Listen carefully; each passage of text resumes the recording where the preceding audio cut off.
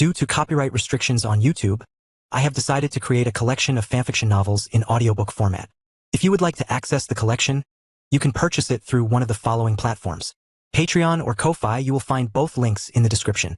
After completing your payment, you will automatically receive a link to a private Telegram channel that has a great collection of fanfiction audiobooks in audio format.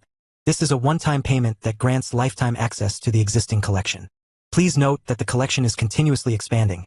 I regularly add new audiobooks over time, so the library keeps growing. If you would like to update a novel or add a new one, you must subscribe to my Patreon. Depending on the tier you select, you will be able to request a specific number of chapters weekly, which I will then produce in audiobook format. 101. Homecoming. Arthur frowned, confusion and frustration briefly crossing his battle-worn face. He took a step closer, blood drying on his temple, gauntlets faintly sparking with residual solar energy. "What do you mean by, you can't?" Arthur asked, voice rising with urgency. "This is your chance to find the answer you've been chasing your entire life. There's a multiverse out there, Alexander. Versions of Earth where things work, where things aren't as bad. Yes, evil still exists, but it's not this. It's not hell. So warehouse. It's not about that." Alexander snapped, finally turning to face him. His eyes were alive now, burning with conviction, with something that looked like defiance, or maybe acceptance. "Only I can operate this thing," he said, pointing to the console, the swirling mass of numbers and glyphs behind him. "Your Lex didn't perfect the design. I didn't have time to finish it either, not properly. It requires constant recalibration. Someone has to guide the machine manually to get you home."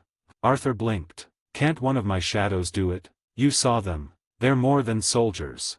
Alexander shook his head with that familiar smirk, that arrogant, brilliant smile that now looked bittersweet. "Only me," he said, as if that explained everything. And in a way, it did. Arthur stared at him, jaw tightening. "You know this world is doomed." Alexander looked past him now, to the concrete ceiling rumbling under the weight of something colossal approaching. He nodded slowly. "Yes," he murmured. "It was only a matter of time, but yours isn't, Arthur. We were just delaying the inevitable." There was a pause. Arthur looked down. His hand curled into a fist at his side. Then, quietly, I never thought I'd say this, but thank you for everything, Luther." Alexander didn't reply. He just turned his back and walked toward the console. His fingers danced over the final keys. And then the ground shook. Violently. A deafening groan of metal from above. The ceiling cracked. Dust rained. The machine sparked wildly. Still calm, Alexander spoke over the quake, as if it were just background noise. "Go now." Arthur looked at him one last time, the storm of emotions in his eyes veiled beneath his usual calm. He nodded to Alexander. Then stepped into the portal. The vortex pulsed once, then twice, rising in volume and brightness. From the console, Alexander watched it stabilize. The edges of his mouth lifted, just slightly. "I really wanted to see your Earth," he said aloud, to no one. "But even if I didn't have to do this, I do believe I should perish alongside mine." He pressed the final key. And then the portal collapsed. The machine fell silent. And Alexander Luther stood alone, as the end finally came. Arthur landed hard on the ground, coughing as the last flickers of the portal behind him vanished into nothing. He stayed down for a moment, letting the quiet hit him. No destruction. No world slowing, vanishing. Just the stillness of his own world. His hands were shaking. Bloodied knuckles, sore muscles, the sting of battle still fresh in his bones. He clenched his fists. Then he slammed them into the ground. The impact cracked the concrete beneath him, sending a small wave of dust around his feet. He stared at the crater his punch left, breathing hard. "Damn it all." His voice was low, frustrated, not angry at anyone in particular. Just everything. He stayed crouched for a few seconds, shoulders heavy, then muttered, "That was one of the few times I thought I could actually do something good. Really good. Maybe for a lot of people by bringing him here." He shook his head slowly, still catching his breath. "I just didn't have a choice in the end.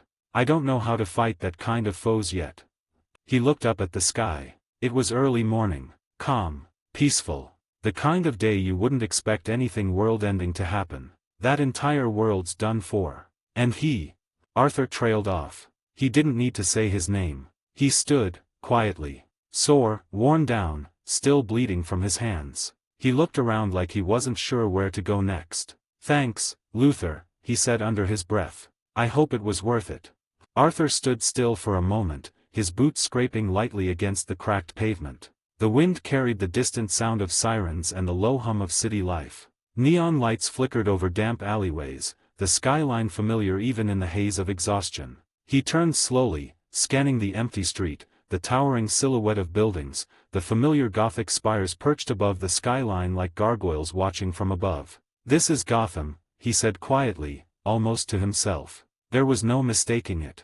The oppressive air, the way the shadows moved just a little deeper than anywhere else. The city where the night never really ended. Arthur's eyes began to glow faintly. A soft, deep violet. He closed them. In his mind, he reached out. And felt it.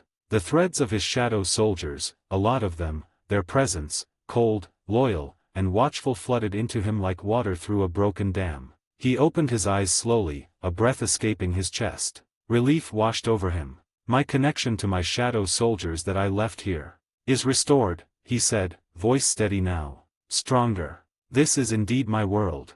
He let out a long sigh, the weight of everything beginning to settle. Then he straightened up, rolled his shoulders back, and raised his hands slightly. A grin tugged at the corner of his lips. Exchange.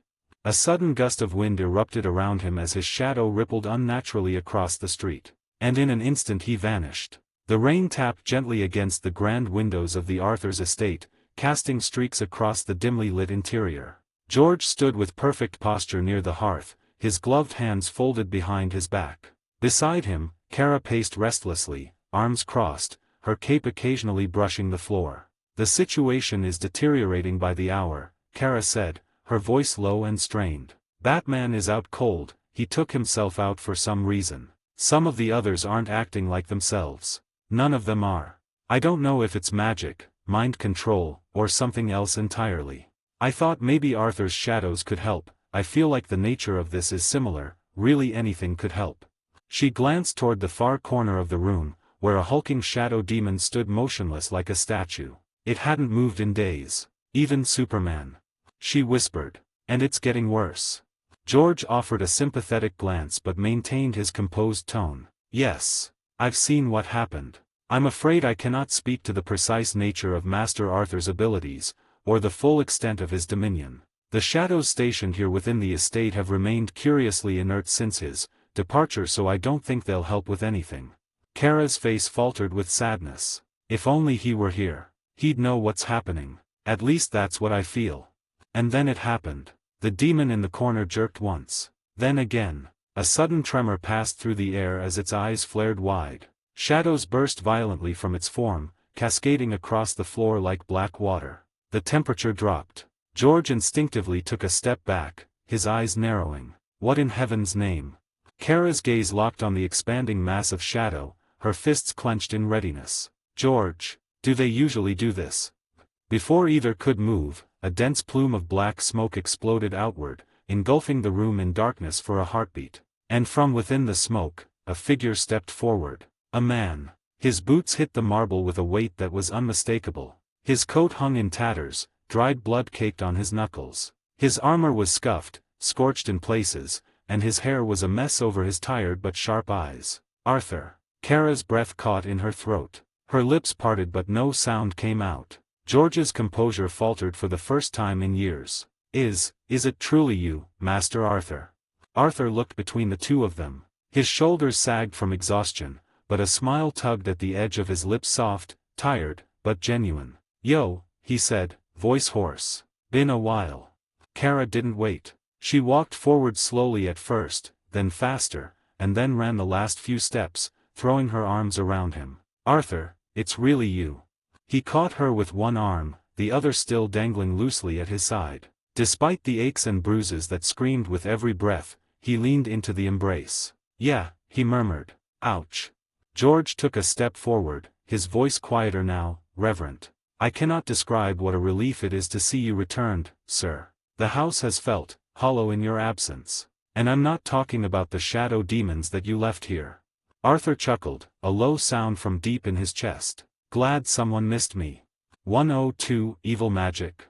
The flickering firelight danced along the walls of the estate, painting golden shadows over the reunion that had once felt like a distant dream. Arthur stood by the hearth now, finally upright, though his body still bore the weight of a brutal journey. Kara hovered near him, her concern barely concealed beneath the tide of questions that spilled from her lips. "Where were you? What happened? You just vanished. Do you even know how long you've been gone?" "I was starting to think." Her voice wavered for a moment. "Starting to think you died that day." Her eyes scanned the state he was in, dried blood on his knuckles, bruises beneath his armor, wild hair, and that haunted look in his eyes. "And what happened to you?" she added. "You look like you've been through hell. Are you really okay?" Arthur didn't answer right away. Instead, he slowly raised a hand and placed it gently on her shoulder. His palm was rough, calloused, warm despite everything. "Calm down, Kara," he said softly. His voice was tired, deeper than usual, the edge dulled by exhaustion. "It doesn't matter where I was. What matters is that I'm back." His gaze flicked down, then away, as if haunted by images he wasn't ready to speak of. His eyes, usually so focused and calculating, carried something different now. Some sort of regret. Kara noticed, but she didn't push. Instead, she stepped forward and hugged him again. Slower this time. More deliberate. Her fingers curled around the folds of his coat. "I'm really glad you're here," she whispered, her voice cracking. "I kept blaming myself for what happened with Cadmus. If I had done something different, if I'd listened sooner." Arthur shook his head gently, arms wrapping around her this time. "Hey, they're done for, right?" She nodded against his shoulder. "Yes. They're gone." He exhaled a long breath, almost a laugh. "Then don't waste another second blaming yourself. That was my problem, my mess. You've done enough." Kara pulled back, just enough to look at him. Her eyes shimmered with a mix of relief and guilt. "You're still annoying though." Arthur gave a lopsided grin. "You missed me. Maybe." They shared a moment, quiet, warm, and fragile. Then, ahem. George, who had remained respectfully silent a few paces away, cleared his throat in the most refined, dignified manner possible. "If I may be so bold, Master Arthur, your presence is most welcome, but it seems you are in dire need of hydration, sustenance, and perhaps a bath." Arthur raised an eyebrow. "Did you just tell me I stink?" "I would never be so impolite as to phrase it quite that way, sir." George offered a tiny, courteous bow. I shall prepare refreshments immediately." He turned and walked off down the corridor with the grace of a man who had served nobility for a lifetime. Arthur glanced back at Kara with a faint smirk. "Still not sure if he truly likes me or simply tolerates me." Kara gave him a small smile. "Don't let that fool you. I stayed here to keep him company. He was devastated when you were gone. He is hiding it behind his sense of etiquette." Arthur chuckled quietly and nodded, eyes drifting toward the window again. Kara's eyes suddenly lit up, her expression bright with excitement as she stepped back from him. "Right, Arthur. Your family. We should go see them. They'd be thrilled to know you're alive." Arthur blinked, visibly caught off guard by the sudden burst of energy. "Let me rest for a bit," he said with a tired sigh, dragging a hand through his messy hair. "And I will." Kara laughed, sheepishly rubbing the back of her neck. Yes, of course. You've only just returned from what looks like a war zone." Arthur raised an eyebrow. She waved it off with a grin. "But still, they'll want to see you." There was a pause between them, then her smile widened as she said with a playful glint in her eye, "Now we can actually help the others with you around." Arthur narrowed his eyes slightly, suspicious. "What's wrong again?" Kara folded her arms and tilted her chin up proudly, her tone drenched in sarcasm. "Oh, nothing big. Just another case of half the Justice League losing their minds, causing chaos across the world. Typical Tuesday stuff." Arthur stared at her flatly, already turning toward the door. "Kara." She held up a hand quickly. "Wait, no, I'm serious. Don't go yet." Arthur stopped in his tracks and turned, brow raised. Kara's smile faltered just a bit, her eyes more serious now. "It's not just Superman," she said quietly. "Something's happening to the strongest of us, something's twisting them. Some are just wrong, while others simply disappeared. I didn't want to dump it on you right away since you just got back, but if anyone can figure this out, it's you." Arthur's brow furrowed, shadows moving subtly behind his eyes. "I guess the nature of this is magic, then," he muttered, running a thumb across his chin. Can't the League's magic users fix whatever this is? Kara shook her head slowly. That's the problem, she said. They're nowhere to be found. And Batman for some reason took himself out. He is out cold. Arthur's gaze sharpened. When did this happen? 2 days ago, she said. All at once. Zatanna and Constantine, they all just vanished. Or stopped responding. Arthur exhaled heavily, dragging his fingers through his hair. The wear of otherworldly battles still clung to his posture, and his fists still marred and scabbed flexed at his sides. Of course they did. He muttered. I get home, and it's already falling apart. What about Dr. Fate? Who?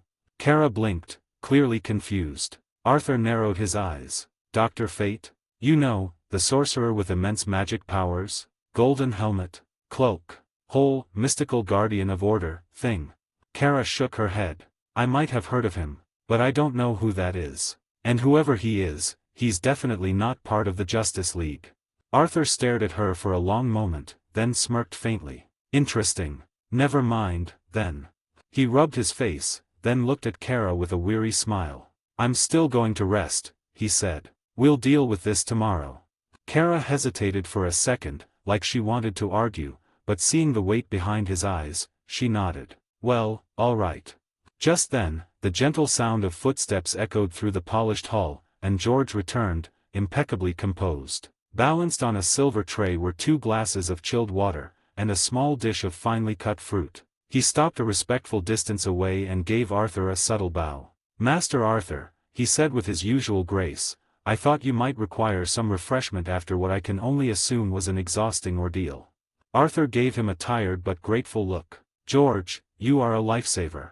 Appreciated, sir, George replied, placing the tray on the nearby table with smooth precision. I do admit, it is good to have you back home. Arthur nodded, easing down onto the edge of a long velvet couch, finally letting his body relax. Kara settled across from him, her expression still touched by concern as if she was keeping something else to herself, but her posture more at ease now. Suddenly Arthur leaned forward, his forearms resting on his knees as something tickled the back of his mind. He looked over at Kara, his eyes narrowing slightly. You said the magic users vanished when all this started happening. She blinked, caught off guard by the shift in his tone. Yeah. Then what about the Titans? Arthur asked, more pointed now. What about Raven? If this has anything to do with magic, she'd be one of the first people to notice. Kara's eyes dropped. Her voice softened. She's gone too. Arthur stared at her, jaw tightening. Kara. I know, she said quickly, lifting a hand as if to defend herself. I should have told you earlier, but...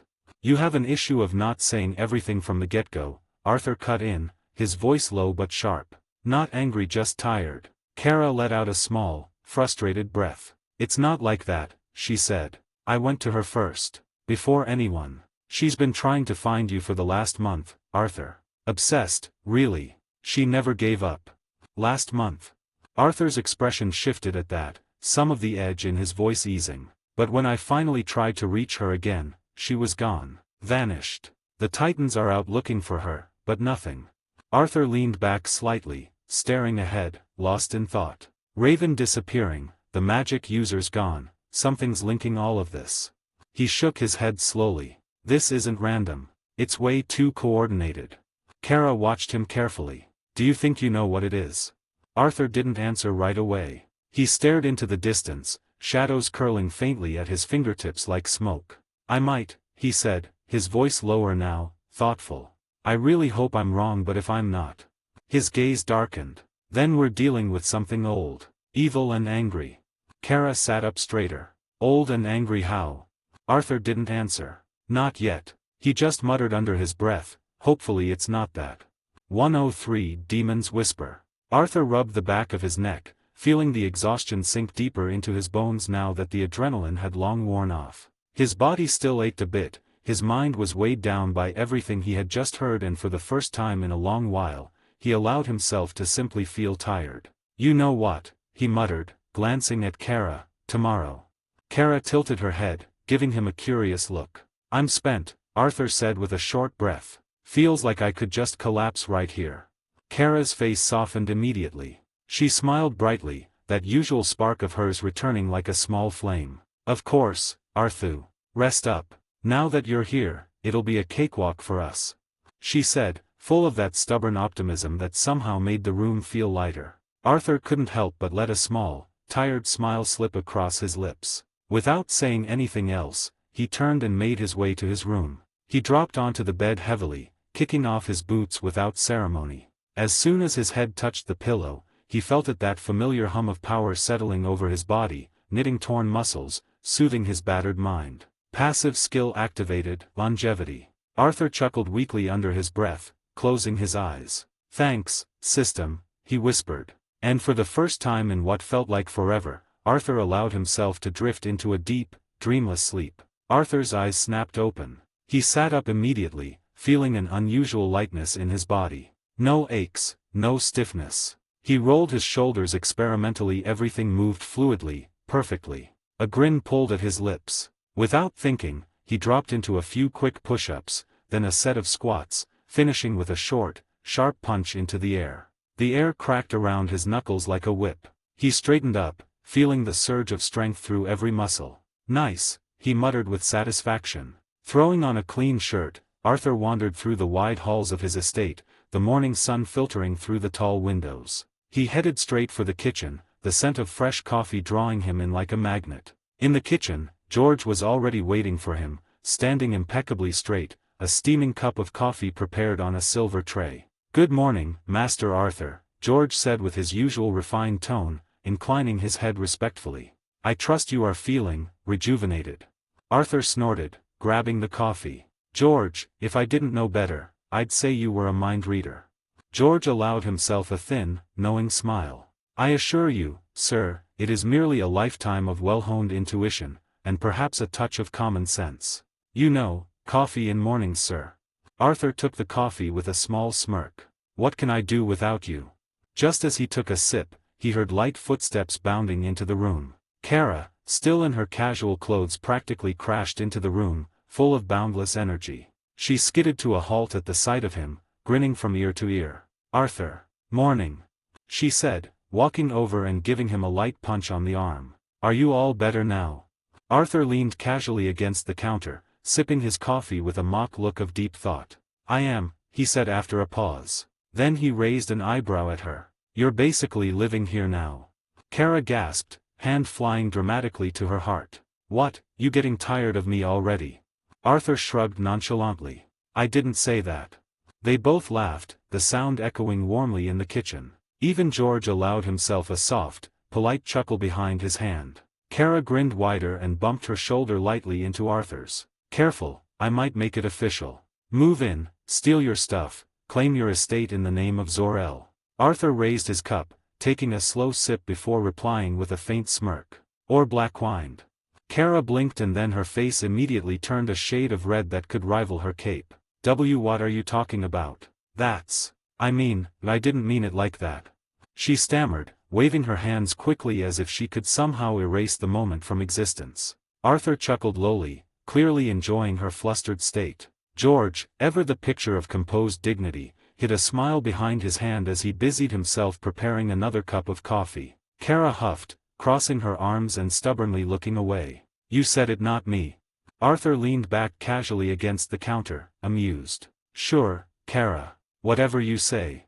She refused to meet his eyes, mumbling under her breath. They were still laughing when it happened. Arthur's smile slowly faded, replaced by a frown. A strange sensation prickled at the back of his neck, his senses sharpening instinctively. George paused mid-pour of a second cup. Kara noticed too, her body tensed subtly. "What's going on?" she asked, her voice dropping into a concerned whisper. Arthur set the cup down, eyes scanning the room. The walls, no, reality itself started to ripple. Like a stone dropped into a calm pond, only this ripple twisted everything. A deafening silence fell, the world around them warping. Kara lunged to grab Arthur's wrist. But her hand passed through empty space as Arthur was ripped away. It felt like falling, but not through air. More like tumbling through something, like being pulled inside out. When he hit the ground, it was with a force that rattled his bones. Arthur grunted and pushed himself up, coughing once. He looked around, blinking the disorientation away, and immediately wished he hadn't. The sky above him was a swirling maelstrom of black and burning red, the air heavy with ash and heat. Jagged, Broken landscapes stretched into a horizon painted in fire and shadow. Rivers of molten lava cracked the earth like open wounds. The air reeked of sulfur, blood, and something old, something vile. It looked like hell, at least, the version of hell Arthur would have imagined. His breath came slow, steady. He got to his feet, his boots crunching against the cracked, blackened ground. "What the fuck is going on?"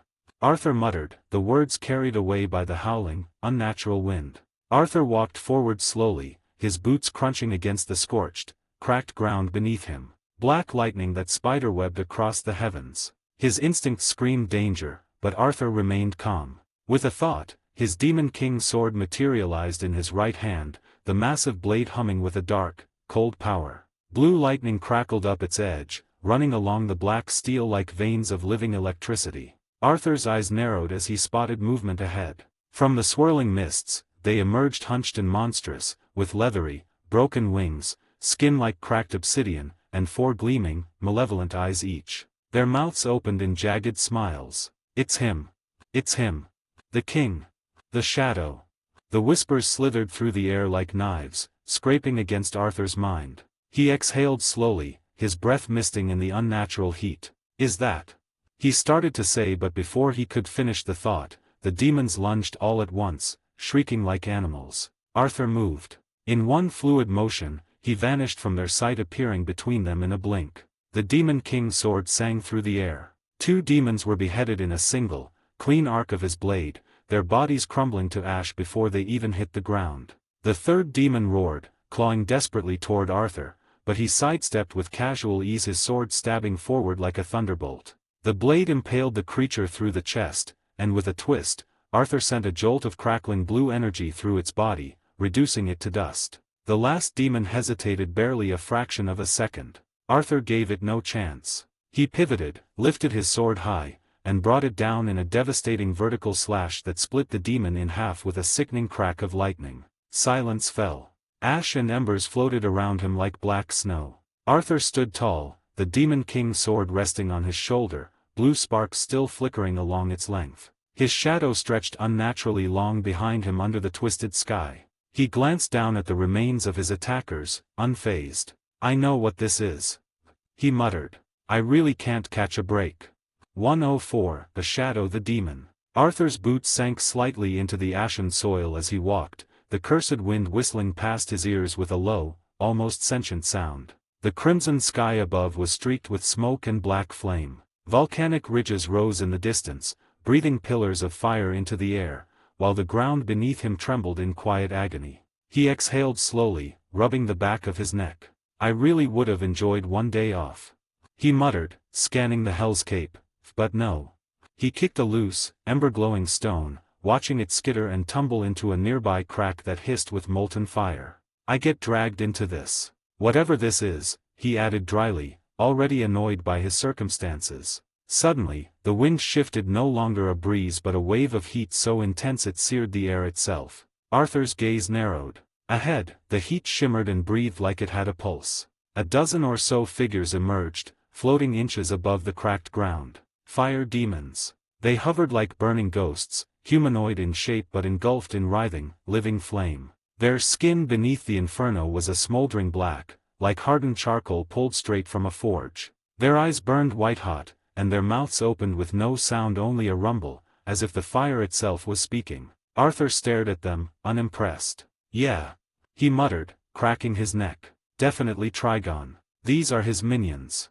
They charged, heat warping the space around them as they surged forward like flaming wraiths. Arthur didn't flinch. His right hand lifted, fingers spread. Ruler's authority. With a pulse of invisible force, the closest fire demon was slammed into the ground so hard it exploded in a burst of black flame and ash. Another one tried to flank him. Arthur extended 2 fingers in its direction and crushed it mid-air, its body twisting and writhing before being compressed into a flaming pebble. 3 more closed in fast. Arthur's Demon King greatsword appeared in his hand in a storm of dark lightning. He swung upward with a single, clean arc and cleaved 2 demons in half at once, their burning forms splitting like molten wax before evaporating. One demon shrieked and lunged from behind. Arthur didn't even turn. He raised his left hand, fingers twitching. Snap! The air behind him shattered, and the creature was ripped apart by an invisible force mid-flight. Another group circled him, forming a fiery ring, raising burning arms toward the sky, chanting in a guttural language not meant for human ears. The flames grew taller, licking the heavens. Arthur narrowed his eyes. "I don't have time for this." He thrust his great sword into the ground, sending out a ripple of ruler's authority laced with lightning. The wave shot out in a perfect circle, disintegrating the demons on contact. Fire extinguished in a blink, the charcoal remains falling like snow. Silence returned. Arthur stood in the middle of the field of glowing ashes, steam rising from his shoulders. He walked among the scattered remains, the sulfuric air still humming from the clash. Smoke curled lazily from the charred ground, where bits of ash and coal-like flesh still simmered. One particular remnant caught his eye, bigger than the rest, its four-eyed skull split neatly down the center. He stepped toward it with a faint smirk. "Let me get these guys," Arthur said casually, flipping his great sword onto his shoulder. "Don't mind if I do." He dropped to one knee in front of the carcass, resting two fingers on the charcoal remains. The air grew still. "Arise," he commanded. Silence. The corpse sizzled, but nothing moved. Not even a twitch. Arthur blinked, narrowing his eyes. "Huh." He tried again, pressing a bit of power into his words. "Arise." Still nothing. Frowning now, Arthur attempted one final time, his tone clipped. "Arise." Dead air. He stood slowly, brow furrowed, staring down at the unmoving heap. "This is weird," he muttered to himself. "They're far weaker than me. And it's not like I haven't extracted shadows from demons before." His hand clenched around the hilt of his sword as he straightened, letting out a slow breath. "No matter. I need to find whoever is." A voice slithered into his mind. "Ah, the shadow wielder. How gracious of you to open the door. Your actions carved a crack wide enough for me to slip through. You helped me, and for that, I am indebted. And so, as thanks, I shall kill you myself." Arthur flinched, eyes flashing open wide. "I helped you," he said aloud, incredulous. "And you'll kill me for it? How does any of this make sense?" He looked around, sword half raised, senses flaring like a storm, trying to pinpoint the voice. Nothing but wind and shifting embers. One step forward. "I'll find you." The voice responded instantly, quieter now, almost right behind his ear. "No need, mortal, I'm already here." The words hit like a freight train. An overwhelming pressure flooded the atmosphere, dense and suffocating, as if the realm itself recoiled. Arthur stumbled half a step back, heart slamming once in his chest. His blue eyes widened sharply, searching for the source, but the presence wasn't coming from one direction. It was coming from everywhere. Then, a flicker, a hum, and suddenly, he was there. Trigon. He emerged like a phantom from the heat haze, towering over Arthur with impossible scale. Eyes, 6 of them, glowing like infernos, locked onto him with cruel intelligence. His skin was a burning red, cracked like volcanic rock, pulsing with ancient sigils. Each movement radiated pressure, and every breath carried the scent of brimstone and corruption. 4 arms, adorned in blackened armor and wrapped in charred gold, hung at his sides, each hand large enough to crush a boulder to dust. 2 horns curled from his head like a crown of the damned, and his mouth split into a grin that held eons of malice. "Tell me, Shadow King, can your little tricks save you from a god?" Even as the pressure bore down like the weight of a dying star, Arthur smiled. It was faint, crooked, almost taunting, defiant. "A god?" he repeated with a scoff, eyes narrowing. "You sound a lot like the others I've killed." He reached out with his will, calling the abyss. "Come forth." Nothing. No tremor in the ground. No flicker in the void. Not even a whisper. Arthur's confident smirk faltered, just slightly. He tried again, deeper this time. "Come forth."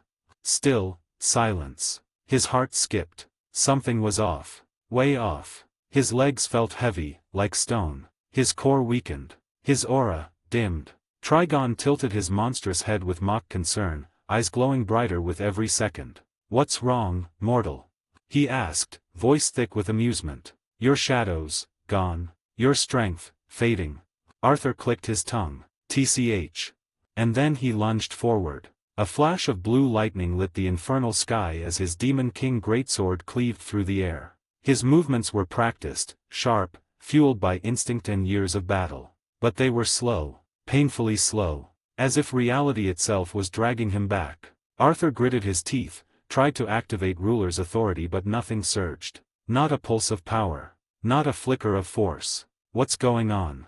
He muttered, breath catching in his throat. Trigon didn't answer. He only raised one of his massive, clawed hand sigils along his arm, igniting in fiery arcs, and then slammed it down. A wave of searing energy erupted from his palm like a wrathful sun. Arthur's instinct screamed, and he tried to move, but his body felt sluggish, like it was underwater. The blast hit him dead on. Boom! Arthur flew back like a broken missile, crashing through jagged black stone and slamming into a boulder so hard it cracked in half. The ground trembled. He slumped, coughing blood, his vision swimming. Something weird is happening, Arthur breathed hoarsely, tasting iron on his tongue. He could barely lift his sword now. Trigon's laughter rumbled through the burning air like an earthquake. Perish!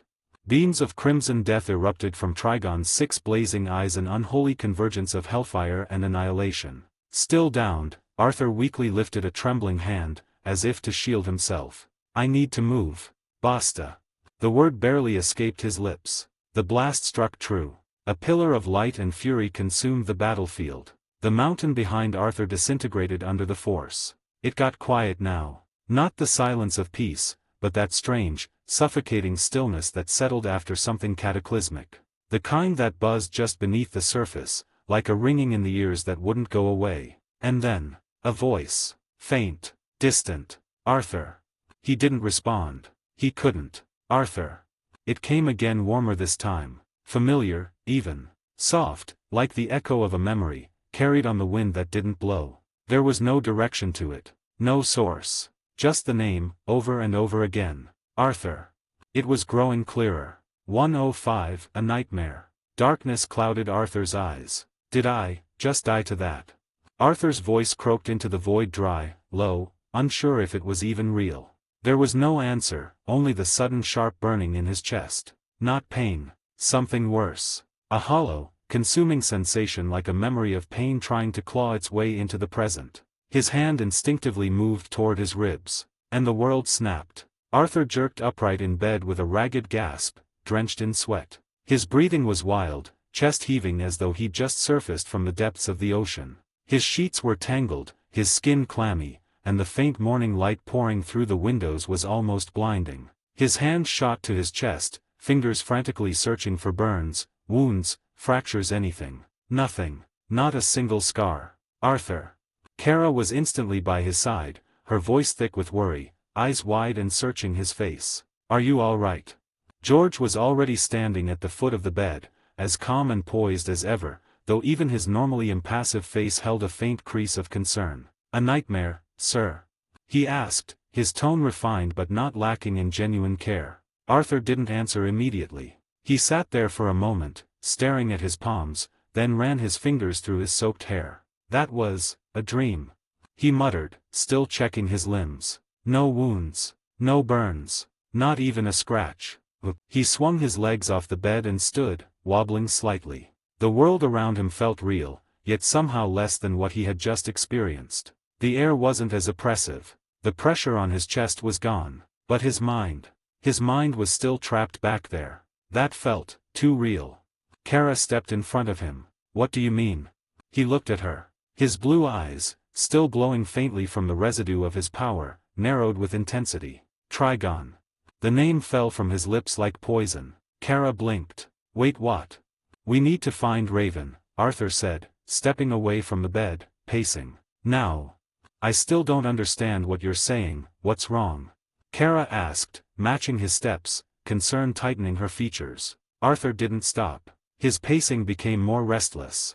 I think I was attacked. Or, not physically. My consciousness, my soul, maybe. Trigon was inside my mind. Or I was pulled into his realm. I don't know how. He stopped mid-step, voice cracking with the weight of uncertainty. But it wasn't a normal dream. I don't think it was an illusion. This was a bit different. George, who had stepped quietly to the nearby dresser, offered in his gentle, deliberate cadence, Sir, would you care for a sedative or perhaps a tonic to ease your nerves? Arthur raised a hand, shaking his head. No, George. Thank you. I just need time. I need to think. He turned back to Kara, his tone softening for a moment. He said I helped him, Kara. Trigon said I helped him and for that, he would kill me. It doesn't make any sense to me. Kara looked genuinely troubled now, her usual bravado drained. That can't be right. There's no way you'd ever. I might have indirectly. Arthur said sharply, then sighed, rubbing the bridge of his nose. But if Raven's gone, and Trigon's been gathering strength, this could be bigger than any of us imagined.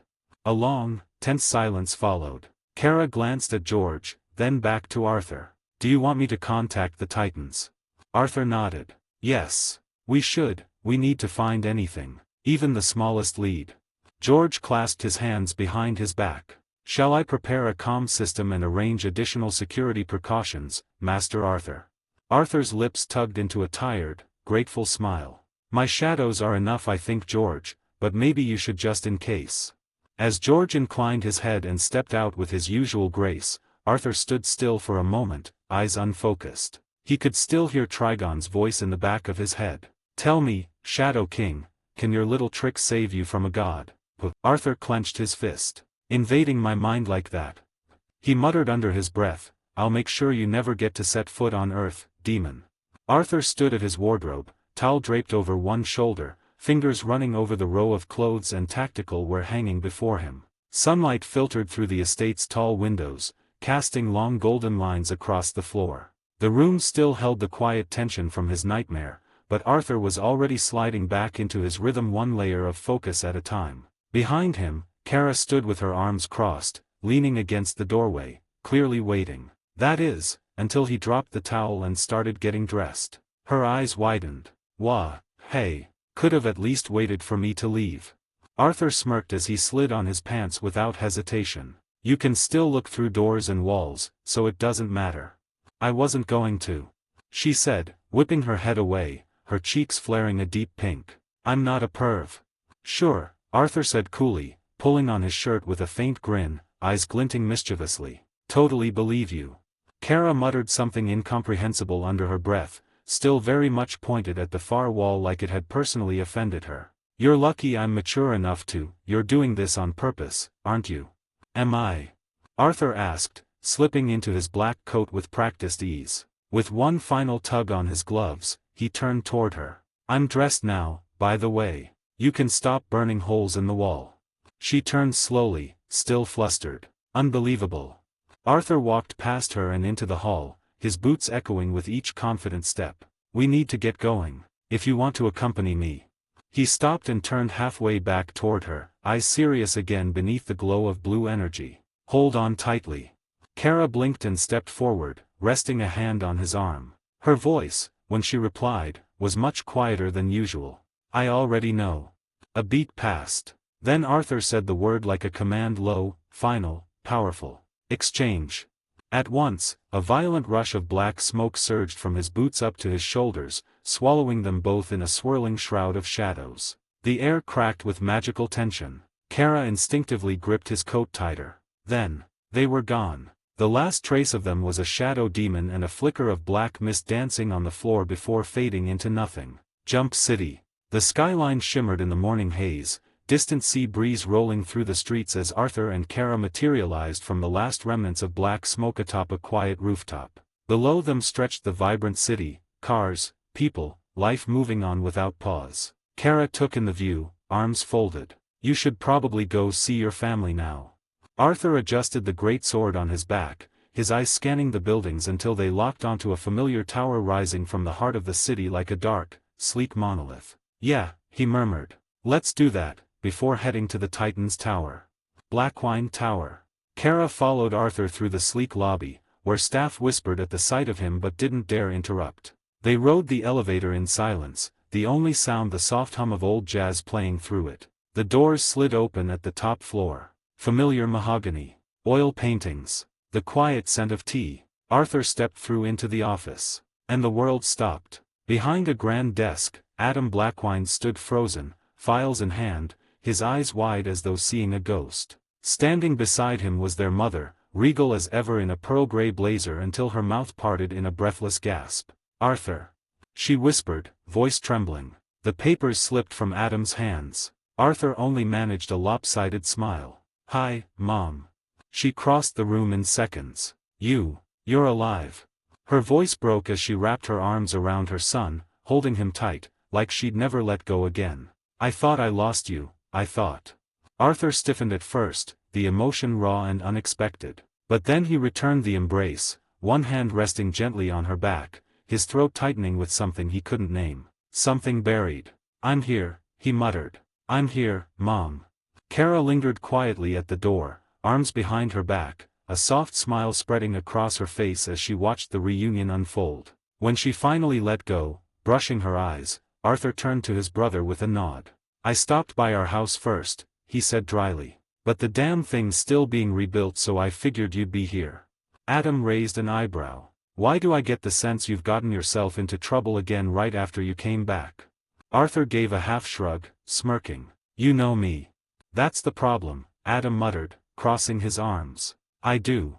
His mother stepped forward, her voice softer now. Can't you just stop? You disappear, then come back with half of us thinking you're dead. I thought. She paused, her voice breaking. I thought I lost my son for good this time. Arthur looked at her for a long moment. Then he spoke, not with bravado, but with truth. I can't stop. People like me, people with power, we're magnets for trouble. The stronger you are, the stronger that pull becomes. We don't get to sit this life out. She looked at him, trying to argue, but the pain in his eyes told her he meant every word. Adam stepped forward, placing a hand on Arthur's shoulder. Then at least don't vanish without a damn word again. Arthur gave a faint smile. No promises, but I'm not that easy to get rid of.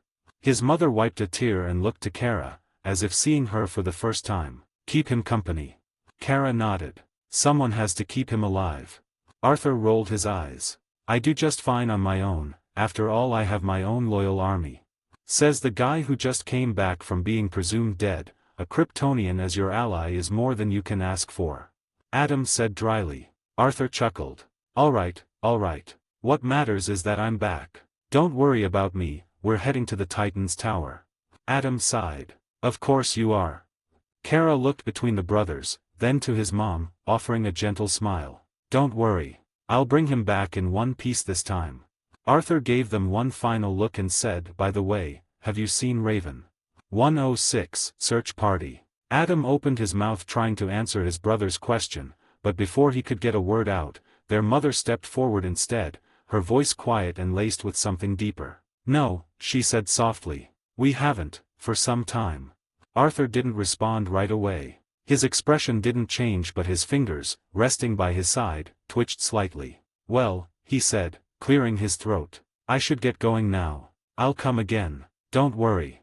He was halfway to the door when her voice stopped him. She was looking for you, you know. Arthur halted, his back to them, still as a statue. She was very determined to do so, she continued, her voice softer now, carrying a mother's knowledge of unspoken things. She even stopped by here often.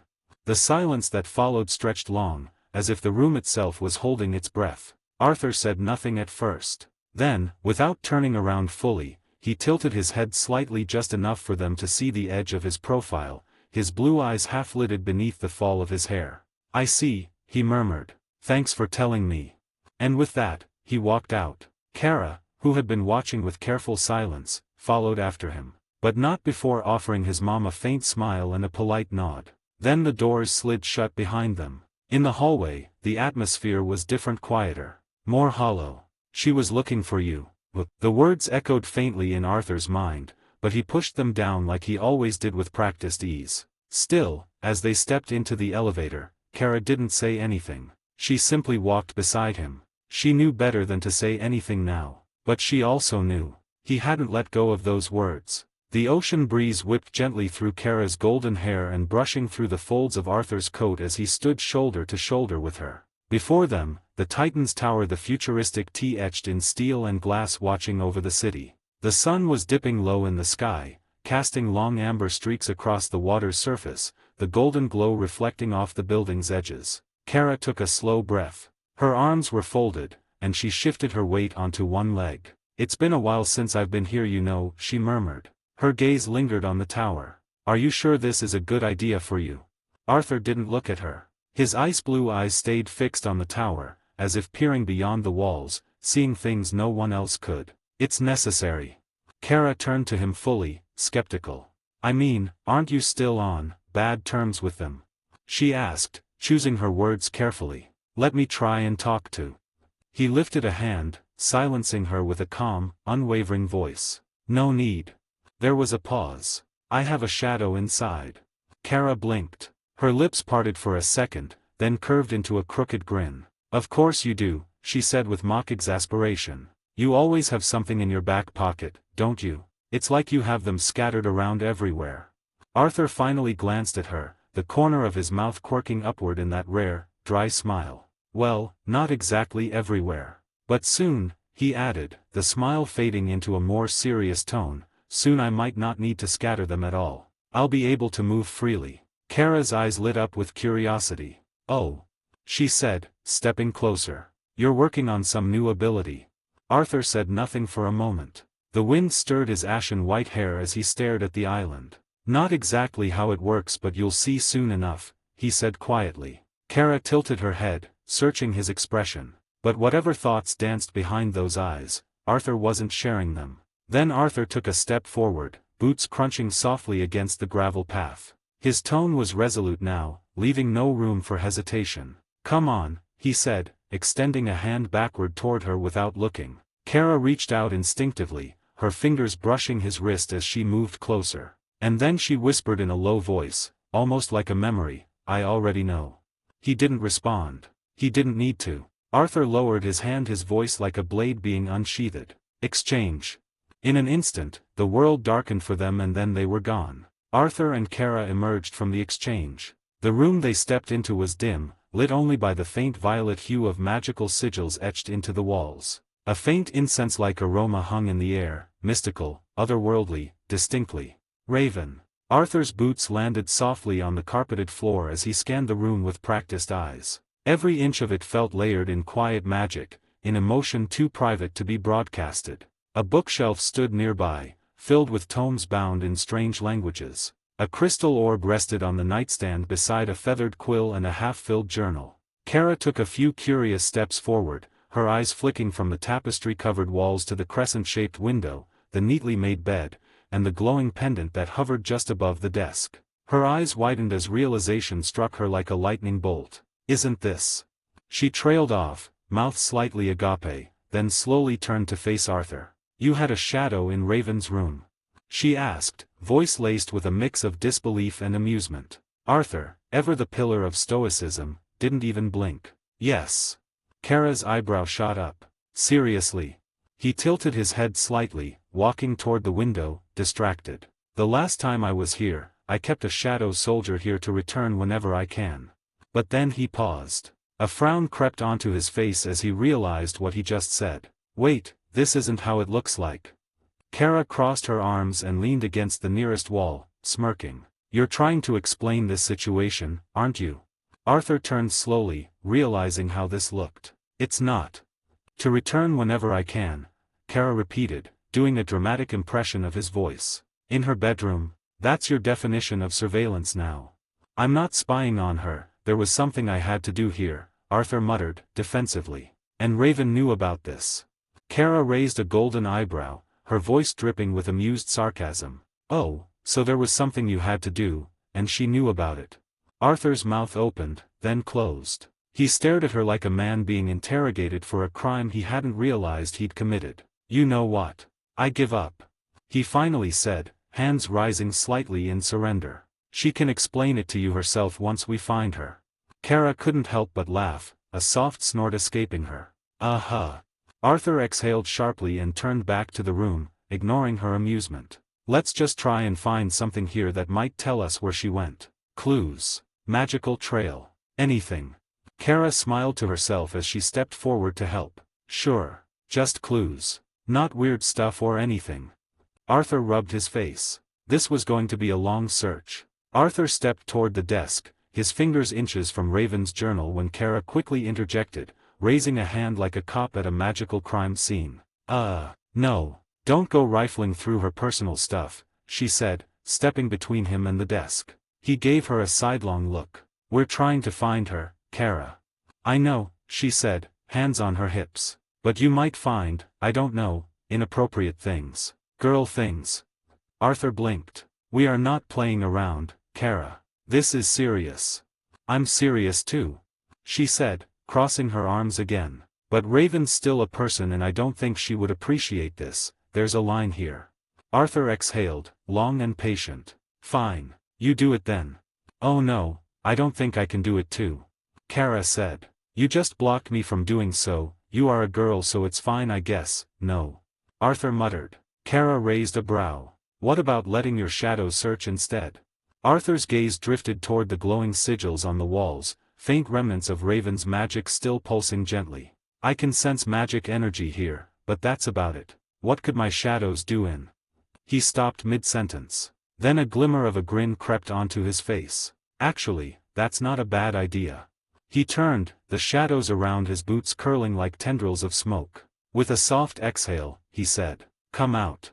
The air dipped in temperature for just a moment as a sliver of darkness peeled up from the corner of his shadow. From it emerged Owl, the humanoid shadow cloaked in a feathery black cap, two eyes glowing with spectral intelligence behind an owl-shaped helm. The shadow bowed low, silent and obedient. Arthur gestured to the room. "You know what to do." With a single nod, Owl dissolved into smoky threads and began to scan the room with predatory grace, checking under the bed, inside drawers, and through magical concealments without disturbing a thing. Its movements were precise, almost reverent. Kara tilted her head, watching the shadow soldier with a mix of awe and curiosity. "Who's this new guy?" Arthur folded his arms and leaned against the desk, a subtle smile tugging at his lips. "No one in particular. Just a very useful shadow soldier." Kara chuckled, but couldn't take her eyes off Owl as it opened a cabinet with eerie silence, then tapped a sigil hidden beneath a book with its long fingers. "Let's see what he can figure out," she muttered. 107, Titan's meeting room.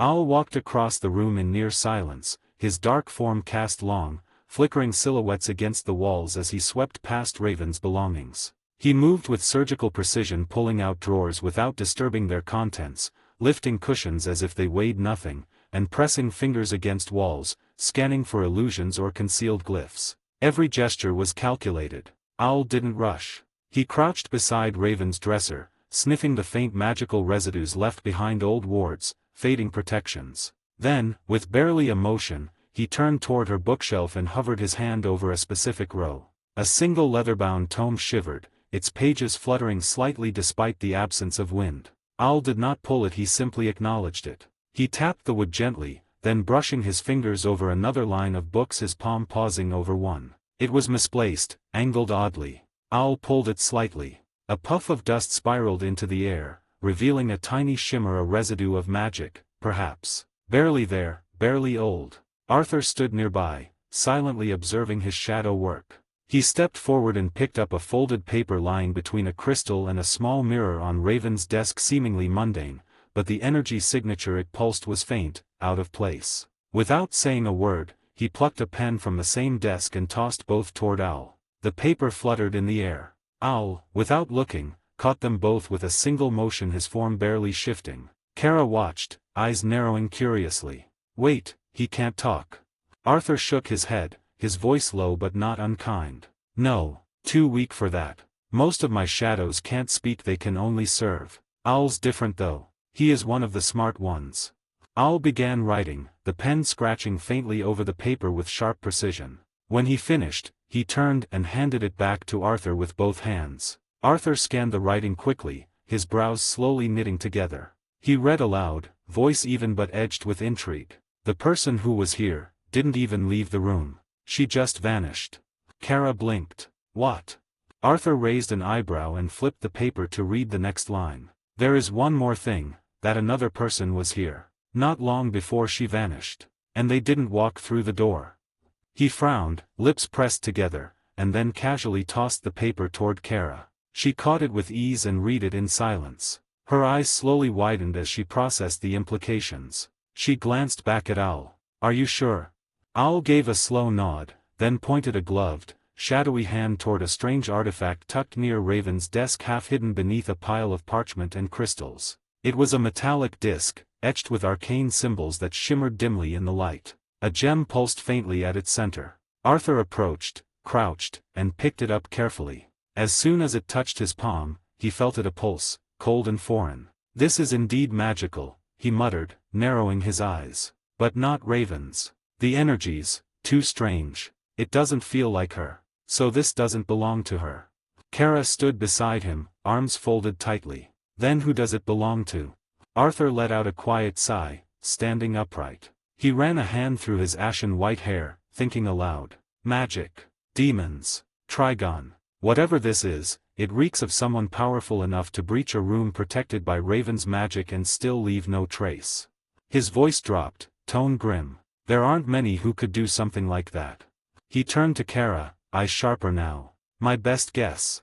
He paused. Then with a slight scowl. Constantine. Kara blinked, then groaned audibly. Oh, that guy. Arthur smirked faintly. Not a fan. She shook her head quickly. He gives me the chills. I don't know why, but every time he is around, I feel like he's already planned 10 moves ahead, and 5 of those involve the people around him somehow. Arthur chuckled softly. Yeah, that sounds like Constantine. Owl continued scanning the rest of the room, his cloak rustling lightly, and then he left the room in search for more clues. Kara tossed the artifact from hand to hand, staring at it with suspicion. Do we need to find him? You know that he is one of the people missing as well, right? She asked. Arthur's eyes stayed fixed on the artifact. Yes. But if he's involved in her disappearance, it means he is trying to help her. But knowing him, he'll end up doing more damage. We really need to find them quickly. He turned back to her, his voice cold but steady. I didn't want to do this, but let's meet the Titans. The doors to Raven's room slid shut behind them with a faint mechanical hum. The hallway was quieter now, but every step they took toward the central wing of Titan's tower carried a weight neither of them could shake. Their path was direct. Arthur remembered the layout well, even if he'd never been officially spent much time here back then. The hallway twisted into a corridor flanked by reinforced doors and biometric scanners, but Arthur's presence seemed to unnerve the systems. They didn't dare reject him, or someone was intentionally letting him pass. One sharp turn later, they barged into a high-tech meeting room. The glass walls framed the distant skyline of Jump City. A central table of glowing holographic panels flickered softly as several familiar figures turned at once, mid-conversation. Robin sat at the head of the table, ever alert. Cyborg leaned casually against the far wall, arms crossed, scanning a tactical feed on the wall. Starfire hovered slightly off the ground, radiant and bright as ever. Beast Boy, froze in surprise, and Blue Beetle was halfway into saying something before cutting off completely. The room fell into momentary silence. Arthur stood in the doorway like a phantom returned from the grave, Kara just behind him, composed but cautious. His long coat caught the light, he cast a long shadow across the hall. Robin was the first to speak, his voice measured but unsurprised. I saw you coming through the cameras, he said plainly. Still, I have to admit it's a surprise seeing you alive. The League still thinks you're dead. Arthur tilted his head slightly, his expression unreadable. Well, they always did like assuming things. Robin's jaw tightened just slightly. Arthur stepped further in, not bothering to sit, his voice cool and sharp. Can't say it's nice to see you, either, but I think we have a common objective. So let's skip the small talk. He tossed the artifact he found in Raven's room onto the table with a metallic clink. It spun once before landing flat, pulsing faintly with unfamiliar energy. The Titan stared at it, then back at him. Cyborg narrowed his eyes. Where did you get that? Arthur crossed his arms. Raven's room. Beast Boy blinked. Wait, you what? Doesn't belong to her. Kara said, stepping forward beside Arthur. And someone was with her before she disappeared. Possibly. Constantine. Robin's brow furrowed. Of course. But you do know that he is also gone. Arthur's gaze swept the room, sharp and unforgiving. I'm aware. I'm not here for pleasantries. I need useful information, fast. If you know anything about what she was doing before she vanished or where she could be, now's the time to speak. I will help. Silence. The room held its breath. Then Starfire floated closer, her voice gentle but firm. You care for her, no wonder she. Arthur raised a hand to stop Starfire, yet he didn't answer. Just a flicker of something passed through his eyes and vanished just as quickly. Kara glanced at him. Cyborg looked over the artifact, tapping a few buttons on the table to scan it. Whatever this is, it's old magic. Not Atlantean, not quite demonic, but definitely dark. We were just starting to piece something together, even her whereabouts, but we did miss this. Robin met Arthur's eyes. Then let's piece it together faster now. She's in trouble, we need to act. Knowing the nature of your powers you already know then, the demon's influence grows stronger. Some of the League members are still restrained, but the unexpected can still happen. Arthur nodded once, just enough to signal agreement. Good.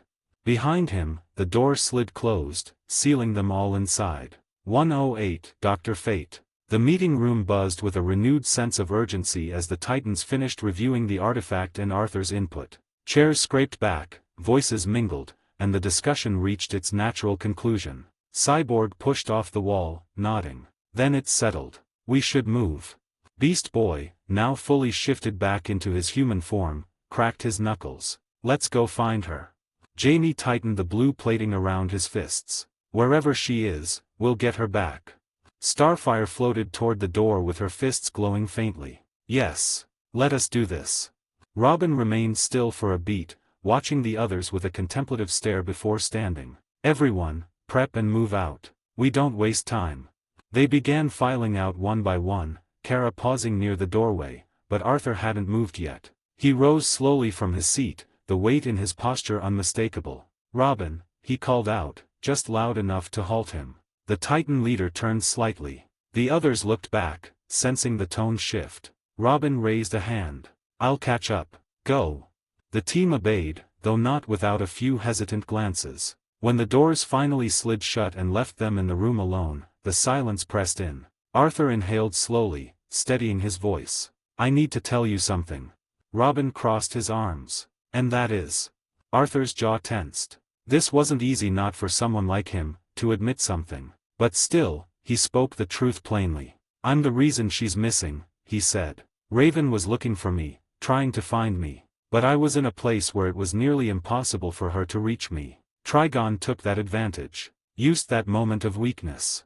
He looked away, guilt flickering in his eyes. I accidentally left a void, and he crawled right through it. Robin didn't react for a moment. Then, he smiled faintly dry, almost amused. We already know that. Arthur blinked. What? Robin shrugged. It wasn't a secret.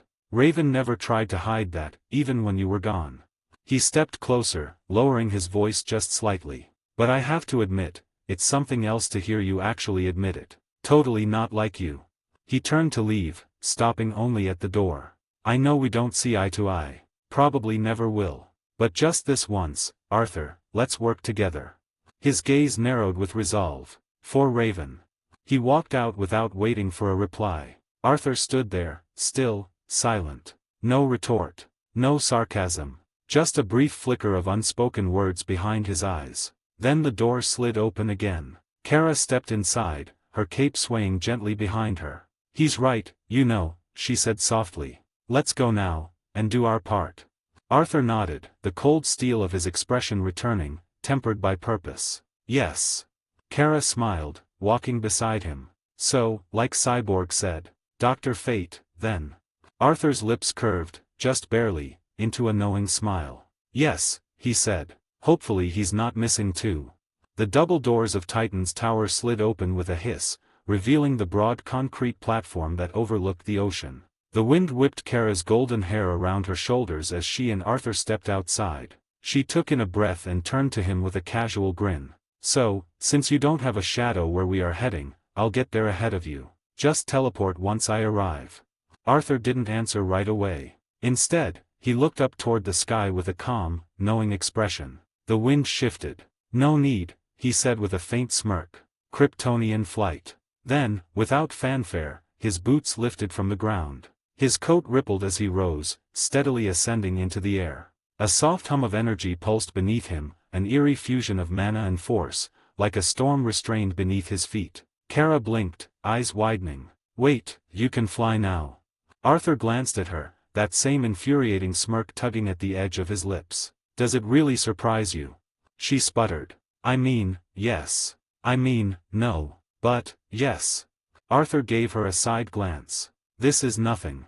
With that, he tilted forward and rocketed into the sky, air cracking like thunder in his wake as he broke the sound barrier in a single burst of movement. His silhouette vanished upward, trailing wisps of shadowy energy that shimmered like dying stars. Kara narrowed her eyes, stunned for half a second, before a competitive grin spread across her face. "Oh no you don't." She soared after him, flipping midair and flying backwards beside him just moments later, her arms folded across her chest, matching his speed with ease. "Come on, amateur," she said with a teasing smirk. "So slow. You're barely cruising in second gear." Arthur raised a brow, eyes flicking toward her with that familiar calculating glint. "Am I?" A pulse of dark energy rippled across his body. Then boom. A detonation of air and shadow erupted beneath his boots. The sky split with the sound, and Arthur became a blur of velocity and magic, vanishing ahead like a black comet cleaving through clouds. The sheer force of his acceleration left Kara trailing in his wake, her hair thrown back by the gust he left behind. She stared for a beat, her jaw slightly dropped. "Okay, what the hell was that?"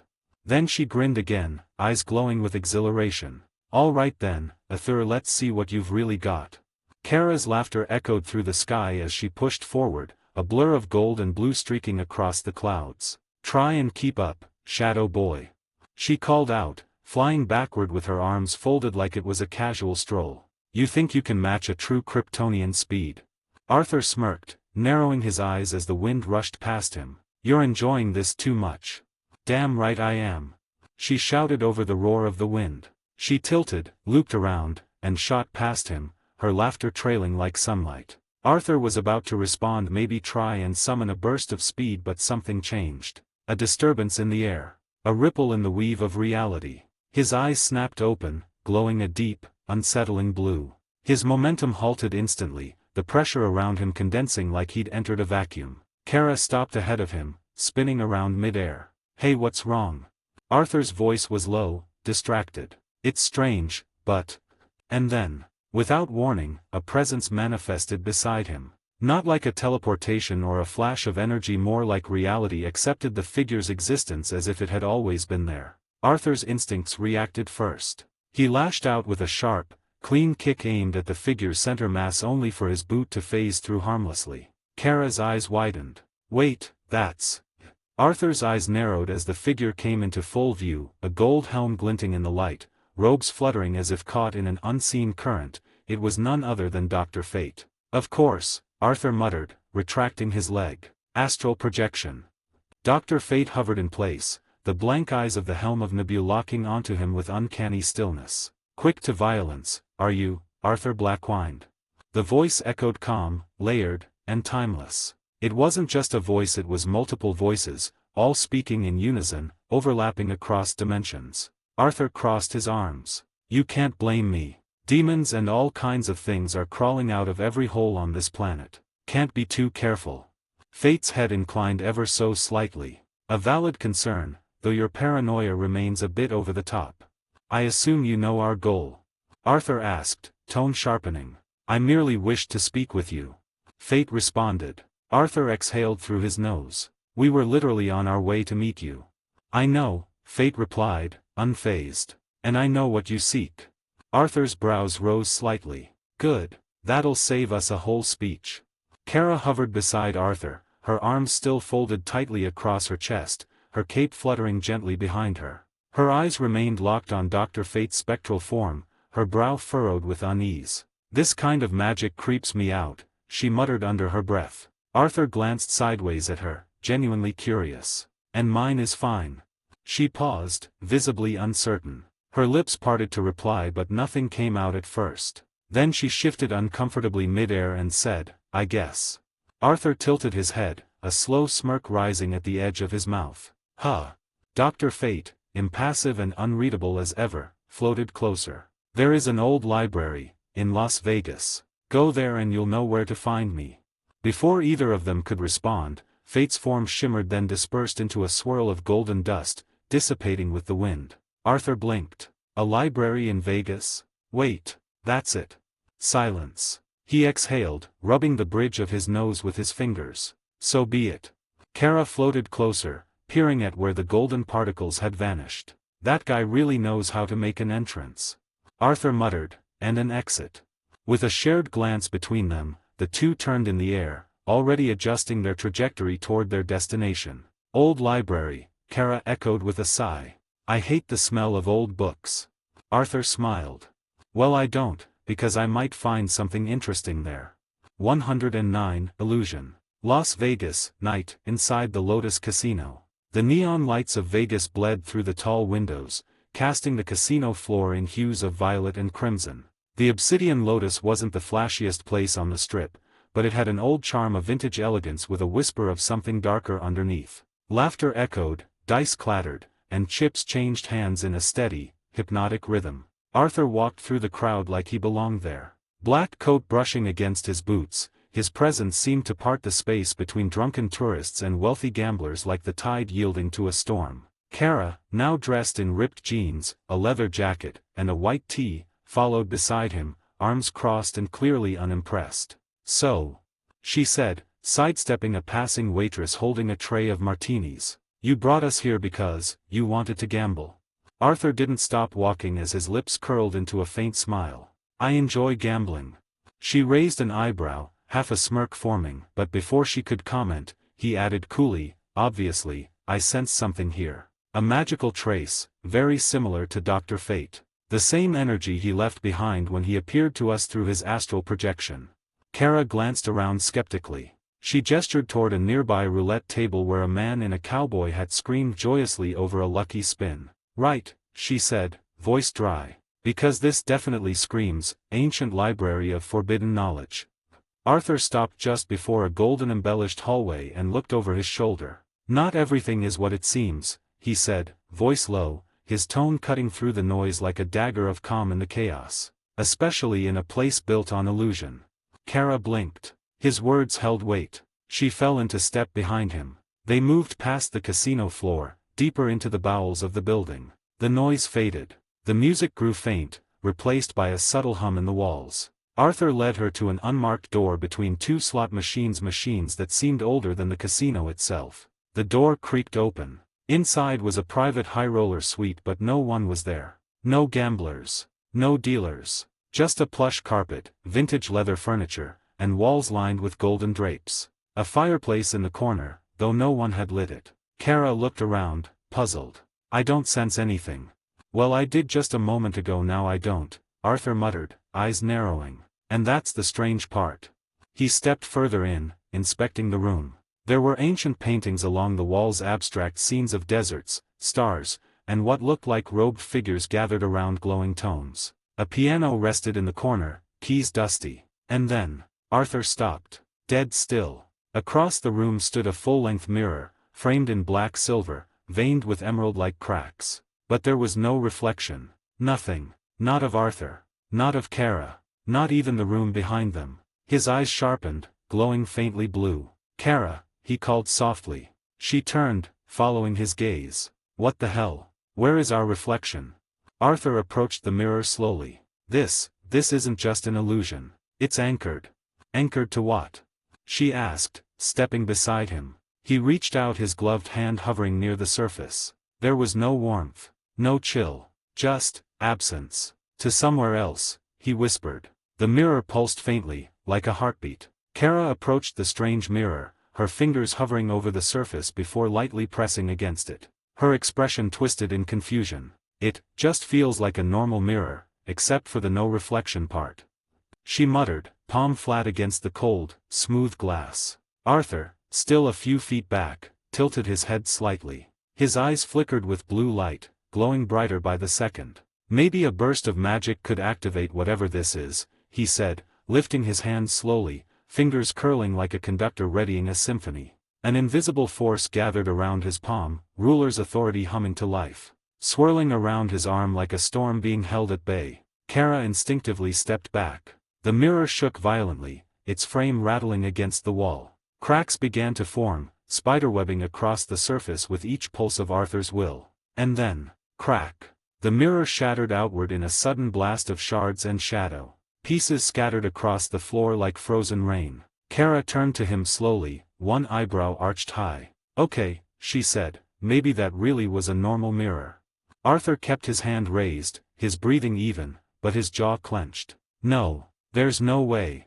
But he stopped mid-sentence. From the jagged edges of the shattered glass, something shimmered, a new surface, reforming not from glass, but magic. The broken mirror reassembled itself into a perfect pane once more, this time humming softly with arcane light. And in its depths, a reflection appeared. But it wasn't them. It wasn't the room. It rose upon rows of towering shelves, floating orbs of light. A vast domed ceiling painted with stars that moved ever so slightly. The unmistakable sight of a grand, ancient library. Kara's eyes widened. Well, that's interesting. Arthur stepped closer, captivated. Told you it wasn't just a mirror. The reflection pulsed once, as if inviting them. And then, with a quiet hum, the mirror began to ripple like water. Arthur's voice dropped to a whisper. We've found it. Kara gave him a small smirk. Ladies first. Arthur smiled faintly. After you. She rolled her eyes, then stepped forward, disappearing into the mirror without a sound. Arthur followed, the glass ceiling behind them like a closing curtain. Justice League Watchtower, Observation Deck. The vast observation deck was cloaked in silence, broken only by the soft hum of power conduits and the distant crackle of containment fields. Behind reinforced glass and layered magical wards, 5 of the League's finest Superman, the Flash, Hawkgirl, Aquaman, and Black Canary floated in suspended animation, their bodies still, but not peaceful. Eyes closed, faces strained. Each of them visibly trapped in a battle within one they were clearly losing. Martian Manhunter stood at the forefront, arms clasped behind his back, unmoving as stone. The red glow of his eyes dimmed with silent contemplation. Wonder Woman approached beside him, her voice calm, but laced with sorrow. Is there anything we can do? We barely managed to contain them after all. John didn't look away from the glass. No, not yet. Their minds are barricaded. Whatever's taken hold of them is deep. All we can do now is wait. Waiting's not really my strong suit, Green Arrow muttered from the corner, arms folded. Any word on Constantine, or Zatanna? This is their department. Green Lantern shifted his gaze from the prisoners, frowning. Especially Constantine. Possessions, exorcisms, reckless magical chaos, that's basically his Tuesday. John's brow creased, just slightly. Still nothing. They've vanished off our network. Convenient, Lantern said dryly. Or suspicious. Green Arrow stepped forward, voice dropping. And Batman? Any updates on him? Haven't seen him since. You know. Everyone turned at that. A beat of silence. Hal folded his arms. He wasn't even possessed. Whatever hit the others didn't touch him. And yet he trailed off. Wonder Woman lowered her eyes briefly. He locked himself in the medbay. Crashed his own nervous system. John, why would he do that? Martian Manhunter didn't answer right away. He stared through the glass again, watching as Superman's fingers twitched barely perceptible. A pulse of darkness rippled through his veins, gone in an instant. I wonder. John finally said, softly. Perhaps he saw something. Something he couldn't fight. So he took himself out before they took control of him. The silence that followed was thick. Green Arrow looked away. Hell of a time to start losing our heavy hitters. Wonder Woman exhaled deeply, her fists clenched at her sides. John's glowing eyes dimmed for a moment as he turned toward the others, about to speak. But then his body stiffened. A flicker. A twitch. Something off. His gaze snapped back to the containment chamber. Inside, Superman's body shifted, almost imperceptibly, first the hand, then a slight tremor in his chest. Something's wrong, John said, voice low. The others followed his gaze instantly. Wonder Woman stepped closer. What is it? Inside the chamber, Superman's fingers clenched into a tight fist. A crack webbed across the reinforced platform beneath him. Martian Manhunter's hands flew across the glowing console. Alarms triggered in a low, pulsing thrum. Red runes shimmered around the edges of the containment unit. Green Arrow pointed nervously. Wait, there's kryptonite embedded in that chamber, right? I mean that should hold him. Right.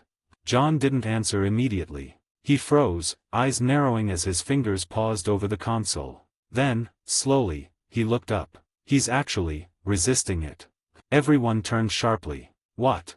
They all said at once. A sudden, loud crack burst from inside the chamber. Superman's eyes snapped open. But they weren't his. Not anymore. For glowing red eyes, blazing like suns stacked on top of each other, stared through the glass right at them. An unholy hum resonated through the air like a heartbeat from another plane. Green Lantern's ring lit up instinctively, projecting a shield in front of the group. "Shit," he muttered. Green Arrow already had an arrow notched pointed, but trembling. "Tell me this isn't as bad as it looks."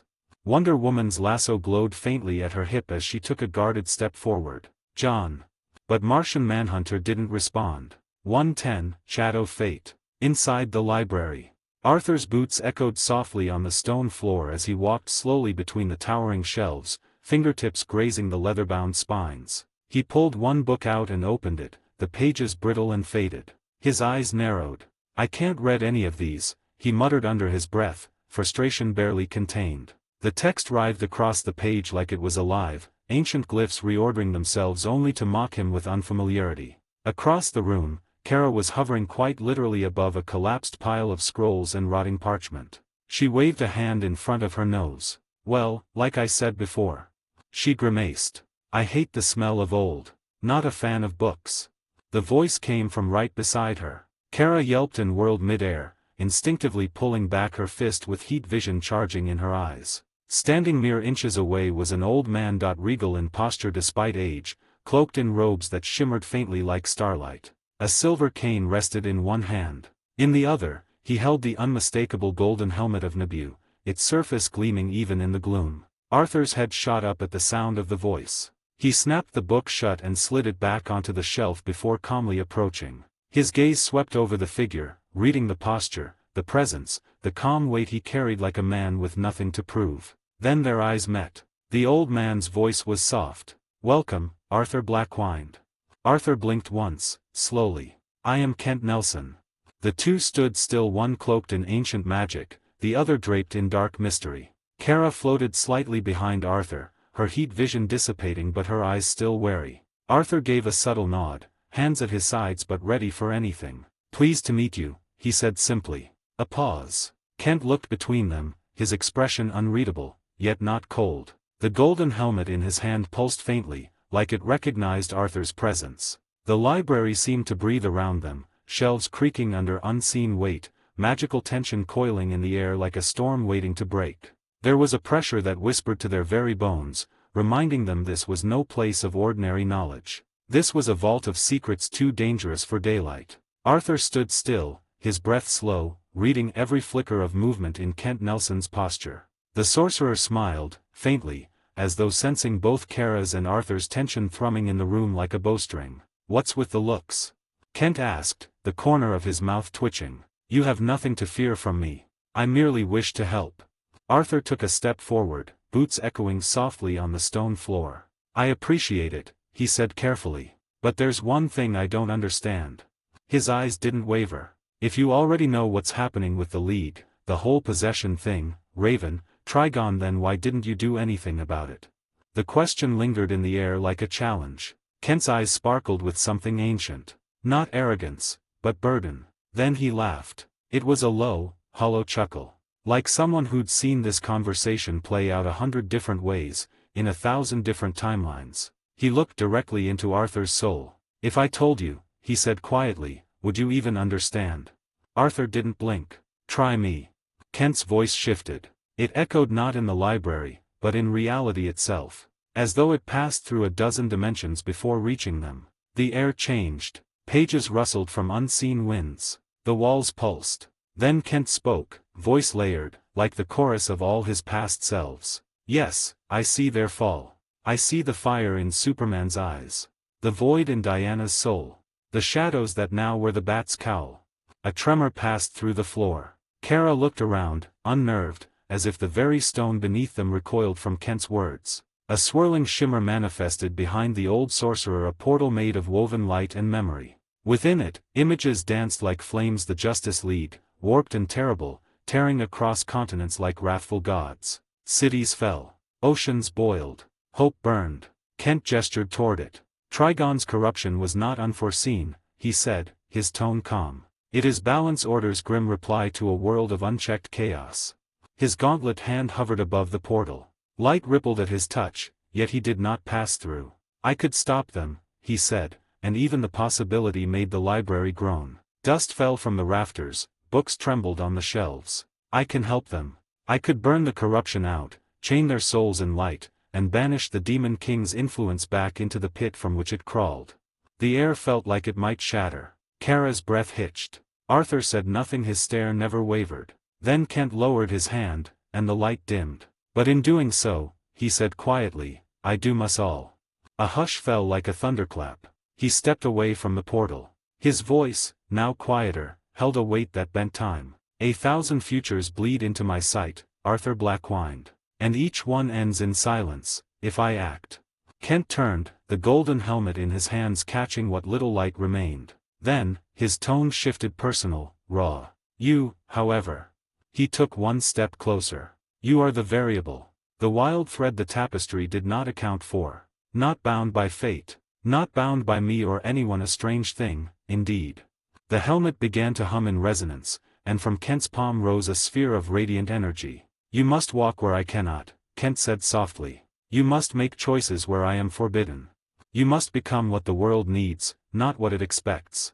Arthur stared at the sphere. At his own reflection in the helm of fate, eyes shadowed, face half lit by the spinning threads of possibility trapped within the light. Then he looked up. At the old man standing before him, more myth than man, holding time and silence in his weathered hands. "I get it," Arthur said at last, his voice low but sure. He turned away, took a few slow steps as if thinking, but there was no hesitation in him anymore. Just clarity. Then, with a quiet smile and a sideways glance, he added, You're not exactly here in this place, are you?"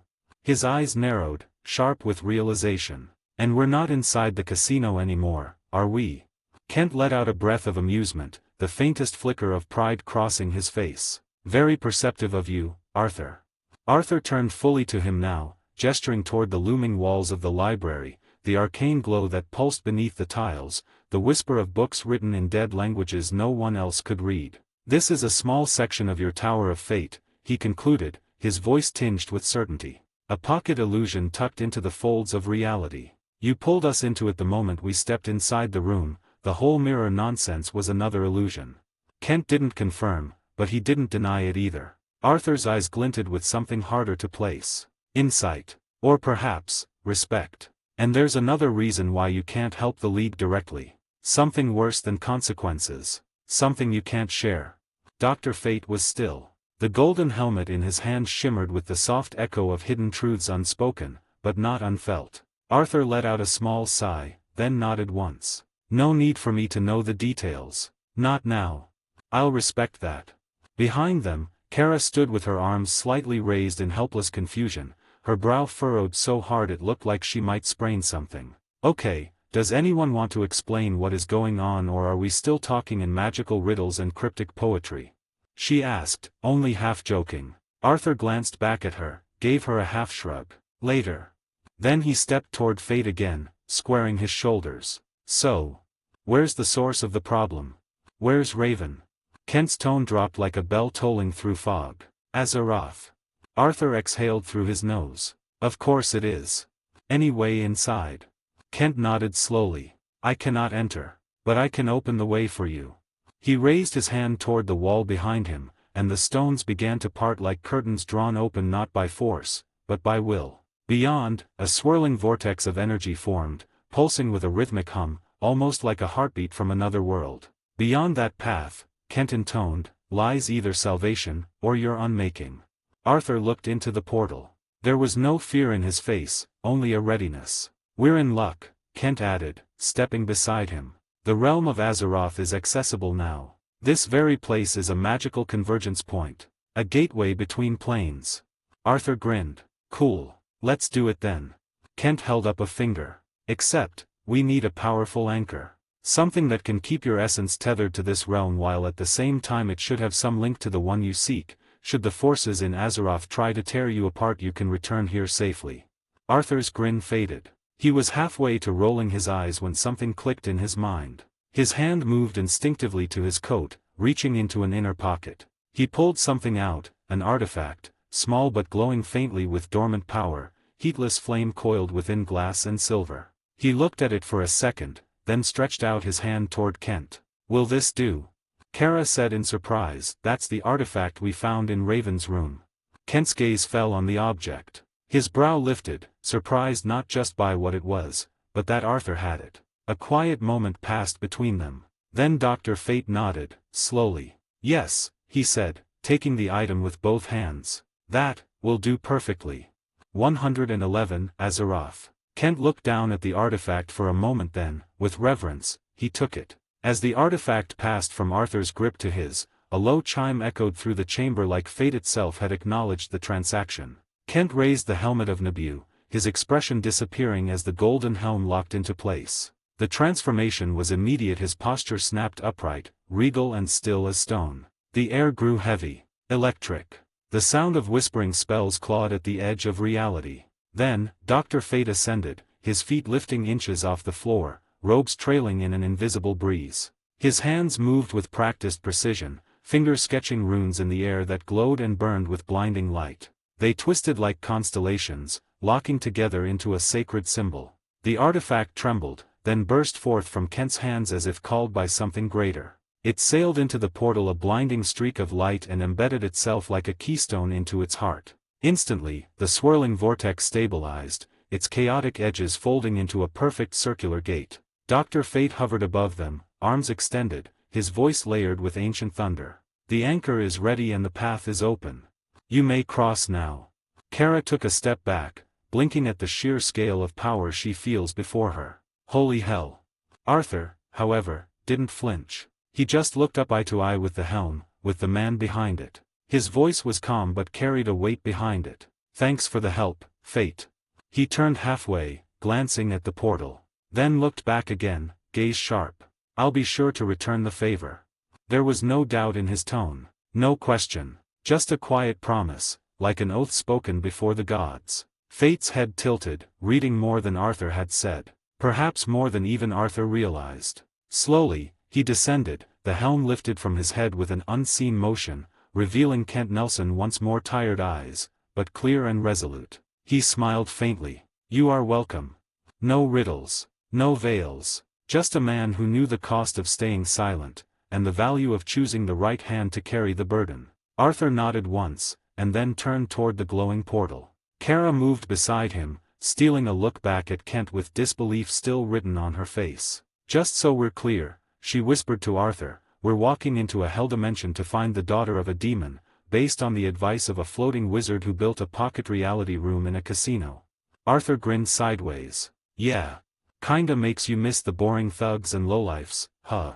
They stepped forward one foot after another and vanished into the light, swallowed by the gate to Azeroth. Justice League Watchtower.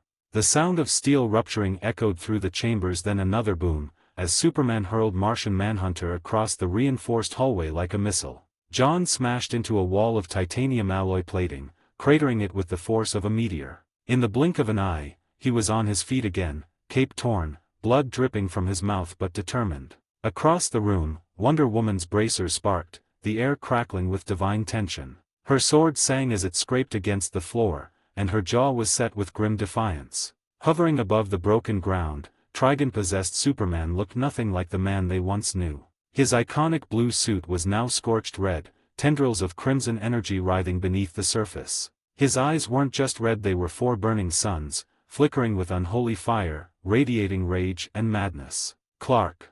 Diana shouted, dodging a beam of searing heat that sliced through a pillar. You need to fight it, whatever's inside you, you're stronger than it. Superman's response was a howl of fury, not words, an inhuman, guttural snarl that shook the chamber like thunder. He charged, and the collision was like two titans clashing. Diana held her ground, sword clashing against his fists in a shower of sparks.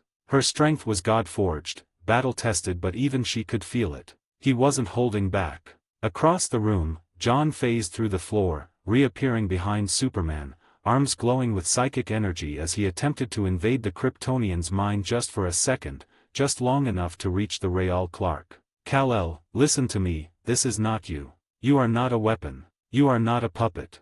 For a moment, something flickered. Superman's body jerked mid-air, the flame in his eyes dimming ever so slightly. But the resistance only enraged the demon deeper. With a roar that cracked the walls, Superman grabbed John mid-phase, twisting reality itself with brute force, and slammed him through 3 layers of reinforced flooring, sending tremors throughout the station. Diana lunged forward, her lasso in hand. Kal, Please, don't make us do something we might regret.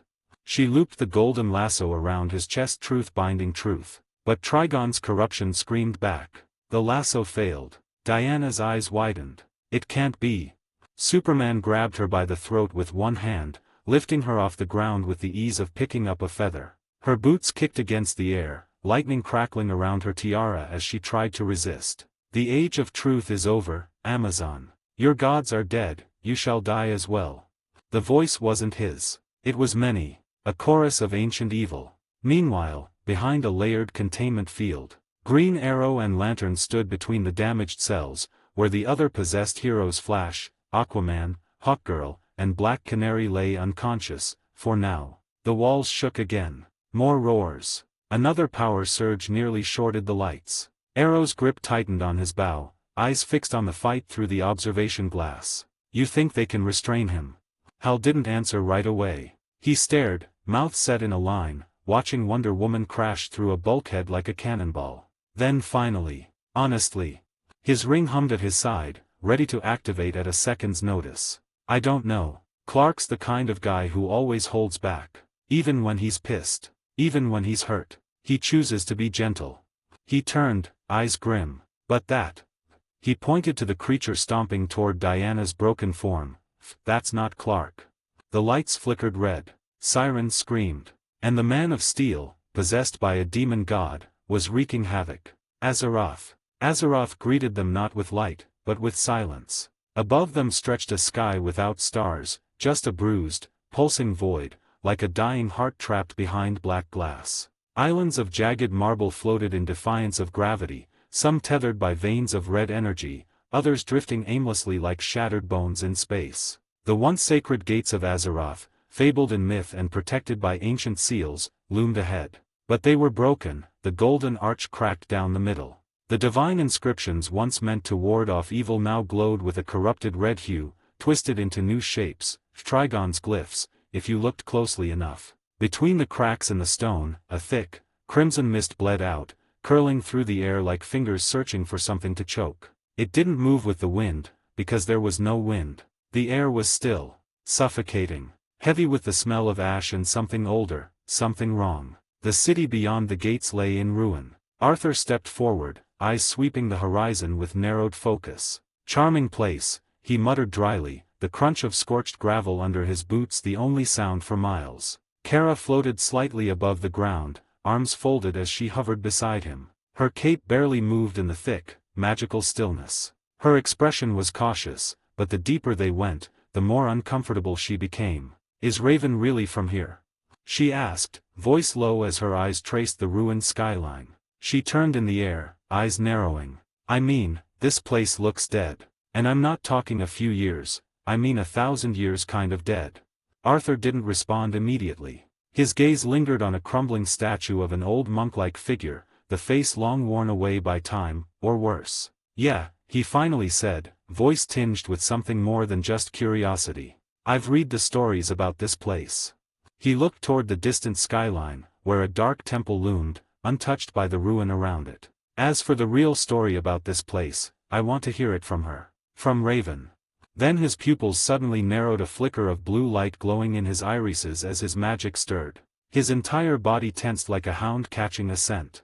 His eyes snapped open, a cold breath hissing through his teeth. I sensed something. Magic. Demonic. It's coming from that temple.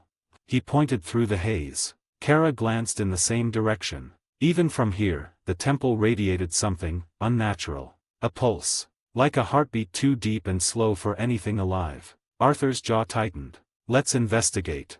112, Azeroth, 2. Arthur and Kara soared over the shattered city, their silhouettes blazing against the haze-choked skyline. As they closed in, the temple loomed a white monolith at the heart of the decay, untouched by time compared to its surroundings, but steeped in a pressure that made the soul itch. Arthur landing with a heavy thud, cloak swirling behind him in a wave of dark energy, Kara descending beside him, boots skimming the ground with a soft hiss of displaced air. The temple doors towered above them, ancient, etched with Azerothian runes that shimmered dimly in reaction to their presence. Arthur narrowed his eyes, fingers twitching slightly as the air shifted. The magic I'm sensing is growing stronger, he muttered, his voice lower now. More focused. The kind of tone he used right before things went sideways. Kara glanced around, raising a brow.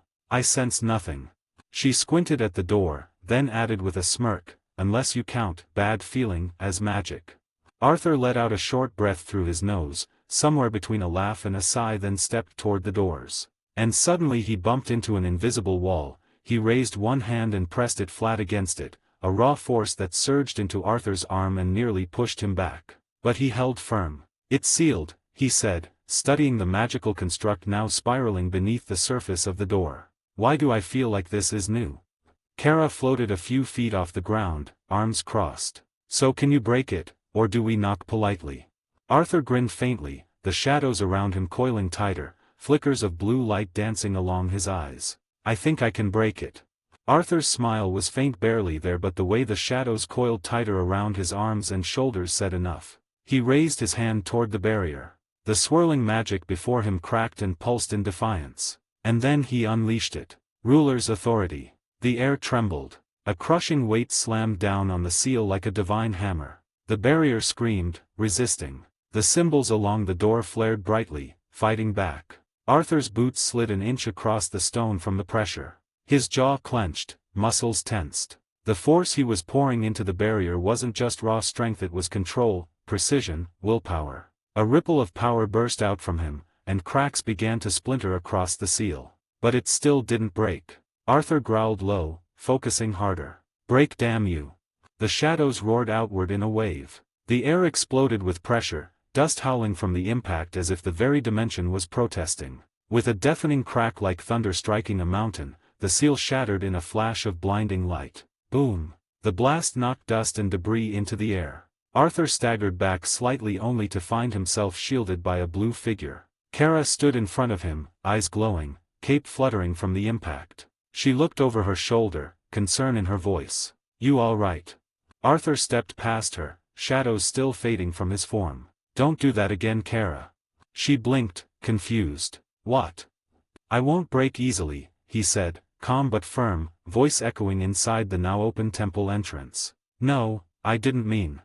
She tried to explain, stepping forward. I know, Arthur cut in, not looking back. His tone softened, just a little. You're afraid I'll disappear again somehow, like last time. That something unexpected will take me. He stepped inside the temple, shadows trailing behind him like a living cloak. But I assure you it won't happen again. Kara stood there, fists clenched. Her lips parted, but the words tangled up with the emotions rising in her chest. No, that's not what I... Damn it, Arthur. She followed him in, eyes stormy with worry, anger, and something deeper. Arthur had said exactly what she was too afraid to admit, and it hurt more than she expected. Kara drew in a breath, ready to speak, to finally say what she'd been holding back since Cadmus. But Arthur suddenly tensed, head snapping toward a distant corridor within the temple. There it is again. He muttered. Then louder, something up ahead. Without warning, he broke into a run, boots echoing against the ancient stone. Kara blinked. Arthur, wait. I was trying to follow, he called back, not even slowing. Kara let out a heavy sigh, shooting after him in a blur of red and blue. Sure. Why not? We're sprinting through haunted temples now.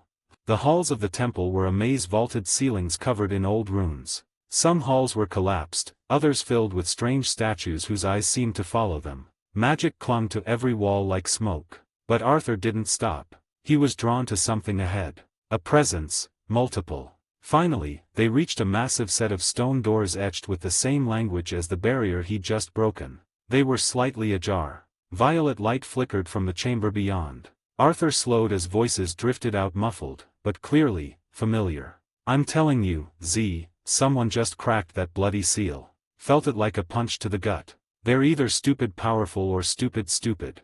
A second voice responded, dry and unimpressed. So which one do you think they are? Can't tell yet. Give it a second. If the next thing we hear is screaming, definitely the second one. Arthur blinked. I know this voice. Kara raised a brow. Wait, is that Constantine? Inside the chamber, a faint shimmer of violet ceiling magic could be seen circling the walls and floor. Within it, sitting on opposite ends like prisoners in a magical timeout zone, were John Constantine and Zatanna. Both looked tired, mildly annoyed, and very much trapped. Constantine had one leg propped up on a conjured rock, lighting a cigarette that immediately fizzled out from the ceiling ward. "Oh, come on. Third one this day," he muttered, chucking it away. Zatanna sat cross-legged, arms folded, watching him with a disapproving look. "You really think someone broke into Azeroth for fun? You clearly haven't met the kind of lunatics I have. I've got at least 2 guesses who'd do it just to annoy me." "Correction. You would have annoyed them first, if they come after you." Arthur pushed the doors open fully now, stepping into view. Shadows coiled around his form, eyes glowing faintly. Kara floated in beside him, cape fluttering behind her. "Nice to see you haven't changed," Arthur said. Constantine looked up and his expression shifted from surprise to a smirk. "Well, I'll be damned. Shadow Boy himself." Zatanna rose, her eyebrows lifting in recognition. "Kara. I didn't think we'd see you here," Constantine said, glancing to Kara. "Or you, Sunshine. Did the party invite say, bring your own Kryptonian, or something?" Kara rolled her eyes. "Hi to you too, Trenchcoat." Arthur just exhaled through his nose, shaking his head with a tired half-smile. "Let me guess, you two poked too deep into Azeroth and got yourselves locked up by whatever's running this place." Zatanna gestured to the glowing seals. "Not entirely our fault. We were trying to help Raven but..." Constantine snorted. "Yeah, well, turns out she didn't like that." Arthur stepped closer to the seal, eyes narrowing. "Hold tight. I'll get you out of there." Constantine leaned back casually. "Take your time. Not like we're going anywhere." Zatanna added, dryly, "But do hurry. He's already tried starting a poker game with his own shadow." Arthur didn't miss a beat. "You know," he said, a faint smirk touching his lips, "I can arrange that poker game." Constantine blinked, genuinely interested for a second. "You can?" Then his face twisted as realization hit him. "Oh, bugger me sideways, of course you can. Bloody necromancer. Don't you dare go conjuring my corpse for a laugh." Arthur chuckled softly. "Relax, John." Arthur turned his attention back to the seal but something from earlier pulled at him. His brow furrowed slightly as he spoke. "Wait, what did you mean just now, when you said she didn't like that?" Constantine blinked, caught off guard. "What, that? Oh, Raven. Who else?" Arthur's expression hardened. "Raven? You mean she?" "Yeah, she did this." John gestured up at the glowing runes. "Trapped us here herself. Not a warning, not a goodbye. Just poof, sealed like amateurs in a cursed bottle." Kara took a step forward, stunned. "Wait, Raven did this to you too? But why?" Zatanna sighed, almost apologetically. "She didn't trust us. Said we'd mess things up, said he would mess things up." She jabbed a thumb at John. "Oi," John muttered. Kara frowned, clearly unsettled. "That's not like her." Arthur said nothing for a long moment. Then, "Oh, that's very like her. Scared and desperate. Facing problems on her own." 113 The Chain Demon. John threw his arms up. "Yes, she did. She's got a demon problem, a big one. I was more than happy to lend a hand. Hell, I've wrangled worse than her dear old dad before. Probably." He jabbed a thumb toward Zatanna.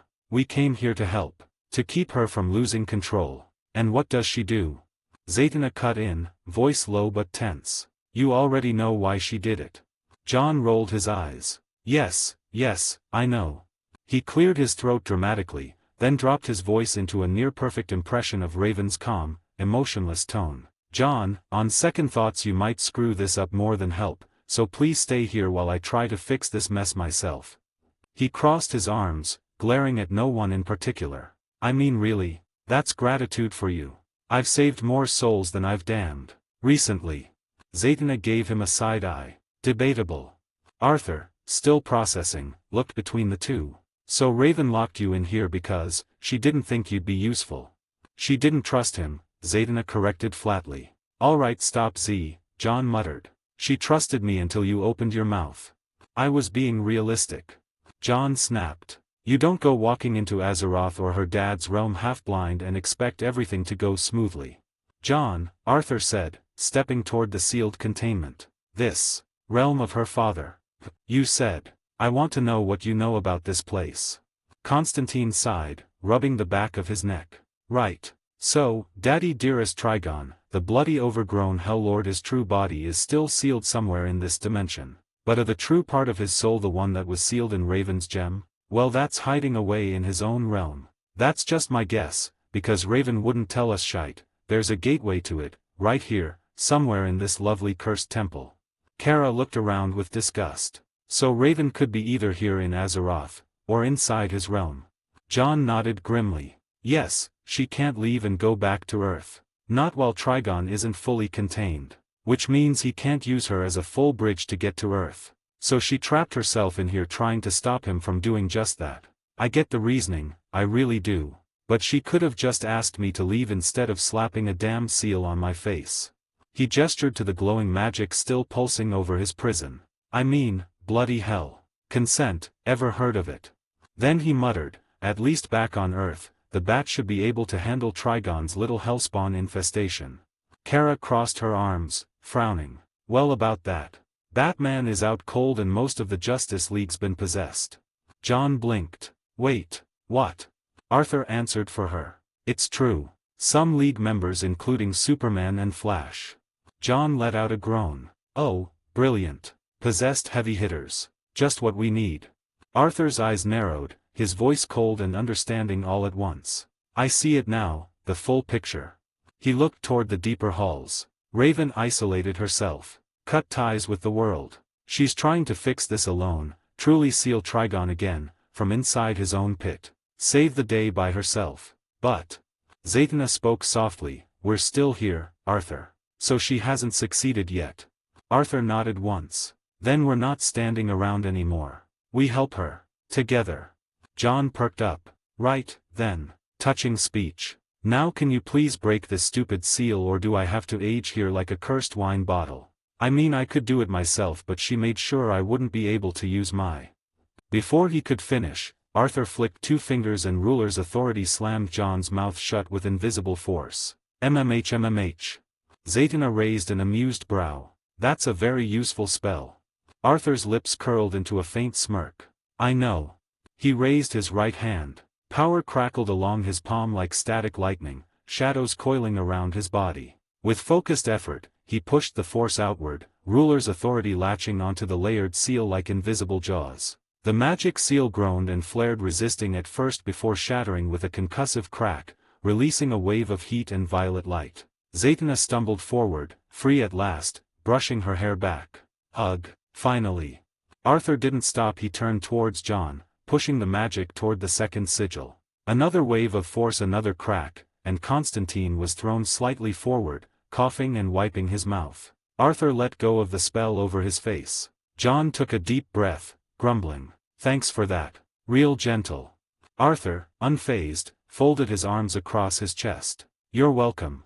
His gaze narrowed. Now John, you lead. You should know where she is. After all, you said she was your apprentice once. John shot him a dry glare, lighting a cigarette with a flick of his fingers. In some forms of magic, yes. Doesn't mean I've got a bloody tracking spell embedded in her ribcage. He exhaled smoke, then turned, starting down the hallway with casual swagger, then suddenly paused. A thought struck. He pivoted slowly, squinting at Arthur. Wait a second, how the hell did you get here? Azeroth is not exactly on the bloody subway route. Arthur's eyes flashed faintly, a smirk tugging at the corner of his mouth. I have my ways. John squinted, suspicious. Right. Your ways. He took a long drag of his cigarette. Cryptic bastard. Zatanna stepped forward, brushing ash off her sleeve. We could try casting a... John held up a hand. I know, Z. I know what to do. He reached into the inside pocket of his worn coat and pulled out a small, crimson-wrapped object thin as a shard, pulsing faintly with dark energy. Arthur's eyes followed the movement with quiet interest. John muttered under his breath, lips moving fast in a rhythmic chant, words that are foreign to him. The air tightened as a ripple of raw magical energy spread out from his fingertips. John Constantine kept whispering a strange chant and then snapped the object in half. A sharp crack echoed through the temple like a whip. The broken shard flared violently, then released a shimmering trail of violet-blue light, an arcane path that spiraled through the air like a beckoning wisp. Arthur's brows raised. You just broke something that belonged to her, right? John smirked, eyes flicking toward the magical trail. Not quite. wasn't hers. He flicked the remains of the spell to the floor and crushed it under his boot. It belonged to me, hard to explain what I can do, but it's just magic. Long story short, it'll get us close. Arthur looked down the trail, already pulsing like a heartbeat through the darkness ahead. He gave a nod. Impressive. John puffed his cigarette again. Damn right it is. Kara cracked her knuckles. Then what are we waiting for? Arthur stepped into the path of light, shadows wrapping subtly around his boots. We follow it. And bring her back. The shattered skyline of Azeroth loomed behind them, towers cracked and half swallowed by violet mist. The once holy city in the heart of it all, like a scar on the earth, lay a massive arena, wide open beneath the dark sky. Cracked stone pillars surrounded the field, and ancient glyphs glowed faintly beneath layers of rubble and ash. But all of that faded the moment they saw him. There, bound in the center of the arena, stood Trigon. He was monstrous even in stillness, taller than the temple spires, 6 glowing red eyes set into his demonic face, arms restrained by shimmering violet chains of pure sealing magic. Ancient glyphs twisted across his body like brands of punishment. His body was bruised with containment magic, yet his presence alone was suffocating. He was watching them. Bloody hell. Constantine muttered, stepping forward with visible caution. That's the real deal, that's the bastard's real body. Kara's eyes widened. And he's not asleep. Zatanna was pale. This power, even though he's chained. Arthur didn't say a word. His eyes locked onto Trigon's with sharp intensity. A second later, shadows spiraled around his arm like a cyclone, and with a crackle of blue lightning, the Demon King's longsword appeared in his hand, its blade humming with fury. Arthur.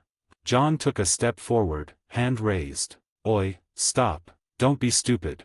But Arthur had already moved. With one powerful swing, he unleashed a storming arc of lightning, a storm of energy roaring toward Trigon like divine judgment.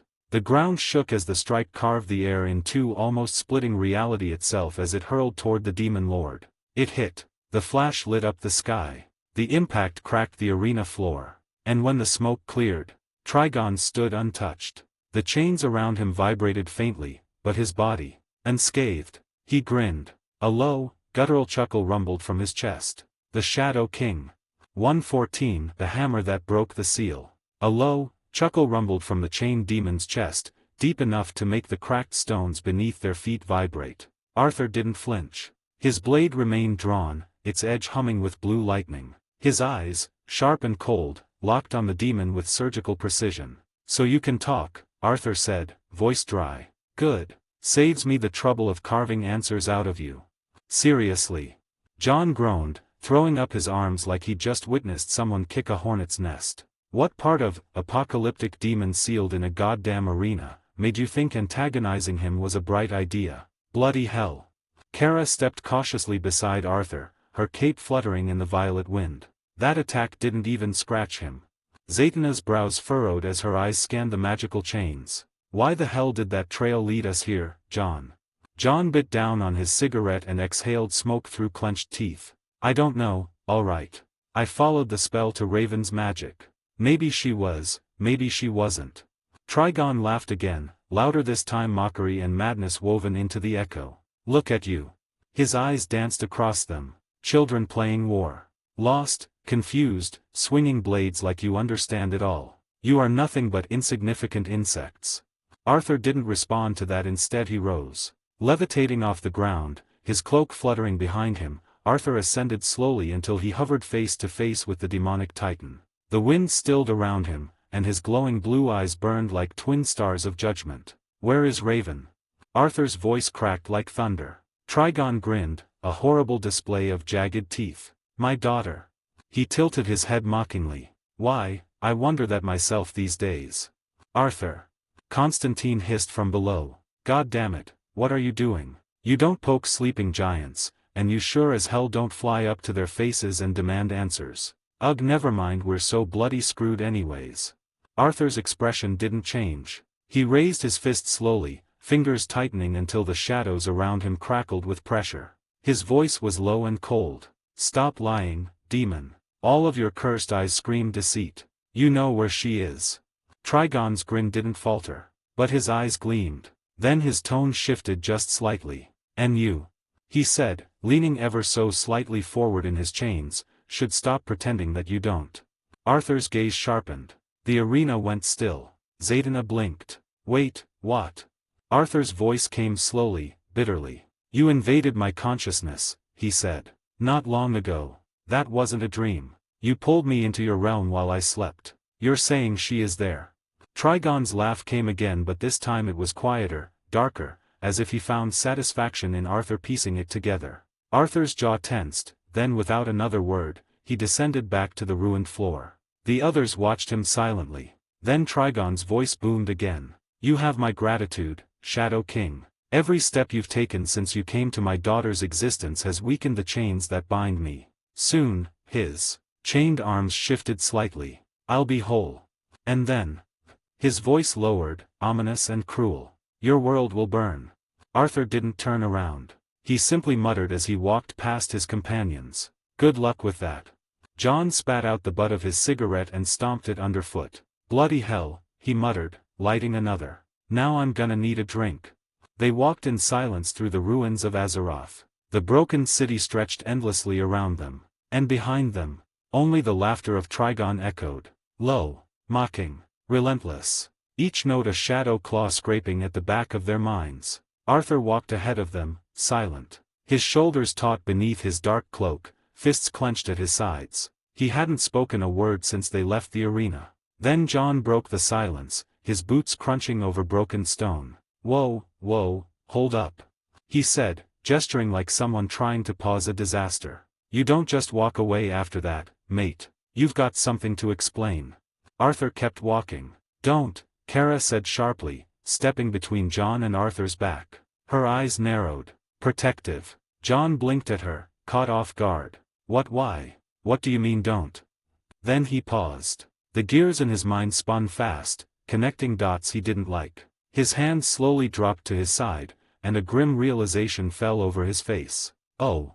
John's voice dipped low, roughened with dread. He turned, locking eyes with Arthur's back. Oh, I get it now. He pointed a finger at Arthur, the tip of his cigarette burning down to his knuckles. That's how it happened. That's how Raven lost control over Trigon. That's how his soul escaped the gem. He took a breath and exhaled smoke like venom. It was you. You're the reason the prison cracked, and she lost control. Arthur stopped. Zaydna's eyes widened as it clicked in her mind, too. She whispered, more to herself than to them. The power of emotions, huh? John snapped his fingers. Exactly. Raven the most disciplined in the arts of magic I've ever met. The girl could suppress an apocalypse with her heartbeat steady. She never let emotions cloud her judgment or control her. Never. Not until you. He marched forward now, waving the smoking stub of his cigarette toward Arthur's back. You got inside her defenses, didn't you? Not just magically, you got into her heart. You made her feel something she wasn't ready to deal with, not with a ticking time bomb demon father lodged in her soul. Kara's lips pressed together. Zaydna looked between them, eyes softening. She always carried everything alone. But this time, she let someone in and this happened. John scoffed, pacing in a small frustrated circle. Fantastic. Fan-bloody-tastic. Now we know the full story. Trigon slipping through wasn't an accident, it was a crack. A small one, emotional, human. And you, Arthur. He turned, leveling a tired look at him. You were the hammer. Arthur finally turned around. His eyes were distant, glowing faintly blue beneath the shifting light of Azeroth's broken sky. He said nothing for a moment. Then, I have no control over what she feels, but we'll fix this. His voice was heavy with resolve. And I know now where she is. The wind picked up, howling softly through the broken arches and shattered towers. She's in his realm, a hell sort of dimension. Arthur said, each word like stone, most likely trying to contain his soul, alone. John rubbed his face, dragging his fingers down in disbelief. She's insane, but do not underestimate her, she could very well do this on her own. We still gonna help, Kara said quietly. Zaydna looked up at Arthur. Then we go there. Arthur nodded, raising his head toward the sky. His jaw tightened. No more trails. No more guesses. I've seen that place before, he pulled me there in my sleep. Then John exhaled and flicked his burnt-out cigarette aside. In that case, he said, voice low and dry, I did mention there's a gateway to his realm. A backdoor to Daddy Dearest's domain, hidden beneath the temple. I can open it. He stepped forward, hands already slipping into his coat, rummaging through charms and cursed totems like a man checking ammunition before a final stand. What's more to lose for me, right? He added with a half-laugh, bitter and broken. Arthur turned to him, eyes narrowing slightly. You don't do these kinds of spells without a cost, do you? John paused. Just for a second. Then he smirked, without humor. No. His voice was quiet, but honest. But it doesn't matter. Kara frowned, visibly unsettled now. She looked between them. Wait, what do you mean, cost? What kind of cost? John didn't answer. Zatanna stood off to the side, her expression unreadable. She didn't interrupt. Didn't object. She just watched John, her silence heavy like she knew exactly what the cost might be. Kara's brows drew together. You're being vague on purpose. Someone want to clue me in? Arthur looked at John again, and for a rare moment, there was something like respect in his eyes. But his tone remained flat, grounded in grim understanding. You'll bleed for it, Arthur said. In more ways than one. John gave a lazy shrug, but his eyes betrayed him haunted, flickering with things he didn't say out loud. Always do, he muttered. Then he clicked his fingers, drawing out a blackened talisman etched in infernal script. Temple of Azeroth. Within the crumbling heart of the Temple of Azeroth, massive pillars stretched toward a ceiling lost in darkness, and at the far end half buried in rubble, veiled in dust stood a colossal stone gateway, circular and cracked with age. It was inactive, dormant, nothing more than a weathered relic, long since swallowed by time. John Constantine stopped before it, his expression grim. This is it. He pulled off his coat and tossed it aside, already rolling up his sleeves. The others stood a few paces behind him. Arthur, Kara, Zatanna watching in silence, tension etched into their faces. The Demon King longsword materialized in Arthur's hand, its blade radiating cold authority. Ready for whatever lies beyond that portal once activated. He stepped forward slightly, his grip firm around the hilt. Do your thing now, John. His voice was quiet, but it cracked like thunder. Constantine glanced back, lips twitching at the command. Yes, I'll open it. With a dry mutter that couldn't hide the edge of apprehension in his tone. 115 The Underrealm. John Constantine crouched and began drawing sigils into the floor with white chalk, sketching sacred geometry into the very stone floor. His movements were deliberate, fluid, like muscle memory that had been burned into his bones. He stood, reached up, and began etching runes into the stone archway itself with a knife. Sparks danced as the blade met enchanted stone. Still, the portal didn't stir, just loomed before them, a dead monument. John didn't pause. He pulled the blade across the palm of his hand. Blood spilled down his fingers, and he smeared it over the central rune with practiced precision. Kara winced. Seriously. Arthur remained motionless, his eyes locked on the gateway like a soldier preparing for war. Zatanna's lips were pressed in a thin line, arms folded tightly. She knew this kind of magic. The cost. The weight. John held the blackened talisman between his blood-soaked hands now, muttering under his breath, a chant in an ancient, broken tongue. His voice grew louder, deeper, each word vibrating through the stone walls. And then, crack. He shattered the talisman between his hands. The sigils on the floor lit up like wildfire, blazing red and violet. The stone arch trembled, and with a deep, thunderous groan, the portal came to life. A blinding storm of heat and fire erupted from within, swirling like a vortex of corrupted stars. Wind howled through the temple, tossing Kara's hair wildly. Flames surged briefly across the runes, and the entire temple felt as if it had come alive. Then came the screams. Not of pain, not human. Demonic shrieks, twisted, snarling, and hungry, echoed from within the void like the voices of 1,000 damned souls clawing at the edges of the veil. Kara's eyes widened. That's horrifying. Zatanna's mouth parted slightly, her breath caught in her throat. Just the usual for us. Arthur didn't flinch. His shadow stretched unnaturally behind him, responding to the dark energy. The air around him crackled with silent menace. John, still bleeding from his hand, turned back toward them. The light of the open portal painted his face in blood and violet fire. Doors open, loves. Arthur didn't look at anyone, and he simply just walked. His boots echoed against the stone for a few steps, and then he crossed the portal. No hesitation. No last words. Just fire swallowing him whole. John watched him disappear. Then exhaled, long and slow. He does realize that bastard knows he's coming, right? He muttered, half to himself. Neither Zatanna nor Kara answered. They just stood there, silent, the weight of what waited beyond that gate pressing in. John shook his head. Never mind, he said under his breath. All right. Our turn. He adjusted himself, shot a glance at the two women, and nodded once. Let's go. Kara stepped in next, eyes hard. Then Zatanna, quiet and focused. John followed last. The portal sealed behind them with a low hum, leaving only dust and silence in the crumbling temple. Ash clung to every breath. The sky above churned in a slow, blood-colored cyclone, laced with flickers of black lightning. The very ground was alive, pulsing beneath his boots, cracked obsidian veined with molten fire that bled like open wounds across the barren land. Behind him, the others emerged one by one. Kara stepped out first, her face immediately scrunching in discomfort. Ugh, this place is awful. There's no actual air here, just heat and smoke and whatever this is. She coughed once, brushing soot off her suit. John lit a cigarette with a flick of magic, took a drag, and exhaled with a faint smirk. Do you even require air? Kara shot him a glare. It's about comfort, trench coat. Zatanna looked around slowly, her voice quiet but clear. This place, this isn't just hellish. It is hell. Or close enough. She shuddered. I don't want to know what kind of things call this home. John nodded to himself, eyes already scanning the distant ridges. Not exactly surprising, honestly. Not my first trip to a place like this. Zatanna raised a brow. We know. John scratched his jaw, his eyes still scanning the horizon. Though I must admit, this place has got a different flavor than the hell I'm familiar with. Kara raised an eyebrow. Familiar with? Seriously.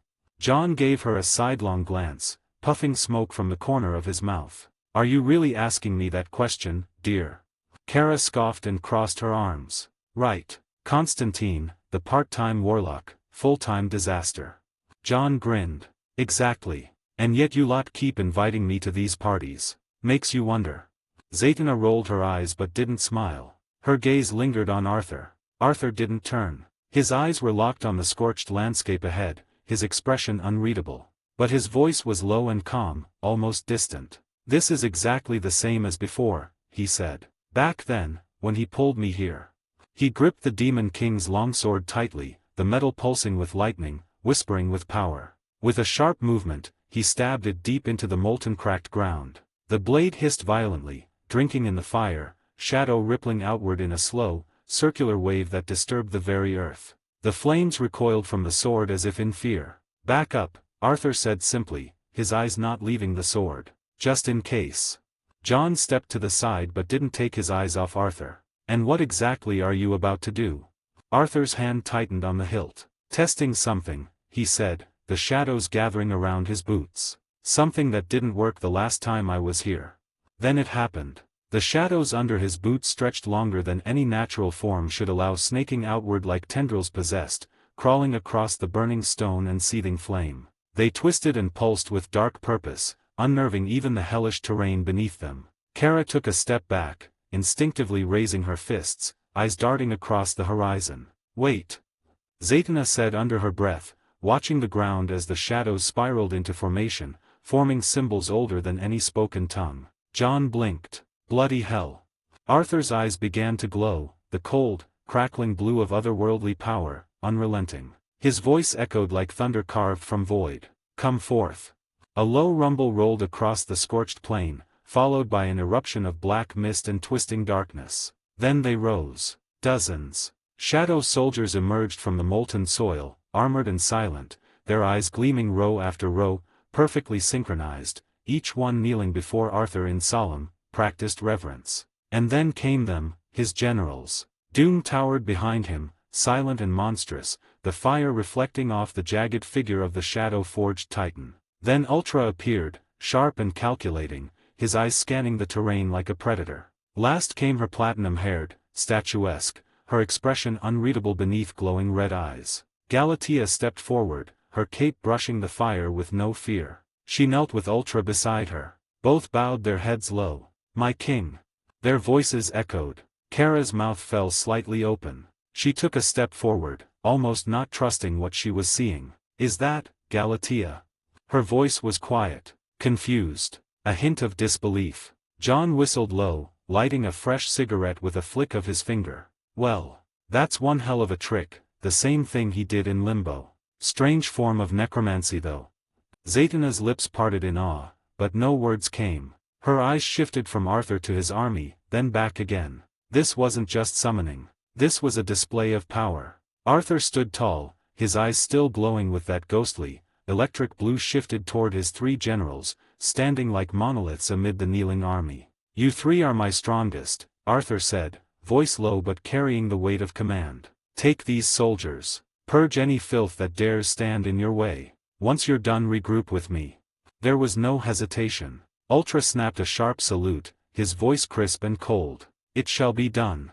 In the next instant, he launched into the sky like a missile of black lightning, slicing through the ash-laden air, vanishing beyond the burning clouds. Galatea turned, her gaze lingering on Arthur for a breath longer. "At once, my king." Then she lifted off with graceful force, soaring in the opposite direction, her hair trailing like a comet's tail behind her. Doom. The massive shadow brute turned in silence, crouched low, and with one monumental leap, he flew across the volcanic expanse in a single bound, fire and stone erupting beneath the impact of his takeoff. John watched them go, puffing on his cigarette. "Why does one of them look like the Kryptonian Boy Scout?" Arthur didn't explain, not with words. He simply turned, lifting his blade from the ground. "Maybe I should take the same path I did in that dream," he thought, the memory of Trigon invading his consciousness echoing in his mind. He turned his head just enough for the others to hear him. "Follow me," he said. "I think I know where to find Trigon." 116 The Demon's Gate. The landscape around them twisted like a living nightmare. Volcanic spires jutted out from rivers of molten fire. The air stank of sulfur and brimstone, heavy with whispers that crawled into the ears like insects, yet they weren't just whispers. All of a sudden, from across different directions they attacked. Creatures birthed in madness, forged in hate and evil. They surged out of the cracks and flames, twisted beasts with obsidian hides and 4 burning eyes, each glowing like hell-forged coals. Their fangs dripped lava, claws crackling with cursed flame. They moved on all fours until they reared up like hulking centaurs, screaming in a language only known to them. John Constantine didn't miss a beat. "Bloody brilliant. Spawns of Satan's inbred cousins, didn't you just send your soldiers to clean these guys?" He flicked a coin from his sleeve. It ignited midair, and he caught it in his palm. "All right, you ugly muppets. Try this on." He slammed the coin to the ground. Boom! A blast of warded fire erupted outward in a perfect circle, searing the nearest wave of demons into ashes. Their dying screeches echoed across the hellscape. Kara flew ahead, her cape billowing behind her. Coming through. She shoulder-charged a demon mid-leap, smashing it through 3 burning spires before unleashing a burst of heat vision that cut through 2 more trying to flank John. "No need to thank me." Zatanna stood atop a jagged rock outcrop, her hands glowing with crackling magical energy. Her voice rang like a spellweaver's drumbeat. The ground shuddered, and massive tendrils of magic lashed out, grabbing a pack of the creatures and detonating them in a blaze of violet and white flame. Their remains scattered like ash in the wind. In the center of it all Arthur just walked, unbothered by his surroundings. Blade sheathed, cloak untouched. He strode through the chaos like he is returning to his throne, murmuring to himself under his breath, eyes flicking across the landscape as if mentally mapping every step.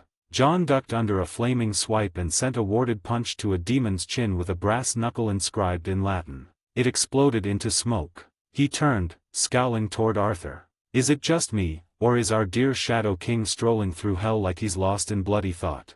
Arthur kept walking, saying nothing. The shadow energy around him pulsed with subtle violence. Then, a towering fire demon lunged behind him, massive and covered in chains of molten steel. Its 4 red eyes locked on Arthur's back. It raised a flaming battle axe, roaring. Arthur lifted his hand. Without turning. Snap!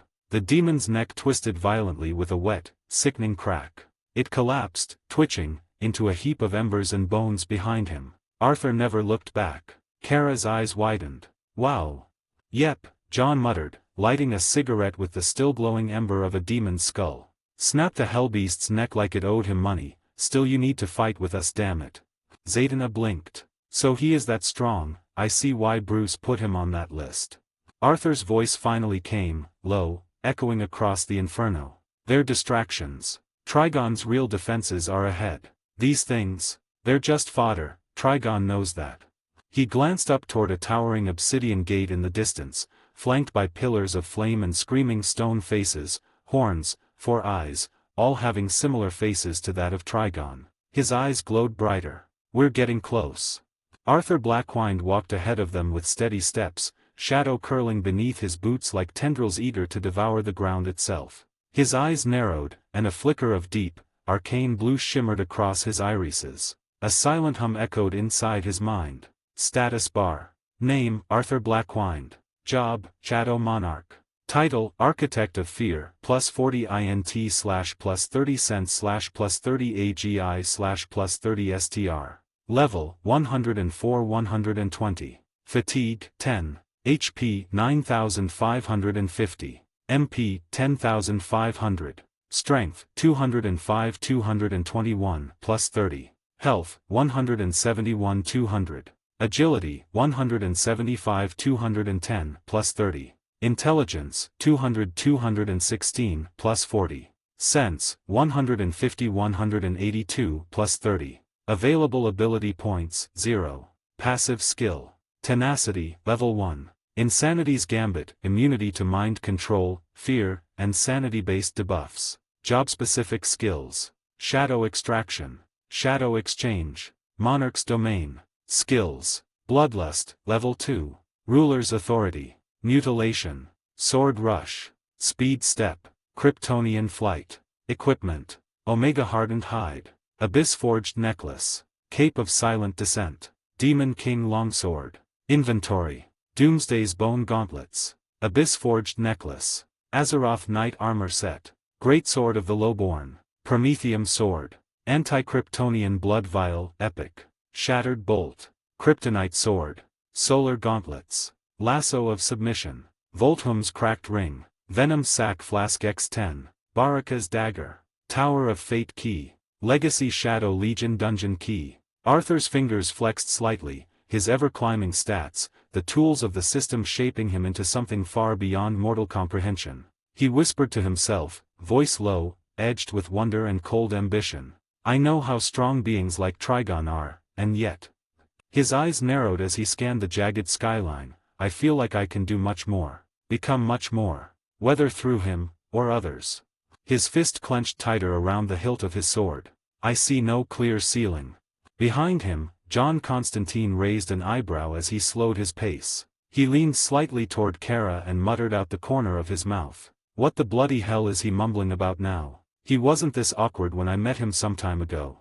Kara, still hovering just above the molten ground with arms half folded, exhaled and raised her hands in a helpless shrug. He does this sometimes, she said with the exasperated fondness of someone who's heard Arthur talk to his monsters, shadows, and himself sometimes on more than one occasion. John let out a scoff, digging into his coat for another cigarette that he damn well knew wouldn't survive long in a place like this. Yeah well. But he is interesting. Zatanna, trailing just a few steps behind them both, gave a soft chuckle. Her eyes stayed locked on Arthur's back, watching the way his presence darkened the air itself. The gate at the heart of Trigon's realm loomed before them. Black obsidian, veined with molten red, towered over them like the mouth of a titan. Pillars of flame flanked the entrance, crackling like the screams of the damned. Carved into the arch were screaming stone faces, each one contorted into agony. Their horns, twisted and fractured, bore an unmistakable resemblance to Trigon himself. Kara grimaced and took a cautious step back. Why do they all look like that? She muttered. Seriously, did he commission statues of himself screaming? Zatanna didn't answer immediately, her fingers brushing against one of the stones. The temperature singed even through her magic. They're not statues, she said finally. They were people. Or souls. John grunted. Lovely. Trigon's version of home decor. John took a slow drag of his cigarette, his eyes narrowing. All right, hold up. Before we go marching into bloody mortar, can we please make a plan first?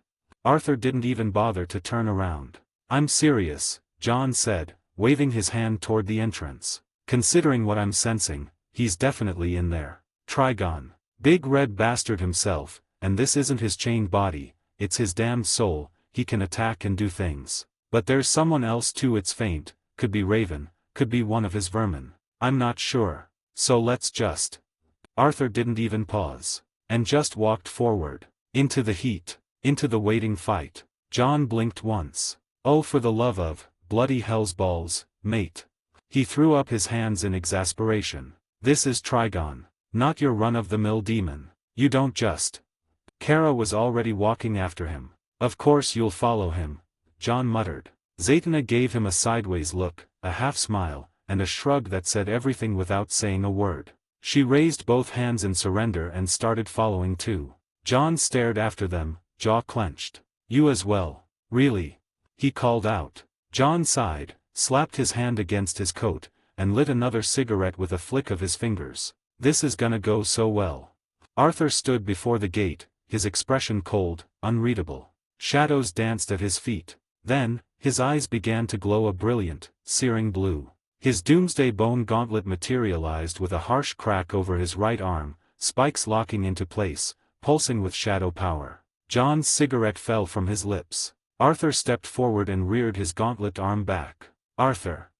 Zatanna started. Too late. Boom. He struck the gate. The impact was like a meteor colliding with the earth. A deafening shockwave blasted outward, kicking up a wave of smoke, ash, and hellfire. It shattered inward in chunks, torn apart like paper before something greater. The stone faces cracked, some crumbled, from the shockwave alone. A wave of dense smoke curled from the gaping hole, and the heat that poured out could have melted steel. And then, 6 glowing red eyes ignited beyond the smoke. Massive. Watching. Kara's eyes narrowed, her body tensing for a fight. Well, that's him all right.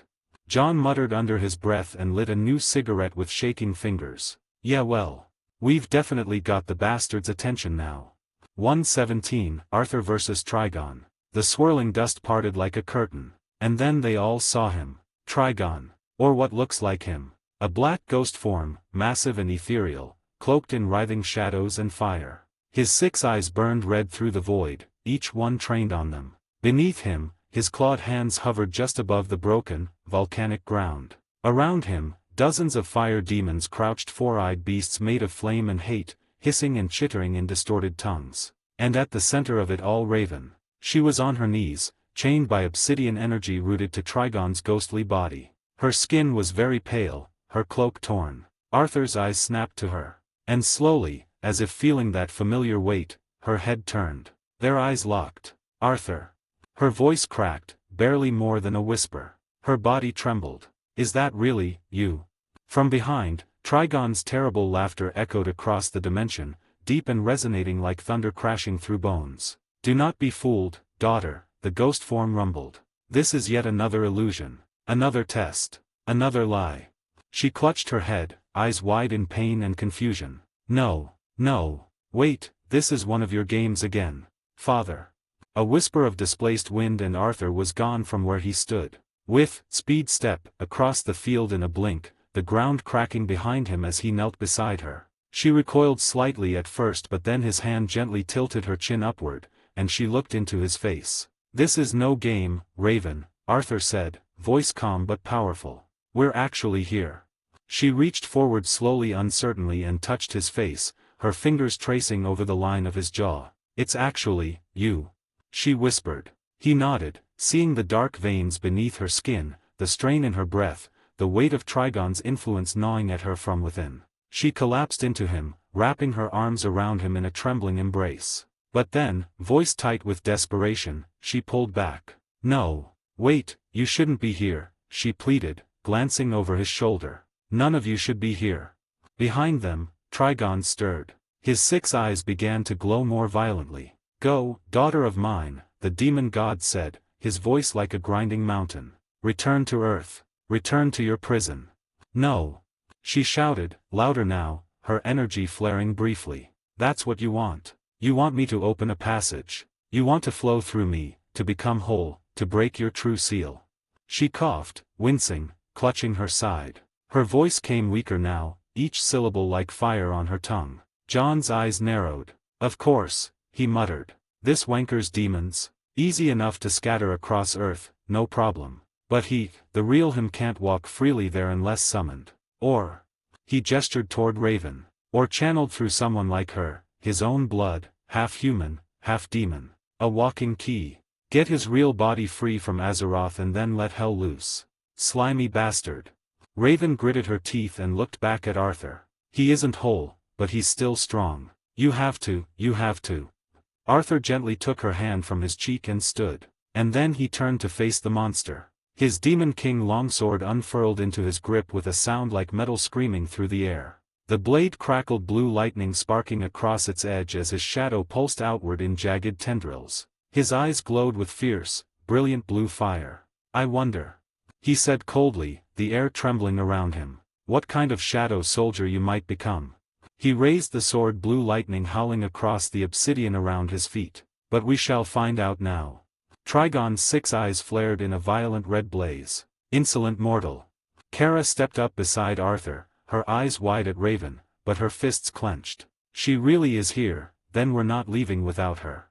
Zatanna, pale but focused, formed glowing symbols in the air with her fingers. Such demonic power. She whispered. Yet it's still just a soul that we can seal again. As the 6 hellish eyes of Trigon blazed with rage, the molten ground beneath them cracked, glowing with rivers of fire. Demons snarled. Smoke twisted upward like writhing serpents. Arthur stood still, sword raised, eyes glowing blue, his shadow coiling outward like a living tempest. And then, a pulse. A deep, bone-vibrating boom echoed in the air. From the shattered gate behind them, a massive figure emerged, dragging 4-eyed demonic bodies behind him, steps shaking the stone. Doom, towering, silent. His flesh dark, armor jagged, fists clenched. Black smoke curled off his body like the aftermath of a meteor strike. His glowing red eyes locked on Trigon, but he didn't say a word. He strode past Kara and Zatanna like a walking executioner. And without hesitation, knelt beside Arthur, his head bowed. Then came a blinding black streak that cut across the air like a comet. It crashed down with a thunderclap, the wind blasting outward. Galatea. Hovering midair for a moment, hair whipping around her face like a goddess of war, her eyes glowing. She landed hard beside Arthur with one knee down, cape billowing behind her. She glanced at him once. That was all. And then she, too, bowed. And then the air twisted. From the scorched sky, a blur of violet light descended like a comet. It crashed down beside Arthur, smoke and ash blasting outward. When the dust cleared, the figure stood tall, ultra, his armor sleek and obsidian black, but pulsing with deep violet veins of energy. His glowing violet eyes burned, and the massive U emblazoned on his chest blazed like a sigil of judgment. He dropped to one knee without hesitation, his voice like a distortion through steel and storm. My king, what shall we do with these insects? 3 of Arthur's most powerful shadows. Even Trigon's massive ghost form paused, his 6 eyes narrowing as he beheld them. His voice was thunder and wrought, echoing across the ruined chamber like prophecy made fire. Your little pets, mortal, are not enough. I am a god. Even in this fractured shell of my true self, you cannot hope to match me. Arthur didn't reply with words. He simply gestured with his hand and pointed it toward Raven. Doom understood instantly. The monstrous shadow stepped forward with silent obedience, his towering frame a titan of destruction. With a leap that shattered the stone beneath him, he landed beside Raven, the obsidian chains wrapping her like black serpents rattling in response. Raven's head slowly turned. Doomsday. She whispered. He reached down and gripped the chain. Smoke hissed from his fingers as dark magic tried to resist. For a moment, they held. Then Doom roared a primal, guttural bellow of pure force. His spikes got even more jagged. The air shook. And with one final scream, the chains snapped like brittle glass. With the care of a beast cradling fire, Doom lifted Raven into his arms and leapt clear of the battlefield, landing softly beside Zatanna and Kara. And then boom. 6 beams of molten eye fire exploded from Trigon's monstrous ghostly face, each targeting Arthur in a deadly strike. But Arthur was already moving. Speed step. He blurred, dodging left, vanishing midair, reappearing behind a crumbling pillar, then twisting in midair again to avoid a follow-up blast. The ground vaporized where he had stood a breath too late. No more insolence in my realm. Trigon howled, his voice cracking the sky. But it wasn't just Arthur anymore. Ultra shot into the sky like a violet meteor. His fists met fire demons midair and shattered them like glass sculptures, violet energy crackling with every punch. One demon tried to phase into the shadows. Ultra grabbed its throat mid-fade and slammed it into the ground hard enough to cause a quake. Galatea, meanwhile, blurred across the battlefield like a blade. Her fists punched clean through flaming beasts. Her eyes lit up, beams slicing through demons in a deadly arc. She grinned mid-combat. Ghosts or demons? She shouted, I still love punching monsters. Zatanna blinked, shielding her face from the smoke. Are we even needed? Kara stood beside her, eyes wide as Galatea ripped a demon's head off mid-flight. Honestly, starting to wonder. John Constantine stood at the edge of the ruined gateway, arms crossed, trench coat flapping in the demonic winds. He watched as Arthur spun in the air, blue lightning lashing from his blade, clashing with Trigon's hellfire like titans battling for heaven and hell. John exhaled smoke from his cigarette and muttered, we're still needed. Kara and Z turned to him, confused. He didn't look away from the chaos. Arthur's a stubborn, brilliant, idiot. All fists and brute force. He'll challenge a god with a bloody snarl and a sword. He flicked ash. But we're the brains, yeah. Only we can seal this wanker. He's making the noise. John's eyes narrowed with a grin as his fingers began weaving a glowing sigil in the air. We'll bring the silence. 118 Possession. The battlefield burned. Stone twisted. Reality warped and fire and shadow howled. Trigon's 6 eyes blazed with hate, his voice a growl of godly malice as his ghost-like form floated above the ground like a living apocalypse. Kneel. 6 searing eye beams lanced through the air, death made light. But Arthur was already gone. Speed step.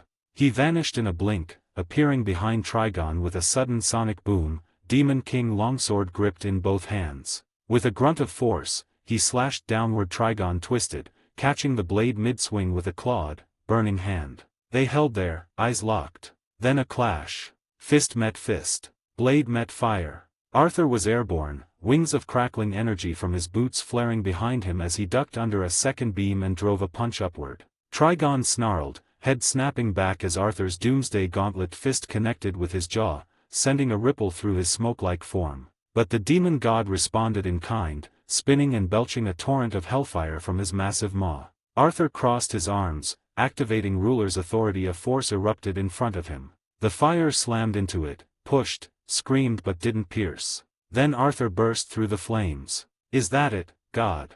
He roared. Trigon's tail whipped around, Arthur grabbed it. With superhuman strength and shadow-infused power, Arthur swung the demon soul form through the air and slammed him into the crumbling floor below, cratering the earth beneath with enough force to flatten a fortress. Trigon rose, eyes narrowing into slits. Insolent.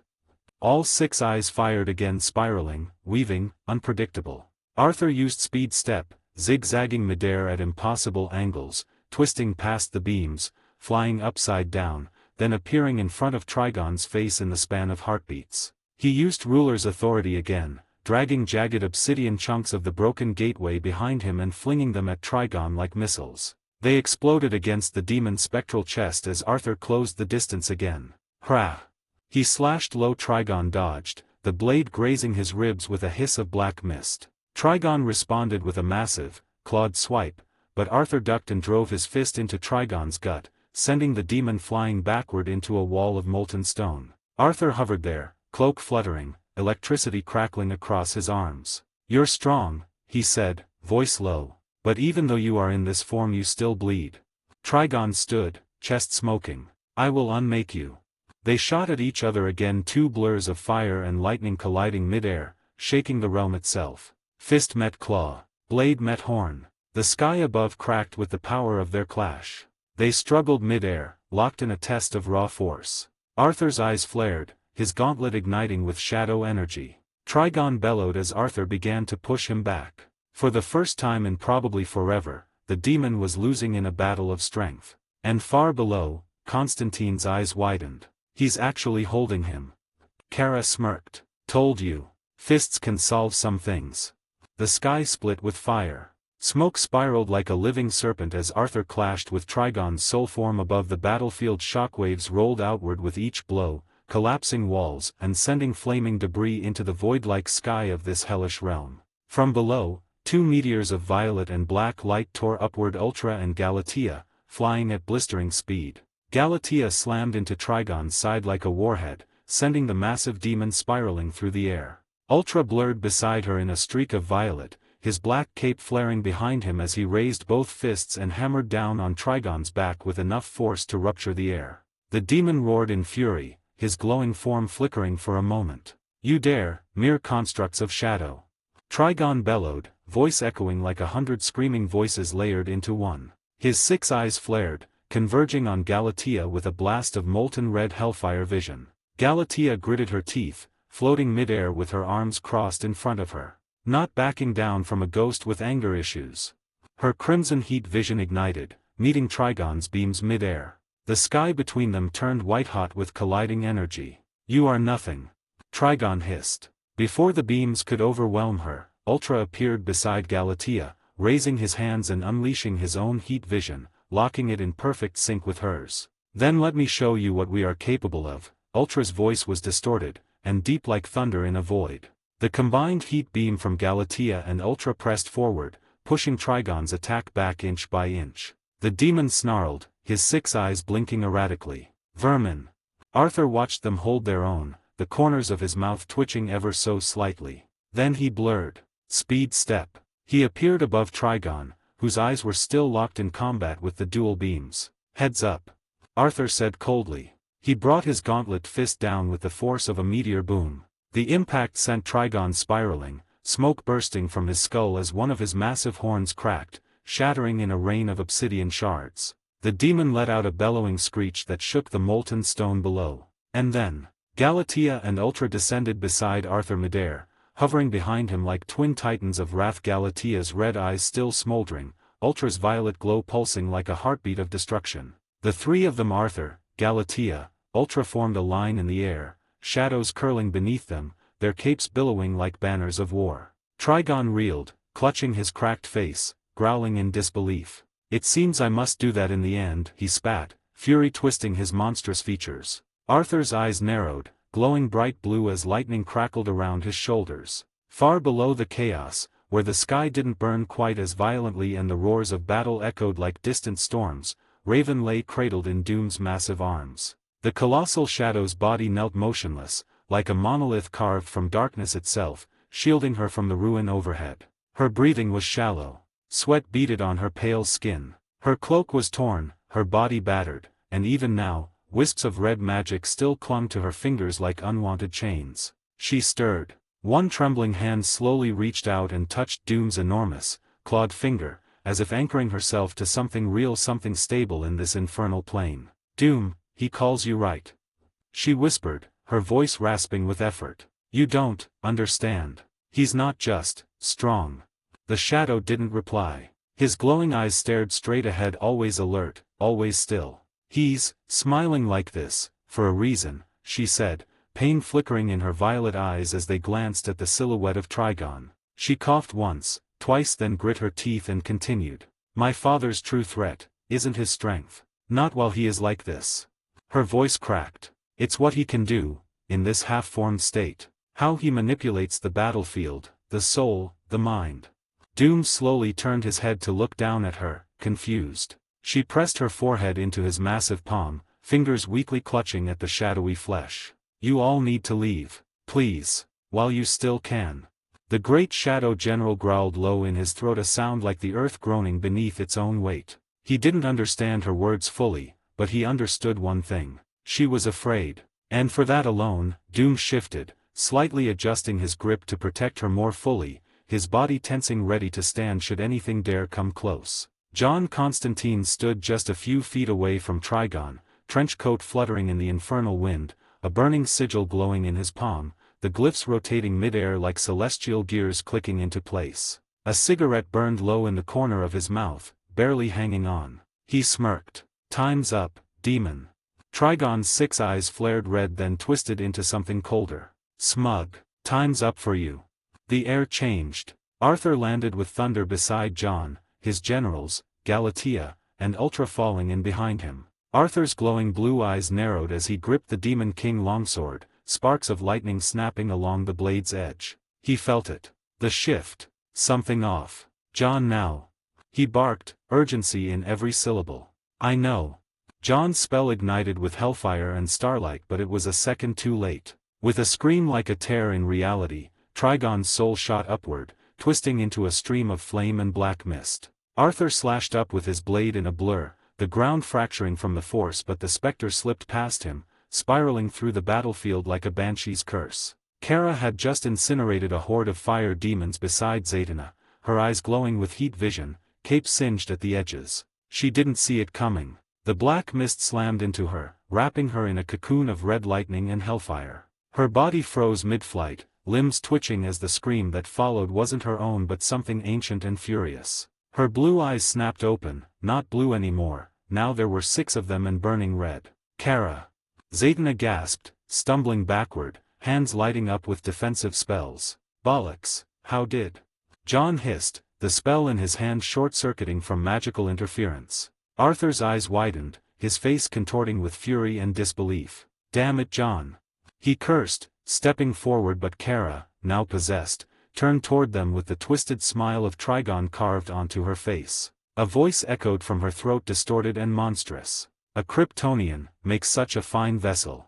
The possessed Kara floated above them, red lightning licking from her fingertips, hair dancing in the corrupted wind, cape fluttering like a devil's banner. The ground cracked beneath her presence. 119 Raven's Choice. Arthur's jaw tightened as he watched Kara float in the air, her eyes burning with an unnatural crimson glow, 6 irises swirling like whirlpools of hellfire. The air around her cracked and warped, heat radiating off her skin. Damn it, Arthur muttered under his breath, voice grim. It was a bad idea to bring her here. How did I not take this into consideration, knowing his powers?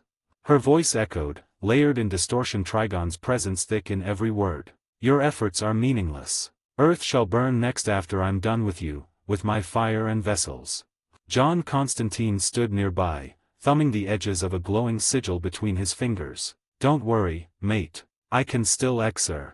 He didn't even finish. Kara blurred. A sonic boom cracked the air as she shot toward John like a missile, her arm cocked back for a killing blow. Her fist glowed red-hot, moments away from turning his head to dust. John, move. Arthur's voice roared like thunder. With a swipe of his hand, Ruler's authority flared. A massive force slammed into Constantine, hurling him out of harm's way just in time. Arthur attacked right after. He met Kara mid-flight, intercepting her with a devastating kick that launched her back, stone cracking beneath her impact. She stood, unbothered, smoke swirling from her boots as 6 hellish beams flared to life behind her. Arthur's eyes narrowed. He could feel it now, Trigon's influence fully awakened in her Kryptonian body. This wasn't Kara anymore. It was a completely different being. She's faster, stronger, Arthur muttered. He's fully in control. Kara launched herself again. This time, Arthur was ready. He surged forward with speed step, slamming into her mid-air. They crashed into the wall of the gate, stone exploding around them as fists and elbows blurred in rapid exchange. Arthur ducked a burning uppercut, countered with a rising knee, then spun midair and slammed his elbow into her spine only to be caught by her wrist. Kara snarled, Trigon's voice bleeding through. You are weak. She threw him like a ragdoll. Arthur flipped midair, landed on one knee, and raised his hand. Ruler's authority. Invisible force cracked through the air and slammed into her, but she resisted, sliding back only inches before heat vision tore from all 6 of her glowing eyes. Just then, Ultra appeared in a violet blur of motion, his cape trailing like a comet tail. Kneel to the Monarch, false god. He shouted, twin heat rays meeting Kara's in a seismic blast that shook the area. Galatea swooped in next, adding her heat vision as well into the fray. Demon bastard. The triple vision clash was blinding, beams locked in a dazzling explosion of light. Kara, possessed, growled and leaned in. Her 6 eyes poured out molten rage. You think this body is bound by your petty physics? Suddenly she vanished, moving faster than ever. Galatea didn't even see the punch coming. Kara hit her in the stomach with such force she folded midair and was launched straight into a pillar, cracking it in 2. Debris rained. Ultra gritted his teeth, his eyes glowing as he powered up another blast. Too slow. Kara grabbed him by the face. I tire of you. With monstrous strength, she slammed him into the ground, dragged him along the stone floor like a comet, and threw him upward. She blinked behind him midair, drove her fist into his gut, then roared, all 6 beams blasting into him point blank. Ultra was hurled into the distance like a meteor, disappearing in a smoking streak of violet light. Hovering above the ruined battlefield, Kara, possessed by Trigon, turned slowly to face Arthur. Her red cape flared behind her like the wings of a fallen angel, 6 hellfire eyes burning with cruel delight. "You're holding back," she said, voice layered with Trigon's infernal depth. "Where are your toys, human? The shiny blades, your other fancy shadow pawns?" She tilted her head, a mockery of curiosity slowly drifting closer, heat radiating off her skin. "Could it be, you're afraid?" Her mouth curled in a wicked grin. "Afraid your precious Kryptonian might get hurt if you went all out."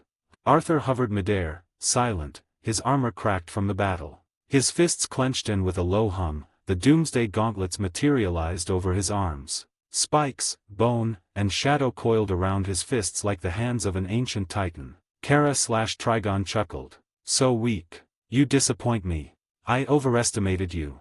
After all, you're just a man. A mere mortal. Flesh and blood." Arthur's head rose. "I've been called many things," he said coldly. "But, just a man." The air cracked as shadows flared across his body. "That is a mistake." With a thunderclap, he launched upward, meeting Kara mid-charge with a fist cloaked in monstrous energy. Their collision shattered the air like glass, a sonic boom blasting fire demons away for miles. Below, Raven lay cradled in Doom's massive hands, sweat beading her brow, shadows trembling around her. Her breath came in sharp rasps, her strength almost gone, but her eyes never left the sky above. "He's more dangerous now," she whispered, voice hoarse. She saw it clearly, the way Arthur fought, no longer hesitating. The rage in his fists. The resolve in his stance. Raven's eyes glowed faint violet for a moment, the magic inside her stirring. "I need to save them." With trembling limbs, she pushed herself out of Doom's grasp. The massive shadow growled in confusion, his arm reaching after her protectively, but she waved him off, her legs nearly giving beneath her weight. Not far away, Zatanna and John Constantine were neck-deep in fire demons, hurling sigils and spells left and right. Flames licked the walls, and the shadow demons barely held the line. John blasted a demon with a rune-covered stake, then spun toward Zatanna. "These bloody things won't stop," he yelled over the chaos. "Even with Arthur's shadows, as long as that bastard's still here." He turned his head and froze. Just beyond them, Raven was walking. Alone. Fragile. Stumbling toward the center of the battlefield, toward Arthur, toward Trigon. Her arms shook with every step. Her cloak dragged behind her like a shroud. John's cigarette fell from his lips. "Oh, damn it all," he muttered. "What the hell is she planning now?"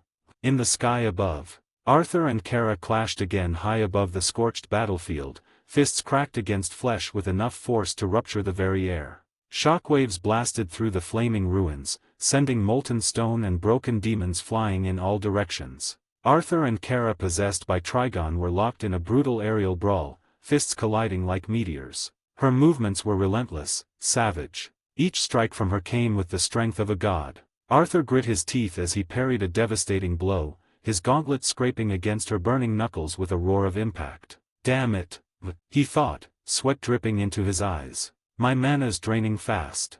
Constantly using Kryptonian flight, speed step, this pace is unsustainable." His eyes flicked to his gauntlets. "I still don't have the black heart. My reserves are limited. And this bastard's going to push me to my absolute limit if I don't end this soon." Suddenly he blinked. Too slow. Boom. Kara's flaming fist slammed into his ribs. The world spun, and Arthur was launched from the sky, crashing into the ground below like a meteor. The earth quaked, a crater forming from the sheer impact. Dust and embers exploded around him as he lay half buried in stone, his breath ragged. Hovering above him, Kara/Trigon descended with fire licking her limbs, eyes glowing with apocalyptic light. "You will be cursed for all eternity in my realm," she said, her voice echoing like a funeral bell across the plain. "Your soul, broken." She raised her hand, hellfire swirling around her palm. But then another voice rang out. A weak, pained voice. "Wait, father." The world seemed to pause. Kara/Trigon halted midair, 6 burning eyes flicking sideways. Arthur stirred, lifting his head in the crater, coughing through cracked lips. His heart skipped. "Raven." He turned, and there she was. Wounded, barely standing, her body trembling with every step. A violet glow shimmered weakly from her hands as she stood in the path between Arthur and Kara. "What is she?" Arthur whispered to himself, rising to one knee. Raven revealing a tear-streaked cheeks and haunted eyes. Her voice cracked but carried unwavering resolve. "I will do it, father." Trigon's essence twitched inside Kara's body. Kara's possessed form slowly descended, her expression unreadable. "And what will you do, daughter?" Trigon's voice came from her lips, ancient and mocking. "Give in. Truly become my bridge to Earth. Finally accept your destiny." Raven's fists clenched.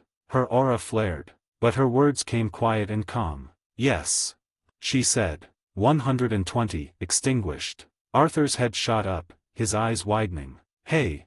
he roared, dragging himself upright, a bit bruised from the last exchange. "What the hell do you think you're doing, Raven?"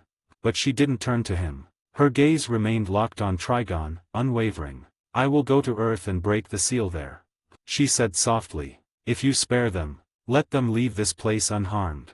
A silence fell. Then Kara's possessed face twisted into a cruel, knowing smile. Trigon's ghostly form surged outward, peeling from her body like smoke. "Very well, my daughter." Kara's body went limp. She began to fall. But Arthur was there. In a blur of motion, he caught her before she hit the ground. He gently cradled her, brushing the hair from her pale, unconscious face. Her breathing was faint, but steady. Arthur looked up straight at Raven, betrayal written on his face. "You know I won't stop fighting, right?" His voice was low. A warning and a promise. Raven turned toward him, eyes tired and heavy with burden. But she said nothing. Off to the side, John Constantine staggered to his feet, rubbing a burnt patch on his jacket. "Does she have any idea what she's about to bloody do?" he muttered. His eyes narrowed. "The idiot." He glanced at Zatanna. "Cover me, Z. I'm gonna bind this bastard for good." Zatanna, battling 3 fire demons at once, gave a sharp nod. "Just make it quick."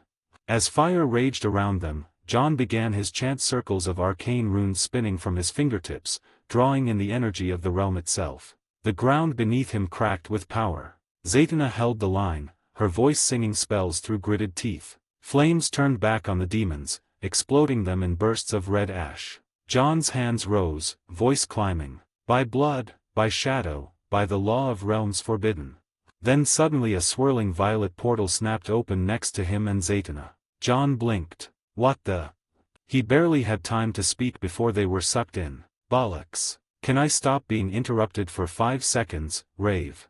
And just like that they were gone. Arthur turned, eyes wide, seeing the fading light of the portal. His voice was cold. "Where did you send them?"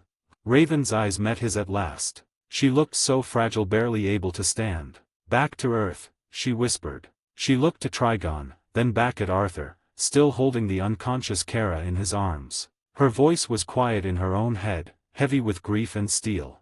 "I'm sorry, Arthur. I'm sorry, everyone. But you don't know what my father is truly capable of. If he reaches Earth in full power, no army, no god, no Lord of Shadows can stop him. I'll try to seal him myself, back on Earth. I'll find a way, somehow I know I can." But she raised her hand toward Arthur, palm glowing with a flicker of violet light. Her fingers shook. Arthur's eyes flared a brilliant electric blue.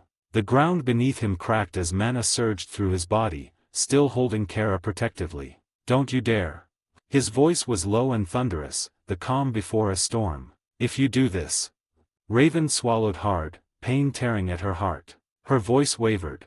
"I have no choice," she whispered. "You must understand."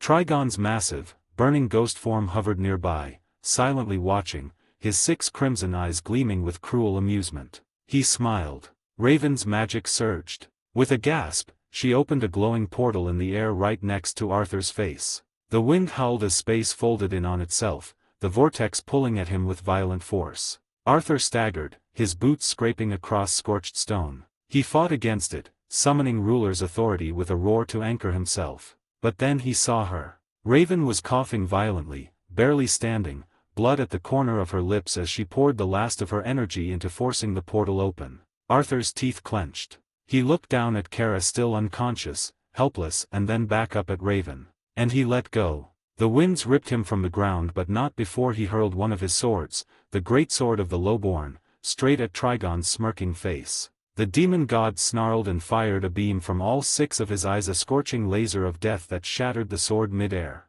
Shards of metal exploded in all directions. But that was the point. In that moment of distraction, a flicker passed beneath Trigon's eyes. A shadow, that did not belong to him. One of his soldiers. A shadow demon clinging, silent and unseen, latched itself to Raven's own. Arthur's lips twitched in the briefest smirk as he vanished into the portal with Kara in his arms, consumed in swirling light. And now, only Raven remained. Her hands, once glowing with resolve, trembled slightly as they fell to her sides. Her long cloak fluttered in the infernal wind. Trigon loomed above her, his 6 blazing crimson eyes narrowing with triumph as they fixed on her. His dark form pulsed with otherworldly power, the flames around him flickering in rhythm with his voice. "And now, dear daughter," he rumbled, his tone as ancient as it was cruel, "your turn to go and fulfill our destiny." Raven's lips parted, her eyes narrowing slightly. "Our?" she asked bitterly, the words soaked in disdain. Trigon laughed, a deep, echoing roar that rattled the very bones of the plain. "Oh, little bird," he said with mock fondness. "I may wear many faces, but never forget, every path you've taken, every choice you've made, it's always led back to me. But first..."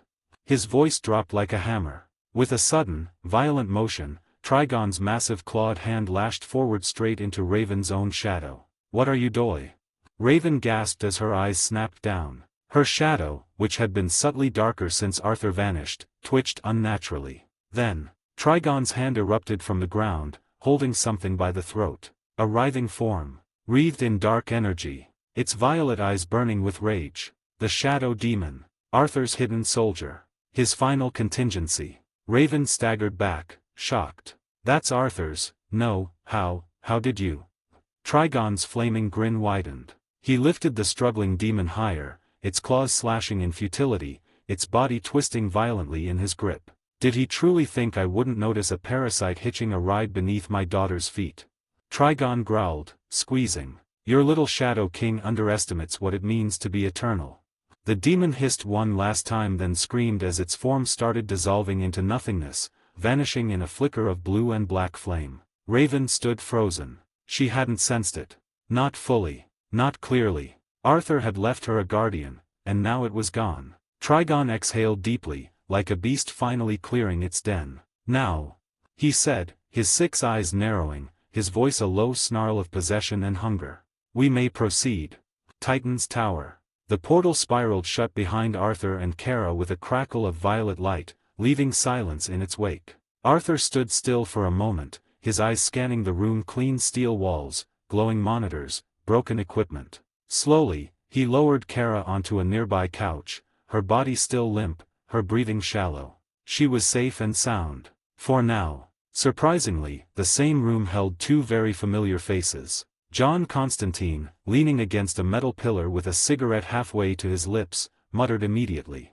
"Brilliant. She did it again, the half-wit, dot." Zatanna, pacing near a window, arms folded, glanced back with exasperation. "I think I'm starting to agree with John here. What is she thinking?" Arthur didn't look at them yet. His hand lingered near Kara's shoulder, checking her vitals, then rising. Their voices were background noise until... "Enough," he said flatly, cutting through the tension. He finally turned to face them, his voice low and resolved. "We'll find another way. We know she's coming to Earth. And even if that bastard follows and appears in his true form." His eyes began to glow deep, electric blue. The room dimmed, as if it flinched at the weight of his presence. "It won't be a problem," Arthur said, each word steady as stone. "Anything can be killed." Then, he stopped. Mid-breath. The glow in his eyes flickered. John caught the shift instantly. His brows furrowed. "Oi, what's wrong with you now?" Arthur didn't answer at first. His gaze drifted slightly upward, as if searching for something beyond this realm. His voice dropped, quiet, unsure. "My shadow demon." He blinked, once. His connection was gone. Snuffed out. And that was impossible. His shadows didn't die, cannot die while he lives, unless something far unpredictable had happened. Arthur's jaw tightened. His fists clenched at his sides. Zatanna looked between them, suddenly alert. "Wait, what do you mean your shadow demon?" Arthur's voice came out low and controlled. "Trigon destroyed it." 121 Harbingers of the Demon. Arthur's jaw clenched, and he looked away, his thoughts racing. This is the first time someone managed to do that. I might have really underestimated Trigon's abilities. The quiet in the room was broken by Constantine's usual lack of tact. And, is that a big deal? John said, waving his hand. The bloody demon could show up here any minute. Let's focus on the bigger picture. Arthur's eyes cut to him, the glow still faintly sparking in his irises. I'm not gonna waste time explaining how my powers work to you, Constantine, he said, voice sharp as flint. But yes, it's a serious problem. Zatanna glanced between the two, tension mounting in her posture. So what now?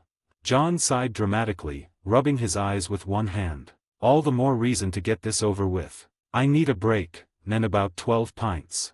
Suddenly, the doors slid open with a clean mechanical hiss. A figure entered calmly, the light catching the gleam of black and red armor. Robin. He crossed the threshold glancing at Kara unconscious in Doom's massive arms, then at the state of the room. Well, he said, folding his arms, his tone even but mildly amused, looks like I wasn't the only one who had a rough day. John, who was busy yapping, instinctively reached for a charm at his belt, startled. Bloody hell, don't sneak up like that, you pint-sized ninja. Robin arched a brow behind the mask. You're in my tower, Constantine. Zatanna smirked faintly despite the mood. Arthur finally spoke. Yeah, we ran into some trouble. Robin nodded once, the usual seriousness returning to his tone. Same here. I'll spare you the briefing. He turned on his heel, motioning with a finger. It'll be easier to show you. Come on. Arthur, John, and Zatanna exchanged wary glances. Whatever Robin had to show them, it wasn't small. Doom emerged behind them, the ground trembling slightly beneath his weight. He carried Kara gently in his arms, cradling her like something precious despite his monstrous appearance. Robin gave the creature a quick glance, unfazed. Right. Let's move. The group walked through the halls of Titan's tower, the silence between them unsettling. The lights flickered faintly overhead, even the hum of the tower's systems felt quieter than usual. Arthur's gaze narrowed. Something felt wrong. What's going on? He asked, voice low but firm. The tower feels empty. Where are the others? Robin didn't stop walking. Nothing gets past you, huh?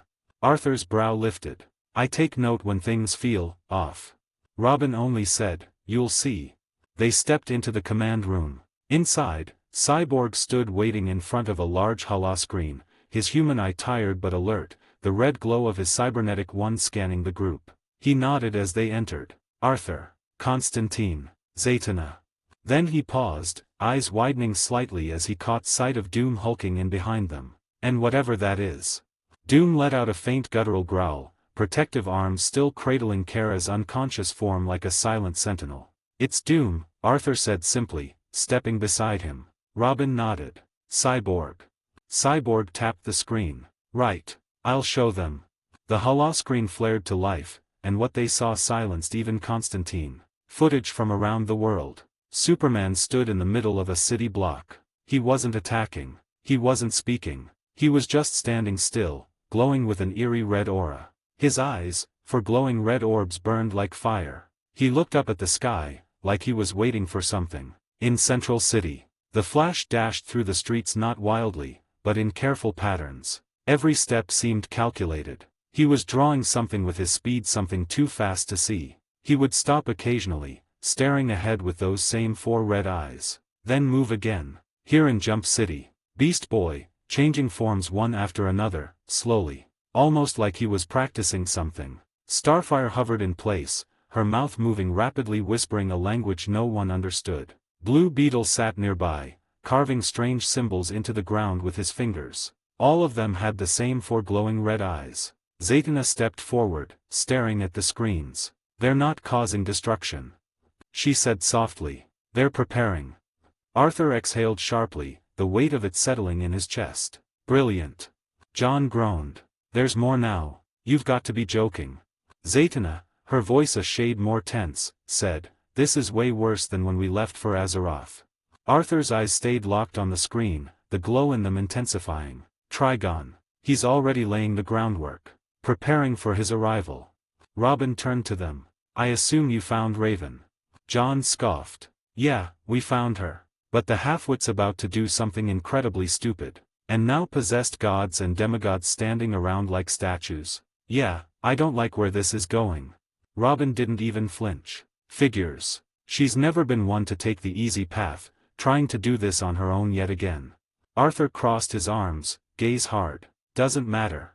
I'll summon my full legion. Every last one of my soldiers will descend on the corrupted League and Titans. John, Zatanna, you'll exorcise or purge whatever demonic rot's infecting them.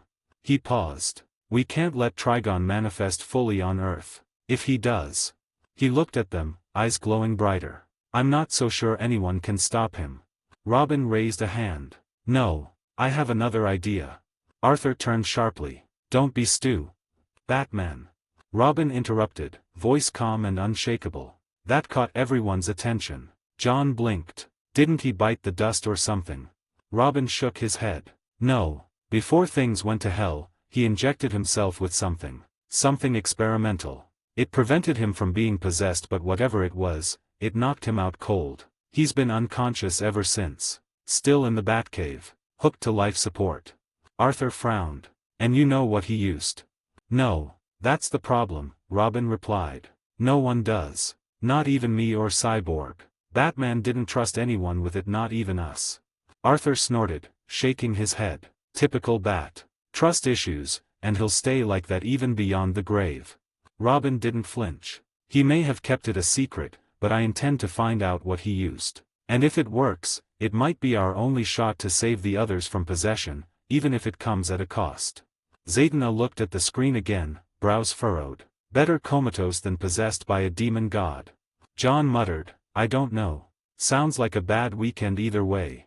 Arthur stood silently for a moment, arms crossed, shadows dancing behind his eyes. The screen still showed chaos demons, fire, corrupted heroes. Then he said it, cool and measured, but with confidence. You underestimate me. The only ones that might prove troublesome are Flash, Superman, and Trigon himself. Robin didn't blink. About that. He glanced toward Cyborg. Speaking of Superman, your kryptonite sword won't do jack anymore. Arthur's glowing eyes narrowed. How did you? But then it hit him. Cadmus. He'd used the sword against his clone. They have seen everything already. Arthur exhaled through his nose, running a hand through his hair in irritation. And why is that? Cyborg didn't answer with words. Instead, he brought up a new feed, grainy, glitchy footage from the watchtower. On screen, a red blur surged forward. Superman, possessed, 4 eyes glowing like furnaces of hate. He tore through containment units like paper. Laser beams sliced steel, his fists cracked reinforced armor. Several other restrained League members were freed in the chaos, while the others tried to stop them but utterly failed, all with that same eerie stillness and darkness pulsing behind their movements. Cyborg grimly narrated. The watchtower is heavily damaged. Systems offline. Thanks to none other than Superman, and you need to see this.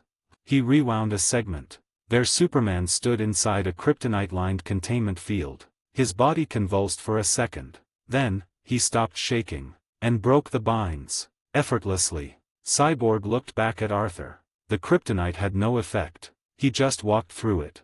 Arthur's jaw clenched as he dragged a hand down his face. Perfect, he muttered. Then louder, really perfect, the League's incompetence is unmatched. He turned to Robin, the blue glow in his irises pulsing harder. Fine then. We'll try it your way. I'll accompany you to the Batcave, but if anything goes sideways. His voice darkened. I do it my way. No more delays. Robin gave him a level stare. Fair enough. But then again, if it gets to that point, then it means we won't have a choice.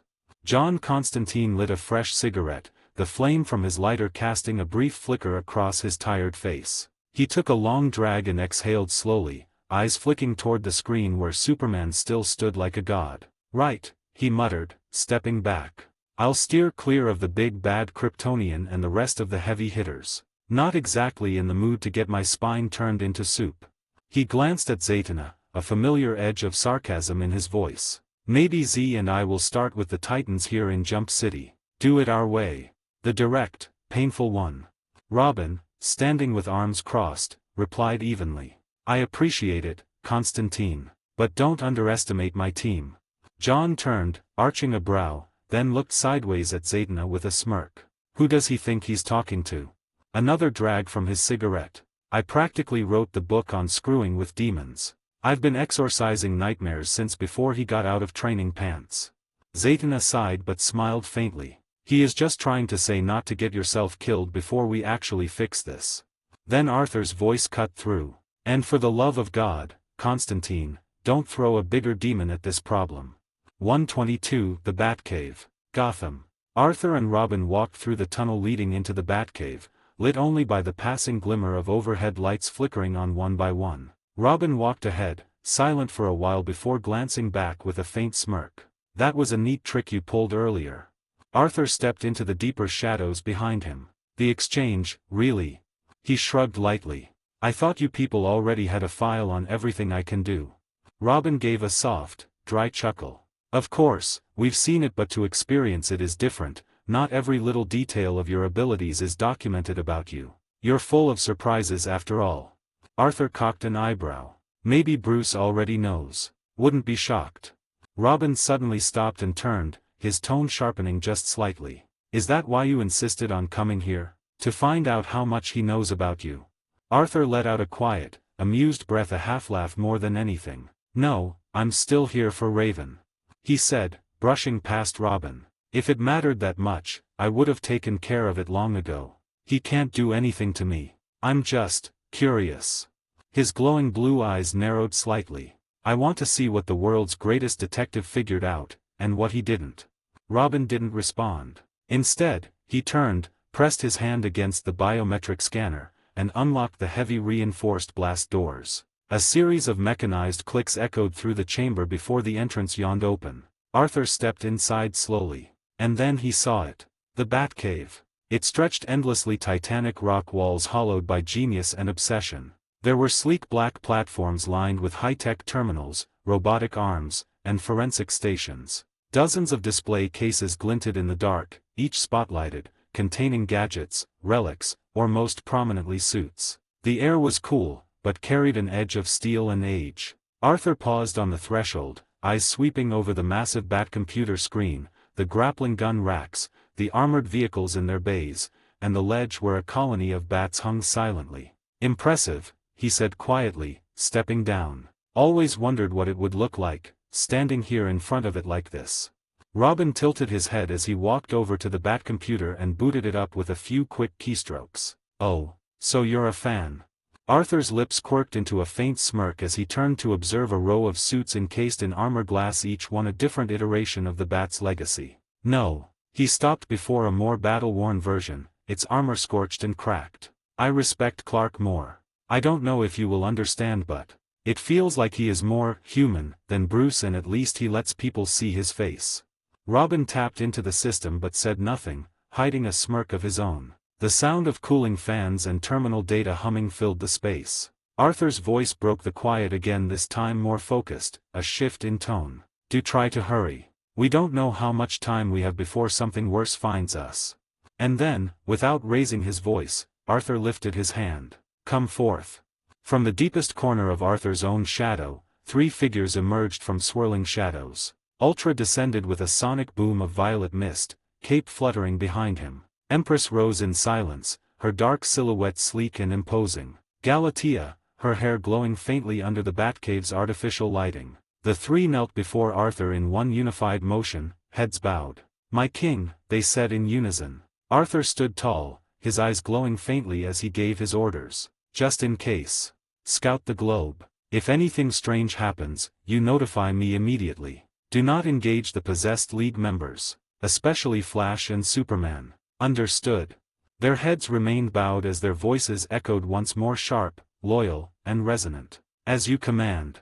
With a low hum of shadow magic, the 3 vanished again into the gloom, leaving behind only a ripple in the stale air. Robin, watching from the terminal, muttered without turning. That was something. Arthur turned his head slightly. I'm just making sure we still have time. A smooth, familiar voice echoed through the chamber, measured and composed, with that unmistakable edge of British sarcasm. It seems we have guests in the cave today. Arthur and Robin turned toward the source of the voice. At the top of the platform, descending a set of steps with impeccable posture and a tray in hand because of course he had a tray stood Alfred Pennyworth. How the... I didn't even sense him. But, Arthur thought to himself. Robin let out a breath, somewhere between relief and exasperation. Alfred. Alfred's eyes settled on the stranger in the cave, the glow of the bat computer reflecting faintly on his glasses. Arthur Blackwined, I presume. Arthur just smiled knowingly, muttering to himself. Of course you know me. He approached slowly, hands relaxed behind his back. Pleasure to meet the butler himself. He added with a smirk. Well, Bruce's butler, that is. Alfred stopped at the foot of the platform, looking at Arthur with a gaze sharper than most trained soldiers. You know a great deal, Mr. Blackwined. Arthur gave a slight bow of his head and walked over to the bat computer where Robin sat. That I do. He didn't need to explain. They all understood what sort of man stood before them. Alfred, of course, never missed a beat. Then you must also know the mess you're all in. Master Bruce will not appreciate this. Robin didn't even glance up as his fingers tapped rapidly across the keyboard. Sorry, Alfred. It had to be done. Bruce is still out cold, and I need to act quickly.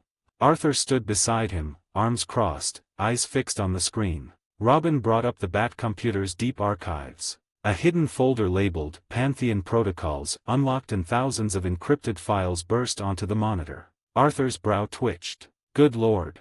He muttered under his breath, scanning the endless cascade. Does he ever sleep? He does, occasionally, Alfred remarked dryly from behind. Usually when I drug his tea. Robin didn't laugh. His focus narrowed to one specific entry that caught Arthur's attention. File 7422 Shadow. Arthur's voice turned low. There. That one. Open it. Robin gave him a sideways look. I know what you're thinking, but even if we tried, we'd need a passcode. And we have more pressing mat. Do it, Arthur cut in. Robin sighed. All right. But I'm telling you, it'll lock us out if we're wrong 3 times. Bruce doesn't play around. He typed in, Arthur Blackwined. The system gave a soft buzz. Access denied. Arthur leaned forward. Try, Lord of Shadows. Robin shot him a raised eyebrow. Really? Arthur merely raised a hand. Just do it.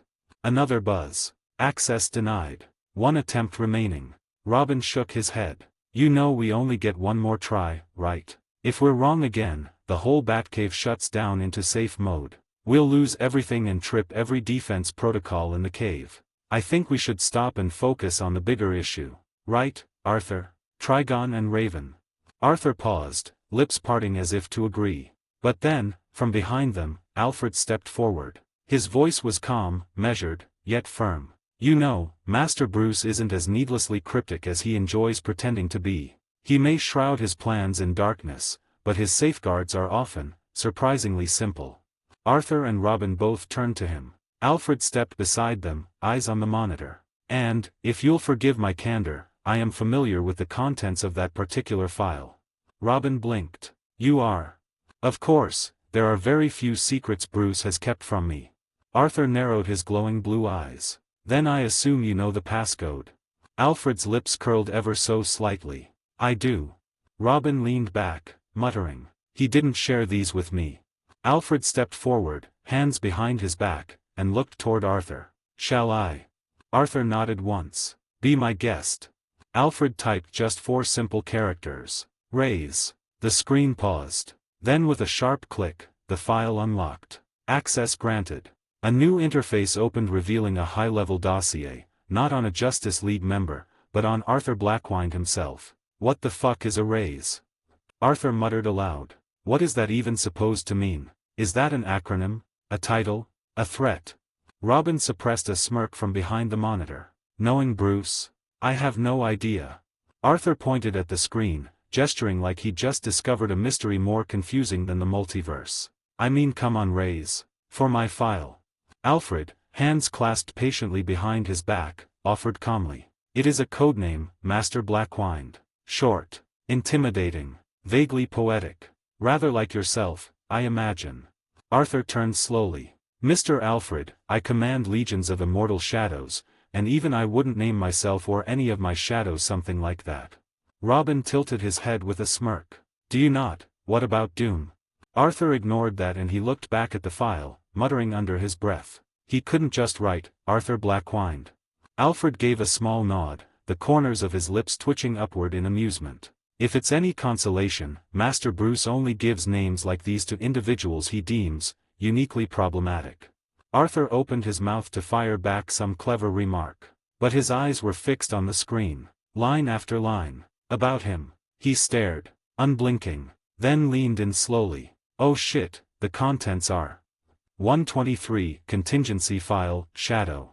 The glowing screen of the Bat computer reflected off both Robin and Arthur's faces as the file opened line after line, detail after detail cascading down in stark black and white. Bat computer archive log, file 7422 shadow. Subject alias, Arthur Black whined. Classification, metahuman/potential extradimensional entity. Threat level, Alpha plus, estimation. Arthur's eyes narrowed, his jaw tightening as he scanned the contents. Robin leaned closer, reading in focused silence, his brow furrowing deeper with every new line. Summary. The subject exhibits abilities that defy conventional understanding of metahuman physiology and magic. Capable of manifesting and commanding an army of humanoid constructs referred to in field reports as shadows.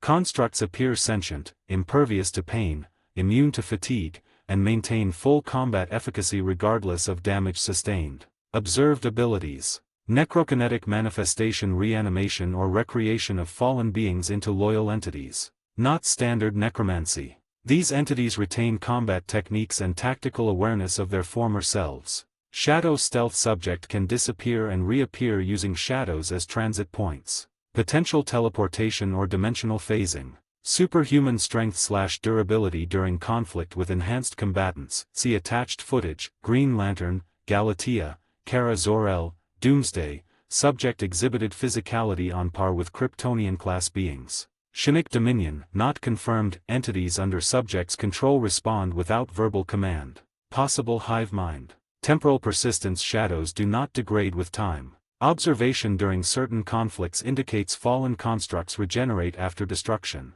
Unknown source of power. The nature is magical, yet there is no confirmed link to magic or divine relics, technology, or cosmic forces, yet it possesses traits aligned with all four. Robin let out a low whistle. That's I don't know anymore. He muttered. Arthur didn't reply. His eyes had sharpened, scanning the next section. Hypotheses. Apostate angelic entity. The aura and discipline of the summoned entities resemble religious hierarchies, ranks, formations, martial precision. Could be a fallen or rogue celestial being enforcing divine justice, or vengeance. Subject already demonstrated extreme judgment-based morality. High-level demon lord/outer dimensional being. Alternative theory proposes subject is some sort of a sovereign from a plane adjacent to our own. Motivations unknown. Possibly building an army in secret. Resurrected sorcerer king. A stretch, but ancient records from Atlantis and Themysciran scrolls speak of individuals who achieved semi-immortality by binding souls of the dead. Subject fits some descriptors. Cosmic balance mechanism. There is a 3% chance the subject is not a who, but a what. A self-regulating force of nature, triggered to counterbalance anomalies in the universal scale of death and resurrection. Arthur muttered under his breath. What the hell have I become? Robin remained quiet, reading on. Known weaknesses. None confirmed. Subject has shown resistance to different form of weapons, high-tier magic, and Shinik attacks. A more powerful opponent is currently the best chance at defeat. Shadows might show temporary disruption under high ultraviolet or solar-enhanced exposure, yet to be confirmed. Emotional triggers noted, particularly involving familial bonds or betrayal. Emotional compromise is a possible weakness. Recommended protocol. Avoid direct confrontation. Observe. Track. Do not engage unless absolutely necessary. If unavoidable, deploy high-tier contingency squad, Superman, Flash, Martian Manhunter. Consider containment using dimensional locking spells or phantom zone displacement. Codename assignment, temporary, Erebus protocol. Personal note. This being doesn't kill for sport. It kills with purpose. And every action so far is driven by an unwavering sense of justice. I've seen gods. I've seen devils. This might be both. Will update after further observation. Arthur leaned back slightly, rubbing the bridge of his nose, eyes scanning the contents again. In his mind, a quiet thought surfaced, sharp and begrudgingly impressed. Batman. The fact most of these are closer to the truth. His gaze shifted to Alfred, still standing tall and composed behind them. Arthur turned toward him and asked, voice measured, "Are you really fine with showing me all this?" Alfred met his eyes without hesitation. "Master Bruce did mention something about you," he said calmly. "After the Joker incident. Or rather, after the Joker ended his own life and saw you save that child." Arthur's interest visibly sharpened. "He said you reminded him of Master Jason. Someone he could no longer control, but someone who still carries good inside." A flicker of something unreadable crossed Arthur's expression. He looked away, lips twitching into something between a smirk and a sigh. Alfred added matter-of-factly, "And as for showing you that file, it won't matter. Master Bruce will rewrite it after your next move. He always does." Arthur chuckled under his breath and shook his head slightly. A bit too much paranoia for one man. From the Batcomputer, Robin glanced back, his voice edged with curiosity. "So, how much of this is true?" Arthur raised an eyebrow, giving him a side glance. "I'm not answering that." Robin didn't answer immediately, still scanning the file. Then, without looking up, he said flatly, "He gave you a whole contingency plan." Arthur crossed his arms and stared at the screen. Something in his expression flickered part amusement. "I don't know whether to be flattered or feel something else. But enough about me," he said, turning away from the screen. "Let's focus on why we're here." He stepped toward Alfred, who stood like a sentinel near the console. "Since you already know so much, you should know what Bruce used to render himself useless. We need that. If we're going to avoid killing anyone by accident, I'd rather put them down safely. If not..." Arthur's eyes narrowed. "Then I'll do it my way." Alfred gave a quiet nod, hands folded behind his back. "Ah, that," he said mildly. "Naturally." To Robin's surprise, Alfred moved past him with the poise of a man who'd been running this cave long before any of them were born. He sat at the Batcomputer like he owned it because, in many ways, he kind of did. Robin raised an eyebrow, half smirking as Alfred's fingers danced across the keyboard. "Okay. I didn't expect that." Suddenly, a section of the floor near them slid open with a mechanical hiss. A rising platform revealed several injection guns, sleek, reinforced with carbon alloy casings, each fitted with glowing vials of dull blue serum. "That's the one," Alfred said calmly. "But be careful. The compound works differently depending on who it's used on. Master Bruce might stay unconscious for a month. And that's with me tending to him daily." Arthur approached the platform, eyes examining the equipment with an approving nod. "Good. Now we can move, and fast, before that demon shows up." Robin, however, stayed rooted, his expression clouded with something between annoyance and disbelief. He looked at the vials, then back at Alfred. "Did he even tell you to send these to us, or at least mentioned it?" he asked. Alfred didn't hesitate. "No," he replied evenly. He didn't have time to explain anything. Robin clenched his jaw, frustration flickering in his eyes. Arthur spoke without turning back. "He's that afraid of being possessed, afraid he might hurt the League. Or worse, have his plans fall into the wrong hands." Alfred said nothing this time, just a slow, solemn nod. Arthur paused, then muttered, "The blame's still on him in the end. But it matters not." He turned fully to Robin, eyes sharp. "Let's move. One of my shadows already located a League member." Robin grabbed the equipment, checking the weight and muttering under his breath. "Who?" Arthur cracked his neck, his tone dark with anticipation. "The Flash." Robin blinked. "Damn." Without missing a beat, Arthur extended a hand toward the injection gear. "Give me one of those. I'll take care of him myself. You take the Batwing or whatever, scan for demonic anomalies other than the Justice League members. If you find anything, it'll likely be Raven, or if it's too late, Trigon himself." His voice dropped a note. "Contact me. I'll be there before she does anything stupid." Robin handed him the injection gun but didn't hide the skepticism in his tone. "You're really that confident?" Confronting a possessed Flash, and stopping him without actually hurting him. Arthur checked the vial's integrity with a flick of his thumb, then slid the injector into his system inventory. He met Robin's stare, unwavering. "Yes." No arrogance. Just cold certainty. Arthur turned on his heel, adjusting the injection gun inside his coat. "All right. I'm going now." He glanced over his shoulder with a faint smirk. "Be seeing ya." Then, with a low voice of command, "Exchange." The shadows around his feet pulsed, then exploded upward like liquid ink. In an instant, Arthur was consumed by the black mist. It twisted into a vortex, collapsed inward, and he was gone. The room fell quiet, almost. Robin looked down. A dark, shapeless figure clung to his shadow like a second skin, its form slinking unnaturally behind his own. For a second, he could have sworn it looked at him. No movement. No words. Just there. Watching. Robin arched a brow and muttered under his breath, "Creepy magic." Behind him, Alfred observed with mild curiosity and no trace of alarm. "Interesting ability," the butler said with a hint of dry amusement. "Very much so." 124 Ritual of Ruin. Central City. Arthur emerged from the ground like smoke given form, his boots touching down with a soft crunch of broken gravel. The wind blew faintly, then a sonic boom cut through the sky. A streak of black crashed down beside him, stopping just before touching down. Galatea. Her landing shook the pavement slightly, but her expression was calm and focused. Her hair fluttered in the breeze, glowing faintly with residual energy. "My king," she said, her voice precise. "This is Central City. That bothersome speedster, he's here. I've already seen the trail he left." Arthur's blue eyes scanned the skyline. "Very well," Arthur said, voice low with resolve. "We'll engage him together. But first, come forth." A pool of shadow at his feet rippled, then burst upward with a crack of static and darkness. From within, a figure rose, sleek and dangerous, clad in black with crimson lightning crawling across his form like veins of wrath. Quick emerged. He stepped out of the shadows, his burning eyes flicking upward toward Arthur. Despite the speed in his soul, he bowed his head with reverence. "What's your command, my king?" Arthur didn't hesitate. "Go and engage with the Flash. Test him. Push him. I want to see the full reach of his powers currently against a fellow speedster." Quick's mouth curled into a wicked grin. Without another word, he clenched his fists, and the lightning around him surged into a violent crescendo of red and black. "It shall be done."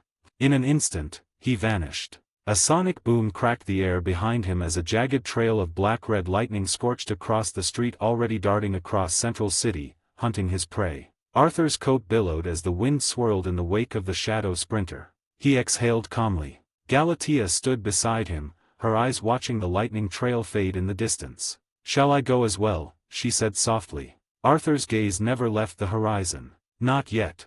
Then he stepped forward. "But we need to be quick with this." Raven emerged from a swirling portal of dark violet energy, her boots landing on a scorched earth. The portal snapped shut behind her with a whisper, leaving only silence and the oppressive weight of the air. She stood before an altar as old as sin itself. The stone structure jutted from the ground like a wound torn into the world. Blackened, jagged, humming with a sickly red glow that pulsed like a heartbeat. Ancient symbols, worn by time and wrath, spiraled along its sides, one that promises power and ruin. The very earth beneath it seemed to breathe. Raven's breath hitched. They were here. Figures stood silently around the altar, arranged in a perfect circle, like statues carved from dread. They knelt not in reverence, but in submission. Possessed. Still. Watching. Superman stood at the center, his head bowed. His cape fluttered in the wind like a torn banner. For glowing red eyes stared at the ground beneath him, too many, like something wearing a man's skin. The symbol on his chest was cracked and burned, the colors dulled by darkness. But he was not alone. Others knelt nearby. Raven's fingers curled into fists. Her heart thundered in her chest. "I'll save you," she whispered. "I swear. I'll save you all." But then came the voice. Not in the air but in her mind. A deep, booming growl that coiled through her soul like fire through dry wood. "Now, child." It was him. "Break the seal of Azeroth. Let me through. Let me be whole again." Her jaw clenched. "You promised," she replied silently. "You swore no harm would come to them. And yet here they are, mine. Yours still live because I allow it. Do not test my patience." The others didn't move. Their presence alone was suffocating, like the weight of death staring her down. But she kept walking. The altar pulsed brighter as she neared. Symbols reawakened under her presence, lighting up with recognition. Her blood. Her birthright. "Break the seal," Trigon ordered, voice louder now, filled with hunger. "Let me rise here on Earth." "I'll do it," she thought, swallowing hard. "I'll break the seal, then I'll trap you." Forever, father. If I'm wrong and if this fails. She looked at Superman again. At the others. Then I'll have doomed the world. Raven stepped forward. The possessed league parted without a sound, clearing the path as if compelled by some divine order. Their heads lifted slightly, glowing red eyes following her every step. She climbed the altar steps, wind howling around her, cloak flaring like wings. Her eyes began to glow, first violet, then red. Then both. Four eyes now blazed on her face, a mirror of the ones that stared from the kneeling titans. Her hands rose, glowing with arcane power, ancient words forming on her tongue. The ground shook. The altar split slightly, a crack forming down the middle like a wound ready to bleed. Lightning tore through the sky above, not natural but demonic. Infernal. She began to chant. Low at first, whispers that made the shadows curl and recoil. Then louder. The words echoed in the language of the lost Azarotha's sacred tongue, twisted by rage and betrayal. The altar answered her. The sky screamed. Behind her, the possessed stood tall, waiting. Trigon's laughter echoed in her skull, booming like war drums. Yes. Yes. Break the seal, Raven. But Raven didn't flinch. Her voice never wavered. Her magic surged like a storm in her veins, violet and red twisting together around her like a cyclone of raw power. The symbols on the altar flared blindingly bright. Then, she stopped chanting. Her breath slowed. Her lips curved into a whisper too low for any other to hear. You're not the only one with a plan laced in betrayal, father. And with one final word, the altar cracked wide open.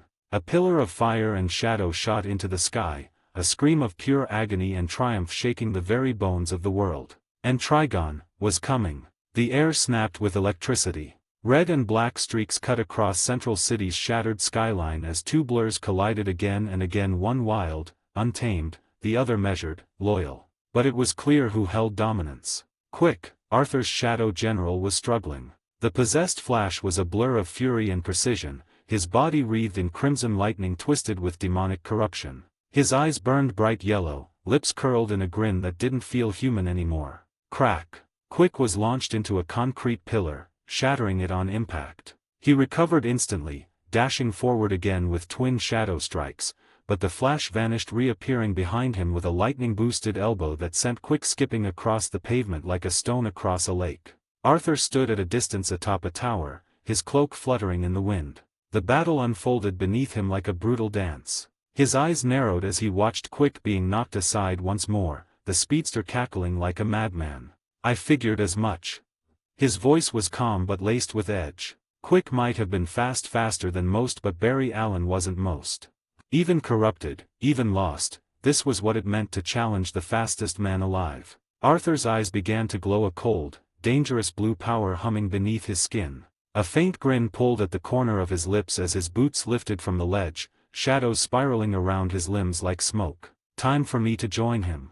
With a single pulse of power, he launched himself into the air.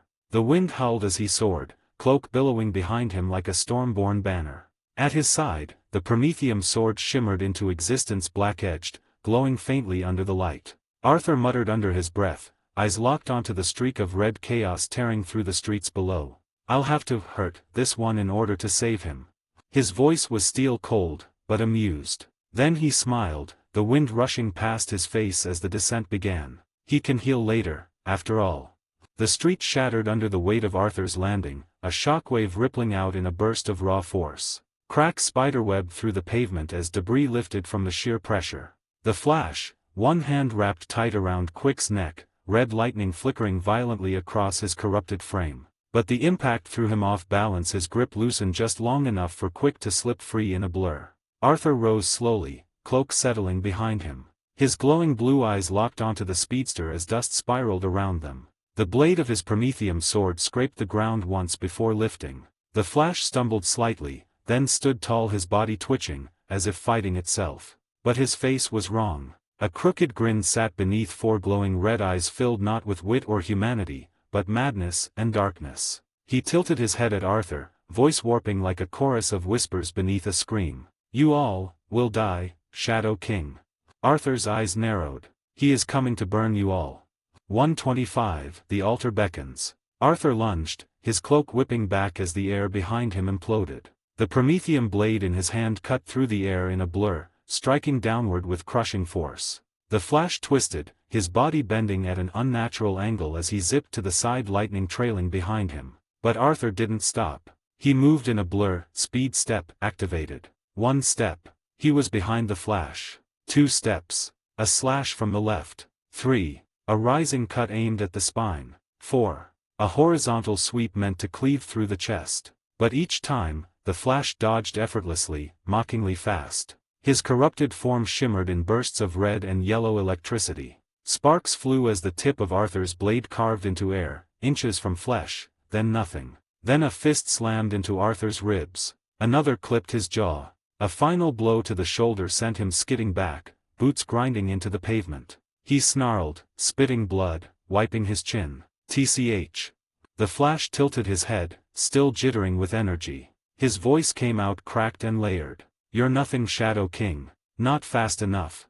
Arthur's eyes glowed brighter, flaring cold blue. "I wish I still had that device Lex made," he thought, as he flexed his fingers. "Though I doubt it would work on this flash. Not like this." A low hum came from beneath him, shadows stirring. Arthur stepped forward and the shadows exploded upward. 10 shadow demon knights surged from the darkness like hunters from the abyss. Their armored forms gleamed with magic, each brandishing a weapon forged of darkness, their eyes glowing faintly violet. With a sweeping motion of his arm, Arthur called out, "Attack!" They descended like a pack of wolves, swarming the flash in coordinated precision. The speedster danced between them, flickering in and out of reach, leaving torn metal and shattered pavement in his wake, but even he couldn't ignore numbers forever. That's when Galatea dropped from the sky. Her landing was a comet cracking the ground as she drove a punch toward the flash, who dodged by an inch only to be met by a swing from a shadow knight. He ducked again, then quick burst in, red-black lightning clashing with the flash's corrupted energy. For a moment, it was chaos. Flashes of steel, fists, lightning, explosions. Arthur stood at the center of it all, calm, composed, watching every move, waiting for an opening to finish it fast. He narrowed his eyes as he studied the speedster's flow. Too wide on that turn. Too slow in the pivot. Holding back just slightly, like someone who didn't fully understand the speed they'd inherited. This might be the flash. Arthur thought, shifting his grip on the sword. But he's sloppy. Clearly not tapping into the speed force or anything. This vermin of Trigon isn't using his powers wisely. Then he stepped forward, blending into his shadow, and vanished. He emerged behind the flash mid-strike, sword raised in silence. "I never said I'm doing this alone." He brought his blade down just as Galatea and Quick struck in unison from opposite angles, shadow knights lunging to pin the flash's escape routes. The possessed speedster's eyes widened just for a moment. Arthur smiled. Their eyes met. And for a single instant, everything froze. The corrupted flash, still crackling with demonic lightning, hesitated. Just for a heartbeat. Arthur's expression shifted. The cold edge of calculation was gone, replaced by something primal. His glowing blue eyes widened, not with surprise but with intent. Bloodlust activated. The air trembled. The flash staggered, the very air suddenly felt like it was too heavy to bear. His feet refused to move. His lungs caught fire. Every nerve in his stolen body screamed one thing: danger. He was fast, the fastest, but in that moment, he couldn't move at all. "It's over now." Arthur vanished, then reappeared again in the blink of an eye, unleashing sword rush. A flurry of cuts tore through the air, blades moving faster than mortal eyes could follow, dancing in a rhythm known only to the wielder. The possessed flash twisted, arms raised to block, lightning lashing out, but it wasn't enough. A final stab drove the Promethean blade clean through his leg, piercing flesh and armor, slamming into the ground below. "Akh!" The flash let out a howling shriek, inhuman, layered with a second demonic voice screaming in tandem. His body convulsed, the red lightning sputtering, for glowing red eyes flashing open. He reached to rip the blade free, but before he could, boom! Galatea hit him like a meteor, grabbing him by the throat, pinning him to the broken pavement. Her boots cracked the earth beneath as she drove him down, eyes blazing with red-hot fury. "Stay down," she growled, her voice low, teeth clenched. Her heat vision flared to life, 2 glowing beams humming with deadly force. The red light lit up the flash's trembling face. He snarled, thrashing, possessed voice spitting venom. Arthur raised a hand, stepping forward calmly. "Whoa there." Galatea blinked, still burning, but paused, waiting. "We're not here to kill him," Arthur said, his tone calm but firm. "At least, not yet." He knelt beside the pinned speedster. The injector gun materialized in his hand in a swirl of shadows, hissing faintly. Arthur looked down at the writhing, broken form of the possessed Flash, the sword still stuck in his leg, blood sizzling on the ground. "He's already in a bad shape," he muttered. "No need to make him worse." With a casual motion, Arthur pressed the injector against the side of the Flash's neck and fired. A soft hiss, a flash of pale light, then silence. "He'll heal." He paused, then added with a slight shrug, "Perhaps." For a breathless second, nothing happened. Then a ghost-like black smoke slithered out of the Flash's mouth, twisting upward like a serpent in retreat, hissing as it evaporated into the air. The 4 red eyes snapped shut, vanishing. The red lightning died. The body beneath Galatia's grip went limp. Flash collapsed. Arthur rose, hands still outstretched, and with a flick of his fingers ruler's authority activated. The sword ripped free from the Flash's leg on its own, snapping into Arthur's waiting grip, dripping red blood. No sign of pain on his face, just cold focus. He turned away from the unconscious speedster as Galatea stepped back, releasing her grip. "One down," Arthur said quietly. "Too many left to go." He turned, stepping away from the fallen speedster, shadows already rising around his feet, coiling upward like living mist. "Xcha," he began to say, voice low. "Wait." The voice wasn't demonic. It wasn't snarling, twisted, or laced with hatred. It was human, broken, barely audible. Arthur stopped. He turned back, eyes narrowing. The Flash, no longer possessed, was barely conscious, one hand trembling against the shattered street beneath him, blood still pooling around his leg. His chest heaved in slow, ragged breaths, and his face, pale and strained, tilted upward with effort. "You're that Arthur, right?"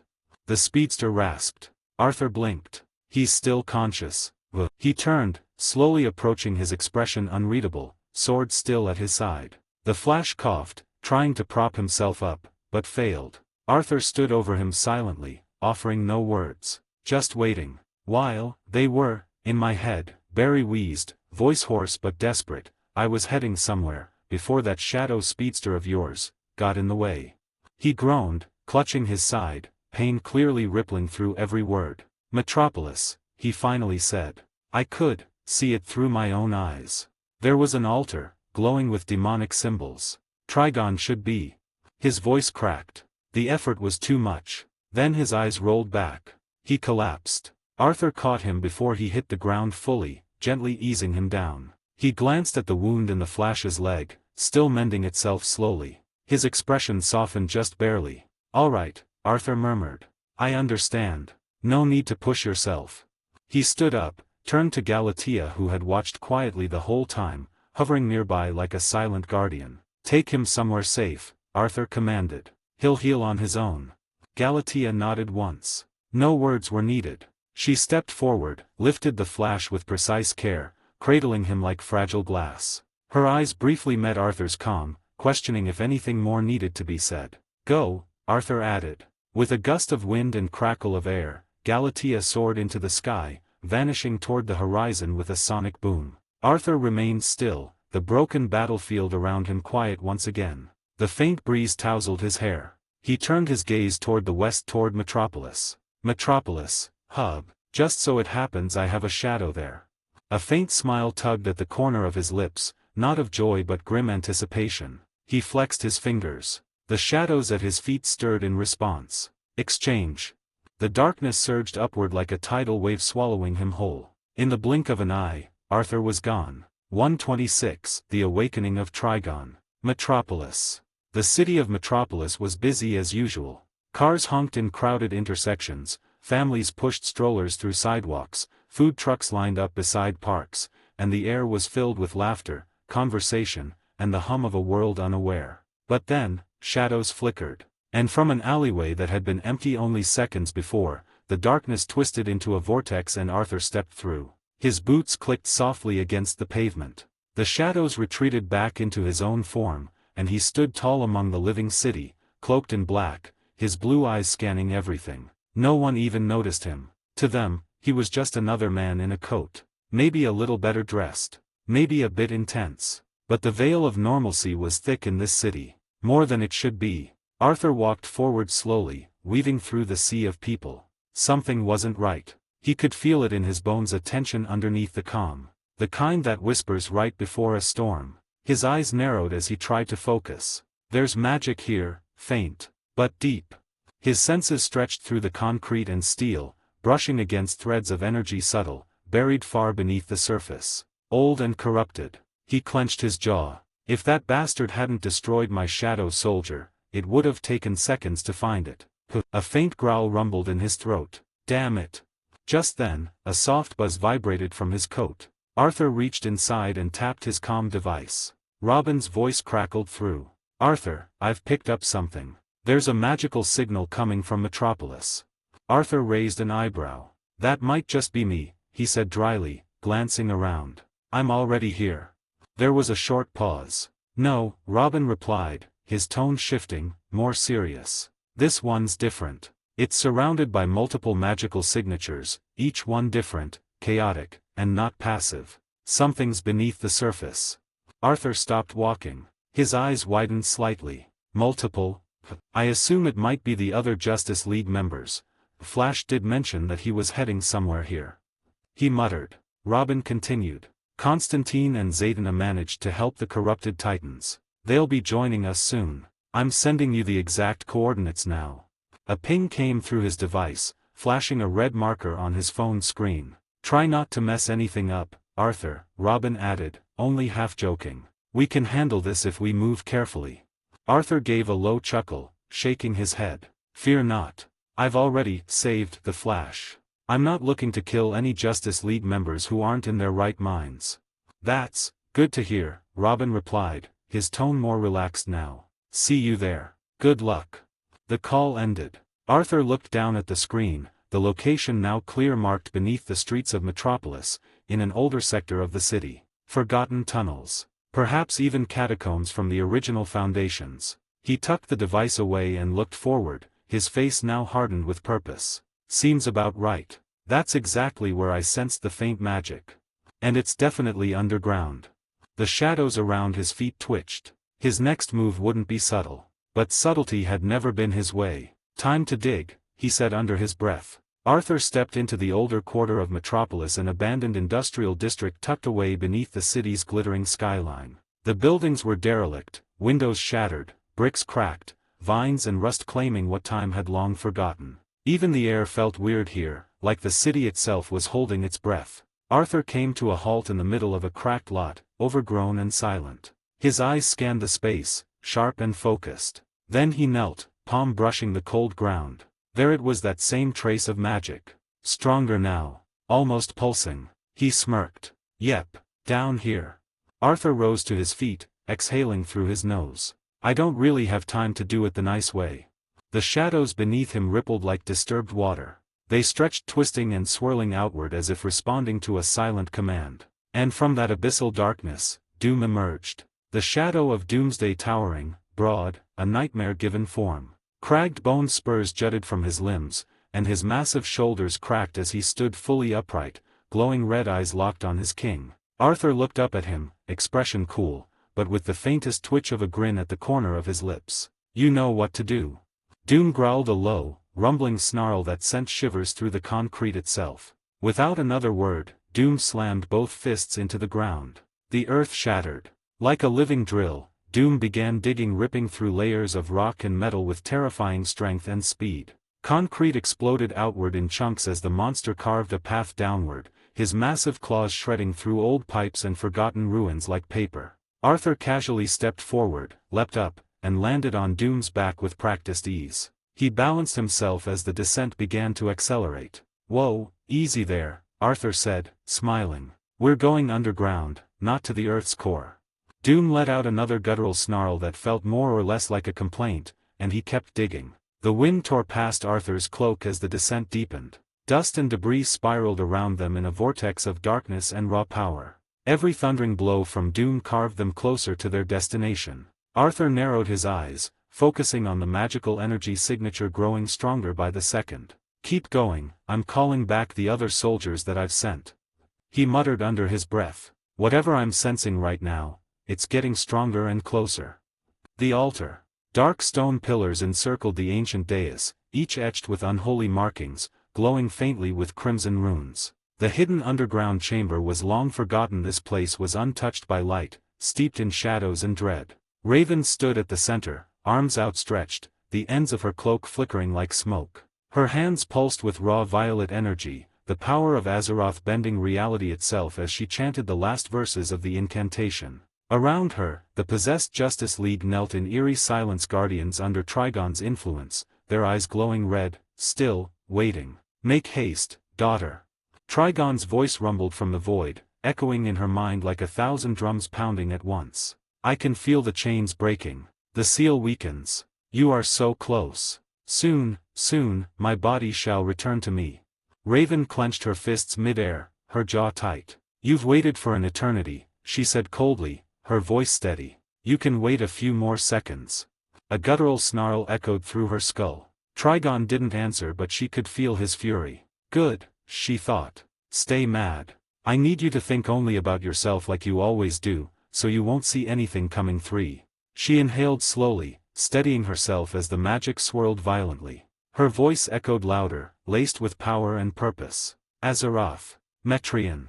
Her violet aura erupted into a raging tempest. Meanwhile, in the realm of Azeroth, Trigon's true form stood chained, massive and monstrous. Each limb bound by glowing, arcane chains of violet light. His 6 eyes burned with bloodlust, his skin steaming as he pulled against the bindings. Suddenly one chain snapped. Then another. Crackling magical energy burst outward as his monstrous muscles flexed, ripping through the dimensional bindings. "I am, finally." His voice roared like a hurricane across realms. "Free."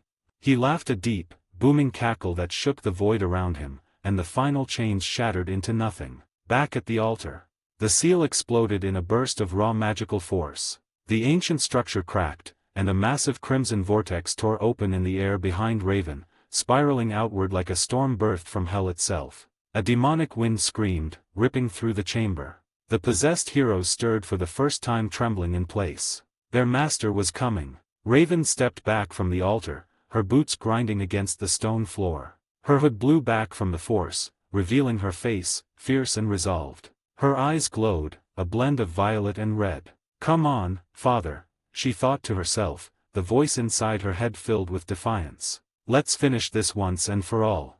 The crimson portal twisted violently, and from its depth, a towering red silhouette began to emerge. Horns, clawed hands, burning 6 eyes. Heat poured out of it, filled with hatred and rage. The shadow of Trigon the Terrible began to rise, one hand already reaching forward through the veil. 127. Trigon ascends. The crimson portal tore itself wide open, shrieking like a wound in the very fabric of reality. And then, he stepped through. Trigon the Terrible, monstrous, immense, beyond imagination. He emerged in full, standing taller than everything around him, his skin a blazing inferno of red, glowing with ancient runes that pulsed like a heartbeat of pure evil.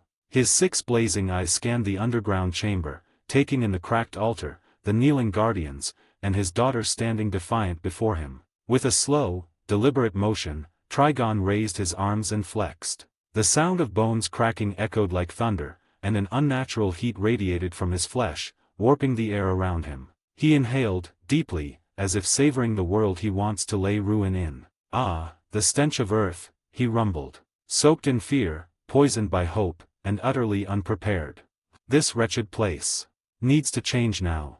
He stepped forward. Every footfall trembled the ground, loose rock raining from above. His horns scraped the edges of the ancient chamber, and yet he kept growing, empowered now by both body and soul. Raven clenched her fists, her cloak billowing in the rising heat. She was already chanting, her voice calm but firm. "Now, father, since you are truly one body and soul." Her eyes flashed brilliant violet. Her voice sharpened. "It's time for your actual seal, one that you will never be able to escape." She raised her hands toward him, and the air exploded with arcane energy. "Azeroth. Metrian. Zinthos." A violent surge of violet magic burst from her palms, slamming into Trigon's chest like a divine hammer. The spell coiled around him, light lashing across his massive frame like serpents of pure will. The room screamed with magical pressure as Raven poured everything she had into the spell, her pain, her hope, her very soul. The magic engulfed him completely. His form was obscured in light. The ground cracked. The kneeling possessed heroes fell completely still, their connection flickering. And for a moment, just a brief moment, Raven thought it worked. Then, the light was gone, burned away in an instant, and Trigon still stood, unscathed. He tilted his head slightly, 6 burning eyes falling onto her. "Oh, daughter," he said with a mockery of tenderness. "Still clinging to the illusion that you can stop me, did you really think I didn't anticipate this?" Raven took a shaky step back, her breath caught in her throat. "No, it should have worked, it should have." But Trigon turned his gaze from her, as if she were already beneath his notice. "After all, you are my daughter, and I want you to see what I'm about to do to this world," he said, voice swelling with promise. Every man, woman, and child broken, their minds shattered beneath the weight of despair. Just like back then in Azeroth. "Their souls, offered up in flames as my banner is raised over this cursed realm. There will be no more hope. Only obedience. Only ashes." Raven tried again. She began forming a new spell, her hands trembling, her lips parting. But Trigon looked at her. Just looked. And instantly, fire chains of pure force burst into being around her, wrapping her mid-air, binding her limbs and silencing her spell with a crushing grip. She gasped, eyes wide, as the spell fizzled on her lips. "You will watch," Trigon said, his tone now cold as iron. "You will witness their end." He raised his clawed hand toward the chamber ceiling. The earth above trembled and the very stone cracked. And with a roar of ancient power, Trigon began to levitate. His massive form rose effortlessly, burning with raw demonic might. As he ascended, the very rock and earth above him began to melt, exposing the modern world's sunlight above, briefly shining down on his monstrous form. The earth itself began to quake. He was rising, ascending, to unleash hell upon the surface. Doom clawed through ancient rock, pulverizing stone like it was sand. Arthur stood tall on his back, cloak flaring from the wind of their descent. Every second was a blur of black and gray rushing past them until the world changed. Arthur's glowing blue eyes flared wide. He felt it, no, he sensed it. A force so monumental, so drenched in magic and hate, that it cut through the countless magical traces that Arthur felt beneath the city. It wasn't just powerful, it was ancient, endless, awakened. What the hell is this? In that moment a blur of red fire and black smoke screamed past them, rising toward the surface. Time seemed to slow. Arthur's eyes followed its monstrous silhouette, red horns, 6 burning eyes ascending like a god of ruin. He whispered, breath caught in his throat. "Is that Trigon?" His words hung in the air. The aftershock of the being's presence left a pressure in his skull, and for the first time in a long time he felt small, especially after the fact that Trigon paid him no mind. Doom roared and smashed through one final wall of earth, bursting into a vast chamber lit by crimson fire and ash. Arthur leapt from his back and landed with a crunch, boots crushing the edge of a demonic sigil carved into the stone. What he saw froze him for a heartbeat. Raven, bound to the ground, struggling against chains of living fire that hissed with Trigon's foul essence. Her cloak was torn, her face pale, her voice silent. Around her, kneeling like dark paladins guarding their master or prisoner, were the possessed Justice League members Superman, Aquaman, Hawkgirl, and Black Canary, their eyes void, skin marked by twisted runes, shadows swirling around them like armor. Arthur muttered under his breath, "And I guess we're too late." His eyes flicked from face to face. Even now, corrupted, they radiated power. But he wasn't afraid, he was annoyed. "Superman, and a bunch of nobodies," he sighed. "Just my luck. And of course, I've used that one shot I had on the Flash, the others are with Robin, so I can't do it the nice way." The kryptonite sword materialized in his hand with a hum, the green glow pulsing like a heartbeat. He tilted his head, eyes scanning the bindings around Raven. "I'm starting to hate spells and magic and all of this demonic filth. I'm tired." He looked straight at Raven. "Idiot," he barked. "I just want to confirm one thing. Was that Trigon I just saw flying his demonic ass up through solid rock?" Raven lifted her head weakly, voice hoarse, her soul heavy. "Yes." She breathed, eyes lowered. "He's free. I messed up." Arthur sighed hard through his nose, muttering as his grip on the sword tightened. "Good lord. You really are an idiot." "Ugh, fine. Just stay there," he growled. "I'll take care of these guys." His shadow twitched beneath his boots, then stretched. then expanded like a living wave across the ground, swallowing light. Arthur smiled not out of joy, but out of resolve. His voice dropped, quiet, firm, commanding. "Come forth." From the edges of the room, shadows twisted then exploded upward.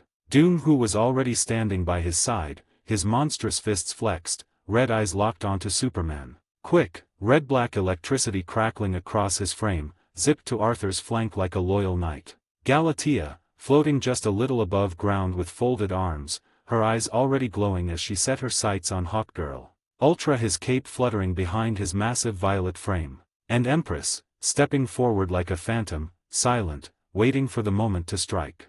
Arthur lifted his kryptonite sword slowly and pointed it forward. No words were needed. Not with them. They understood.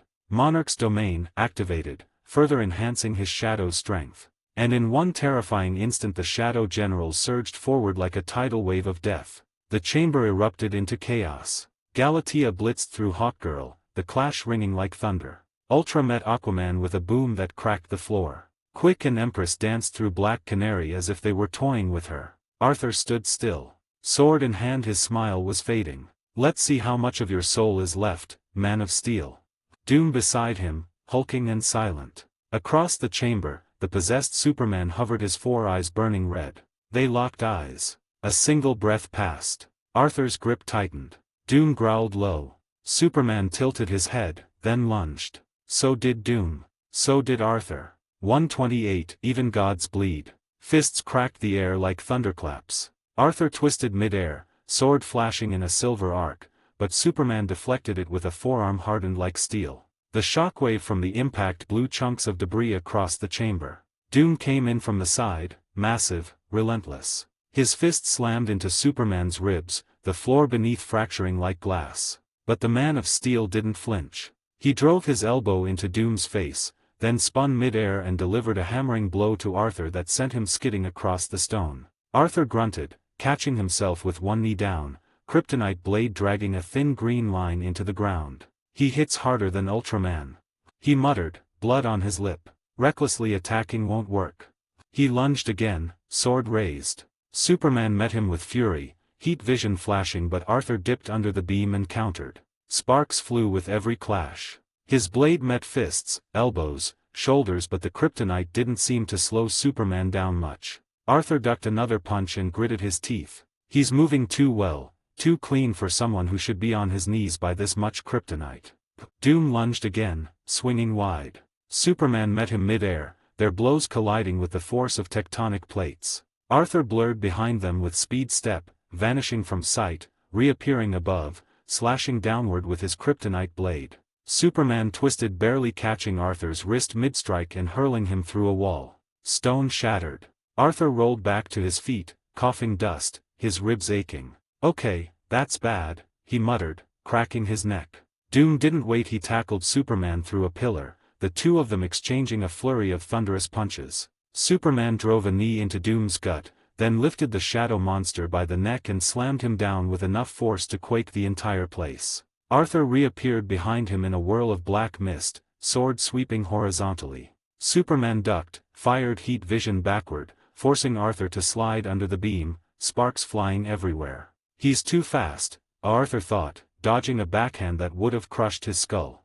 And not just fast, precise. Even possessed, totally different from the Flash, he is not sloppy at all. Arthur danced away, blade flashing in defensive arcs. Superman came at him again, two punches, a spinning elbow, then a kick that launched Arthur into the air. Mid-flight, Arthur gritted his teeth. Okay, too close. He teleported midair with speed step, flickering beside Doom as the shadow beast pulled himself back up. "He's not reacting to the kryptonite the way I thought," Arthur muttered. "He's resisting it, or the possession's compensating." Superman flew at them again. Doom roared and met him head-on, grappling with all his monstrous strength. They locked in a dead man's struggle. Arthur's eyes narrowed, glowing blue. "Maybe on the outside it isn't enough." He didn't finish the sentence. Doom heard it. Understood. The monster shifted, snarled, and drove Superman against a wall, pinning him with both arms. It wasn't going to last. 1 second. That's all Arthur needed. Speed step. He vanished, then reappeared inches from Superman's side, blade already drawn back. The kryptonite sword plunged into Superman's shoulder, a sickening hiss echoing through the air. Superman roared, his body convulsing. He twisted at the last moment. Arthur missed the heart. Still, green energy surged through the blade. Smoke curled from the wound. Arthur met his eyes. Still hurts, doesn't it? He whispered. Even for you. Superman snarled, teeth gritted, one hand still restrained by doom. His 4 red eyes, however, they burned red. Boom. A beam of pure heat exploded from his eyes. Point blank. Arthur was blasted across the room, crashing through debris and tumbling across stone, cloak singed, armor cracked. He groaned, rolling to his side, spitting blood. Okay, definitely not doing that again, he muttered. Doom was thrown aside next, crashing into a support pillar, which crumbled and collapsed around him. Superman appeared in a blur. His fist plunged into Doom's torso with such force it echoed through the underground cavern like thunder. The punch tore through dark matter, piercing Doom's chest. Arthur froze for half a second, his expression darkening. You actually got him. The shadow trembled. For the first time, Arthur saw Doom falter. The silence was brief. A violent pulse of darkness rippled from Doom's wound. His head jerked back, and then his body surged upright, regenerating at terrifying speed. Spikes burst from his arms and shoulders like jagged obsidian, his eyes now glowing violet. The system interface flickered before Arthur's eyes. Shadow General, Doom, rank upgraded Marshal. Arthur grinned, the corner of his mouth twitching upward. Bad news for you, Man of Steel. Doom roared, the sound like the cry of an ancient titan, and lunged forward. Superman met him without hesitation, 2 monsters crashing together in a fury of fists and blows that bent the very air around them. Each punch from Doom cracked the ground. Each strike from Superman dented the very shadows. Arthur didn't wait. He turned just enough to see the rest of the battlefield. Ultra stood there grabbing Aquaman by his throat. Quick and Empress had knocked out Hawkgirl. Galatea stood over Black Canary. Galatea smirked, using nothing but her legs to keep Black Canary pinned as the woman thrashed beneath her. My king, she called out, mockingly formal. Shall I crush this one's throat? Arthur chuckled, clenching his fist as the Doomsday Bone gauntlets materialized over his arms, his kryptonite sword still pulsing in his grip. No, just keep them restrained. He turned back and flew. Doom and Superman collided again. Arthur joined the chaos like a crashing meteor. Speed step. Arthur blurred into view beside Superman and launched a brutal combination left gauntlet punch to the jaw, knee to the ribs, right hand slash with the kryptonite blade. Superman blocked, parried, countered his blows coming with explosive power, enough to send shockwaves through the cavern. Arthur grit his teeth, each impact rattling his bones. He's still fast. Still sharp. Arthur dodged a beam of heat vision, eyes narrowing. Arthur laughed, you're holding up better than I expected, Clark. Together, Doom and Arthur fought in perfect rhythm. One punch opened an opening, the other delivered the strike. Superman blocked and parried, but he couldn't keep up. Not anymore. Arthur shouted as his gauntlet smashed into Superman's gut, forcing the Man of Steel down to one knee. Doom's fist came down next, cracking against his spine and pinning him. Arthur leapt forward. His blade shone with violet lightning as he activated his skill. Mutilation. In a blur, the kryptonite sword slashed again. Once. Twice. 10 times. Each slash left glowing green gashes on Superman's body, cutting through flesh, blood and sparks fell to the ground. Superman groaned, the last of the energy draining from his limbs. He collapsed to his knees, breathing hard, skin pale, blood dripping. Across the battlefield, Raven watched with wide eyes, her breath caught in her throat. Her lips trembled. Arthur stood over the Man of Steel, sword still glowing. He raised it. Raven whispered, no, not like this. And then, a pulse of energy. A portal ripped through the air. From it stepped Robin, followed closely by Cyborg, Constantine, Zatanna, Starfire, Blue Beetle, and Beast Boy, each battle-worn but resolute. Robin's eyes scanned the battlefield, widening at the sight of Arthur's Shadow General standing over the subdued Justice League members. Superman knelt, battered and scarred, with Doom and Arthur looming beside him. Possessed or not, he actually reduced Superman to that state. Robin murmured to himself, awe evident in his voice. Constantine's gaze shifted between Arthur and the fallen Man of Steel. Bloody hell, is Clark even alive? Arthur lowered his sword, its glow dimming. Good thing you're here, and yes he is, you don't really fight someone like him without going for the kill. Otherwise I'd just die instead.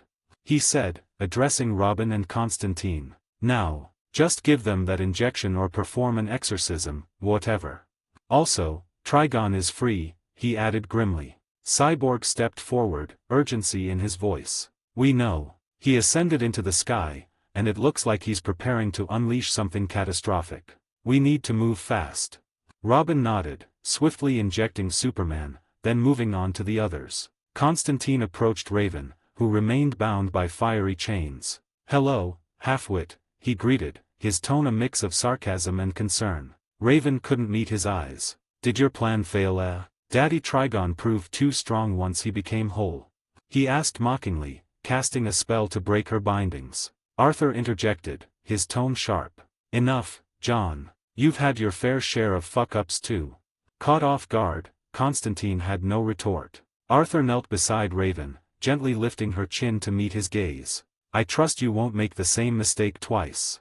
There is no second time, I've already doomed the world. Arthur, Raven whispered. I'm not talking about releasing Trigon, Arthur said, his eyes locking with hers. Raven's breath hitched. Her eyes lit up. I'm talking about a sealing spell. Can you do it again? Focus this time. I believe only you can do it, you are his daughter after all, and we'll do whatever we can to hold him off. 129 The Monarch's Warning. A flicker of light stirred behind Raven's tired violet eyes small, but there. But the moment passed too quickly. She lowered her head again, her shoulders trembling. I'm not sure anymore that I can do that, Arthur, she whispered, voice brittle as ash. I thought I could, but I failed. I let him out. I made everything worse. She couldn't even look at him. The shame on her face, the weight of her father's power, her own weakness, it was all pressing down like a crushing tide. Arthur sighed. He got closer without a word and gently reached forward. His gloved hand lifted her chin until her eyes met his again. That's all right, he said softly. And then he kissed her. It was sudden, fierce, but tender. Raven's eyes widened in shock, caught between a gasp and silence. For a heartbeat, the world stood still, the shadows ceased to move, even the embers from the crumbling stone beneath them seemed suspended in time. Robin froze mid-step. Zatanna raised an eyebrow with a knowing smirk. Beast Boy's jaw opened just slightly. Starfire blinked, almost confused. Blue Beetle muttered, whoa. John Constantine let out a long exhale. How lovely, we are totally not in a hurry, carry on, Trigon will wait. Arthur pulled back, his voice low and calm as he held her gaze. Your powers, he said, are the only thing I can trust when it comes to Trigon. I don't think this idiot here can seal him without summoning something like Lucifer or worse. He gestured casually with his thumb toward Constantine. But, John snapped indignantly. I can hear you, you know. Arthur ignored him and smiled faintly, helping Raven to her feet. Let's go now and defeat the son of a bitch. Raven stood, the doubt still lingering, but something stronger now flickered behind her eyes. Determination. Fire. The kiss, unexpected as it was, had anchored her. Arthur turned toward the group and barked, Robin. Titans. Get the Justice League members out of here. Blue Beetle crossed his arms. Are we taking orders from him now? Robin shot him a look. Do as he says and stop complaining.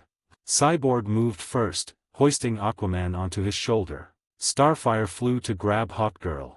Galatea handed off Black Canary, still unconscious, as Robin moved to Superman and lifted the Man of Steel up with effort. But as soon as Superman's arm draped over his shoulder, the Kryptonian spoke. Arthur Black whined. Superman's voice was ragged, weak but clear. Robin flinched, startled. He's awake.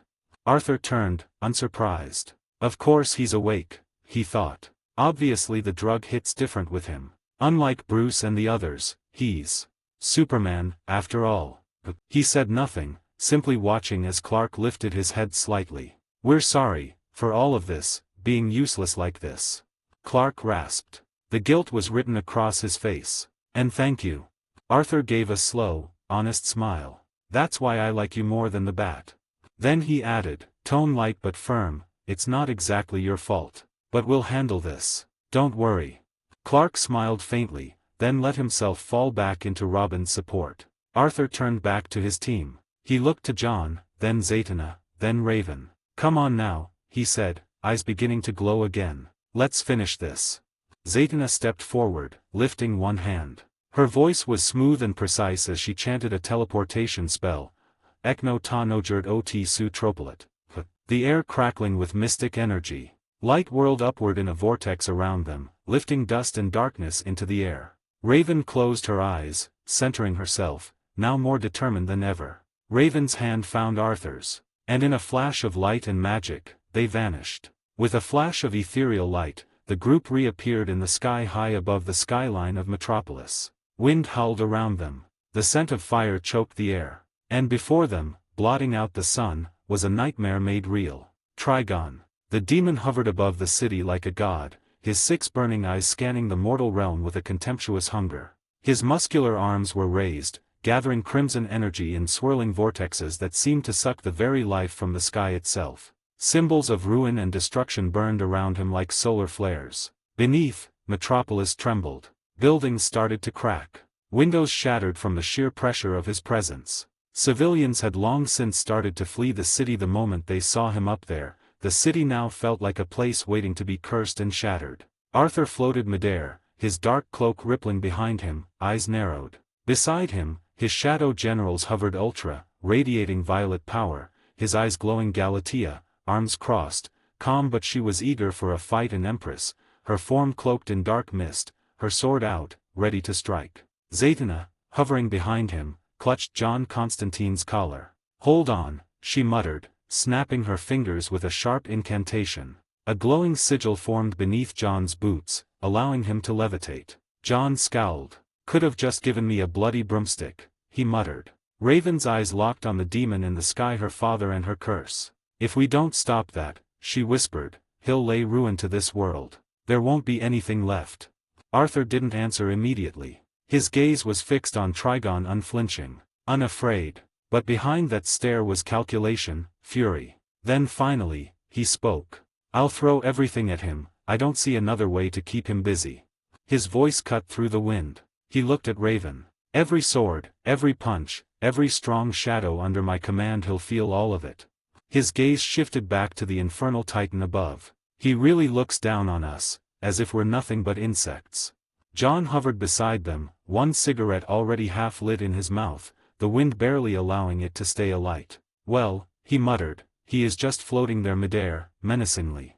Zatanna snorted but kept her focus sharp. Even humor couldn't mask the tension in her spellwork. Arthur turned to Raven again. "Start the spell," he said. His tone softened just a little. "Concentrate. I'll distract him. No matter what happens, finish it properly this time."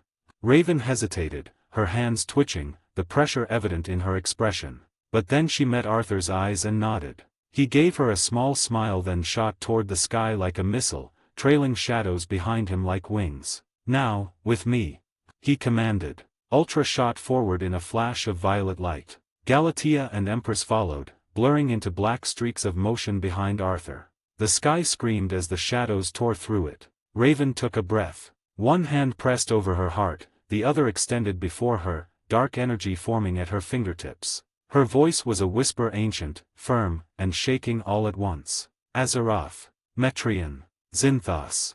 The skies dimmed. Magic gathered around her like a storm. Zatanna floated nearby, hands weaving defensive sigils in case anything struck.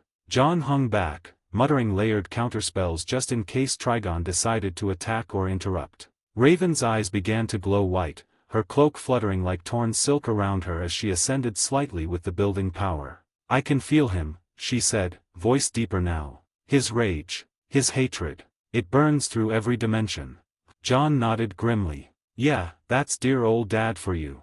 Arthur, now almost upon the demon, clenched his jaw. His Demon King longsword pulsed in his grip with lightning. The doomsday gauntlets formed again, spikes glinting with dark power. He appeared without warning in front of Trigon's massive, towering form. The demon's skin was crimson, burning from within with molten veins of fire. His gargantuan 6 eyes, glowing with infernal light, turned lazily toward Arthur. Trigon's expression was one of pure disdain, not a flicker of alarm or surprise, as if Arthur's presence was nothing more than a minor irritation in the endless parade of mortals foolish enough to challenge him. The demon's great bulk remained still, arms raised, weaving dark energies into the swirling storm overhead, preparing his cataclysmic assault. Arthur's lips pressed into a thin line. A sharp, mocking tsk escaped him. Behind him, shadows surged, the forms of Ultra, Galatea, and Empress springing into motion with ferocious speed. They launched a synchronized barrage of punches, fists ablur, slamming into Trigon's chest, arms, and face. The blows struck with the force of a battering ram, shattering stone and rippling with shadow energy. Trigon didn't flinch. Not even a twitch. He absorbed the onslaught like an immovable mountain, unyielding and indifferent. Arthur's eyes narrowed with grim determination. He gathered his strength into a single, earth-shattering punch, the gauntlets around his fists blazing and crackling dark energy. He threw the blow with all the fury and power he could muster. The monstrous demon's head tilted just slightly, but unmistakably a rare sign of acknowledgement. All 6 eyes locked onto Arthur now, sharp and piercing. Trigon's voice rumbled like thunder rolling through a burning valley. "You dare stand against me once again, mortal?" Without hesitation, a searing beam of red-hot energy burst forth from his eyes, aiming straight at Arthur's chest. But before the blast could land, Ultra leapt with a roar, intercepting the deadly beam. The violet glow around Ultra flared wildly as he absorbed the full force of Trigon's eye lasers, killing him in the process, only to regenerate quickly after. Arthur's jaw clenched, fury flashing in his gaze. But then an ominous voice, cold and unyielding, echoed inside his mind, dripping with dark prophecy. "Your strength falters in the shadow of what's to come. Face it unready, and you will be undone, your death, inevitable." Arthur froze. For a second he thought it came from Trigon, but the demon was indifferent, Arthur's eyes darting as he scanned the surrounding sky, expecting to find the source. But no one was there. Confusion flickered across his face. "Who are you?" he demanded, voice low and tense. The voice replied, resonating with ancient finality as the system interface flickered into view before Arthur's eyes as well. "I am the record of your bitter struggle. I am the evidence of your resistance. I am the reward of your pain. I am death, I am eternal rest. And I am also, terror." Arthur's breath caught in his throat. "Ashborn," he whispered, voice trembling with a mix of confusion and awe. 130, Shadow Monarch vs. Trigon the Terrible. Arthur Blackwine floated, still and silent. Sword in hand, gauntlets aglow. His eyes weren't on the demon. They were turned inward. Inside Arthur's mind, darkness stirred like a curtain being pulled back. A cold, immense presence pressed down on his soul. Then came the voice ancient, sovereign, weightier than gravity. "Thou seekst to challenge ruin incarnate. In your state, it is naught but suicide." Arthur grit his teeth. "You're saying that I'll die if I fight right now?" "Indeed," Ashborn rumbled. "Thou art not yet worthy of the Black Heart." Words bloomed before Arthur's mind like ancient scripture, carved into shadow. Core locked, Black Heart. Condition: defeat Ashborn's lieutenant, the Grand Marshal of the Shadow Army. Ashborn's voice continued, colder, yet unshaken. "Thy strength is but a fleck, a speck of what slumbers in thy soul. And yet..." Arthur narrowed his eyes, listening. "I cannot let the vessel of mine power perish at the hands of a demon. For him to vanquish the greatest fragment of brilliant light, it wouldst be a stain upon my name, an insult to the one who once led the angelic legions in divine war." Arthur clenched his jaw. "So what you are saying is that you don't believe in me?" "No," Ashborn said without pause. "Thou art rash, indecisive, and woefully stubborn." Arthur's head lowered slightly. He didn't argue. Ashborn's voice softened just enough to carry weight, not warmth. "But despite thy flaws, there is reason why I yet choose you." Outside, Arthur hadn't moved. He was frozen midair before a horror, unflinching but eerily still. Below, John Constantine looked up, one eyebrow raised. "Why the bloody hell is he spacing out now of all times?" he muttered. "He's just standing there." Galatea narrowed her gaze. "Something's happening to my king." Arthur remained still as Ashborn's presence loomed one final time. "The Black Heart remains sealed. Unlock it by proving your might. Vanquish my loyal knight. Claim it with power and wisdom." Arthur blinked. "This night? You mean Bellion?" Ashborn offered no answer. Then the voice echoed again, fading like an eclipse in reverse. "For now, I shall bestow a mere sliver of mine true essence. Bear it well, and make thy defiance known to this demon. May death and terror guide your hand."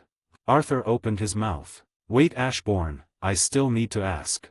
But the voice was gone. And then it hit him. A surge of power deeper than the ocean, darker than midnight, colder than the void. It rushed through him like a dam breaking, violent and absolute. The shadows around him spiraled wildly, snarling, writhing, consumed by new hunger. Arthur arched back midair as dark shadows erupted from his body, then steadied, breath sharp, focused. His fingers trembled around the hilt of the Demon King longsword. Not from fear, but from the overwhelming energy. He slowly opened his eyes. They now burned with a violet gleam so sharp, so vivid, it pierced the dusk like a beacon of war. Ultra, Galatea, Empress all behind him froze at the sight of their monarch. Arthur exhaled once. Then he whispered, "This is only a little of your true power," you said.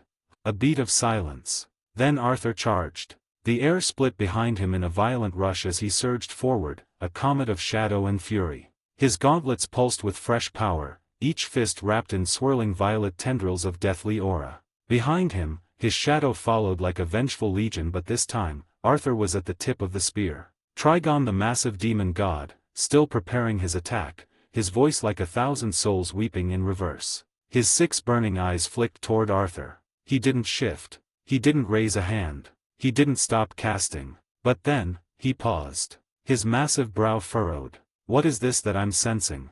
Something had changed. There was something different about this mortal. Then impact. Arthur's fist connected with Trigon's jaw. The shockwave cracked the skies. The sheer force blasted red clouds backward and bent the skyline below. Trigon's head didn't just tilt his head this time, his entire form lurched. The great demon's body jerked as if struck by the fist of a true god. And then he flew. A streak of red muscle and black flame slammed downward, crashing through the upper atmosphere like a meteor. He struck the streets of Metropolis with an explosive boom that shattered windows and sent parked cars flipping in the shockwave. John Constantine levitating beside Zaidina thanks to her spell gawked, his cigarette falling from his lips. Bloody hell, mate. Zaidina gasped, voice soft with disbelief. That punch. Raven opened one eye mid-chant. Her heart skipped a beat. She felt the power shift. She sensed that presence within Arthur once. It's that great Dranus. She whispered. But she closed her eyes again. She couldn't stop now. Smoke and ash swirled as Trigon rose from the crater, horns cracked, his pride wounded, fury mounting. What? How can this be? He thundered, voice shaking buildings. You were nothing. A lesser worm of shadows. Arthur didn't answer. He appeared beside Trigon like a phantom, silent, eyes glowing violet, radiating malice. His very shadow cast a wave of dread across the crater, as if the world itself feared his steps. Then the fight began. Trigon lunged, claws sweeping, massive, fast and brutal. Arthur ducked beneath the first strike, spun, and delivered a crescent kick to Trigon's side. The demon reeled, belching fire from his gullet in rage. Arthur darted aside, the flames missing by inches, incinerating an entire block behind him. Trigon's fire roared and he raised a hand, summoning pillars of hellfire that spewed upward like volcanic eruptions. Arthur flew between them, weaving, fists cracking against ribs, knees slamming into flesh like hammers of vengeance. From his 6 eyes, Trigon unleashed streams of laser fury. Arthur vanished. Speed step. He reappeared mid-spin, striking Trigon in the throat. The demon choked, staggered. Still Arthur said nothing. No quips. No taunts. Only silence. Trigon bellowed. You dare strike me? You think a puppet of death can challenge me? I am the end of worlds. Arthur's answer came in the form of another blow. His shadow surged around him, and the Demon King's longsword began to materialize in his right hand, runes glowing blue with lightning, forged from the very shadows. It howled as it finished forming, as though it too wanted blood. Arthur gripped it and struck. A flash of silver-black mixed with lightning fury tore across the battlefield. He aimed for the head, but Trigon shifted at the last instant. Still, the blade bit. A terrible screech of bone-splitting echoed across the city as one of Trigon's massive horns was severed clean. The jagged stump smoldered. The horn fell like a monument, crashing through buildings below. Trigon screamed. Insolent. He howled in pain and rage, shadow and flame billowing around him. John let out a slow breath, watching from afar. That mad bastard actually drew blood. Zaidina stared, voice reverent. I didn't think it was possible for him to bleed. Raven kept her focus, chanting, but her lips quivered. Her heart thundered in her chest. He's actually fighting him. not surviving him. My father's being pushed back. This wasn't the reckless, stubborn Arthur she'd come to know. She knew it was a whole different presence, something terrifying, and at the same time it gave that sense of salvation. Arthur walked forward, slow and steady, his boots dragging through cracked stone. Each breath came harder than the last. Sweat clung to his skin, blood trickled from his side, his strength faltering a bit, but his eyes, still violet, still determined. Behind him, a sudden ripple in the air. Zatanna, John, and Raven appeared beside him. John landed rough, brushing ash from his coat. Well, that was something. His eyes narrowed at Arthur. But you don't look too chipper, mate. Arthur didn't respond at first. He was staring ahead, watching Trigon slowly rising again, the broken horn still crackling beside him. Then, Arthur took a shaky breath, sweat sliding down his temple, and muttered, "I don't think I can keep this pace anymore, so." He didn't even get to finish. Raven stepped forward, her voice clear and unwavering. "I am ready." Her violet eyes glowed with power, purpose. Her cloak fluttered in the infernal wind, and the marks of Trigon shimmered faintly along her face, but she didn't hide them anymore. She embraced them. Arthur looked at her, and despite the fatigue, he smiled faintly. In that case, he exhaled, tightening his grip on the Demon King's longsword, "Let me make sure he doesn't move." Trigon raised his hand, surging into a gathering inferno. Arthur vanished in a blur of shadow and speed, his form flickering like death incarnate. 131 White Raven. Doom emerged behind Trigon and surged forward, leaping high into the sky. The ground trembled as he smashed into Trigon with a flurry of devastating blows, his massive fist slamming into ribs and chest in a relentless barrage. "Insect!" Trigon roared, and with a backhand that cracked the air, he smashed Doom away, sending him spiraling into the horizon like a broken comet. But that's when Arthur struck. He was already there. A single punch clean, brutal slammed into Trigon's gut. It folded the demon forward, wind bursting from his monstrous lungs. Before Trigon could even respond, Arthur spun his body midair, twisting the motion into a brutal follow-up. He drove the Demon King's longsword straight into Trigon's stomach. The blade pierced deep, erupting with shadow and lightning. Purple-black energy exploded inside the demon's form, crackling and convulsing through his core. Trigon screamed, the sound like a storm howling through 1,000 damned souls. But he didn't die. With all 6 eyes glowing violently, he retaliated. A single, focused laser bright as a sun blasted through Arthur's side, searing a hole through flesh and armor. Arthur staggered. His blood spattered across Trigon's chest. He grit his teeth, nearly losing grip of the sword, but he held on. He held strong. He grabbed Trigon by his massive throat. One arm, shaking, burned, but he squeezed. Trigon's clawed hands grabbed at Arthur, trying to tear him away. Insignificant mortal. Arthur leaned close, his voice a whisper, blood dripping from his lips into the demon's face. "This won't be the last time we see each other, demon." He spat blood again and grinned through the pain. "You said you were eternal, right? I can arrange that. Sealed or not, I'll come for you again. You'll endure, bound to me. A shadow that never fades." He gritted his teeth and bellowed, "Now, Raven."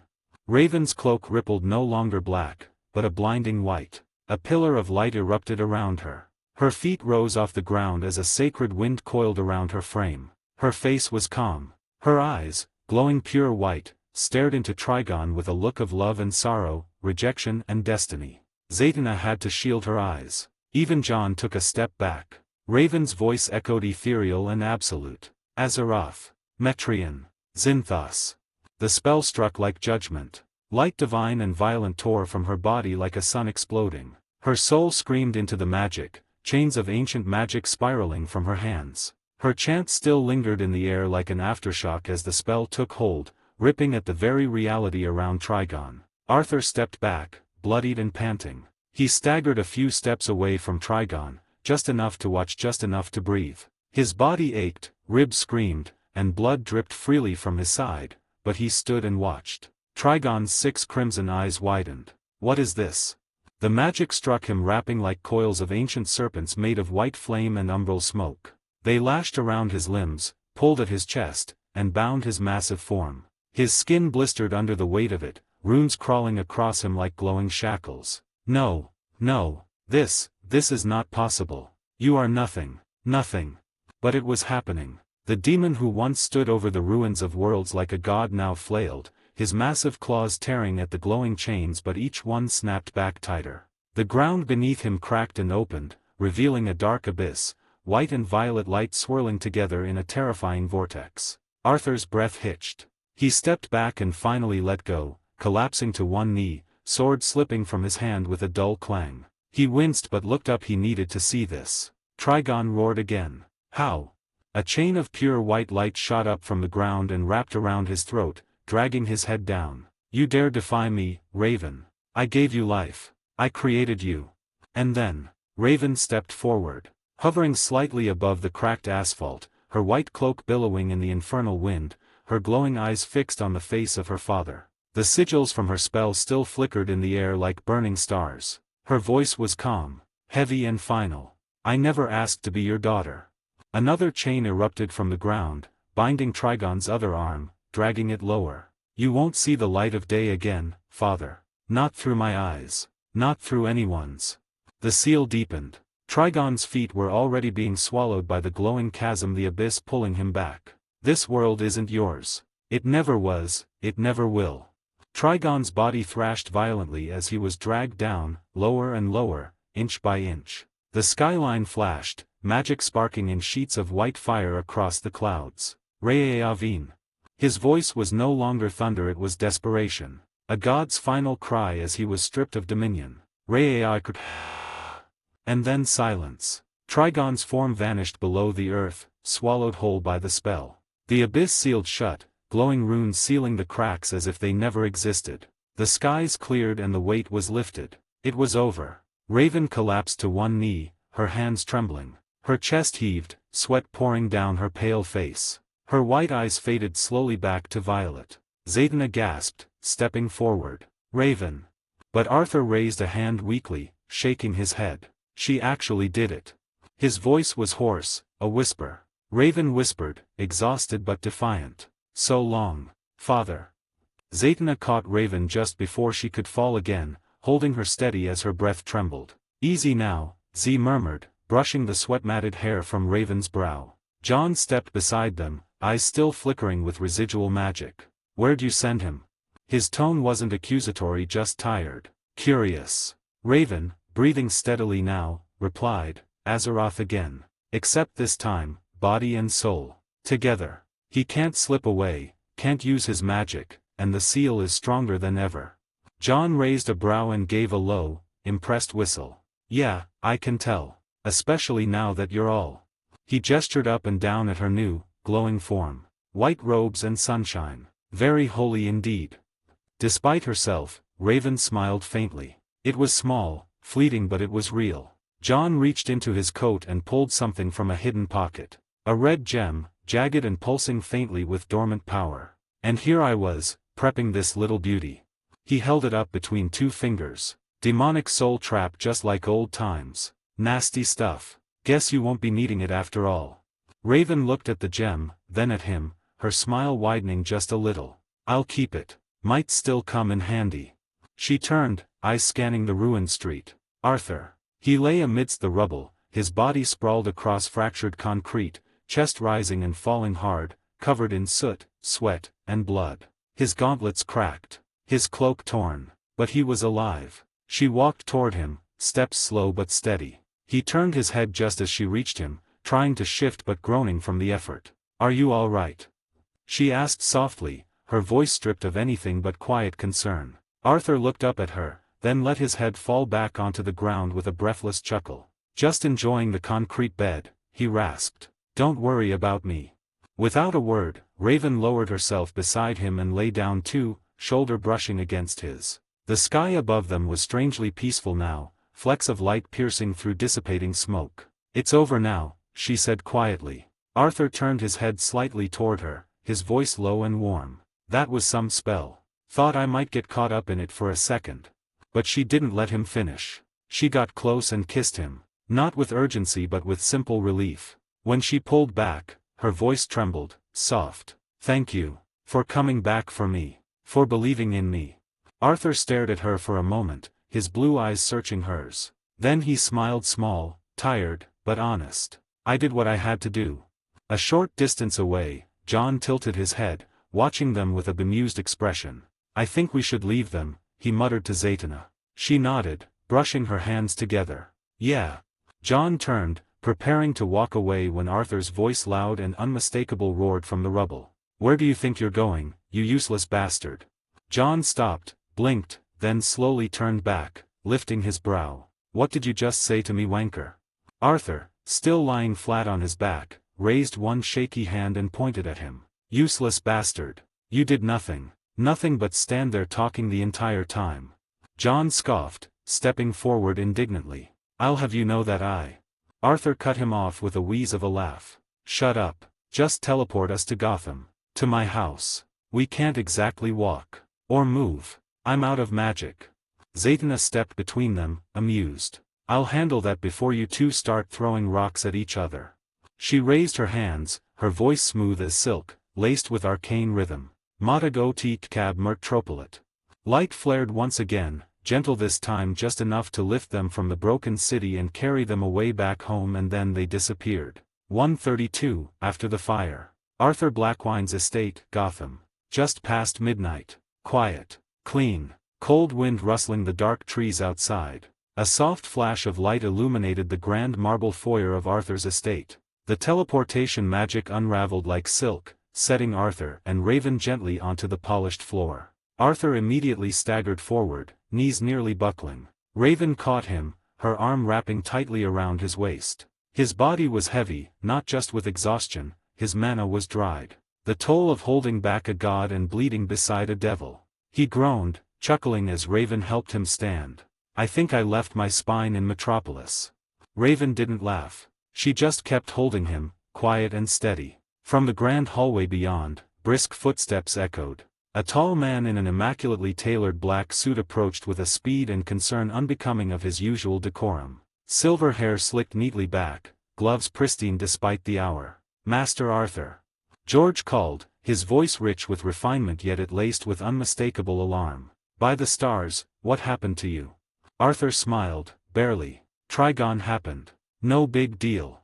George arrived and, with surprising gentleness, took Arthur from Raven's side. His grip was firm but practiced. He'd done this before. "I shall escort you to your chambers," he said calmly, though his sharp gaze flicked over Arthur's condition. "Shall I prepare something for you? You look absolutely terrible, sir." Arthur let out a raspy laugh. "Thanks for the comment, George. Nothing boosts morale like hearing how awful you look." George, unfazed, kept walking. "I merely worry about the blood that is clearly visible on your person. You literally have a hole in your body, sir. And you appear as though you've fought a small war and, judging by your current state, lost it." Arthur winced with a grin. "That's harsh. But no, I didn't lose." Then he glanced at Raven and said, "We didn't lose." Then George slowed, eyes narrowing curiously as he studied Arthur's face in the low light. "What is it now?" Arthur muttered. "Your eyes," George said, his voice dropping. "Forgive me, but I swear I just saw them shift. Violet, was it? Only briefly." Arthur let out a tired sigh. "It's nothing. Just help me to bed. I'll heal on my own. I'm out of magic, you see." He laughed again, this time more hollow. "Running on fumes and sheer will." As they began ascending the stairs, Raven remained standing where they'd first arrived, alone in the silent foyer. Her hood was down now, her hair draped messily. The white robe was still faintly aglow, strange on someone who carried so much darkness within. George paused halfway up the stairs, turning back. "And you, Miss Raven?" he asked courteously. "Might I fetch something for you as well? Tea? Warm towels?" Raven blinked as if woken from a distant thought. She looked up, startled by the offer, and said awkwardly, "No, I'll be leaving shortly." Arthur, halfway up the staircase and slouched against George's shoulder, twisted just enough to call back over the banister. "You won't be leaving anywhere right now." His voice was firm and gentle, but definitive. He grunted and added, "Stay here. George is dull company, and it gets boring fast." George's eyebrow twitched, but he didn't dignify the comment with more than a dry chuckle. Raven stared up at Arthur. Something unspoken flickered in her violet eyes, uncertainty, maybe even a touch of warmth. "All right," she said, softly. She took a step toward the stairs. George glanced at her, then back to Arthur, and smirked faintly. "Shall I prepare the guest room, sir?" Arthur groaned. "Just get me to mine first before I collapse on the staircase." "As you wish, Master Arthur," George said with prim dignity. Metropolis.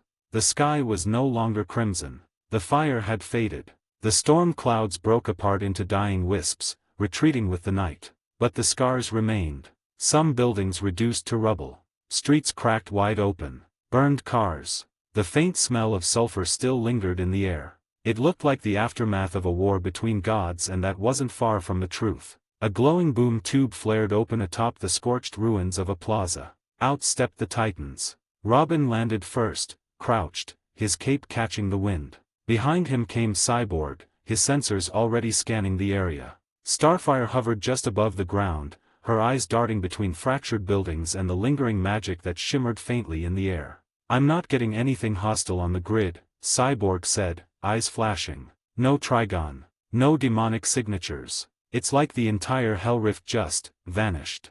Starfire floated down beside him, her expression conflicted. "Then we are too late." Robin's voice was sharper. "No, we're right on time. The only difference is, someone else finished the job for us. And that someone is Arthur." They turned at the sound of soft footsteps on broken marble. John Constantine stood among the wreckage, lighting a cigarette with the embers of a fallen lamp post. His coat was burnt at the edges. A red cut ran across his brow. Beside him, Zaydna leaned quietly against a cracked column, arms crossed. Robin stepped forward. "Constantine," he said curtly, "where are Raven and Arthur? What happened here?" John took a long drag, exhaled smoke into the scorched wind. "It's over," he said flatly. "You lot don't have to worry about them anymore."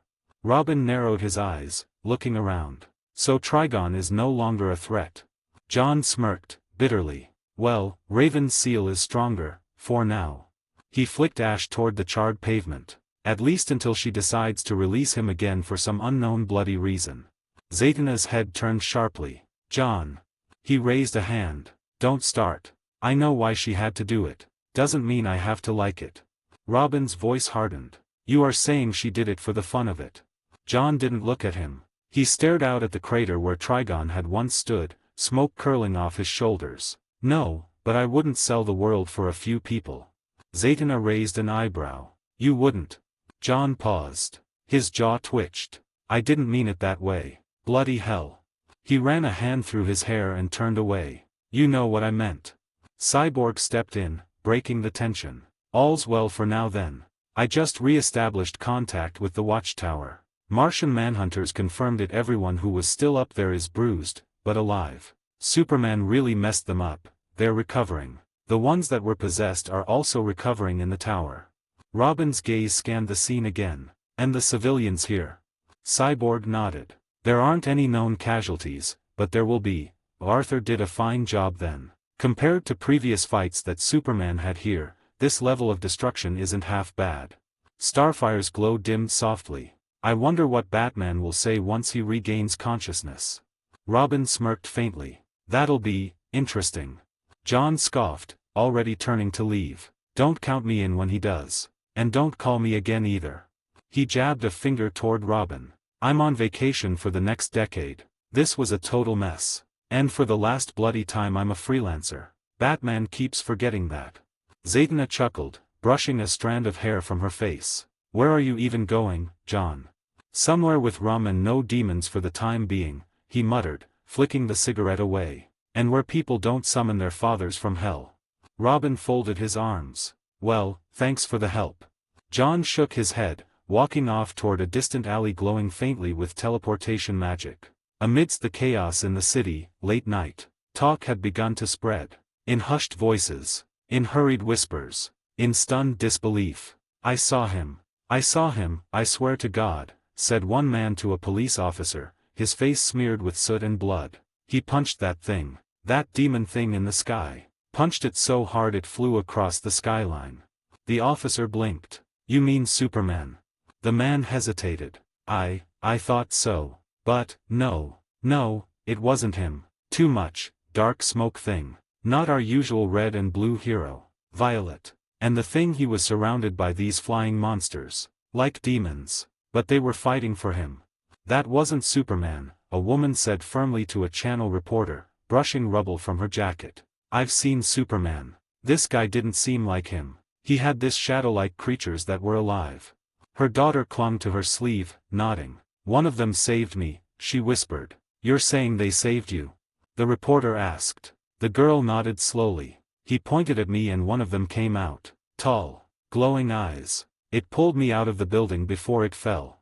In a cafe with cracked windows and overturned tables, a group of college students sat watching the newsfeed replay aerial drone footage of the city. The images were distorted fragments of smoke, lightning. I'm telling you, said one student, scrolling through a grainy video on her phone, this wasn't just a villain of the week thing. This was some end of the world, Book of Revelation stuff, two demons fighting.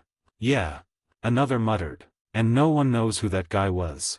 They're already calling him the Black King online. The internet's going crazy. That's a stupid name. He looked evil, a man said near a destroyed monument, holding a bandage to his arm. But he was fighting for us. You saw how that demon screamed when he stabbed it. Superman wouldn't kill, but I think he might be on the Justice League's side. His friend shook his head. I don't know, man. Whatever he was, whatever they were, that didn't look like Justice League business. 133. No more walls. Blackwine Estate, night. Rain whispered lightly against the windows, painting the glass with soft trails. The moon hung low in the sky, casting a silver light over the estate. Inside, everything was quiet. Arthur Blackwine lay in his bed shirtless, bruised, bandaged. A deep breath rose and fell in his chest. Sleep hadn't come easy. His body ached in ways that potions, magic, or even time couldn't soothe. The weight of that power lingered in every corner of his soul. Longevity. Even with this I still feel pain. That power of Ashbourne was something. Am I really not ready? Arthur muttered to himself. But finally, rest had begun to claim him. Click. The door creaked open. Arthur's eyes slid open immediately, sharp, even half asleep. His hand instinctively twitched toward the nightstand. But then he saw her. Raven stood in the doorway, barefoot, cloaked only in the soft shadows of the hall light behind her. Her violet hair was brushed over one shoulder, her robe loosely tied, eyes cast downward like she wasn't quite sure what she was doing here. Arthur blinked slowly, the edge of combat falling from his gaze. Everything all right? His voice was low, quiet in the dark. She didn't speak at first. She stepped in and shut the door behind her, resting her back against it for a moment, like she was still making up her mind. Then she looked at him. Can I stay here tonight? She asked. Her voice was soft, clear, but almost careful. Just, here. Arthur didn't answer immediately. He sat up slightly on one elbow, his hair tousled, his bandages shifting slightly with the movement. His brow furrowed not suspiciously, but in surprise. You want to sleep here? He asked, eyes flicking to the empty half of the bed. Raven nodded once, and took a step closer. I also want to talk, she said quietly, almost anticipating the question. Just, because I want to. That made him pause. His gaze held hers for a long second before something softened in his features. Sure, I mean, of course, he said. She crossed the room in near silence, her footsteps barely audible. Arthur shifted aside, making space. The bed dipped as she climbed in delicately, almost cautiously, like the moment itself was fragile. Neither of them spoke for a bit. Arthur rested on his back, eyes fixed on the ceiling for a beat, before he slowly turned his head toward her. She lay beside him now, her face half lit by moonlight. Her hands were folded beneath her cheek, lashes low but not quite closed. Awake. Present. It'd be kinda funny, Arthur muttered, voice a little dry but laced with humor, if Trigon saw us like this. She turned her head slowly to look at him. Funny. She echoed, raising an eyebrow. He grinned a little through the bruises. Yeah, he'd probably explode in anger. There was a brief silence. Then she rolled her eyes, and gently swatted his shoulder. He probably would, she murmured, a small smile finding her lips. But I'd like to think this would annoy him more than anger him. Arthur chuckled softly, the sound faint against the rain outside. That makes it even better. Raven went quiet again. Then she shifted just a little closer, her forehead barely brushing his arm. Thank you, she whispered. Arthur tilted his head to her, surprised. This again? I know I already said that, but you came back for me, she replied. Even when everything said you shouldn't have. Arthur's voice was almost too quiet to hear. I never really had a choice, when that demon was about to destroy the world and all that. Raven's voice broke the silence once more. You know, she said, not quite looking at him, that power you used back there. Arthur turned his head toward her, eyes half-lidded. What about it? Raven met his gaze now. It was darker than anything I've sensed from you before. But there was something else. Her brows furrowed slightly. Something I couldn't place. While it was pure darkness, there was also light. Just a flicker, but it was there. Arthur blinked. A flicker of a smile pulled at the edge of his lip. Light. He murmured, then glanced toward the ceiling. Ashbourne is, sort of a fallen angel, in a way. So it's not that far-fetched, I suppose. She was quiet, waiting for him to answer and explain. But when the silence stretched on, he gently deflected with a question of his own. And what about you? He asked. That white form, your magic was different. Stronger. Brighter. That happened when you finally accept both sides. The demon and the human. Raven gave a small nod. It's hard to explain. But, yes. Something clicked. I wasn't fighting myself this time. I was just, being my true self. And I knew exactly what I needed to do. I've never felt so. She paused, choosing the word carefully, whole. And all I could think about was protecting the people I hold dear. Arthur raised a brow and smirked, his tone teasing. Oh.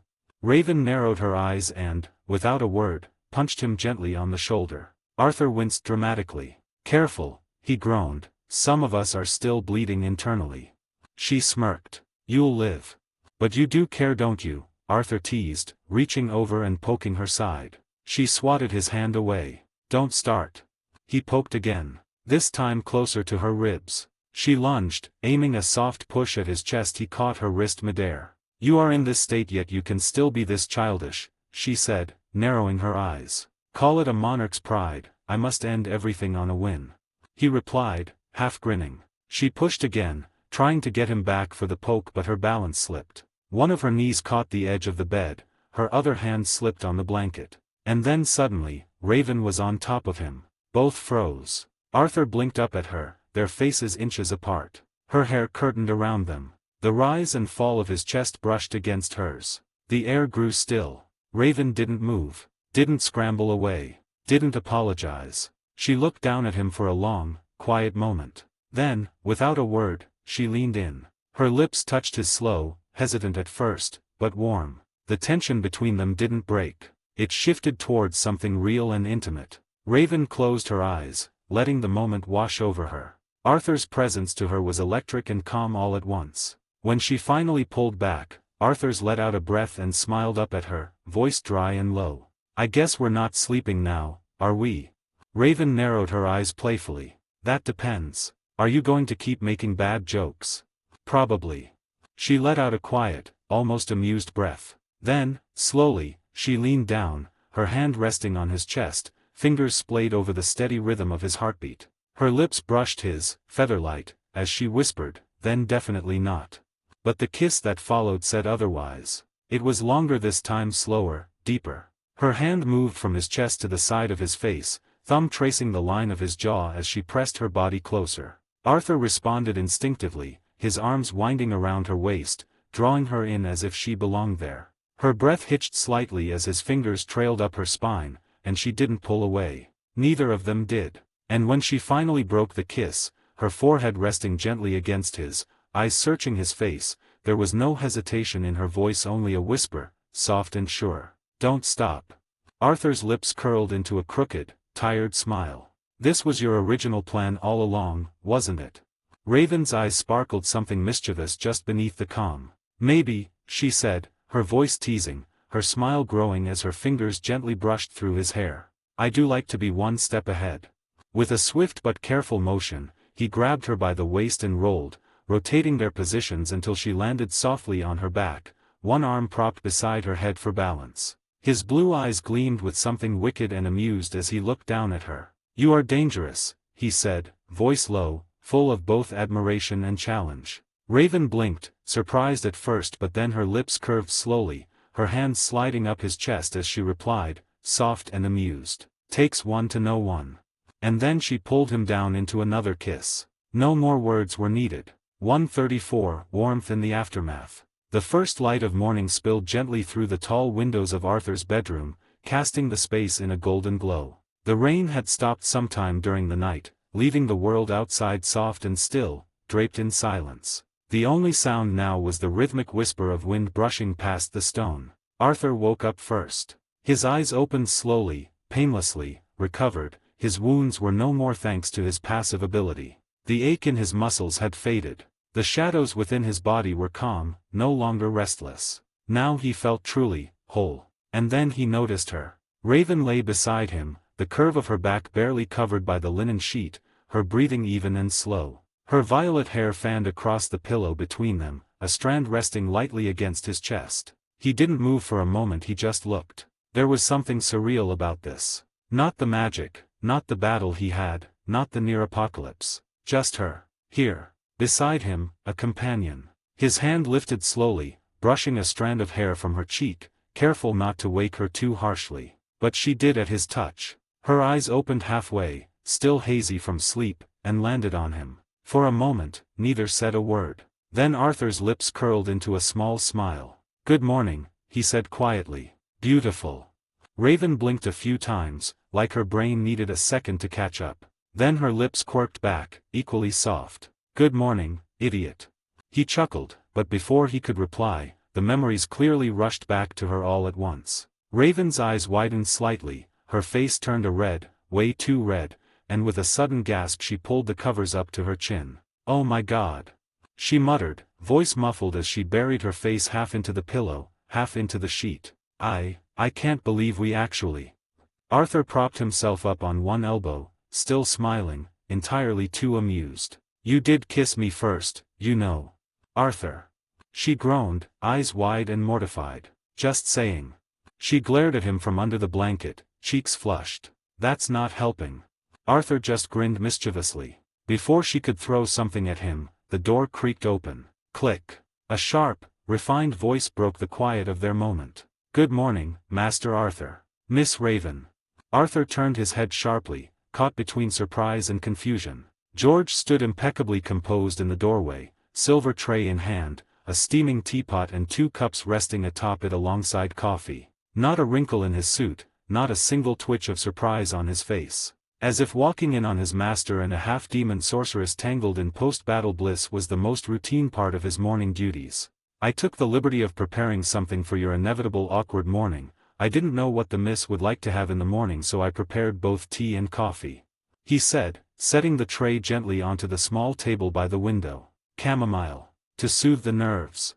Raven sank deeper beneath the covers. Arthur rubbed a hand down his face. "George, remind me to fire you later." George raised an eyebrow, entirely unfazed. "Shall I begin writing the termination letter now, sir, or after you've both dressed appropriately?" There was a long pause. Arthur opened his mouth, closed it, tried again. Nothing came out. And then Raven, still hidden under the sheets, snorted. Tried to hold it in. Failed. The laugh burst from her, quiet and lovely, and utterly uncontrollable. Arthur gave George a flat look, though the corner of his mouth twitched in betrayal. "Just." He sighed, lifting a hand toward the door and making a vague shooing gesture. "Get out." "Very good, sir," George replied with a slight bow, and walked off with perfect dignity, leaving behind only the faint scent of tea. The scent of freshly made food and the distant aroma of something baking, something George had no doubt spent hours preparing. Arthur had thrown on a pair of dark slacks, shirt still unbuttoned as he stood by the window, coffee in hand, his silhouette outlined by the soft daylight. Behind him, Raven sat cross-legged on the bed, draped in one of his black shirts, sleeves far a bit too long on her. Her expression was calm now, comfortable in the quiet, in the warmth, in him. She watched Arthur sip his coffee, the muscles in his back moving slightly as he did, and with a slight smirk said, "I like your butler." Arthur glanced back at her with one brow raised. "He's not a butler. He's more of a caretaker. Not that I need one, but I haven't figured out how or why, but I enjoy his company here. I did say it gets lonely and dull here." Raven chuckled lightly. "Sounds like a butler to me." He gave her a look, half amused, half tired, and turned back toward the window. He took another sip of the coffee, then looked over his shoulder again. "Got any plans now?" he asked, voice casual, though his eyes carried more weight than his tone. Raven hesitated. Her smile faded slightly. She stared down at her hands for a moment before replying, voice quiet and honest. "I don't know. I'll probably go back to the Titans." A pause. "Though, I'm not sure I can face them. Not after everything that happened." Arthur didn't rush her answer. He nodded slowly, setting the coffee cup down on the windowsill as he began buttoning his shirt. "They were worried too," he said simply, eyes focused on the buttons. "They wanted you to be safe as well. I know I don't exactly like that team, but that is something I like that about them. Even though I was the one who did the heavy lifting after all." Arthur added matter of fact. Her eyes lingered on him, thoughtful, and then she slipped off the bed, walking toward him without a sound. Just as he adjusted the collar, she stepped behind him and wrapped her arms around his waist. Her forehead rested lightly between his shoulder blades. "I know, Arthur," she murmured. "Or, I could stay here and be Master Arthur." Both of them flinched. George's voice rang from the hallway, perfectly timed, clear as a bell. "Breakfast is ready. I've prepared a selection based on your respective preferences, sir." Arthur groaned aloud, head tipping back in frustration. Raven nearly jumped back, stifling a laugh into Arthur's shoulder. "Damn it, George." Arthur called toward the door, not even trying to mask his exasperation. "We're coming." There was a faint, polite pause before George's reply echoed back. "Very good, sir. I shall keep it warm. I prepared something for Miss Raven as well. Both of you need energy after all." Raven flushed instantly. Arthur stared at the door like he was calculating how long it would take to shadow slap George into the sun. Raven laughed into his back, unable to stop herself. Arthur sighed, resting a hand on hers at his waist. "Remind me to put him on laundry duty for the next month." The dining room of the Blackwine estate was as refined as it was a bit ominous. Sunlight filtered through tall windows draped with heavy, dark curtains drawn halfway open. The long obsidian table was set for two, with intricate silverware, elegant black porcelain, and a single vase of white flowers placed in the center like a strange apology for all the Gothic ambience. Raven sat at one end, curled into the seat with her legs crossed at the ankle, dressed casually in a deep purple hoodie and leggings. Across from her sat Arthur, freshly dressed. Between them, breakfast, everything perfectly arranged, courtesy of George. George himself stood in the background, tall and composed, hands folded behind his back like a sentry. "Must be nice," Raven said as she cut into her toast, waking up in a manner like this with a personal chef butler. George gave a slow bow, unfazed. "I'll take that as a compliment, Miss Raven. Though I would argue my culinary skills are imperfect as of now." Arthur smirked. "Don't encourage him." "You wound me, sir," George replied smoothly, gliding toward the side table to refill the coffee carafe. Arthur turned his attention back to Raven. "Are you really feeling okay, Raven?" Raven met his gaze across the table. Her expression was calm, but her fingers briefly tightened around the handle of her mug. "Yeah, I think so. Azeroth still echoes in my head, but it's quieter now. It's not like before, not even close. I don't feel any sort of pressure. It's like a storm that finally passed." She took a sip, her eyes softening as they lingered on his. Arthur leaned back in his chair, relaxed in a way he rarely allowed himself to be. "You know," Arthur said, casually, "you look different now, Rachel." Raven paused mid-bite. Her violet eyes lifted slowly, her voice quiet but touched with genuine surprise. "That's the first time you've called me that. Arthur blinked, then shrugged slightly. "What, Rachel? What do you prefer to be called then?" Raven smiled faintly, brushing a stray lock of hair behind her ear. "I'm fine with both." Her eyes lingered on him. "But it sounded nice." He met her gaze, something warm and unspoken passing between them. Before the moment could deepen, a voice buzzed softly from the TV mounted in the corner of the room. George, ever timely, stepped over and unmuted it with a remote. "And in Metropolis, damage assessments are still underway following the devastating clash and destruction caused between what the masses are calling a demon, and another demon." The screen showed grainy footage of a blurry image of Arthur, bones protruding from his gauntlets, eyes burning violet as he fought Trigon amidst burning ruins and shattered concrete. The news anchor continued, "Oh, confirmation yet on who this unidentified figure is, though speculation continues. Some believe he is part of the League. Others Arthur groaned, setting down his fork. Great. They're calling me a demon now too. Raven didn't even look up from her plate. Did you see how you fight? Arthur raised a brow. She smirked, sipping her coffee. Demon is an understatement. Arthur scoffed. Oi. George cleared his throat from the corner, hands clasped politely. If I may, sir, your tendency to appear cloaked in shadows, flanked by monstrous shadow warriors, while dismembering superhumans with weird weaponry, does little to dissuade such public perception. Raven tried to hold in a laugh and failed, her shoulders shaking slightly. Arthur leaned back in his chair with a dramatic sigh. They still know nothing. Before Raven could add anything, Arthur's phone vibrated on the table beside him. He glanced at the screen. It's Robin, he said, looking up. Raven's amusement faded slightly as she tilted her head. Wonder what he wants. 1:35. The black heart beckons. Robin, he said, then flicked the speaker icon on and set the phone on the table. Guess the Batside's checking in. Raven raised a brow. Oh. Arthur leaned back lazily in his chair, chewing on a bite of egg while Raven sat across from him, legs tucked beneath her, sipping from her mug in a rhythm that matched the quiet stillness of the morning. Arthur glanced down at the phone. A small flash of amusement lit his eyes. Arthur smirked as the call connected. Arthur, Robin's voice crackled through. Are you feeling well today? Arthur let out a low groan, theatrically stabbing a slice of toast with his fork. Still in pain. Hurts to breathe, hurts to move, I might be dying. He shoved the toast into his mouth with zero hesitation. Raven rolled her eyes. Robin didn't miss a beat. Really? Because I was calling with good news. Arthur swallowed. Do tell. Kara's recovered. She's awake and stable. Still under medical observation, of course, even though she kept insisting she was fine. Tried to fly off on her own 3 times, actually. Arthur's chewing slowed. That's good to hear. I was just about to ask. Robin's voice grew softer. She was mad at herself, you know. Kept saying she didn't do enough. Arthur's face twitched with a mix of guilt and relief, eyes flicking to Raven for a second before dropping to his plate. She did more than enough, he said quietly. Robin's voice shifted back into mission mode. Superman's better too. Arthur blinked. What?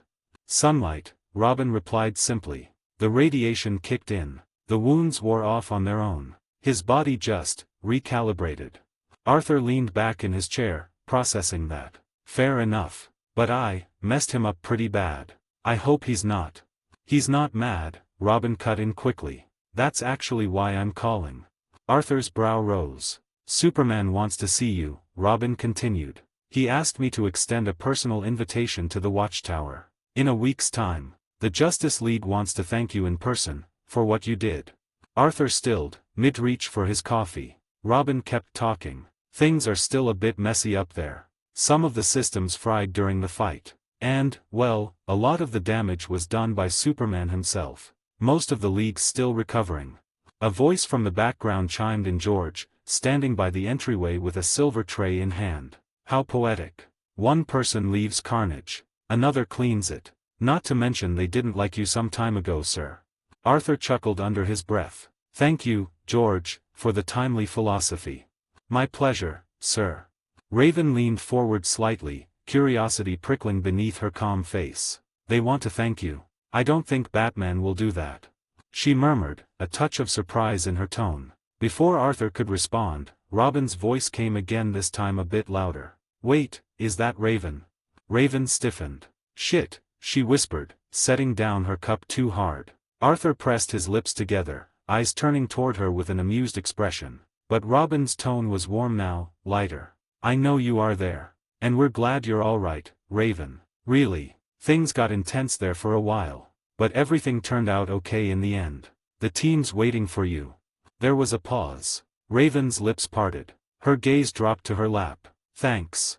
She managed, soft and uncertain, but real. Arthur watched her, quiet, a small smile tugging at the corners of his mouth. The line went silent for a beat before Robin added, I'll message you the details in time, Arthur. Just, take care of yourselves. Both of you.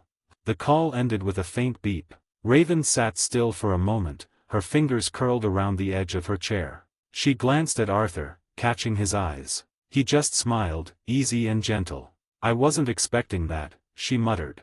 I told you they wanted to help you out so bad. Arthur said. She scoffed, but her lips twitched. I froze now, I couldn't say a thing. You said okay. That's progress. From the doorway, George cleared his throat delicately. Would now be an inappropriate time to suggest celebratory mimosas, or should I wait until after the Justice League sends a fruit basket? Raven broke into a small laugh. Arthur just leaned back, stretching his arms behind his head. Hold off on the mimosas, wine and all that.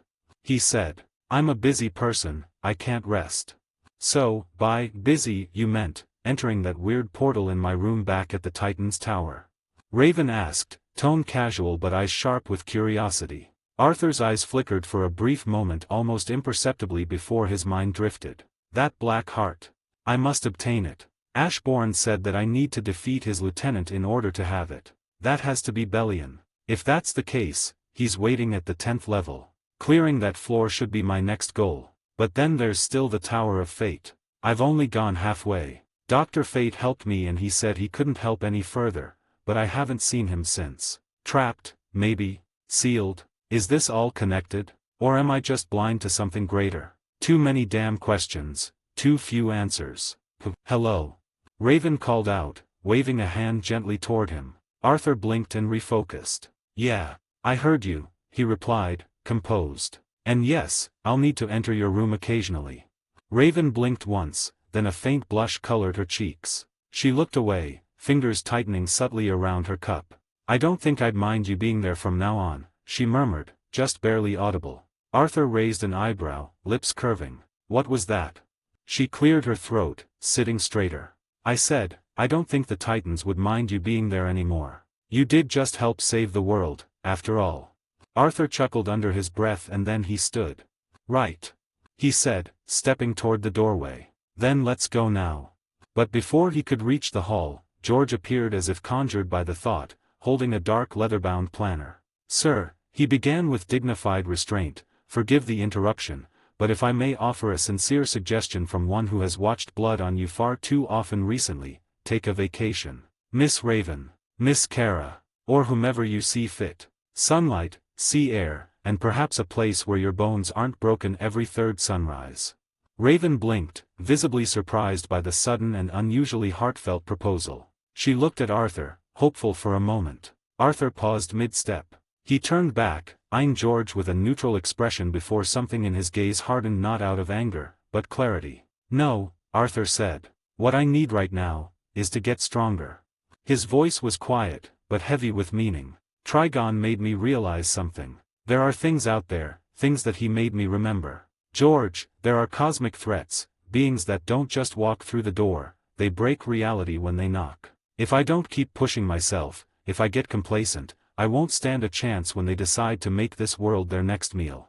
There was silence for a beat. George nodded slowly, setting the planner aside. Fair enough, sir. Raven narrowed her eyes slightly. You gave up that easily. George raised both hands in theatrical surrender, the corners of his mouth twitching in faint amusement. Persuasion has its limits, Miss Raven. And your beloved is, unfortunately, quite immune to gentle logic, especially when he comes up with things like that. Raven scoffed but couldn't help the smile tugging at her lips. Why am I leaving through the door, anyway? Arthur muttered aloud. Raven raised a brow, clearly entertained. Yeah, I can teleport us there. You know, mystic powers, portals, actual magic. No need to walk there.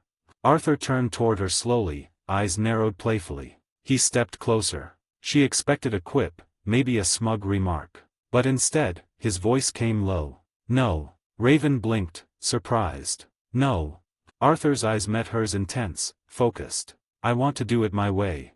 He moved in before she could respond, arms slipping around her waist with the smooth confidence of someone who knew exactly what he was doing. Raven tensed for a moment, caught off guard not by the gesture, but by the intimacy. Her breath hitched as her hands instinctively rose, palms resting against his chest. He was too close. She looked up. Their faces were inches apart, lips not far from meeting. The warmth of his breath mingled with hers, the quiet drawing in around them. Her heart thudded once. And then, the shadows moved. Black tendrils crept upward from beneath them, slow and elegant like ribbons in water. They coiled around Arthur's back, swirled up Raven's arms, and began to devour the light. The air turned cool, the sound around them fading into nothing. Arthur whispered one word into the hush between them. Exchange.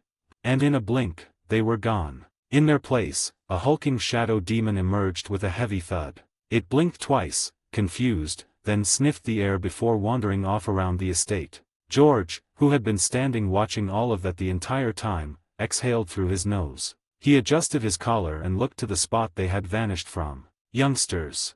He muttered, shaking his head and stepping away with impeccable grace. 136, Legacy Shadow Legion Dungeon, Level 4. The shadows receded like ocean tides as Arthur and Raven appeared inside the Titan's tower in the familiar, silent gloomy room of hers. For a moment, they remained in the same intimate stance, his arms still around her waist, her hand resting against his chest. The shadow's energy dissipated with a hiss, and reality settled again. Raven blinked, caught in the closeness. Then, with a slight, awkward shuffle, she stepped back, smoothing the folds of her clothes like she needed something to do with her hands. That was certainly a nice way to get here, she said, trying not to sound too breathless. Quite different from the portals I use.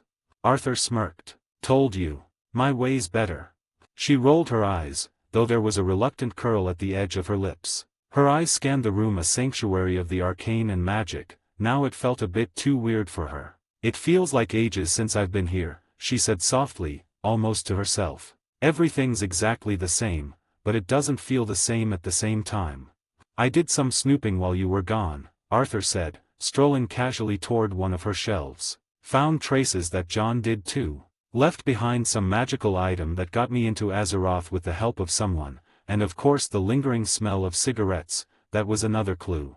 Raven sighed. That's expected from him. Subtlety has never been John's strength. But then her gaze narrowed slightly. Wait, did you mess with my personal things? Arthur turned around slowly, both hands rising as if to surrender. I didn't. She raised an eyebrow. Arthur. I swear, he added, grinning. You can ask Kara. She practically was the one that stopped me from doing so. Besides, even if I did, my only intention was to find anything that could help me locate you. That's it. Raven studied him, then gave a small shrug. It's fine. Arthur's grin widened. Of course it's fine. You're mine now. He said it so casually, like it was the most obvious thing in the world with certainty. Raven's eyes widened, her face flushing with red. She didn't deny it. She couldn't even make eye contact. Just quietly turned and busied herself with brushing some dust off her old spellbook. Arthur took the moment to pace slowly, looking at the center of the room where the air always felt heavier, denser. A place steeped in magic, the location of his dungeon entrance. You should go see your team, he said. Pretty sure that Robin already knows we're here. Raven hesitated. I don't know what to say to them. Arthur looked over his shoulder. Just be yourself. You'll figure it out. A key formed in his palm, curling into shape like smoke solidifying into steel. The runes along its edge glowed softly, resonating with him, and only him. Raven stepped closer, her curiosity overcoming the moment of doubt. How does this work? She asked, tilting her head. I tried to recreate it myself when I was trying to find you, but nothing worked. Arthur looked at the key, then back at her. It's hard to, honestly, I don't think I can explain it. I just know how to use it.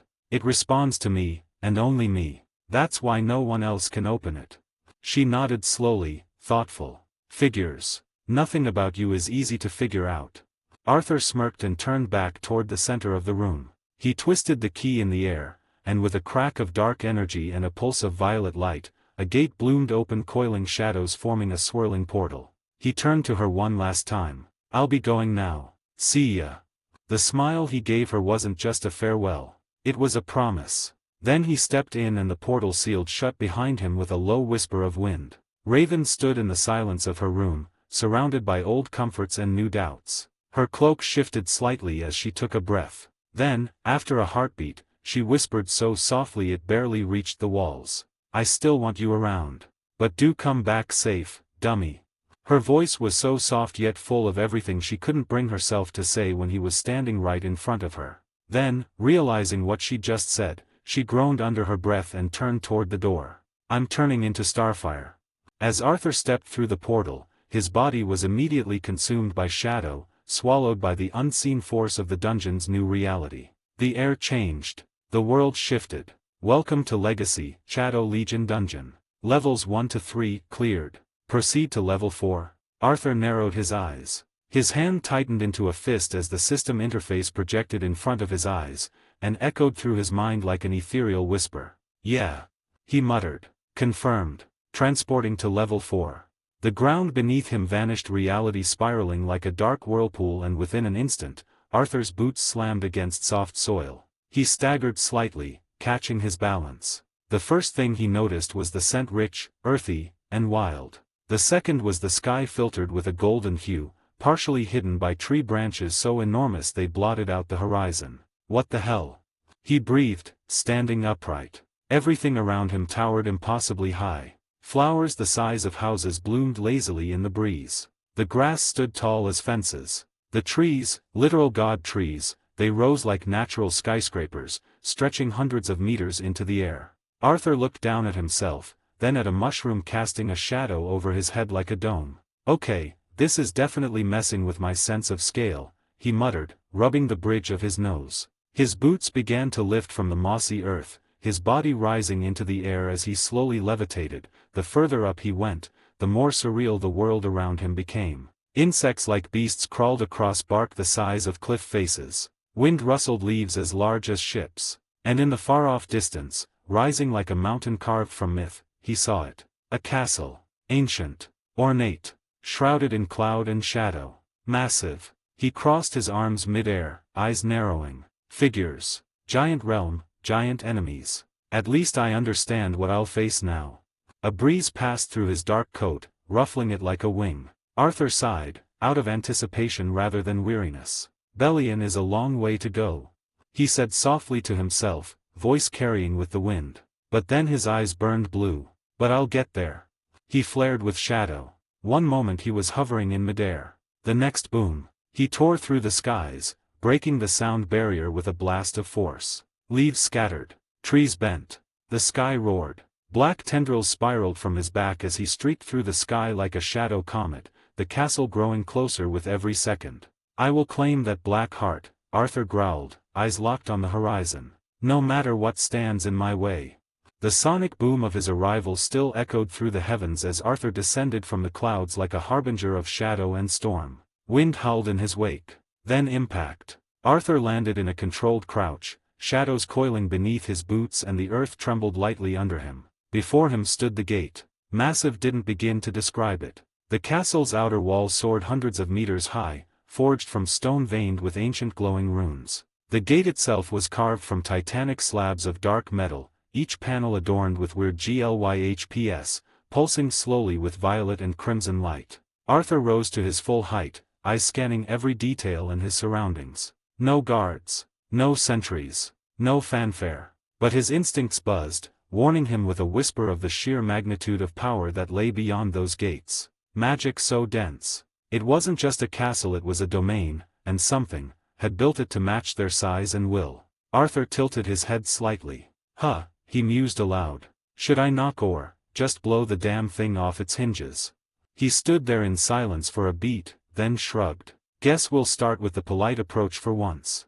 He raised his hand and gave the massive gate 3 solid knocks, each one sending a ripple of vibration through the towering doors. Then he smirked and leaned casually against the gate, crossing one leg behind the other. Hello. I have a delivery. One large order of ass-kicking. With a groaning rumble that echoed across the entire realm, the gates shuddered then opened inward, splitting down the center with slow motion. Dust fell like powdered stars from the seams. Magic hissed out. Arthur blinked, raising a brow in mild surprise. Well, what do you know?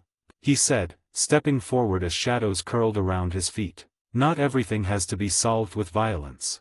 The moment he passed through the threshold, the world seemed to stretch again, his senses adjusted just in time to feel it. They were coming. From beyond the distant corridors, giants emerged, walking titans of war, some clad in ancient armor, others wrapped in thick hides and runed cloth. Their footsteps made the stone quake. Eyes like molten fire locked onto the lone figure standing at the gate. Arthur smiled. He raised his right hand, the Demon King's longsword materialized in his grip. The blade growled into existence, humming with dark and electric energy, sparking blue lightning. He rolled his neck slowly. "All right," he muttered, gaze focused, wild grin tugging at his lips. His voice was full of excitement. "I can't wait to see what they can do." 137, Fear itself. The moment the last echo of the gate's dying groan faded into silence, Arthur began to walk forward. No rush. No fear. Just quiet steps, his boots tapping against ancient stone, each footfall soaked in shadow. The wind bent around him. The Demon King's longsword trailed faint streaks of blue lightning as it hummed in his grip, hungry. Arthur's eyes gleamed with cold fire. The giants, at least a dozen, watched the lone figure advance. Colossal warriors dressed in blackened steel and old magic, carved by the dungeon's will. They stood like moving mountains, their weapons larger than buildings, their voices like thunder. One of them moved. A tower of muscle and iron, with a sword the size of a bus clutched in both fists. It let out a roar like a crashing avalanche and charged, each step a tremor. The giant raised its blade high above Arthur, intending to crush the insect daring to tread into their sacred domain. Arthur didn't flinch. He raised one hand. Fingers splayed open. No defense. He just stood there waiting for the strike.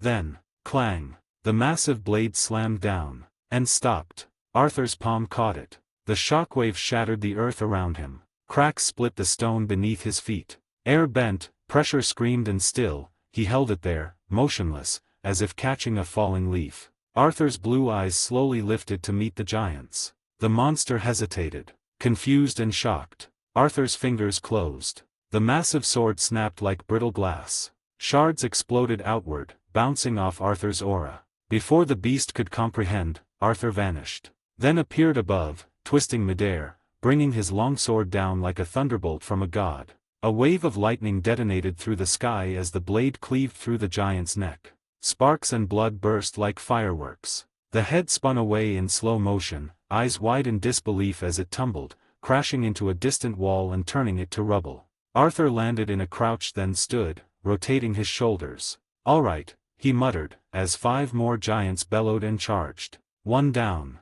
The first swung a warhammer the size of a tank. Arthur blinked, then vanished in a flicker of shadow, reappearing in front of the giant's chest. His hand exploded forward. Ruler's authority. The giant's chest followed by his heart imploded, blood gushing from mouth and eyes before the giant dropped to its knees, corpse crumbling. Another came swinging. Arthur twisted around the strike midair and sliced off both legs at the knee in a flash of steel and lightning. The giant fell screaming. Arthur landed on its back, planted his foot on its neck and ripped its massive spine clean out, jagged vertebrae still twitching in his hands. A third giant hurled a chain at him. Arthur extended one hand lazily. Ruler's authority once again. The chain stopped midair. Reversed. Whipped backward into the thrower's face at breakneck speed, smashing the skull in like a wrecking ball. Blood sprayed across the castle wall like graffiti. He kept moving in an unrelenting storm of violence. Arthur flew upward in an instant. A sonic boom cracked the air like thunder and he reappeared mid-flight,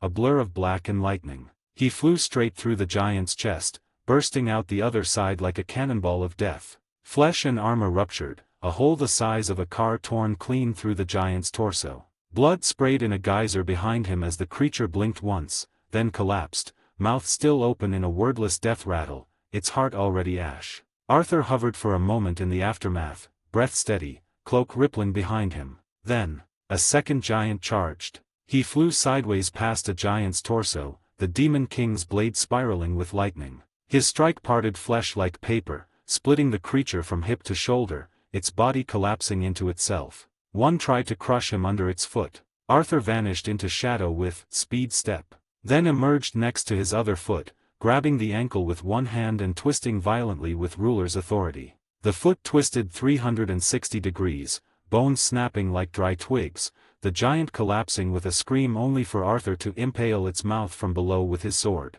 The battlefield was ruined now. The castle's interior was shattered, walls destroyed, floors torn up, statues decapitated.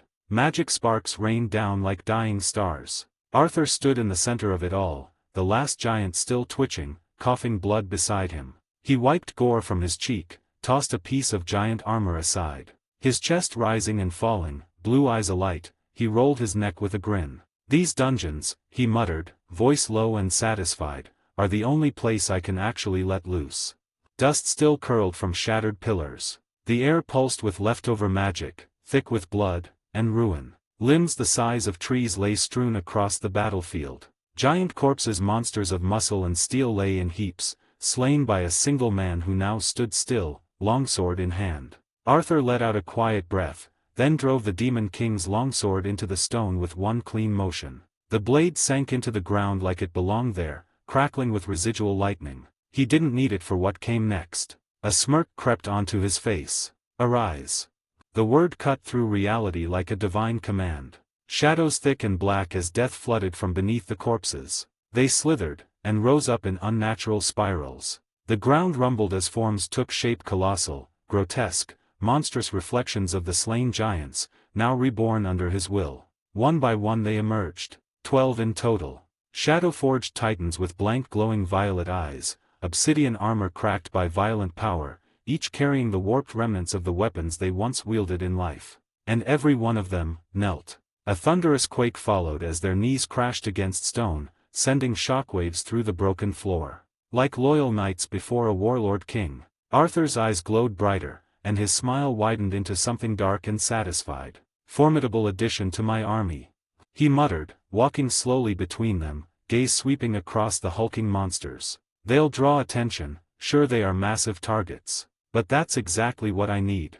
He reached out and let his fingers brush the helm of one shadow giant. The creature twitched, as if responding to his touch like a hound awaiting command. Let them come. You'll tear through our future enemies.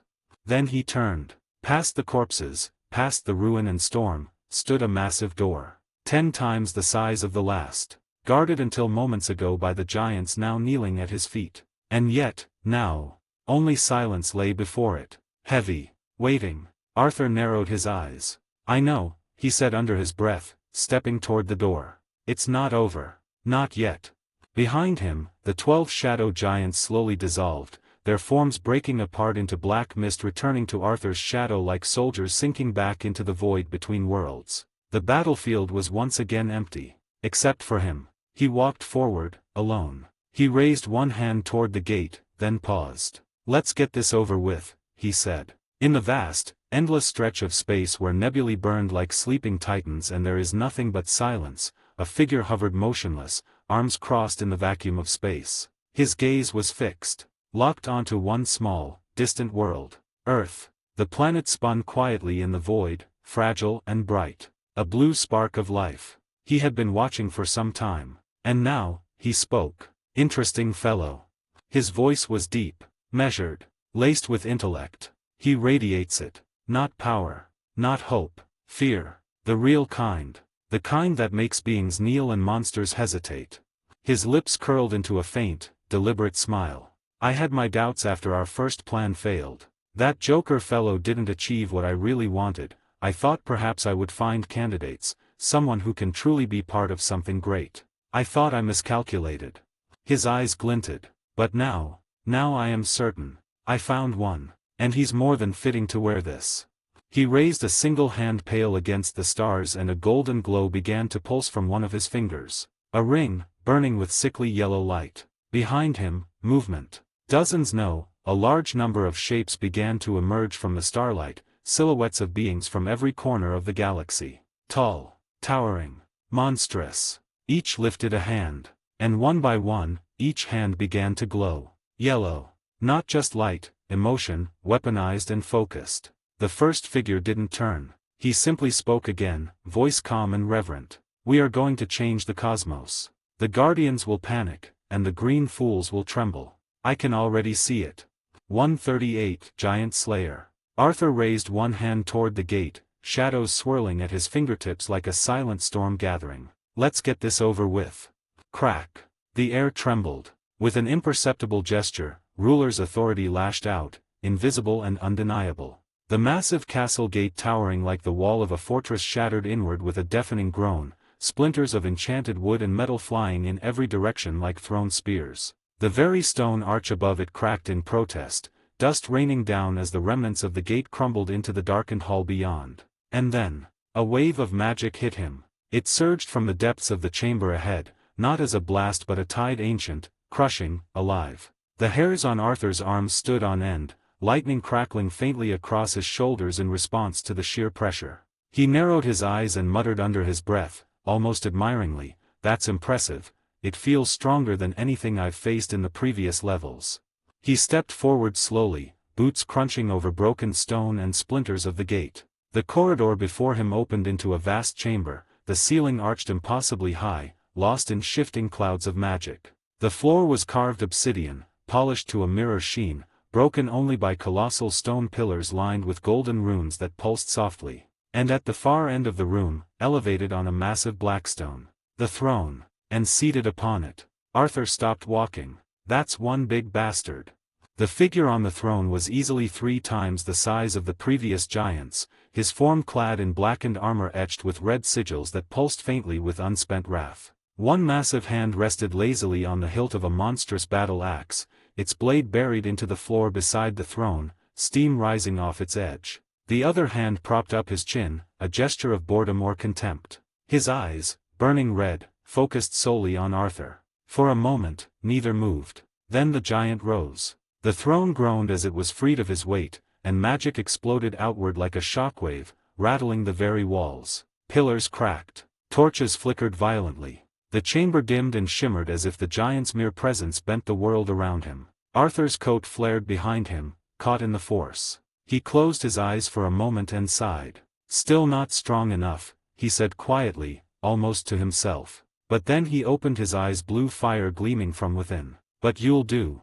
He lifted his hand, and the Demon King longsword burst into being once more. The massive giant stepped forward, each footfall a quake that rattled the walls of the throne room. His battle axe scraped across the black stone floor with a shriek of steel, carving trenches as he raised it overhead with unnatural speed. Then he swung. A crescent of raw wind pressure exploded out. Arthur didn't move at first. Then, just as the axe whistled toward him, he leaned to the side, so fluid it almost looked lazy. The weapon crashed into the ground, obliterating a portion of the floor, but Arthur was already gone, blurring sideways with speed step, a trail of blue and black afterimages spiraling in his wake. Another swing, this time horizontal. Arthur ducked clean under it, spinning into a slide that cut across the broken floor. Rubble rose behind him, only to vanish as he disappeared from sight again. The giant's eye twitched. Arthur reappeared above him, standing on the flat of the giant's own axe, smirking. "Nice swing," Arthur said. And then he launched forward, a blur of muscle and fury, his fist crashing into the giant's face with a concussive thud. The shockwave rippled back through the throne room, dust, stone, and debris flaring out like a shock ring. The giant's head reeled back, his massive neck snapping to the side with a crack. He stumbled 2 steps, but didn't fall. Instead, he snarled and roared, a sound that shook the heavens. Arthur floated mid-air, hair and coat whipping violently, shadows coiling around his boots like tendrils. The giant's axe ignited with flames and his red eyes burned brighter crimson infernos of raw hatred. Arthur chuckled. "Is that bloodlust I'm sensing?" His blue eyes flickered, the corners of his lips lifting. Then his tone dropped, dark and wild. "This is bloodlust." And the room changed. An invisible pressure slammed across the chamber, Arthur's aura exploding outward like a tidal wave of raw dominance. Darkness surged. The giant faltered mid-charge, his knees bending slightly, as if his body screamed at him to turn and run. But he didn't. He charged. Axe raised. Magic swirling around him like a storm with fury. Arthur's smile widened. "All right," he muttered. "I've seen enough." His eyes glowed bright blue. With a thunderous crack of lightning, Arthur took flight, shadows trailing behind him. The axe came down again, fast, brutal. Arthur spun past it. One cut. A flicker of light. Another swing, he flipped mid-air, letting the blade whistle past him by mere inches, the wind parting his hair. Then he surged forward. The Demon King longsword gleamed in his right hand, lightning sparking along its edge. Arthur gripped it with both hands and swung, unleashing a cleaving arc of lightning. The blade hit the giant's neck with a thunderous crack and kept going. A storm of lightning erupted from the point of impact. The wind howled. The ceiling groaned. Runes shattered along the walls. The giant's head slid from his shoulders, the light fading from his burning eyes. For a moment, his massive form stood still. Then, he dropped to his knees. The sound was like mountains collapsing. Arthur descended in silence, his boots touching the fractured stone floor just as the body slammed into the ground behind him. Dust rolled past his ankles. Silence claimed the throne room. Arthur didn't look back. The giant's corpse lay still behind him, steaming, blood pooling into cracks that spiderwebbed across the shattered floor. But Arthur's gaze was forward, steady. His voice was calm, almost casual. "Arise." The shadows twisted like smoke caught in a gale around the slain giant. Black tendrils slithered over charred muscle and broken bone, wrapping around the fallen titan like a burial shroud. And then, a massive shadow emerged. Its eyes snapped open, no longer red, but now glowing a deep violet. The giant rose again, this time as a loyal eternal shadow soldier. On one knee, kneeling before Arthur, head bowed, hand across its chest in silent deference. Above the creature, the system interface flickered into view. Shadow extraction, success. Class Elite Knight. Shadow designation, awaiting name. Arthur tilted his head slightly, studying the behemoth with a glimmer of amusement in his eyes. Elite Knight, huh? He muttered. Not bad. I was expecting a general, to be honest. You were damn close to it. He folded his arms, smirking. You're a giant, sure, but that fire magic. The way you held that throne. You earned a name. He stepped forward, looking up at the towering shadow, its violet eyes locked on his. I'll call you Surtur. The moment the name left his lips, a flicker of energy surged through the giant's shadowy frame. His chest seemed to swell with a new kind of strength, and identity forged in death. Arthur nodded with approval. You'll lead the others, he added. The rest of the shadow giants your squad now. Keep them in check. Don't let them turn into oversized liabilities. Surtur said nothing but bowed his head in silent acknowledgement. A towering figure of dread now bound to the shadow monarch. Then, like smoke caught in a wind, he dissolved, vanishing back into Arthur's shadow with a faint pulse of dark energy. Arthur exhaled through his nose, his expression unreadable. I'll check what I got from this later, he muttered, rotating his shoulders and stretching slightly, as if dusting off the aftermath of a light workout. Then came the chime. Level 4 cleared. Proceed to Level 5. Arthur glanced up at the glowing system prompt, its words burning silently in the air. He didn't hesitate. Yes. The throne room trembled. A new spatial distortion tore reality open before him, an abyssal portal forming from the ground, swirling like a cosmic vortex. Arthur looked into it, and then the darkness swallowed him whole. 139 Legacy Shadow Legion Dungeon, Level 5. Arthur's boots touched down on solid stone with a faint echo. The moment he met the ground, the portal behind him hissed shut, sealing him in complete and consuming darkness. No stars. No sky. No wind. Just still, damp air and the faint sniz of magic. He narrowed his eyes, taking in the environment: jagged cave walls, moss-draped rock, and narrow tunnels that stretched like veins through the belly of the earth. Okay. Arthur muttered. He exhaled, and as he did, his irises shimmered faintly with arcane light. The silence spoke to him more than sound. He closed his eyes, reaching out not with his hands, but with something deeper. Sense. Predator instinct. A pulse. Arthur's eyes snapped open. He turned to the right. That way. He didn't hesitate. He moved forward, each step echoing down the hollow tunnel. As he walked, faint droplets of moisture dripped from the ceiling, the echo of their impact like distant whispers. But the presence ahead was anything but subtle. By the time he emerged from the narrowing corridor into a wide chamber, the stench of blood was overwhelming. Red skin, war paint, jagged weapons. A dozen figures turned to face him, eyes glowing with hatred and hunger. Arthur rolled his neck once, a faint pop echoing. He smiled. High orcs, right? He said with a slow nod. Heh, then I know who your boss is.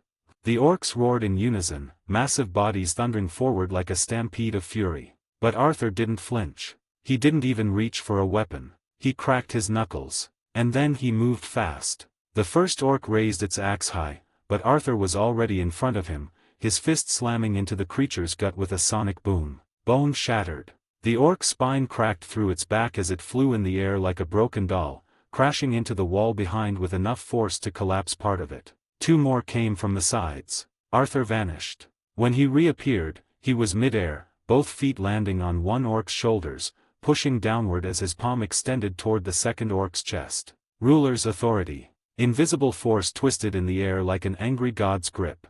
The second orc was crushed mid-sprint, his arms dislocating, chest imploding like it had been caught in a vice. Blood burst from his mouth before his lifeless body slammed face first into the ground. The one beneath Arthur tried to stand. Arthur stomped down, the orc's skull cracking into the stone floor like an egg. He didn't even bother to look down as blood spread beneath his boots. Another roared, swinging its club wide. Arthur ducked beneath the swing, grabbed the orc's wrist mid-motion, and twisted. 360 degrees. Crack. The arm dislocated, bones torn like paper. Arthur's fist met its jaw a moment later, launching teeth across the cave like shrapnel before his second punch crushed its nose into its brain. The remaining orcs hesitated. One turned to run. Arthur clenched his fist. Ruler's authority snapped the orc's spine from behind like a whip of shadow energy. It twitched violently, then collapsed. In seconds, the room was covered in bodies, blood dripping from the walls, and the scent of fear settling in thick.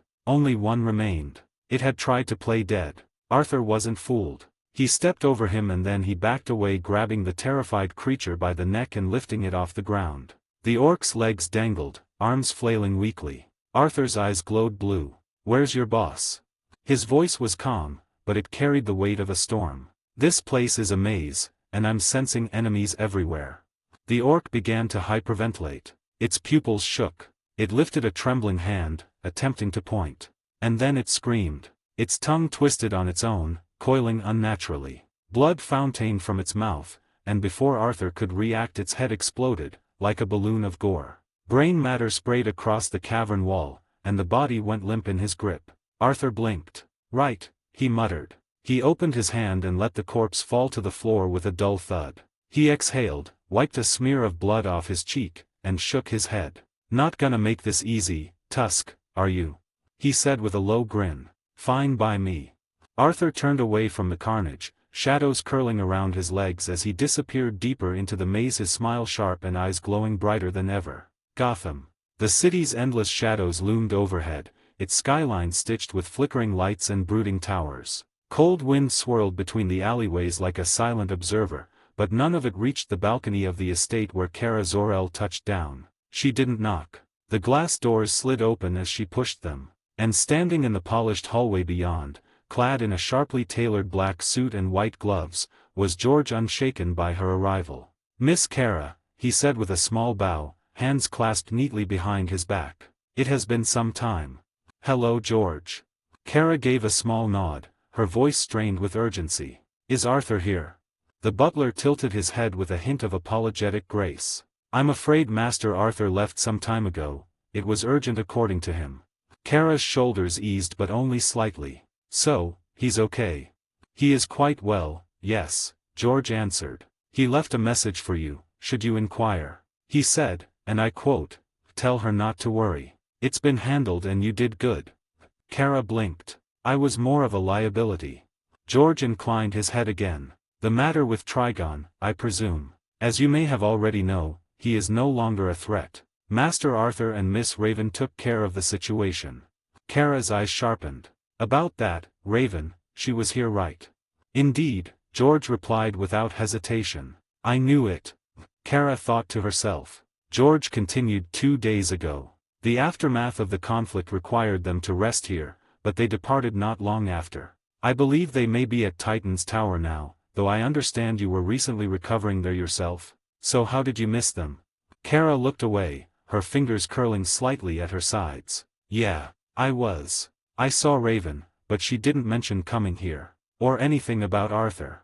There was a pause, then her brows furrowed, a quiet line of thought passing behind her blue eyes. "Something happened." She exhaled softly, pushing the question aside for now. "Right. Thank you, George."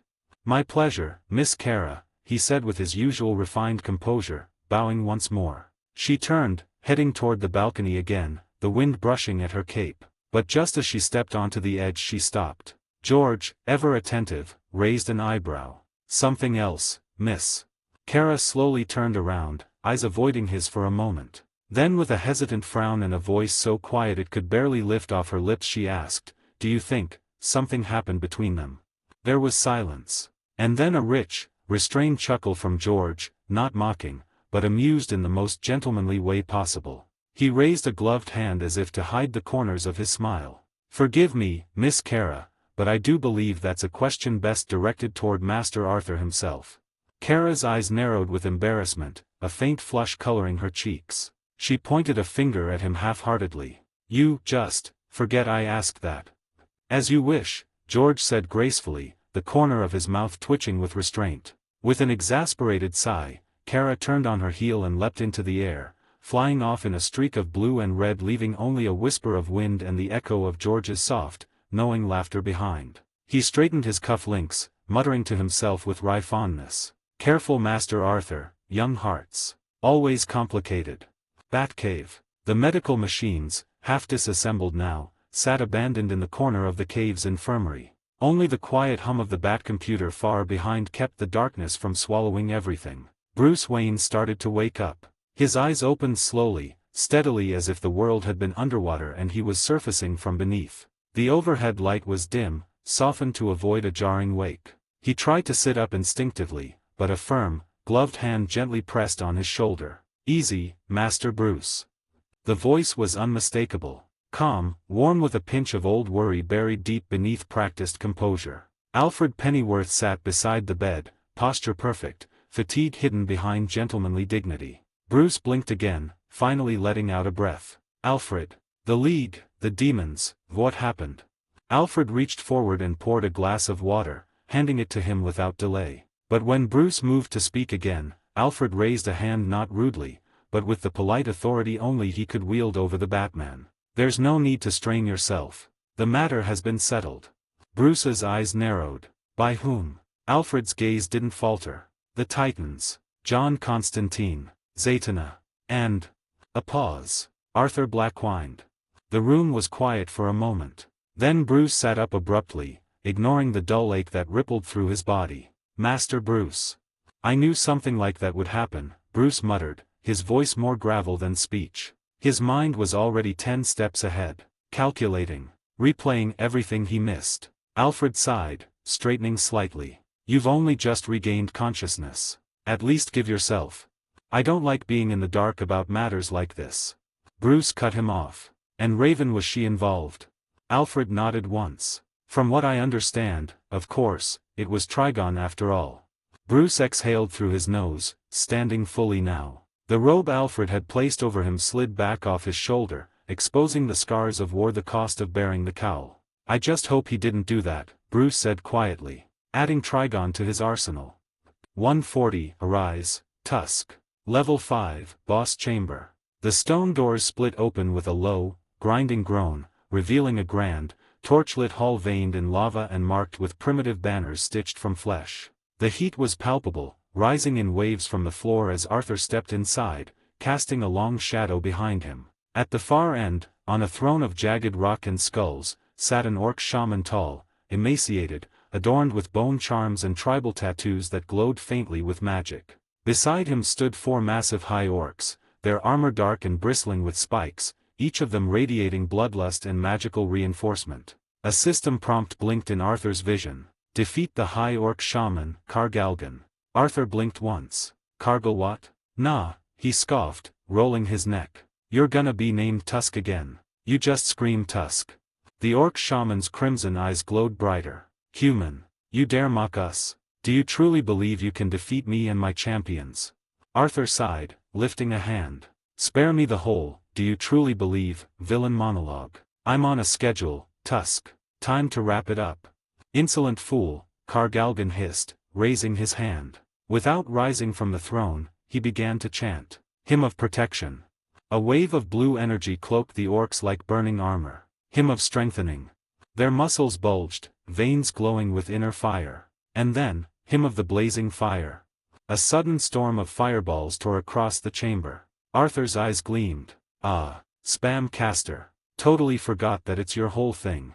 He ducked to the side, slipping through the blaze like liquid shadow. Fire licked the walls behind him, exploding on impact, but he was already moving, already smiling. The Demon King's longsword flared into existence in his hand, wreathed in crackling blue lightning. The first high orc charged. Arthur didn't flinch. He vanished with speed step, reappearing behind the brute, dragging his blade through the air and leaving behind a ribbon of lightning. The sword cleaved straight through the orc's armor and magic protection, carving into its back with a thunderous crack. Spine shattered, body twitching as it fell face first into the stone. A second roared and came in with a hammer swing. Arthur stepped sideways, grabbed its wrist with ruler's authority, and twisted. Bone snapped, and the hammer fell. Arthur used the same spell to drag the orc forward. Its body ragdolled and he slammed his fist into its face, caving in the skull with a sickening crunch. 2.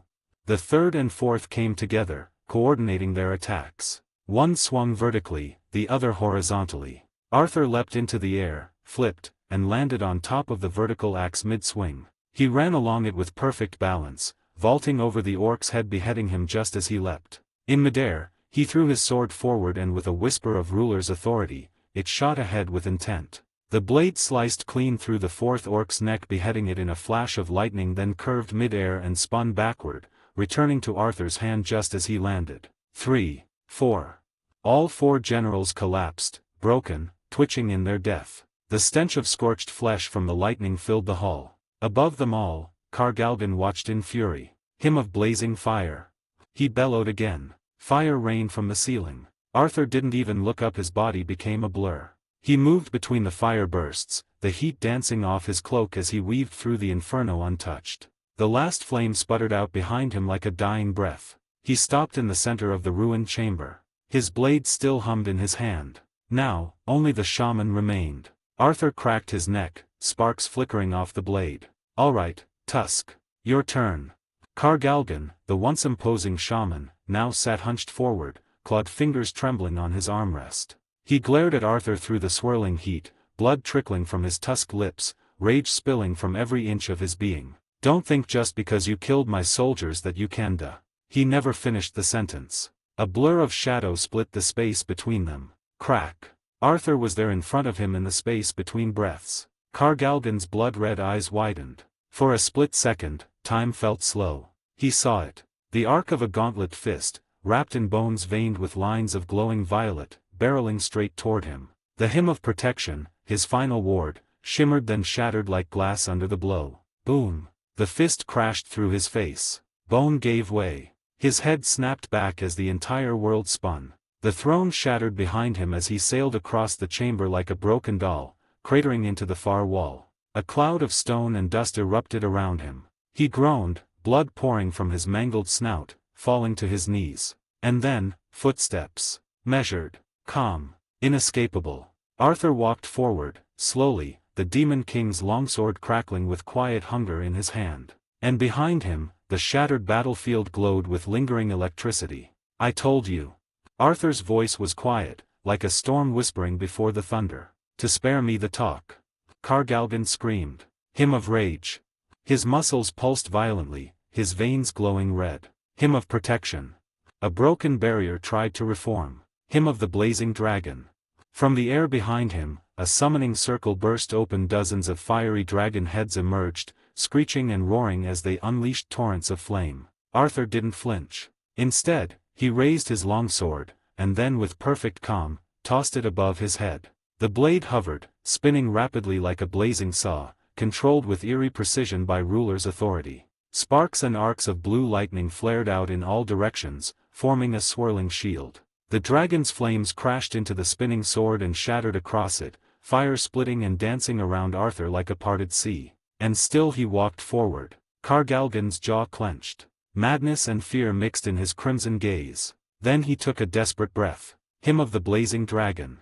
The incantation surged into him. This time his own mouth opened, fire erupting from deep in his chest like a dragon's core. The stream of flames blasted forward, a relentless inferno that turned the stone beneath it molten. Arthur raised one hand, only one, his gauntlet glowing red-hot with contact blocking the fire with his palm. His eyes shimmered bright blue now. Not a flicker of hesitation. No strain. He walked through the fire, head tilted slightly. And then he reached him. Kargalgan's flames died down. Arthur grabbed him by the jaw, forcing it shut. Kargalgan struggled then froze. He saw it. The light in Arthur's eyes. The dark power flowing through him, the very dormant terrifying presence. "You never had a chance to begin with," Arthur said, voice low and final. With his free hand, Arthur drove his fist through Kargalgan's chest. Ribs shattered. The shaman's eyes rolled back. His body convulsed then slumped, limp and defeated. Arthur pulled his arm free and let the corpse fall to the molten floor with a wet thud. Silence. The fire dimmed and the heat receded. A soft chime echoed in Arthur's mind as the system's interface blinked. Boss defeated. High Orc Shaman Kargalgan eliminated. Level 5 cleared. He looked over the fallen with calm, his voice quiet. Arise. The word struck like a divine command. A pulse of black energy surged outward. The 4 high orcs rose once more, their skin shadow and red, their eyes glowing, and with unison groans, they knelt, now silent sentinels of the dead. Then came the last. Kargalgan. His shadowed form exploded upward, towering above the others. His once emerald robes were now ink black, his tusks were longer, jagged and horn-like. His eyes no longer burned red, they blazed violet. Arthur stepped forward slowly, stopping just a few feet from him. You, he said, a ghost of a smile pulling at the corner of his lips. Quiet, stronger than I thought you would be as a shadow. The shadow merely knelt silent and loyal. Rank General. Arthur raised a brow. A general, possibly because of your magic output, he muttered, folding his arms. Then he tilted his head slightly. No, not gonna call you Kargalgam or whatever. He placed a hand on the massive shadow. You'll be called Tusk. A fitting name really, no need to call you something else. Tusk, Rank General. Tusk knelt even deeper, shadowy mist coiling around his form in acknowledgement. The interface chimed again, text unfolding before Arthur's eyes as it showed the loot, interesting items. He said with a voice full of excitement and surprise. 141 Marshall's Territory. You leveled up. You leveled up. Items acquired. Ring of the Monarch of Beginning. Plus 50 to all stats. Description: the ring worn by Legia, the King of Giants and the Monarch of the Beginning. Forged from the bones of an ancient giant and a dying star. This ring is said to be the last remnant of that being. Orb of Avarice. Effect: desire for destruction, doubles the user's magic damage output. Arthur let out a low whistle, picking the ring up first. It was surprisingly heavy for any ordinary man, yet it adjusted itself perfectly as he slid it onto his finger. The cold metal thrummed with ancient power, like it had waited millennia for a new master. He eyed the orb next. The Orb of Avarice pulsed with barely contained magical fury, its core swirling like a storm locked in glass. Interesting items, he said, examining the orb with a discerning eye. This ring, remnant of the Monarch of Giants, does that mean they are dead or something? These descriptions don't seem to be there for no reason. He glanced toward Tusk, who stood silently behind him, a dark staff in hand, cloaked in drifting shadow. But this, the orb, this is more your style. Arthur walked up and handed it to him directly. The moment the orb touched Tusk's hand, it fused into his staff, the crystal at its head turning from dull red to a molten red, fire leaking out in controlled wisps. Arthur watched it settle, his eyes glinting. You'll be a lot stronger that way. I'll need you to be stronger than ever. Tusk lowered his head again, silent understanding passing between them. Arthur turned then, cloak fluttering with his motion. He let out a slow breath and opened his status bar, hovering in front of his eyes like a second layer of reality. Light blue panels flickered to life. Status bar. Name Arthur Blackwind. Job Shadow Monarch. Title Architect of Fear, plus 40 INT, plus 30 Sense, plus 30 AGI, plus 30 STR. Passive, Dread Architect. Level 120-125. Fatigue 5. HP 9800, plus 2500. MP 10850, plus 4500. Strength 221-226, plus 80. Health 200-205, plus 50. Agility 210-215, plus 80. Intelligence 216-223, plus 90. Sense 182-200, plus 80. Available ability points 15-0. Passive skills. Tenacity, level 1. Insanity's Gambit, immunity to mind control, fear, and sanity-based debuffs. Job-specific skills. Shadow Extraction. Shadow Exchange. Monarch's Domain. Skills. Bloodlust, level 2. Ruler's Authority. Mutilation. Sword Rush. Speed Step. Kryptonian Flight. Equipment. Omega Hardened Hide. Abyss Forged Necklace. Cape of Silent Descent. Ring of the Monarch of Beginning, plus 50 all stats. Demon King Longsword. Inventory. Doomsday's Bone Gauntlets. Abyss Forged Necklace. Azeroth Knight Armor Set. Prometheum Sword. Anti-Kryptonian Blood Vial, Epic. Shattered Bolt. Kryptonite Sword. Solar Gauntlets. Lasso of Submission. Volthum's Cracked Ring. Venom Sac Flask ×10. Baraka's Dagger. Tower of Fate Key. Legacy Shadow Legion Dungeon Key. He closed the panel with a blink. "Alright," Arthur muttered, brushing soot off his shoulder. "Considering I didn't get kicked out yet, that means I'm about to." He stopped mid-sentence. The air grew colder, not in temperature, but in feeling. Something shifted in the very tone of the world around him. And then the notification appeared. But this one was not like the others. The text didn't just glow. It burned across the void. It felt like it was spoken rather than written. Ahead lies not mere beasts, nor creatures of rage or instinct, but commanders of extinction, masters of silence, swords of dread. You walk toward the marshes of forgotten names and cursed banners, where the lieutenants of death keep their watch, the ever-watchful marshals of terror. Arthur took a long moment. The tension in his jaw eased, but not from fear, from understanding. He rolled his neck once, the faint crackle of his spine accompanying the motion. His fingers curled into a fist. "I see," he said quietly, staring at the flickering words. "So it's Marshall's time." He grinned. It wasn't joy, not entirely. It was pure excitement.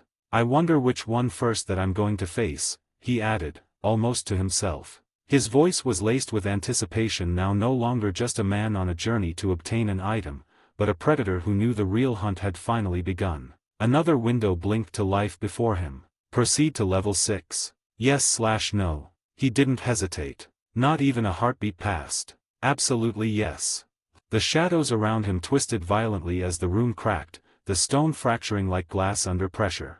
A surge of violet-black light erupted beneath his feet, swallowing him whole. Watchtower, command deck, 4 days since Arthur entered the dungeon. The vast, star-studded void stretched endlessly beyond the massive observation window, a silent reminder of the galaxy's unfathomable scope. The watchtower hovered quietly in orbit above Earth, a lone sentinel against cosmic threats. Batman had just arrived, stepping from the sleek, humming transport pod into the command deck. His cape trailed silently behind him, eyes scanning the holographic star charts flickering around the room. Hal Jordan approached, his emerald ring glinting faintly in the low light. The usual cocky grin was tempered, replaced by a rare seriousness. Martian Manhunter stood nearby, his imposing form calm but alert. "Bruce," Hal said, voice low but urgent as he closed the distance. "Sorry, I know you just recovered and got here, but you need to hear what I have to say."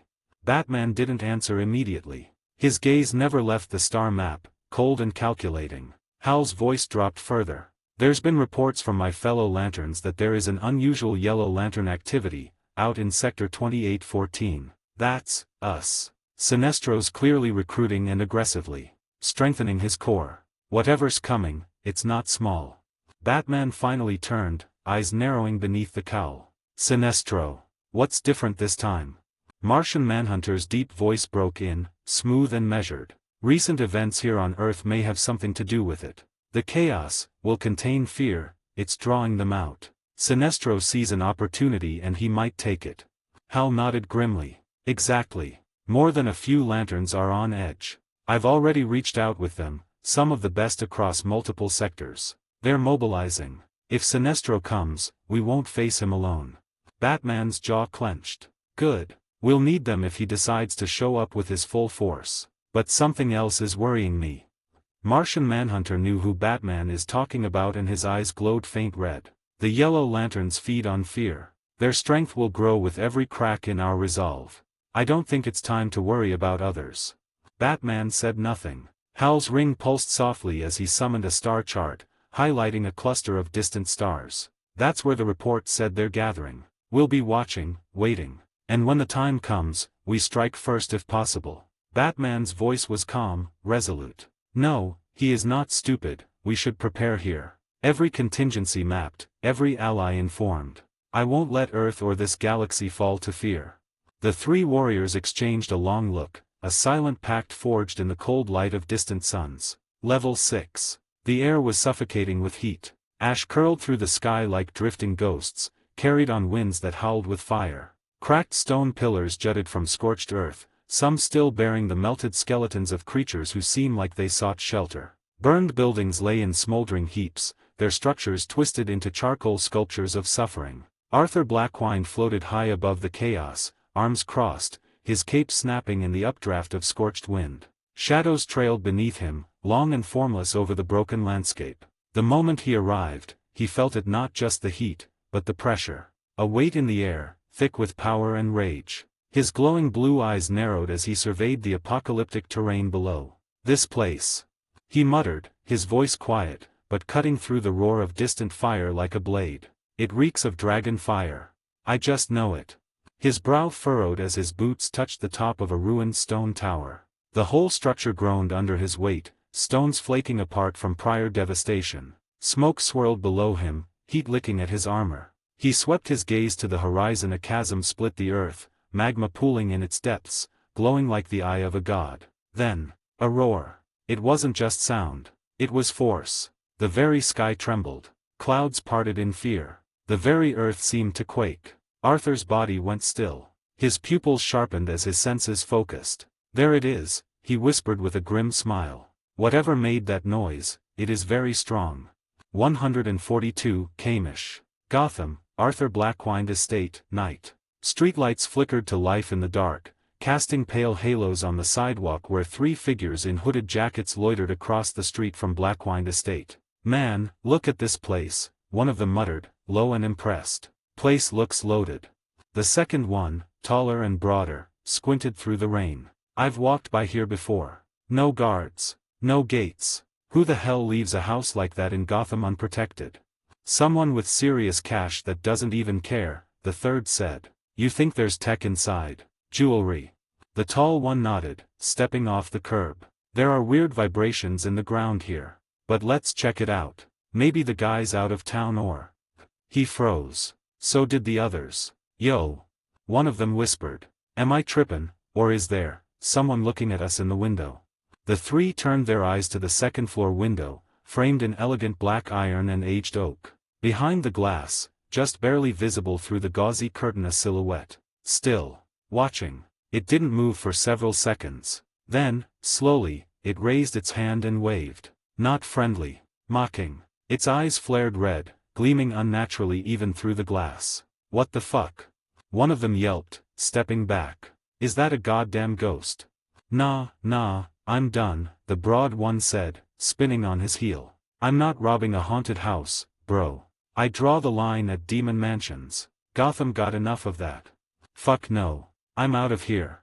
All three bolted back into the rain-slick alley, leaving behind only boot prints and a slowly fading sense of unease. Inside the window, the shadow remained, watching. Then it vanished. Rain tapped lazily against the tall windows of the Blackwind Estate, the storm outside reduced to a dull, murmuring drizzle. Inside, it was quiet, save for the soft crackle of the fireplace and the rustling of a broadsheet newspaper held in George's hands. He sat impeccably dressed, as always, in a black waistcoat and silver-lined cufflinks, his posture straight, his expression calm. But even the poised men couldn't help the slight flicker of annoyance that danced across his brow. From deep beneath the estate, a low rumble shook the floorboards. Not violent, just persistent. Rhythmic. The sound resembled tools striking earth and claws tearing through stone, echoed like a subterranean symphony. George lowered his paper with a quiet sigh and glanced downward as if he could stare through the polished marble beneath his feet. Below the house, Master Arthur. He muttered with gentle exasperation. Of all places. It feels rather like waking up in the morning beside a construction site, only these workers don't sleep, and they're rather fond of growling. He returned to his paper with a resigned shake of the head just in time for the front doors to ease open. A gust of cool air flowed in, followed by Kara, her golden hair damp from the rain, boots leaving faint imprints on the polished floor. Her gaze searched the room instinctively before settling on George. He stood immediately. Miss Kara, he said with a dignified bow. A pleasure, as always. Hey, George, she said with a faint smile, brushing a few droplets from her jacket. Sorry for dropping in unannounced again. You are most welcome, unannounced or otherwise, George replied. Though I take it by your expression, you didn't find him. Kara exhaled quietly and nodded, her shoulders sinking a little as she unzipped her jacket. No, she said. Not at Titan's Tower. Not in Metropolis. Or here in Gotham. He didn't even drop by his family. He's gone quiet again. George studied her for a moment. There was no bitterness in her voice, only that subtle frustration of someone searching for someone who matters deeply, and had questions of her own. He nodded in understanding. He has a habit of vanishing, George said, folding the newspaper. But only when he believes it necessary. I imagine Master Arthur will return shortly, he always does. Yeah, I know that, Kara murmured, almost to herself. You worry, George finished gently. As do I, but I assume you still have questions.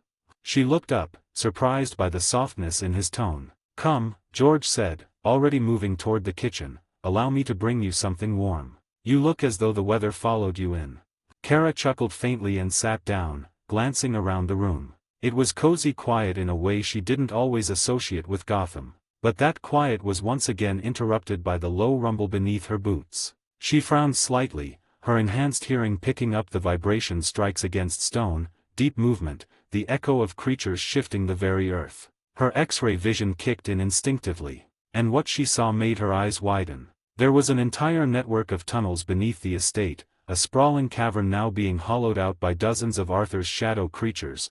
Humanoid figures slithered and clawed through the earth tirelessly, some carving walls, others dragging up strange materials or reinforcing archways. It was organized chaos. More than that, it looked deliberate, very much so. George returned a moment later with a silver tray, placing a cup of hot tea beside her with practiced grace. Chamomile, he said, unless you've suddenly become a coffee drinker. Kara blinked, then quickly composed herself. She pointed down, her voice amused but edged with curiosity. George, what exactly are they doing down there? George followed her finger, then sighed in that soft, weary way only a man used to being surrounded by the inexplicable could manage. Ah, yes, that. He straightened. That would be the digging. A rather intense endeavor, if I may say so. He didn't tell you, did he? He did not, George admitted, but I've learned not to be insulted when Master Arthur withholds information. It's rarely personal, more often, tactical. Kara raised a brow, leaning forward. Okay, so if he didn't tell you, what do you think he's doing? Because that doesn't look like a wine cellar. That looks like a fortress. George gave a small, knowing smile. I dare say, you and I are thinking quite alike, Miss Kara, he said. Though calling it a hideout would be far too modest, I imagine. He's likely crafting something far more strategic. Perhaps even a throne room. He said sarcastically. Kara laughed, shaking her head. A throne room under his house. That sounds like him. I'm not sure if it's practicality or dramatics, George said, sipping his own tea. With Master Arthur, it can be both. Kara leaned back into the chair, letting out a long sigh. Her eyes flicked toward the ceiling, thoughtful. Silly Arthur. She said softly, suddenly my mood just got better. George glanced at her, his expression kind. I'm glad to hear that, Miss Kara. He said simply. Level 6. Arthur Blackwind flew slowly across this ruined world, arms crossed, cloak flowing behind him. His eyes scanned the desolation below with quiet precision. He narrowed his gaze. It's really empty. He murmured, voice calm but edged with intrigue. Except for one presence. He halted midair, hovering. A deep tremor rolled through the realm like thunder cracking beneath the surface of the world. The molten rivers pulsed, flared brighter. Then, a roar. Arthur's eyes snapped toward the source. From within a massive volcanic cavern, its mouth shaped like the ribcage of a dead colossus, something began to emerge. Wings first titanic, leathery, scorched and steaming. Then the head. Long, crowned in jagged horns. Red scales like blood-forged armor. Glowing yellow eyes. A dragon. But not just any dragon. It stepped forward on 4 thunderous limbs, its tail coiling behind like a battering ram carved from hell's spine. Lava spilled around its body, yet not a single scale was touched. It was the fire. Its entire being radiated endless heat. Arthur let a slow grin rise across his lips. Oh, I know this one. As if on cue, his system chimed with authority. Defeat Kamish, the inextinguishable flame. A gust of superheated wind rushed past him. Arthur extended his right hand, and with a flash of dark and violet and a crackle of lightning, the Demon King longsword surged into his grip. Electric arcs danced along the blade's edge and Arthur's smile widened, glowing blue eyes burning with the thrill of challenge. Now we're talking. 143, Destruction Shadow. Arthur shot forward like a thunderbolt. The air cracked behind him, a sonic boom shattering the silence as he broke the sound barrier, his form becoming a streak of motion cloaked in shadows and electric fury. His right fist, armored in the jagged bones of doomsday bone gauntlets, crackled with pressure, his knuckles glowing faintly with the violet hue of restrained power. Kamish had just begun to rise to his full height, wings stretching, molten flame pulsing in his throat, when Arthur slammed a gauntlet punch directly into the dragon's colossal snout. Boom! The impact was seismic.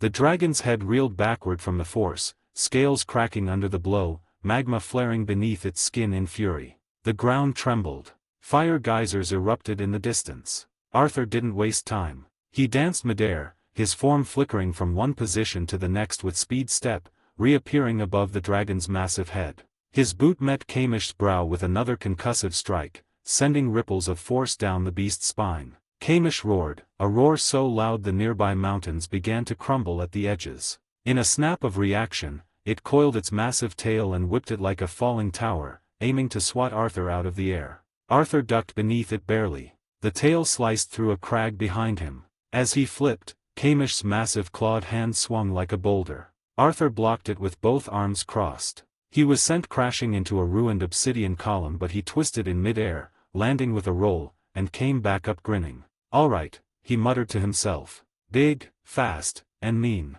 Just how I like 'em." Arthur realized what he just said, and then, wait, why did that sound wrong?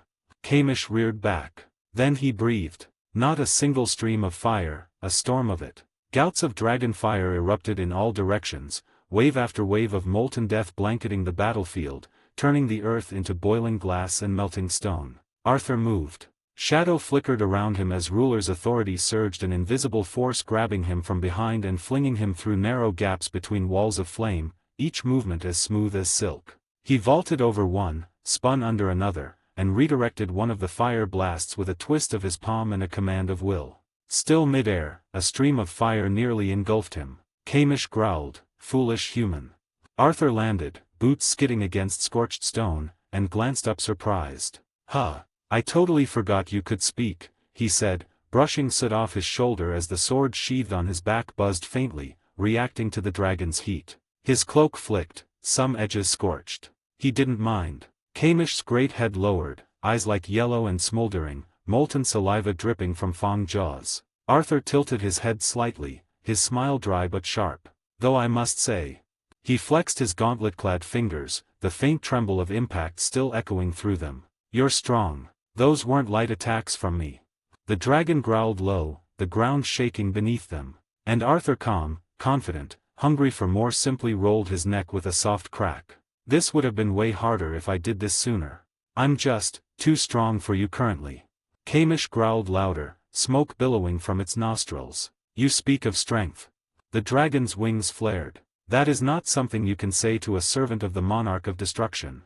With a spine-rattling roar, Kamish unleashed a skill that echoed through the fabric of the dungeon itself. Dragon's Fear. The shout wasn't sound, it was raw, soul-piercing mana, a blast of despair that rippled outward like a tidal wave. The lava bubbled harder, as if even the earth itself feared the call. But Arthur stood unmoved, eyes locked on Kamish. My, had to flex the soul a bit to prove a point." He cracked his neck, smirking. "Too bad I know what that ability is, and it's wasted on me. You know what that means, don't you?" His hand reached behind his back. The Demon King longsword roared to life in a blast of lightning, drawn in a single, fluid motion. Sparks danced down the blade's length, as if eager to be unleashed. Arthur launched forward once again. Steel met scales. The two titans clashed midair, dancing in a deadly spiral above the volcanic arena. Kamish swung claws the size of siege towers. Arthur parried them with his sword, every strike followed by a crack of thunder. Their battle carved spirals in the air, Arthur using speed step to blink behind Kamish, slashing deep into a wing, only to be whipped away by the dragon's tail. Kamish rose, maw glowing with fire. Arthur spun midair, dodging 3 jets of flame, then another. He used Ruler's authority to halt his momentum and flipped upside down, slicing through another blast with his blade. Then, with a grin, he surged forward and Kamish struck. Jaws closed around Arthur. The world went dark inside the dragon's mouth. For a split second, it seemed like the fight had ended. Then crack. Inside, Arthur's arms pushed outward. "You really thought this would work?" he said, straining but laughing. "I've fought gods, dumbass."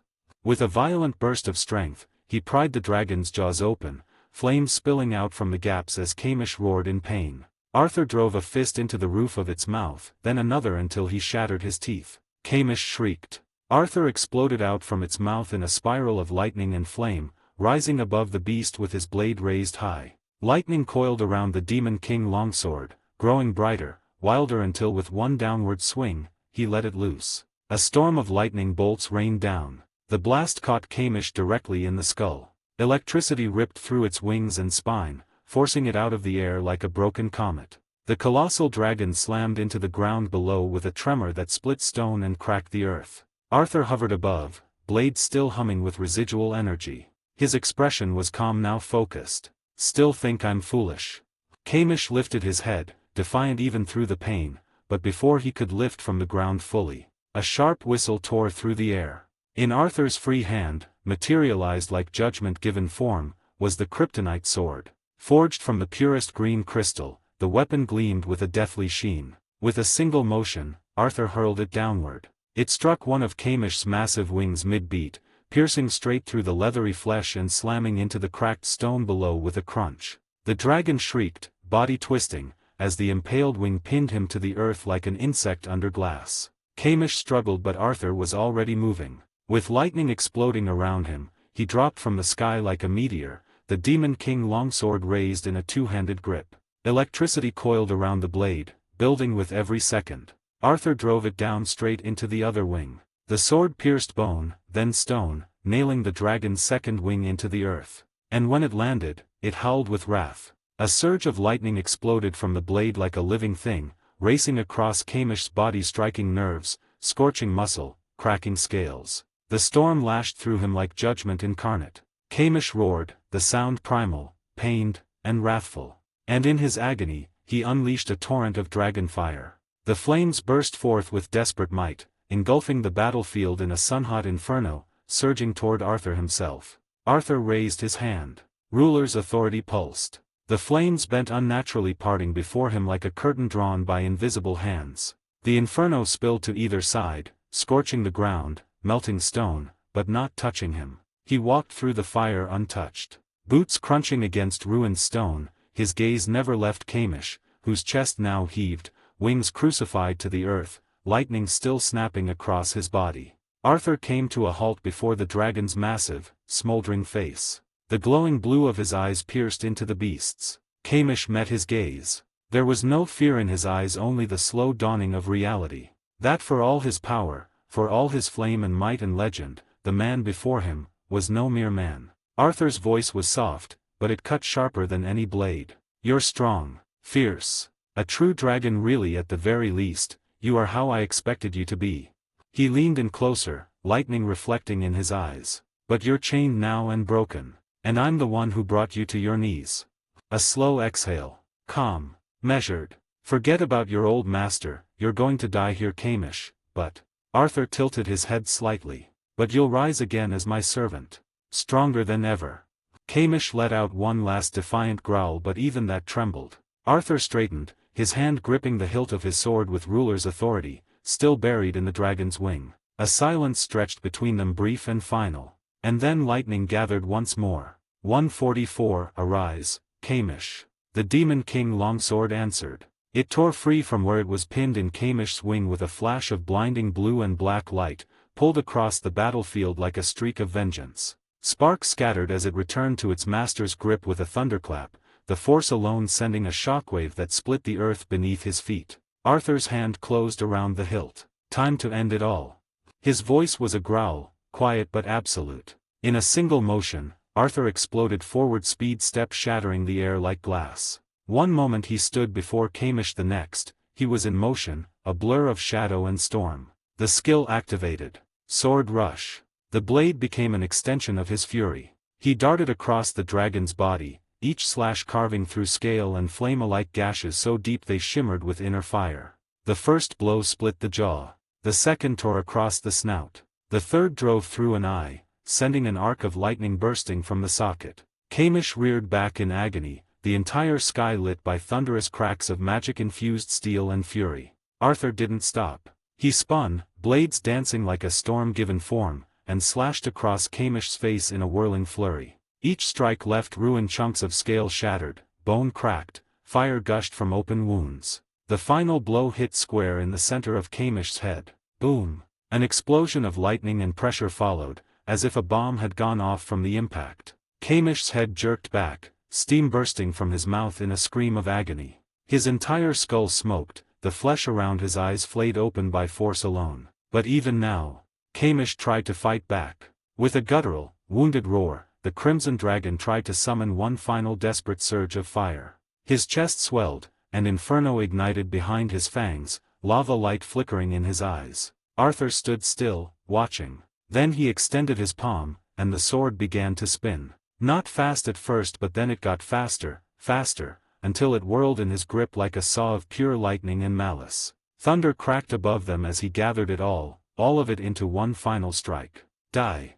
He hurled it. Not like a man throws a weapon. Like a king delivering a sentence. The sword screamed through the air, a bolt of wrath guided by ruler's authority, spinning with such speed it tore reality behind it in a jagged wake of lightning and void. Kamish opened his mouth to fire, but it was too late. The sword entered through his maw, and kept going, down the throat, through the heart, along the spine, until it burst from the tailbone in a shower of scale, fire, and gore, embedding itself into the stone beneath with a final thunderous clang. Kamish froze. Last good eye wide and burning, then dimming. The fire died behind them. His limbs twitched once, twice, and then stilled. The body of the mighty Crimson Dragon, Kamish, the inextinguishable flame slumped forward. The battlefield trembled beneath his weight, smoke rising in ribbons from the corpse. Arthur extended his hand. The sword answered once more, ripping free from the stone and soaring cleanly back into his grip,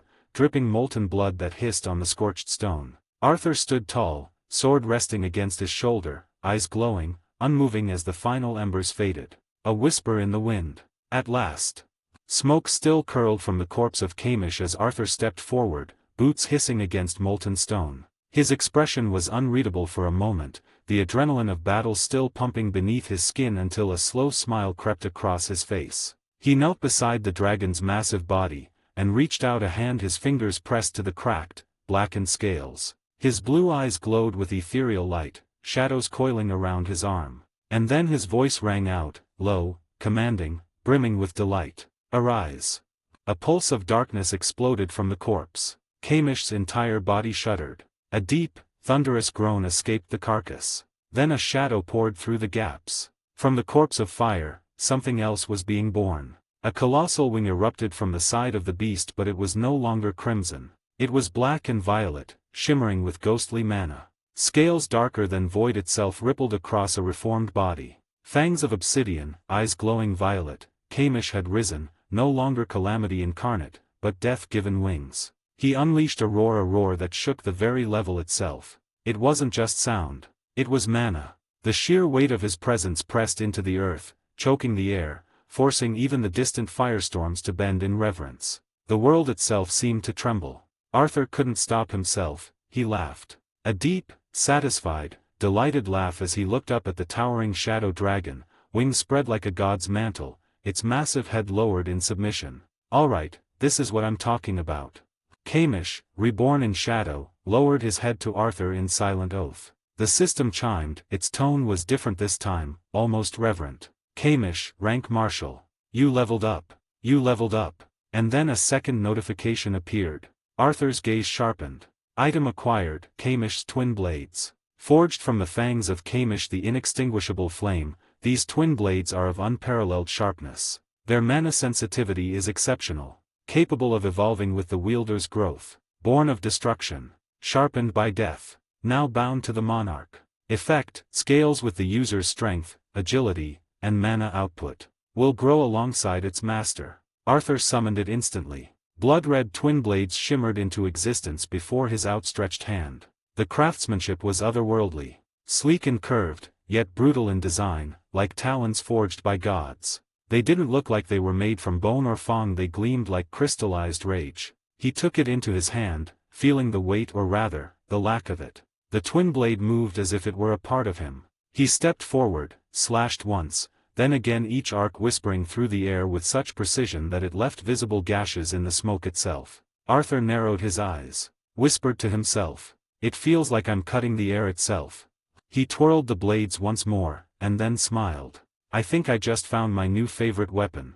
But the system wasn't done. New skill acquired, Dragon's Fear. Unleash a mana-infused roar from the soul. Anyone weaker than the user is driven into overwhelming despair and panic. A power born of dragons, now wielded by death. Arthur blinked once, then chuckled. Basically bloodlust with extra steps.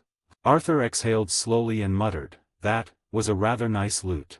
His hand instinctively rested on the hilt of his twin blades, still marveling at how the weapon felt like an extension of his very will. Kamish stood behind him, wings folded in obedience, like a dark sentinel. Then came the familiar chime, subtle at first, but followed by something he didn't expect. He tilted his head. The system was silent. No new prompt. No invitation to proceed to level 7. No gates of fire. No trials waiting to be unlocked. Instead, reality began to bend. The air thickened, warping like heat haze around him. Lines fractured the sky, like glass breaking from behind a mirror. The world inside the dungeon was unraveling. Arthur's eyes narrowed, his body tensing. The hell? Everything began to vibrate, not with sound, but with force. The sky above collapsed inward, like being sucked into a singularity. His vision distorted. Kamish's enormous form began to blur like smoke as he returned to Arthur. The ground beneath his feet cracked and then shattered. A jolt struck his chest like lightning. The systems rang out once again, final. Further levels are currently unavailable. Arthur clenched his jaw as light swallowed the ruin. Damn it.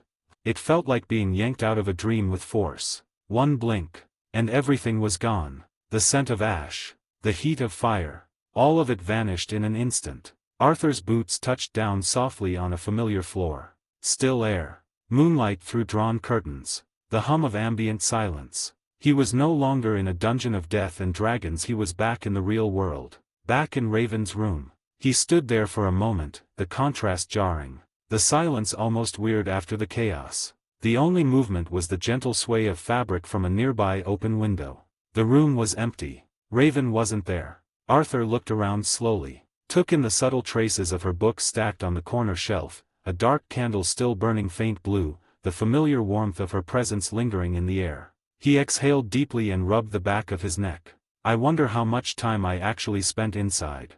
With a smooth motion later, he grabbed his phone in his hand. The screen lit up with a soft glow, then his gaze locked on the date. And his eyes widened. 6 days.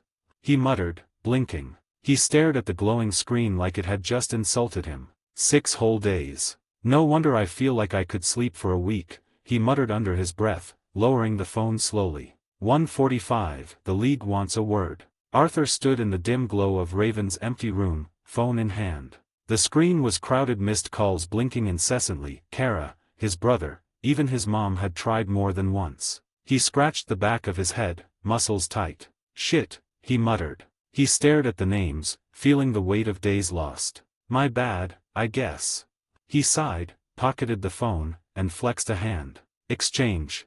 In an instant, he reappeared in his estate's hallway. The familiar scent of old wood and faint candle wax anchored him back to reality. George standing by the staircase, a portrait of calm authority in a crisply tailored suit. Master Arthur, George began, arching an eyebrow politely, it did seem to take you quite a while to return. You see, I should remind you that.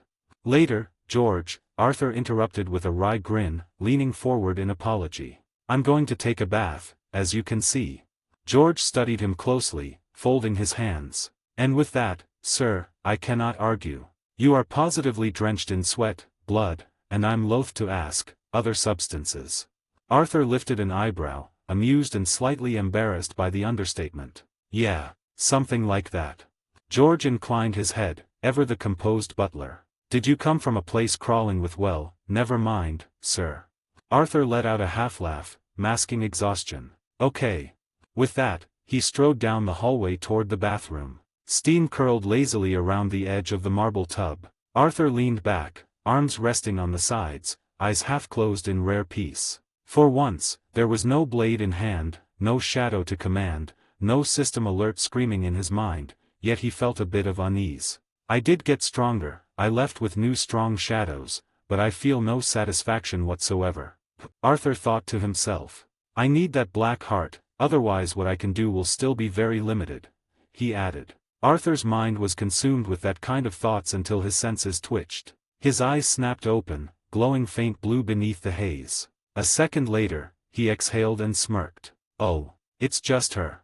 The front door of the house had barely shut when Kara stepped inside. Her boots made little noise, but her presence brimming with restrained energy was unmistakable. George, ever the attentive person, met her at the entrance with a slight bow. Miss Kara, he said warmly, hands clasped behind his back, what a pleasant surprise, your return is rather swift. Hey, George, Kara replied, brushing a strand of blonde hair behind her ear. I was just in the neighborhood, sort of. George's eyebrow rose. I assume you heard him, or saw him. Kara blinked. That pause was damning. Stupid question to ask a Kryptonian such as yourself, George said with the faintest trace of amusement. Kara tried to respond, but her eyes involuntarily drifted toward the upper floor, toward the hallway. And she froze. Then coughed. Hard. Her cheeks turned bright red, and she quickly averted her gaze, suddenly finding the ceiling molding incredibly interesting. Oh, yeah, definitely heard him. That's why I'm here.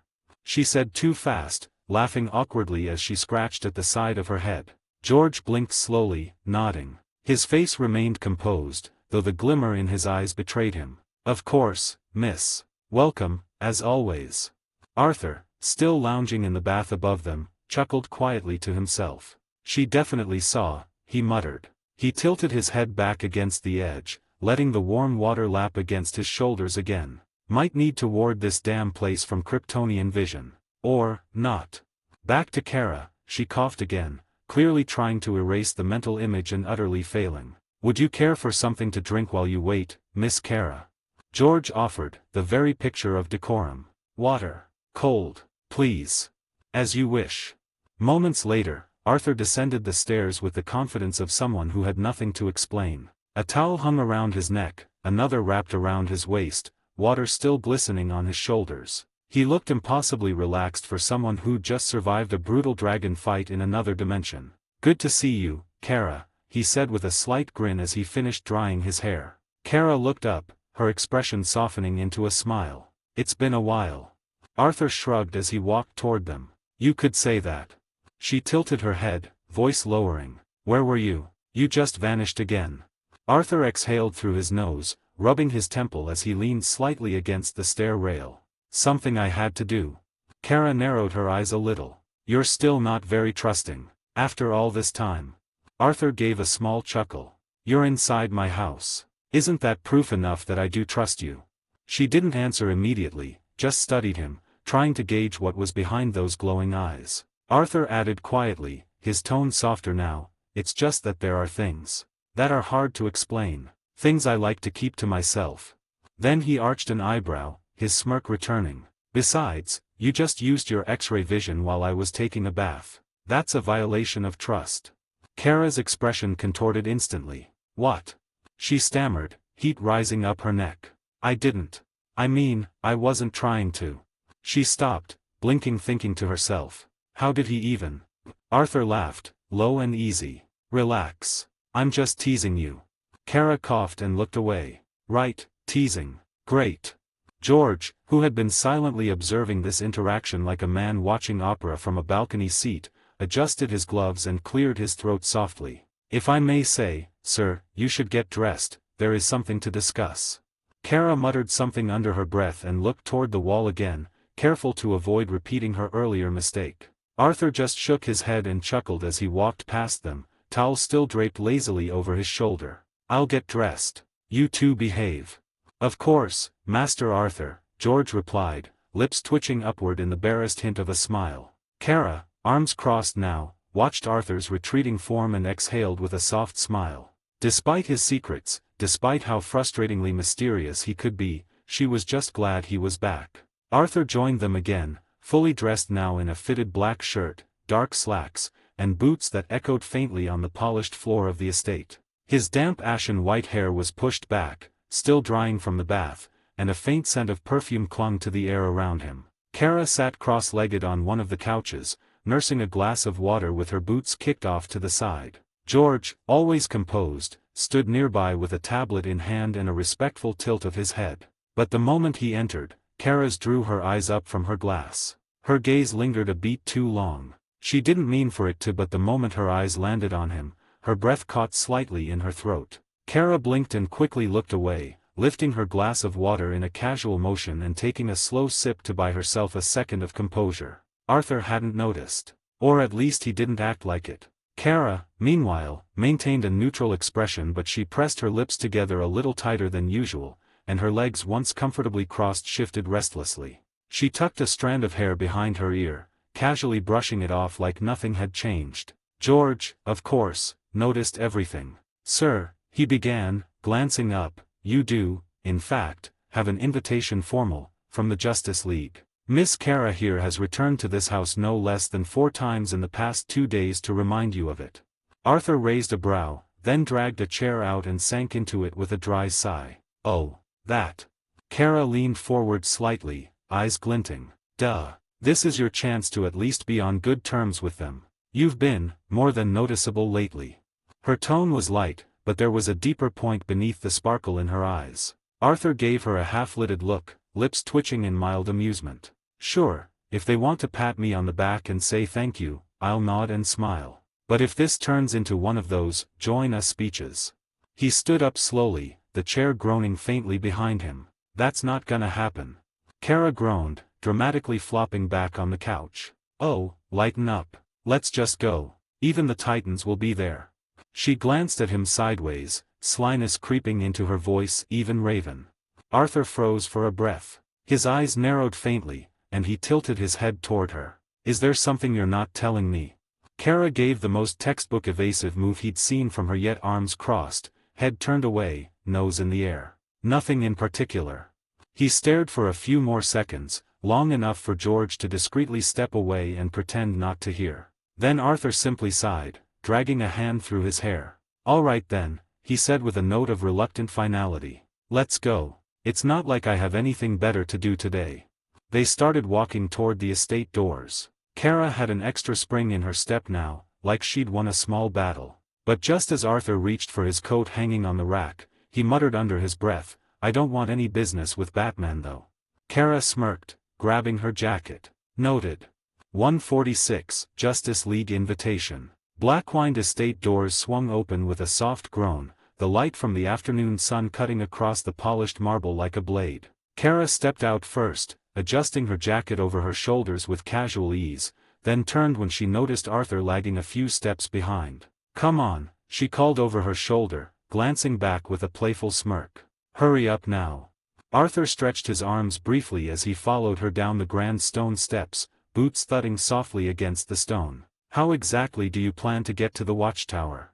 he asked, arching a brow, his tone almost skeptical. Kara shrugged, her golden hair catching the sunlight. "Usually I fly there. But we can take the—" "You don't need to finish that," Arthur cut in, a small grin playing on his lips as he rolled his shoulders. "I have a way."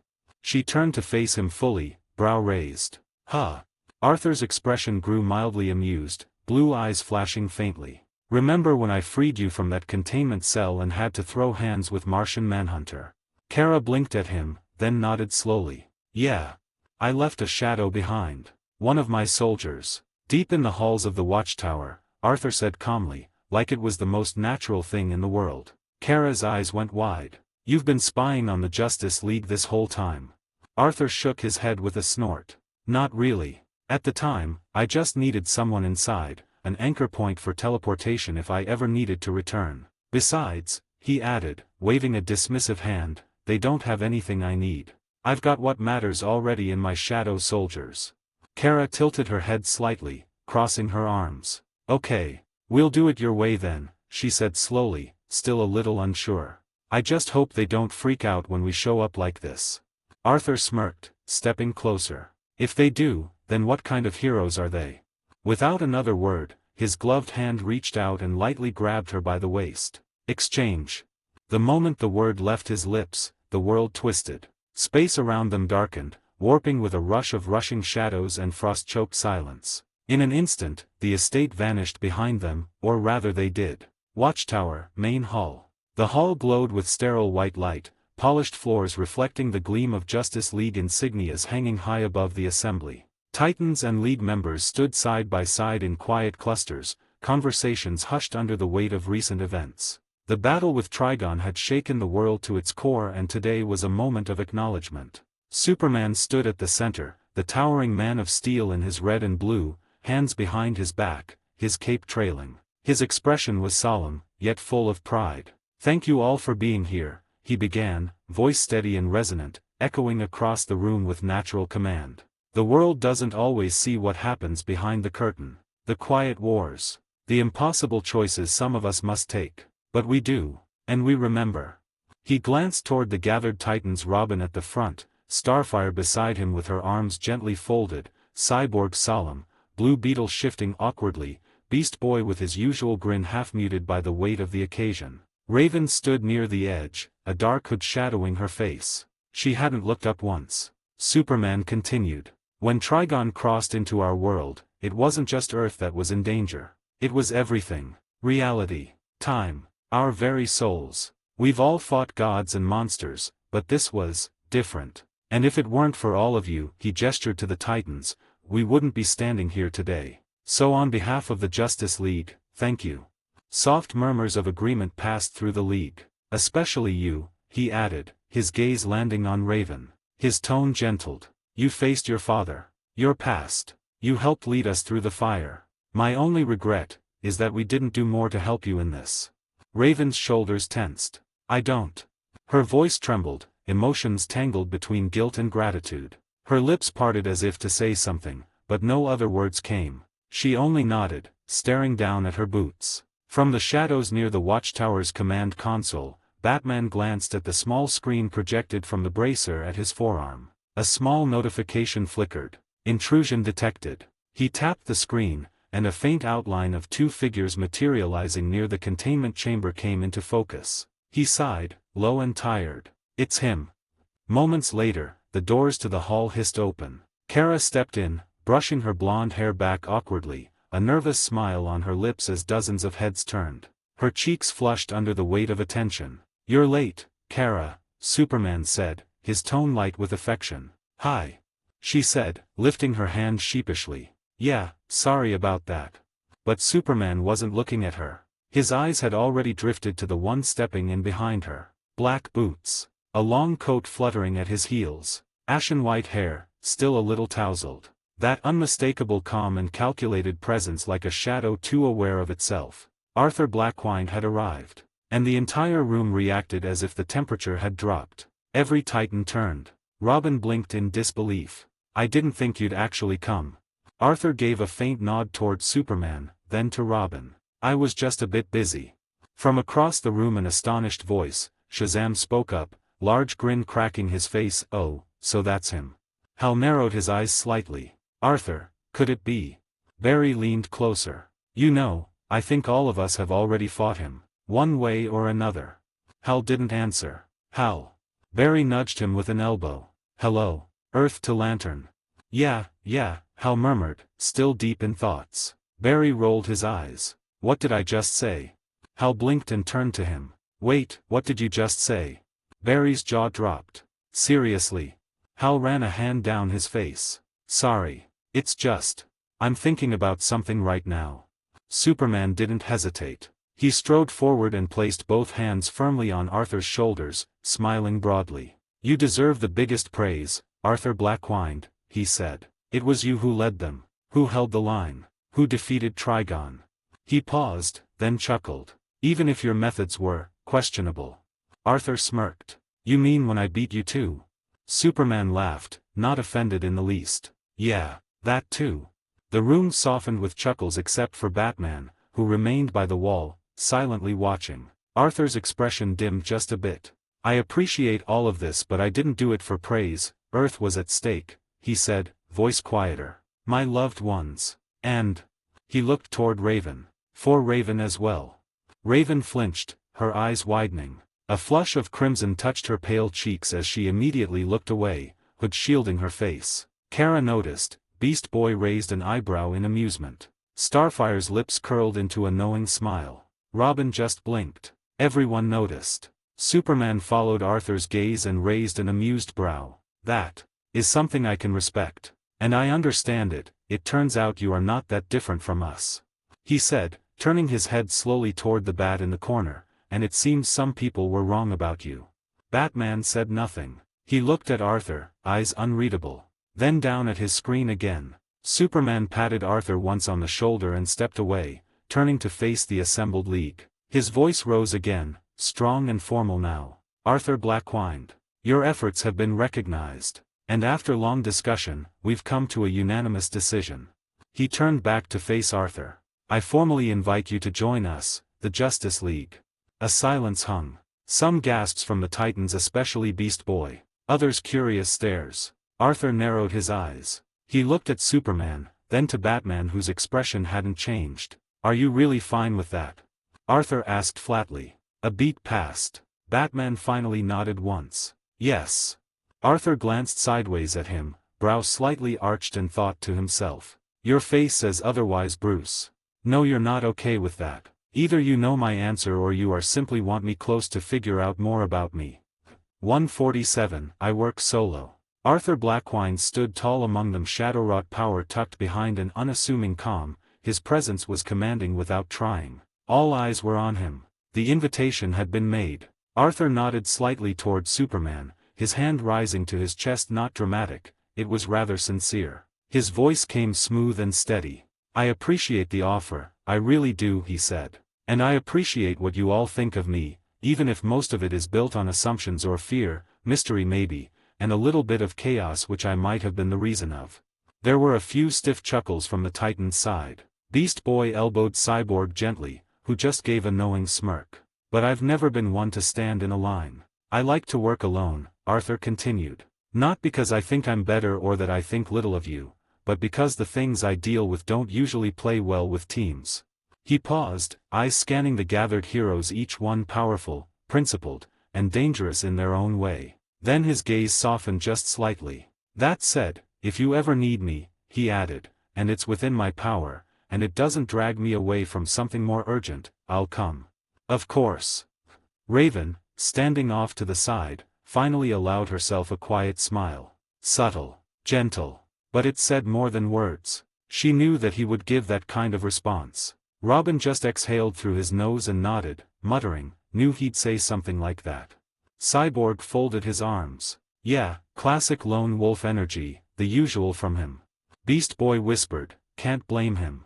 I mean, if I had powers like that I would do some crazy shit. Blue Beetle let out a low whistle. I don't want to imagine you with that power, you are already a handful. Hey! Beast Boy snapped. The League, however, had more mixed reactions. He does remind me of someone in our legends. An ancient god. Wonder Woman's expression remained calm and respectful. Hawk Woman tilted her head slightly, arms crossed. Aquaman looked mildly intrigued. But Superman, Clark Kent just stared for a moment. Silent. Assessing. And then he laughed. It wasn't mocking. It was warm and real. He stepped forward, the tension rolling off his shoulders. Well, he said, chuckling, that's exactly what I expected. Kara's been talking about you non-stop, after all.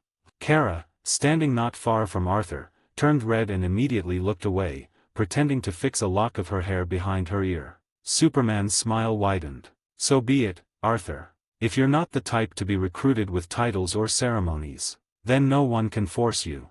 He placed a hand on Arthur's shoulder. But the door's always open. You're always welcome here. Justice League or not.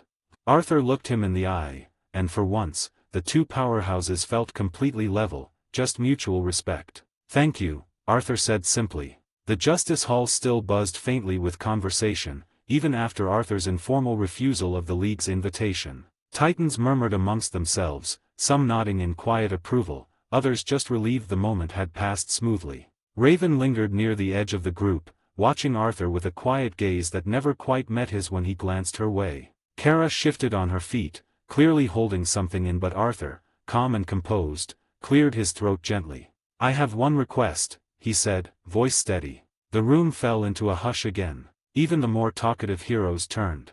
Superman raised a brow, smiling in that curious, friendly way of his. "Oh?" he asked. "What could that be?" The Titans glanced between each other. Robin narrowed his eyes slightly. Kara tilted her head, arms folding. Raven straightened where she stood, the smile she'd worn moments ago slipping away into something more careful. There was an edge in Arthur's tone, something they hadn't heard during the praise or polite refusal. Kara opened her mouth, unsure if she should ask what he meant, but Arthur was already moving, already gesturing slightly towards Superman and Batman. A conversation. Privately. Superman and Batman exchanged a look. Bruce gave a slow nod.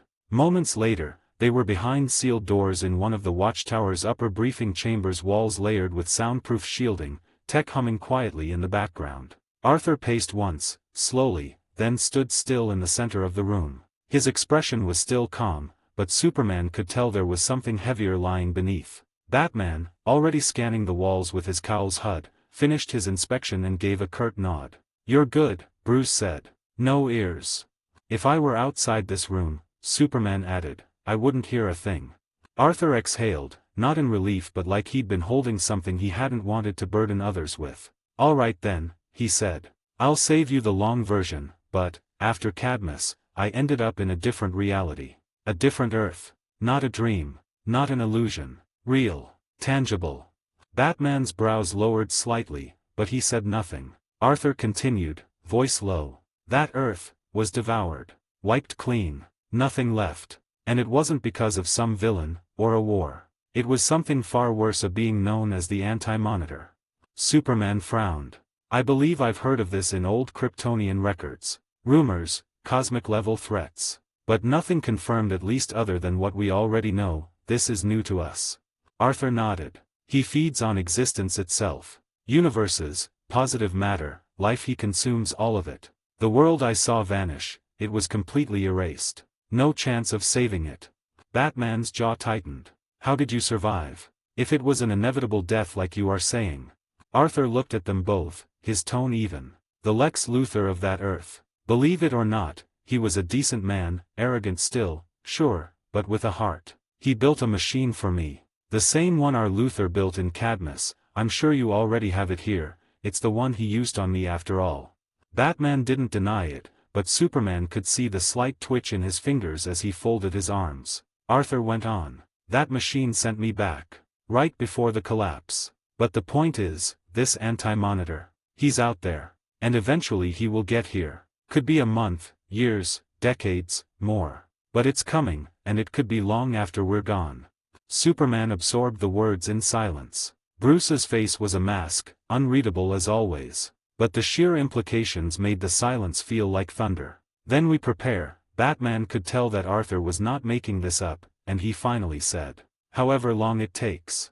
Superman nodded slowly. "That's a lot to take in. But thank you for telling us." Arthur shrugged lightly, as if the weight of it didn't bother him much. "I had to share this. I'll go in." The doors hissed open. Hal Jordan stepped in, uninvited but not looking to apologize. His face was unusually serious, brows furrowed. "Sorry for intruding," he said, eyes locking with Arthur's, "but there is something I want to talk with you about, Arthur." Kara stood with her arms crossed near Raven, eyes lingering on the sealed doors where Arthur had vanished. Her brows were slightly pinched in thought, the corners of her mouth twitching between curiosity and worry. "What do you think he wants to talk to them about?" Kara finally asked aloud, glancing sideways at Raven. "Any idea, Raven?" Raven was quiet for a moment, arms draped inside the sleeves of her cloak. She looked toward the door, toward the place Arthur had stood before disappearing behind secrecy and steel. "I have no clue," she said at last, her voice low and flat, but not dismissive. "If it's Arthur, it could be anything." Cyborg let out a soft whistle. "I can't do anything to listen since they are in that room." Blue Beetle leaned forward with a grin, gesturing animatedly. "Come on, it's gotta be something big, right? You don't just call the big two for a chat over coffee. What if he's warning them about something?" Then came Beast Boy's voice, adopting an overly serious tone and furrowing his brows in a dramatic scowl. "I like to work alone," he said, puffing out his chest and deepening his voice in a laughably over-the-top impression of Arthur. Kara snorted almost immediately, covering her mouth but failing to hide her grin. Blue Beetle let out a short burst of laughter, nudging Beast Boy with the back of his hand. "Bro, that was spot on," Jamie said. "You just need some glowing eyes and an army of relentless shadow monsters." Beast Boy immediately frowned, noticing the sarcasm from Jamie. Starfire tilted her head, her expression equal parts amused and confused. "I do not understand. Was that not simply Arthur being Arthur?" Raven tried to suppress it, but a small, genuine smile curved at the edge of her mouth, brief, rare, and faint. It vanished just as quickly, but it had been there. Beast Boy caught it. He raised an eyebrow, grinning wide. "Oh, I saw that," he teased, elbowing her gently. "You smiled. That confirms a lot of things." Raven gave him a flat look, her voice dry as ever. "Keep talking and you'll find yourself teleported into space. Don't forget where we are right now." 148, eligible for the Corps. Hal Jordan entered and Superman leaned back against the console table, arms crossed, brow relaxed but observant. Batman stood near the far corner, gloved fingers brushing across the touchpad of a projected screen built into the underside of his arm brace. Arthur Blackwine stood in the center of the room with an ease that somehow made him feel taller than all of them. His arms were loose at his sides, posture neither aggressive nor guarded, just calm. "Hey," Hal began, rubbing the back of his neck as he stepped forward, trying to frame his words just right. "Before anything else, I just want to say again sorry for interrupting whatever you guys were discussing. But I need to know something. It's very important." Arthur tilted his head slightly, offering no emotion one way or the other. "Which is?" The silence that followed wasn't awkward, but it wasn't comfortable either. Hal cleared his throat and shifted on his feet. "It concerns you, Arthur," he said. Arthur raised an eyebrow. "Ask away already." Hal hesitated, not because he didn't want to say it, but because saying it aloud made it real. He lifted his right hand slightly and tapped a finger against the glowing green ring on his finger. The emerald light pulsed softly in response. "Have you seen anyone strange lately?" Hal asked, voice lowered a bit. "Or, been approached by someone?" Arthur narrowed his eyes, posture stiffening ever so slightly. "Can you elaborate?" he asked, voice quiet but sharp enough to cut glass. Hal sighed, his jaw flexing before he replied. He raised his hand again and gestured more clearly to the ring. "This," he said. "Have you come across anyone wearing a ring like mine, except yellow?" Arthur was silent for a long breath. Then, he laughed. It wasn't mocking or dismissive, but something colder, like someone who already knew where the conversation was heading before it began. "You're asking me," Arthur said, taking a step forward, "if I've been approached by a yellow lantern. Someone from the Sinestro Corps, right?" Hal froze mid-step, and exchanged a sharp glance with Superman. Even Batman, who rarely allowed his surprise to show, shifted his gaze from his screen. Briefly. "That was enough. You didn't expect me to know about them," Arthur said with a faint smirk. "You shouldn't underestimate my knowledge, even though it's not that big of an information. You colorful lanterns are scattered everywhere in the universe after all." Hal looked away for half a second, sighing again. "No, I didn't. Guess I shouldn't be surprised." Arthur's smirk faded. His expression grew neutral again, unreadable as ever. "No," he said. "I haven't been approached. Not by yellow. Or red. Or indigo. Or whatever other color spectrum you're worried about." He began to walk toward the door, the room falling into silence behind him. But just before he exited, Arthur paused. He didn't turn his head, his voice carried cleanly behind him. "Should I expect something like that to happen?" he asked. Calm and direct. Hal stiffened. Superman glanced toward him, letting Hal answer. "No," Hal said quickly. "No, not at all. It's just a precaution." Arthur nodded. "Very well." The door slid open with a faint hiss. And then he was gone. Superman exhaled through his nose, the easy calm of the earlier hall now replaced by an uneasy quiet. Batman's voice broke it at last. "He already knew about the Corps," he said. "He's either being watched or doing the watching. Honestly, he surprises me every single time." Hal just stared at the now closed door. "Let's just hope it stays quiet," he murmured. "Because if someone from Sinestro's Corps does reach out to him..." He didn't finish the thought. No one needed him to. Arthur walked alone beneath the watchtower's lights, the chatter of the others faded behind him as he turned down a less traveled corridor. He slowed, his hand resting in the pocket of his coat, eyes distant. His mind raced with thoughts. I left a shadow soldier in Superman, and in Batman. Even Hal. His voice was a low murmur, thoughtful rather than sinister. That should keep me updated if anything interesting happens. He moved silently, glancing down a side hall before continuing. But what Hal mentioned? Sinestro, huh?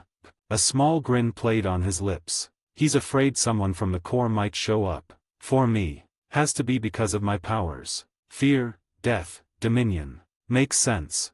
He stopped near a view panel that stretched out into the stars, hands resting behind his back. I'd be a perfect candidate to spread fear, wouldn't I? He said softly. But truth be told, I'm more of a black law. Arthur. The sudden voice startled even him slightly. He turned just in time to see Kara walking toward him with purpose, flanked by the Titans. Beast Boy and Cyborg trailed behind, chatting idly, while Raven walked in her usual hush, eyes glancing up once but quickly away. Kara was already launching into questions the moment she was close enough. What did you say just now? She asked, eyes narrowing as she studied him. And what did you talk about with Bruce and Clark in private? Arthur blinked, recovering quickly. We talked about how to keep the planet safe from future threats, he said with a calm shrug, and that I would help, if needed. Kara folded her arms. Her expression said everything. Really now? She said flatly. That's the best lie you could come up with. Arthur's eyes glinted with a flicker of amusement. I thought it was pretty convincing. Before she could push further, his gaze flicked over to the Titans. Martian Manhunter's voice echoed faintly over their communicators, instructing them toward a new assignment. Arthur watched as they began to gather, readying themselves. His eyes rested on Raven. He took a step closer and asked quietly, a mission? Raven glanced at him beneath her hood. Yeah, she said softly. Nothing serious.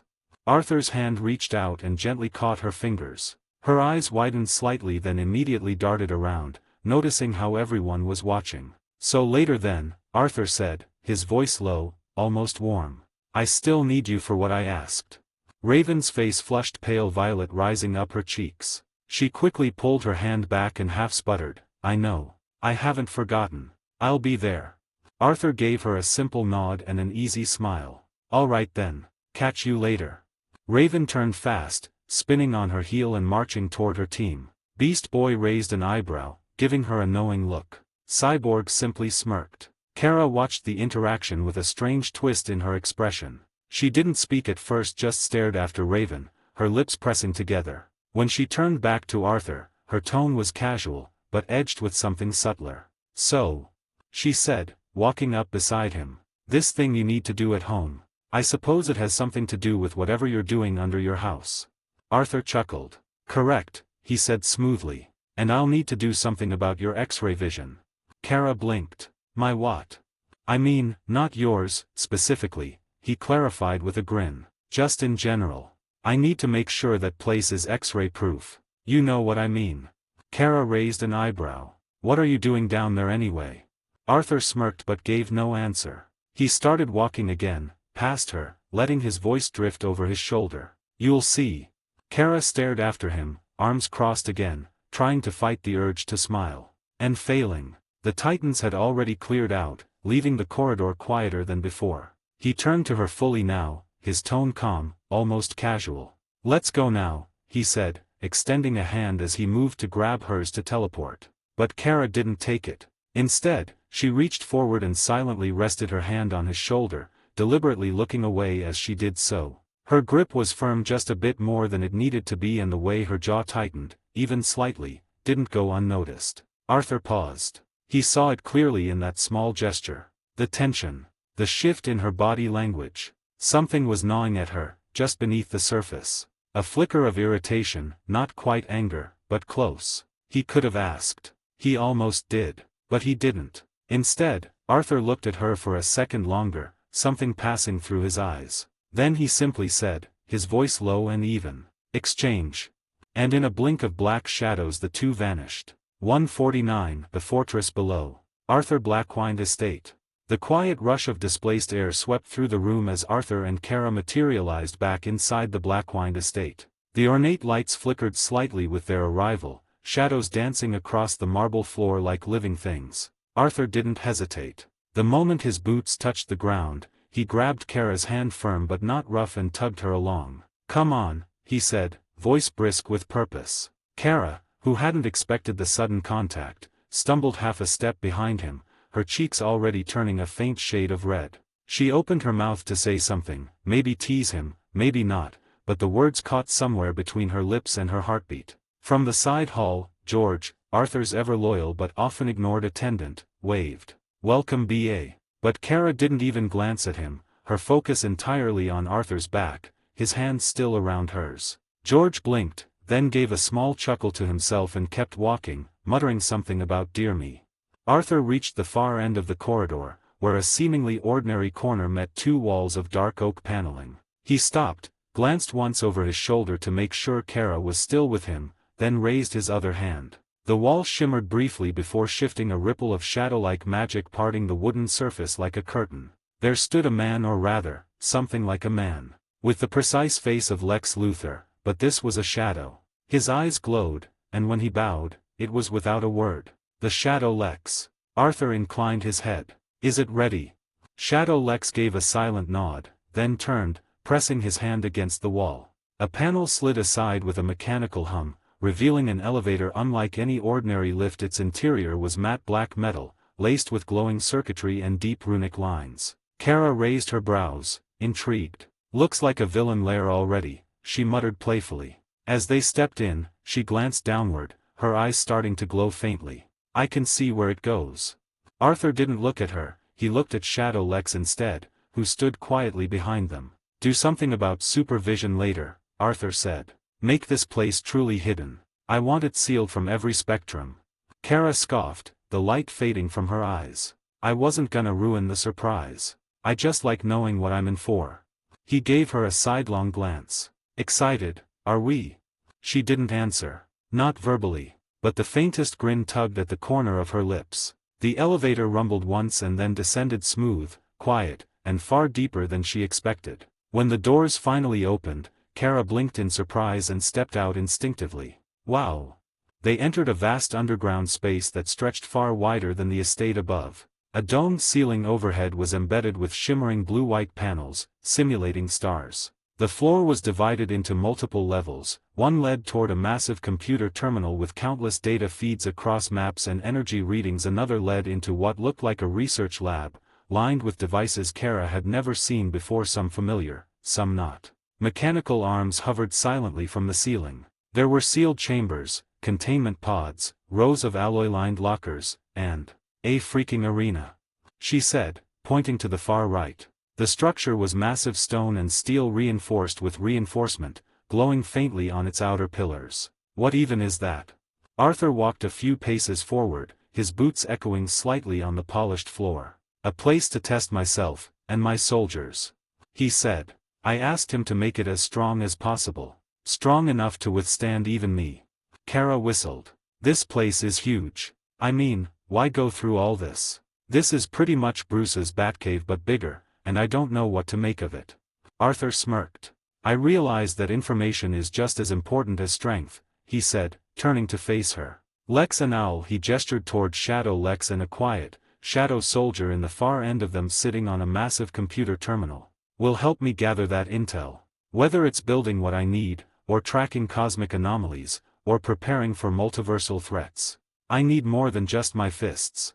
Kara looked around slowly, taking it all in, the size, the systems, the subtle hum of power. She crossed her arms, impressed. "And you built all this, quietly, under your house?" Arthur shrugged. "I didn't, my shadows did. And I didn't think anyone would be impressed."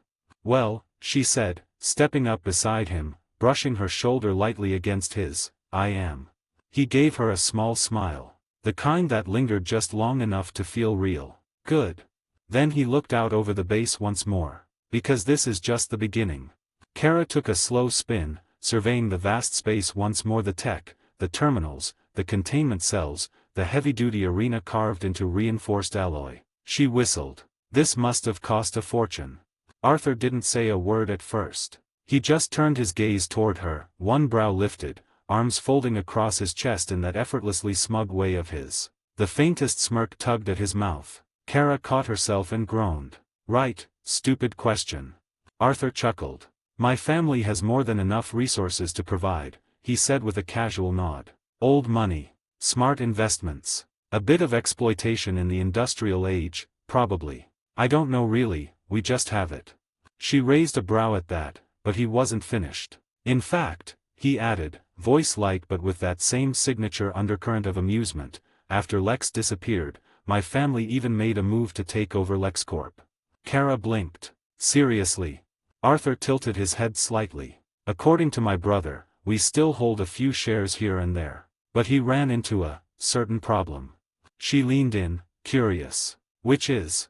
Arthur's expression flattened slightly, though the smirk didn't leave entirely. Wayne.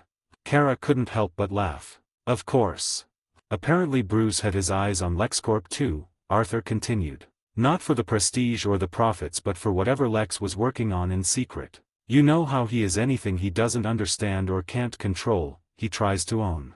Classic Bruce Wayne, Kara muttered, shaking her head. The good news, Arthur said, gesturing around the base, is that whatever Lex was working on, I already have it. Shadow Lex here, he nodded toward the silent specter of Luther watching near the main console, is essentially a living codex of his knowledge. Projects, data, encrypted logs, all of it. Everything he touched, I've got. Kara stared, impressed despite herself. Wow. Okay, yeah, that's impressive. Arthur turned to her, catching her expression. Girls, he said, half laughing, you're clearly not interested in any of this, are you? Kara's eyes widened in feigned innocence. Nope. They both broke into laughter, the tension lightening instantly. There was something familiar in the sound, playful, genuine. It echoed off the high ceilings. As the moment settled, Kara's eyes drifted back to the arena. So, she said, her voice shifting slightly lighter, almost teasing. Other than me and George, who else knows about this place? Arthur turned, walking toward a nearby console, letting his fingers dance across the control panel. Raven, he answered. She'll be here later. I asked her to lay some wards, make this place magic deterrent. Keep out the prying eyes, banish magical surveillance, you know, basic arcane perimeter work. Kara crossed her arms, humming thoughtfully. So basically, anti-wizard security system? Why not ask John? More or less, and no, I don't want him here. He said with a grin. There was a beat of silence. I need to punch something right now, Kara thought to herself. You know, suddenly I have an urge to use your arena, Kara said, her voice airy and laced with a bit of anger. Can I?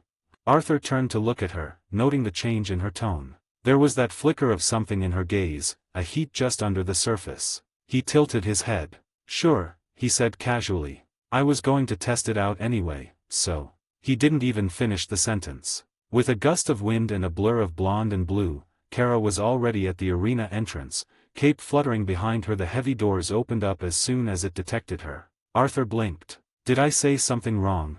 He thought to himself, raising an eyebrow. Shadow Lex beside him didn't reply, just stood there like an obedient ghost of intellect. Arthur's eyes snapped open and then he let out a short breath, glanced once more at the glowing arena, and muttered under his breath. I think I know what's going on with her.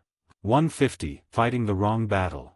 The arena was massive, large enough to accommodate even Arthur's most colossal shadow soldiers, but it wasn't mystical or arcane. This was a high-tech facility, built from reinforced alloys and polished steel, with sleek LED strips lining the walls and ceiling. The lighting adjusted automatically to their presence, bathing the room in a cool, sterile white. Floating drones hummed gently above the arena's perimeter, waiting silently for activation protocols. Kara stepped in first, eyes scanning the empty room. Her cape swayed lightly behind her as she turned a full circle. So where are the punching bags?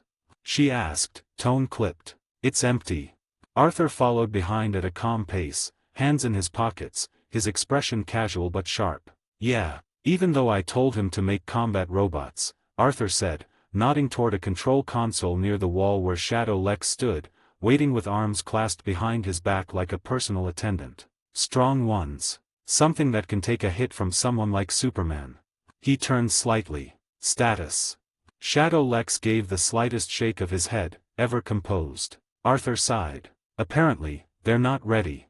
Kara scoffed, jaw tight. Her fists were still clenched, and her foot tapped once against the metal beneath her boots with enough force to leave a dent. She hadn't softened since they'd entered. Her expression still held the same faint scowl he'd noticed upstairs. Something was clearly still bugging her. Arthur's eyes lingered on her for a second longer before he said, almost carefully, "I might have an alternative." With a sharp gesture, he snapped his fingers. Two silhouettes appeared and stepped forward, moving in perfect sync. Ultra and Empress, two of his most powerful shadow generals. Violet energy pulsed from their eyes, and their presence shifted the mood in the room at once. The air grew colder, heavier, charged. Ultra, a looming figure in a black and violet, hovered inches above the ground, his arms crossed. Empress, Superwoman's shadow, held a blade forged from shadows itself. Arthur gestured toward them both. "Fight my shadow soldiers. These two are among the strongest I have."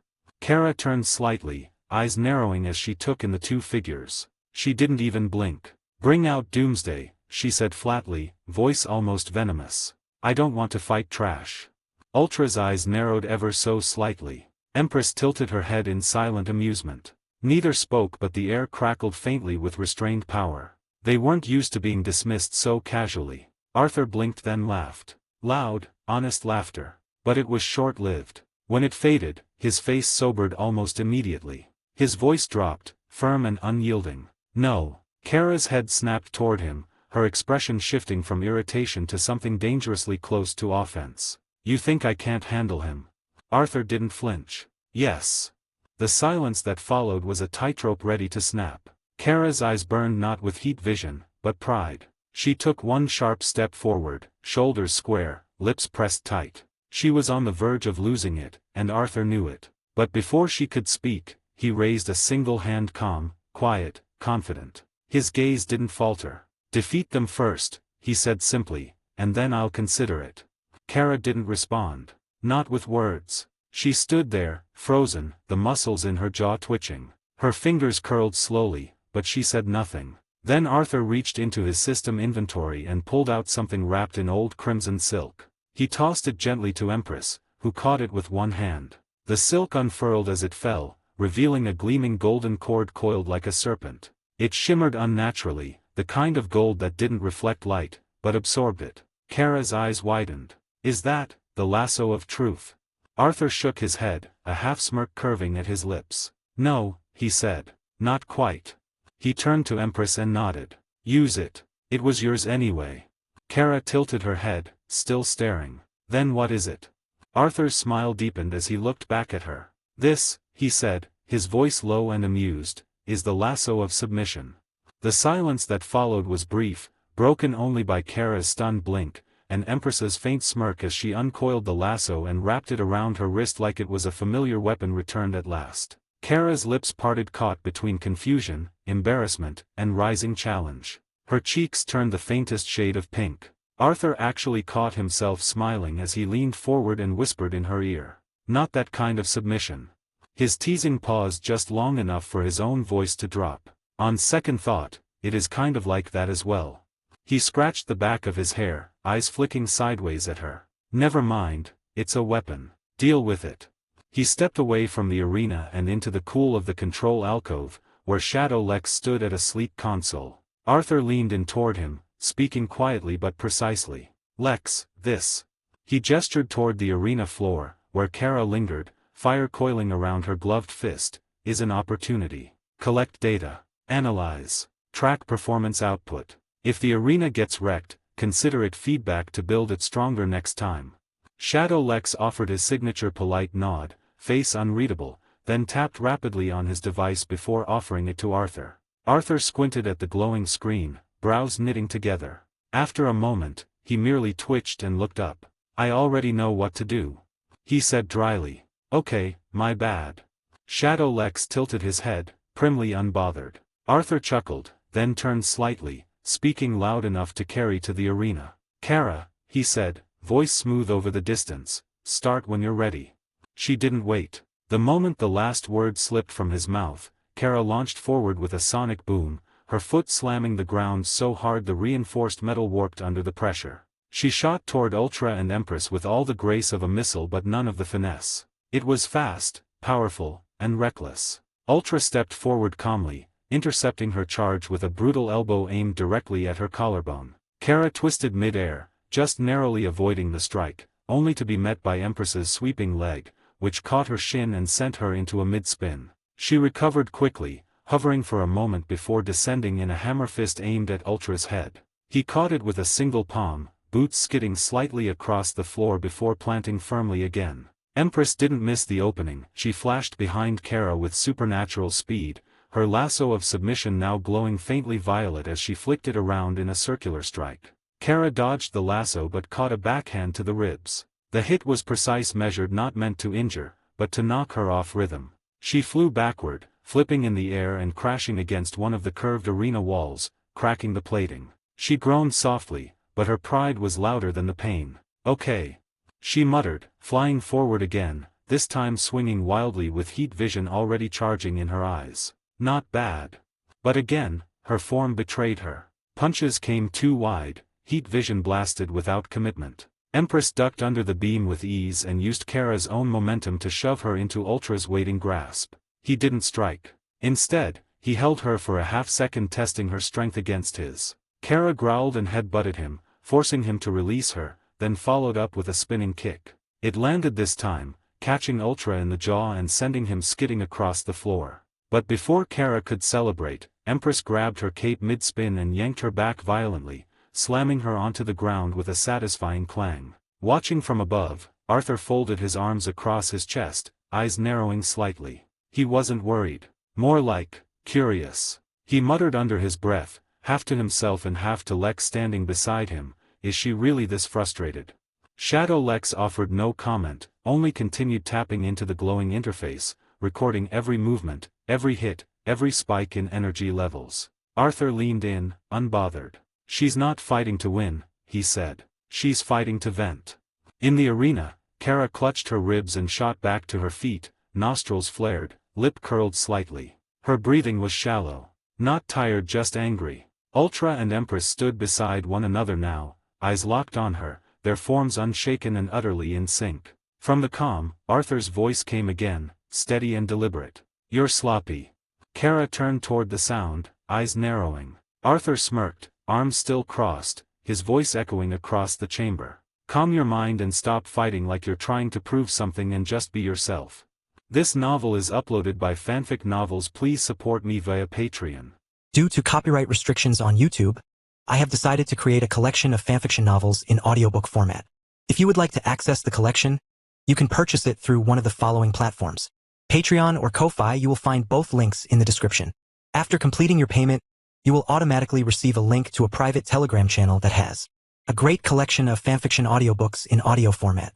This is a one-time payment that grants lifetime access to the existing collection. Please note that the collection is continuously expanding.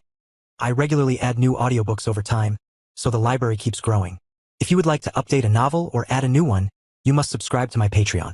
Depending on the tier you select, you will be able to request a specific number of chapters weekly, which I will then produce in audiobook format.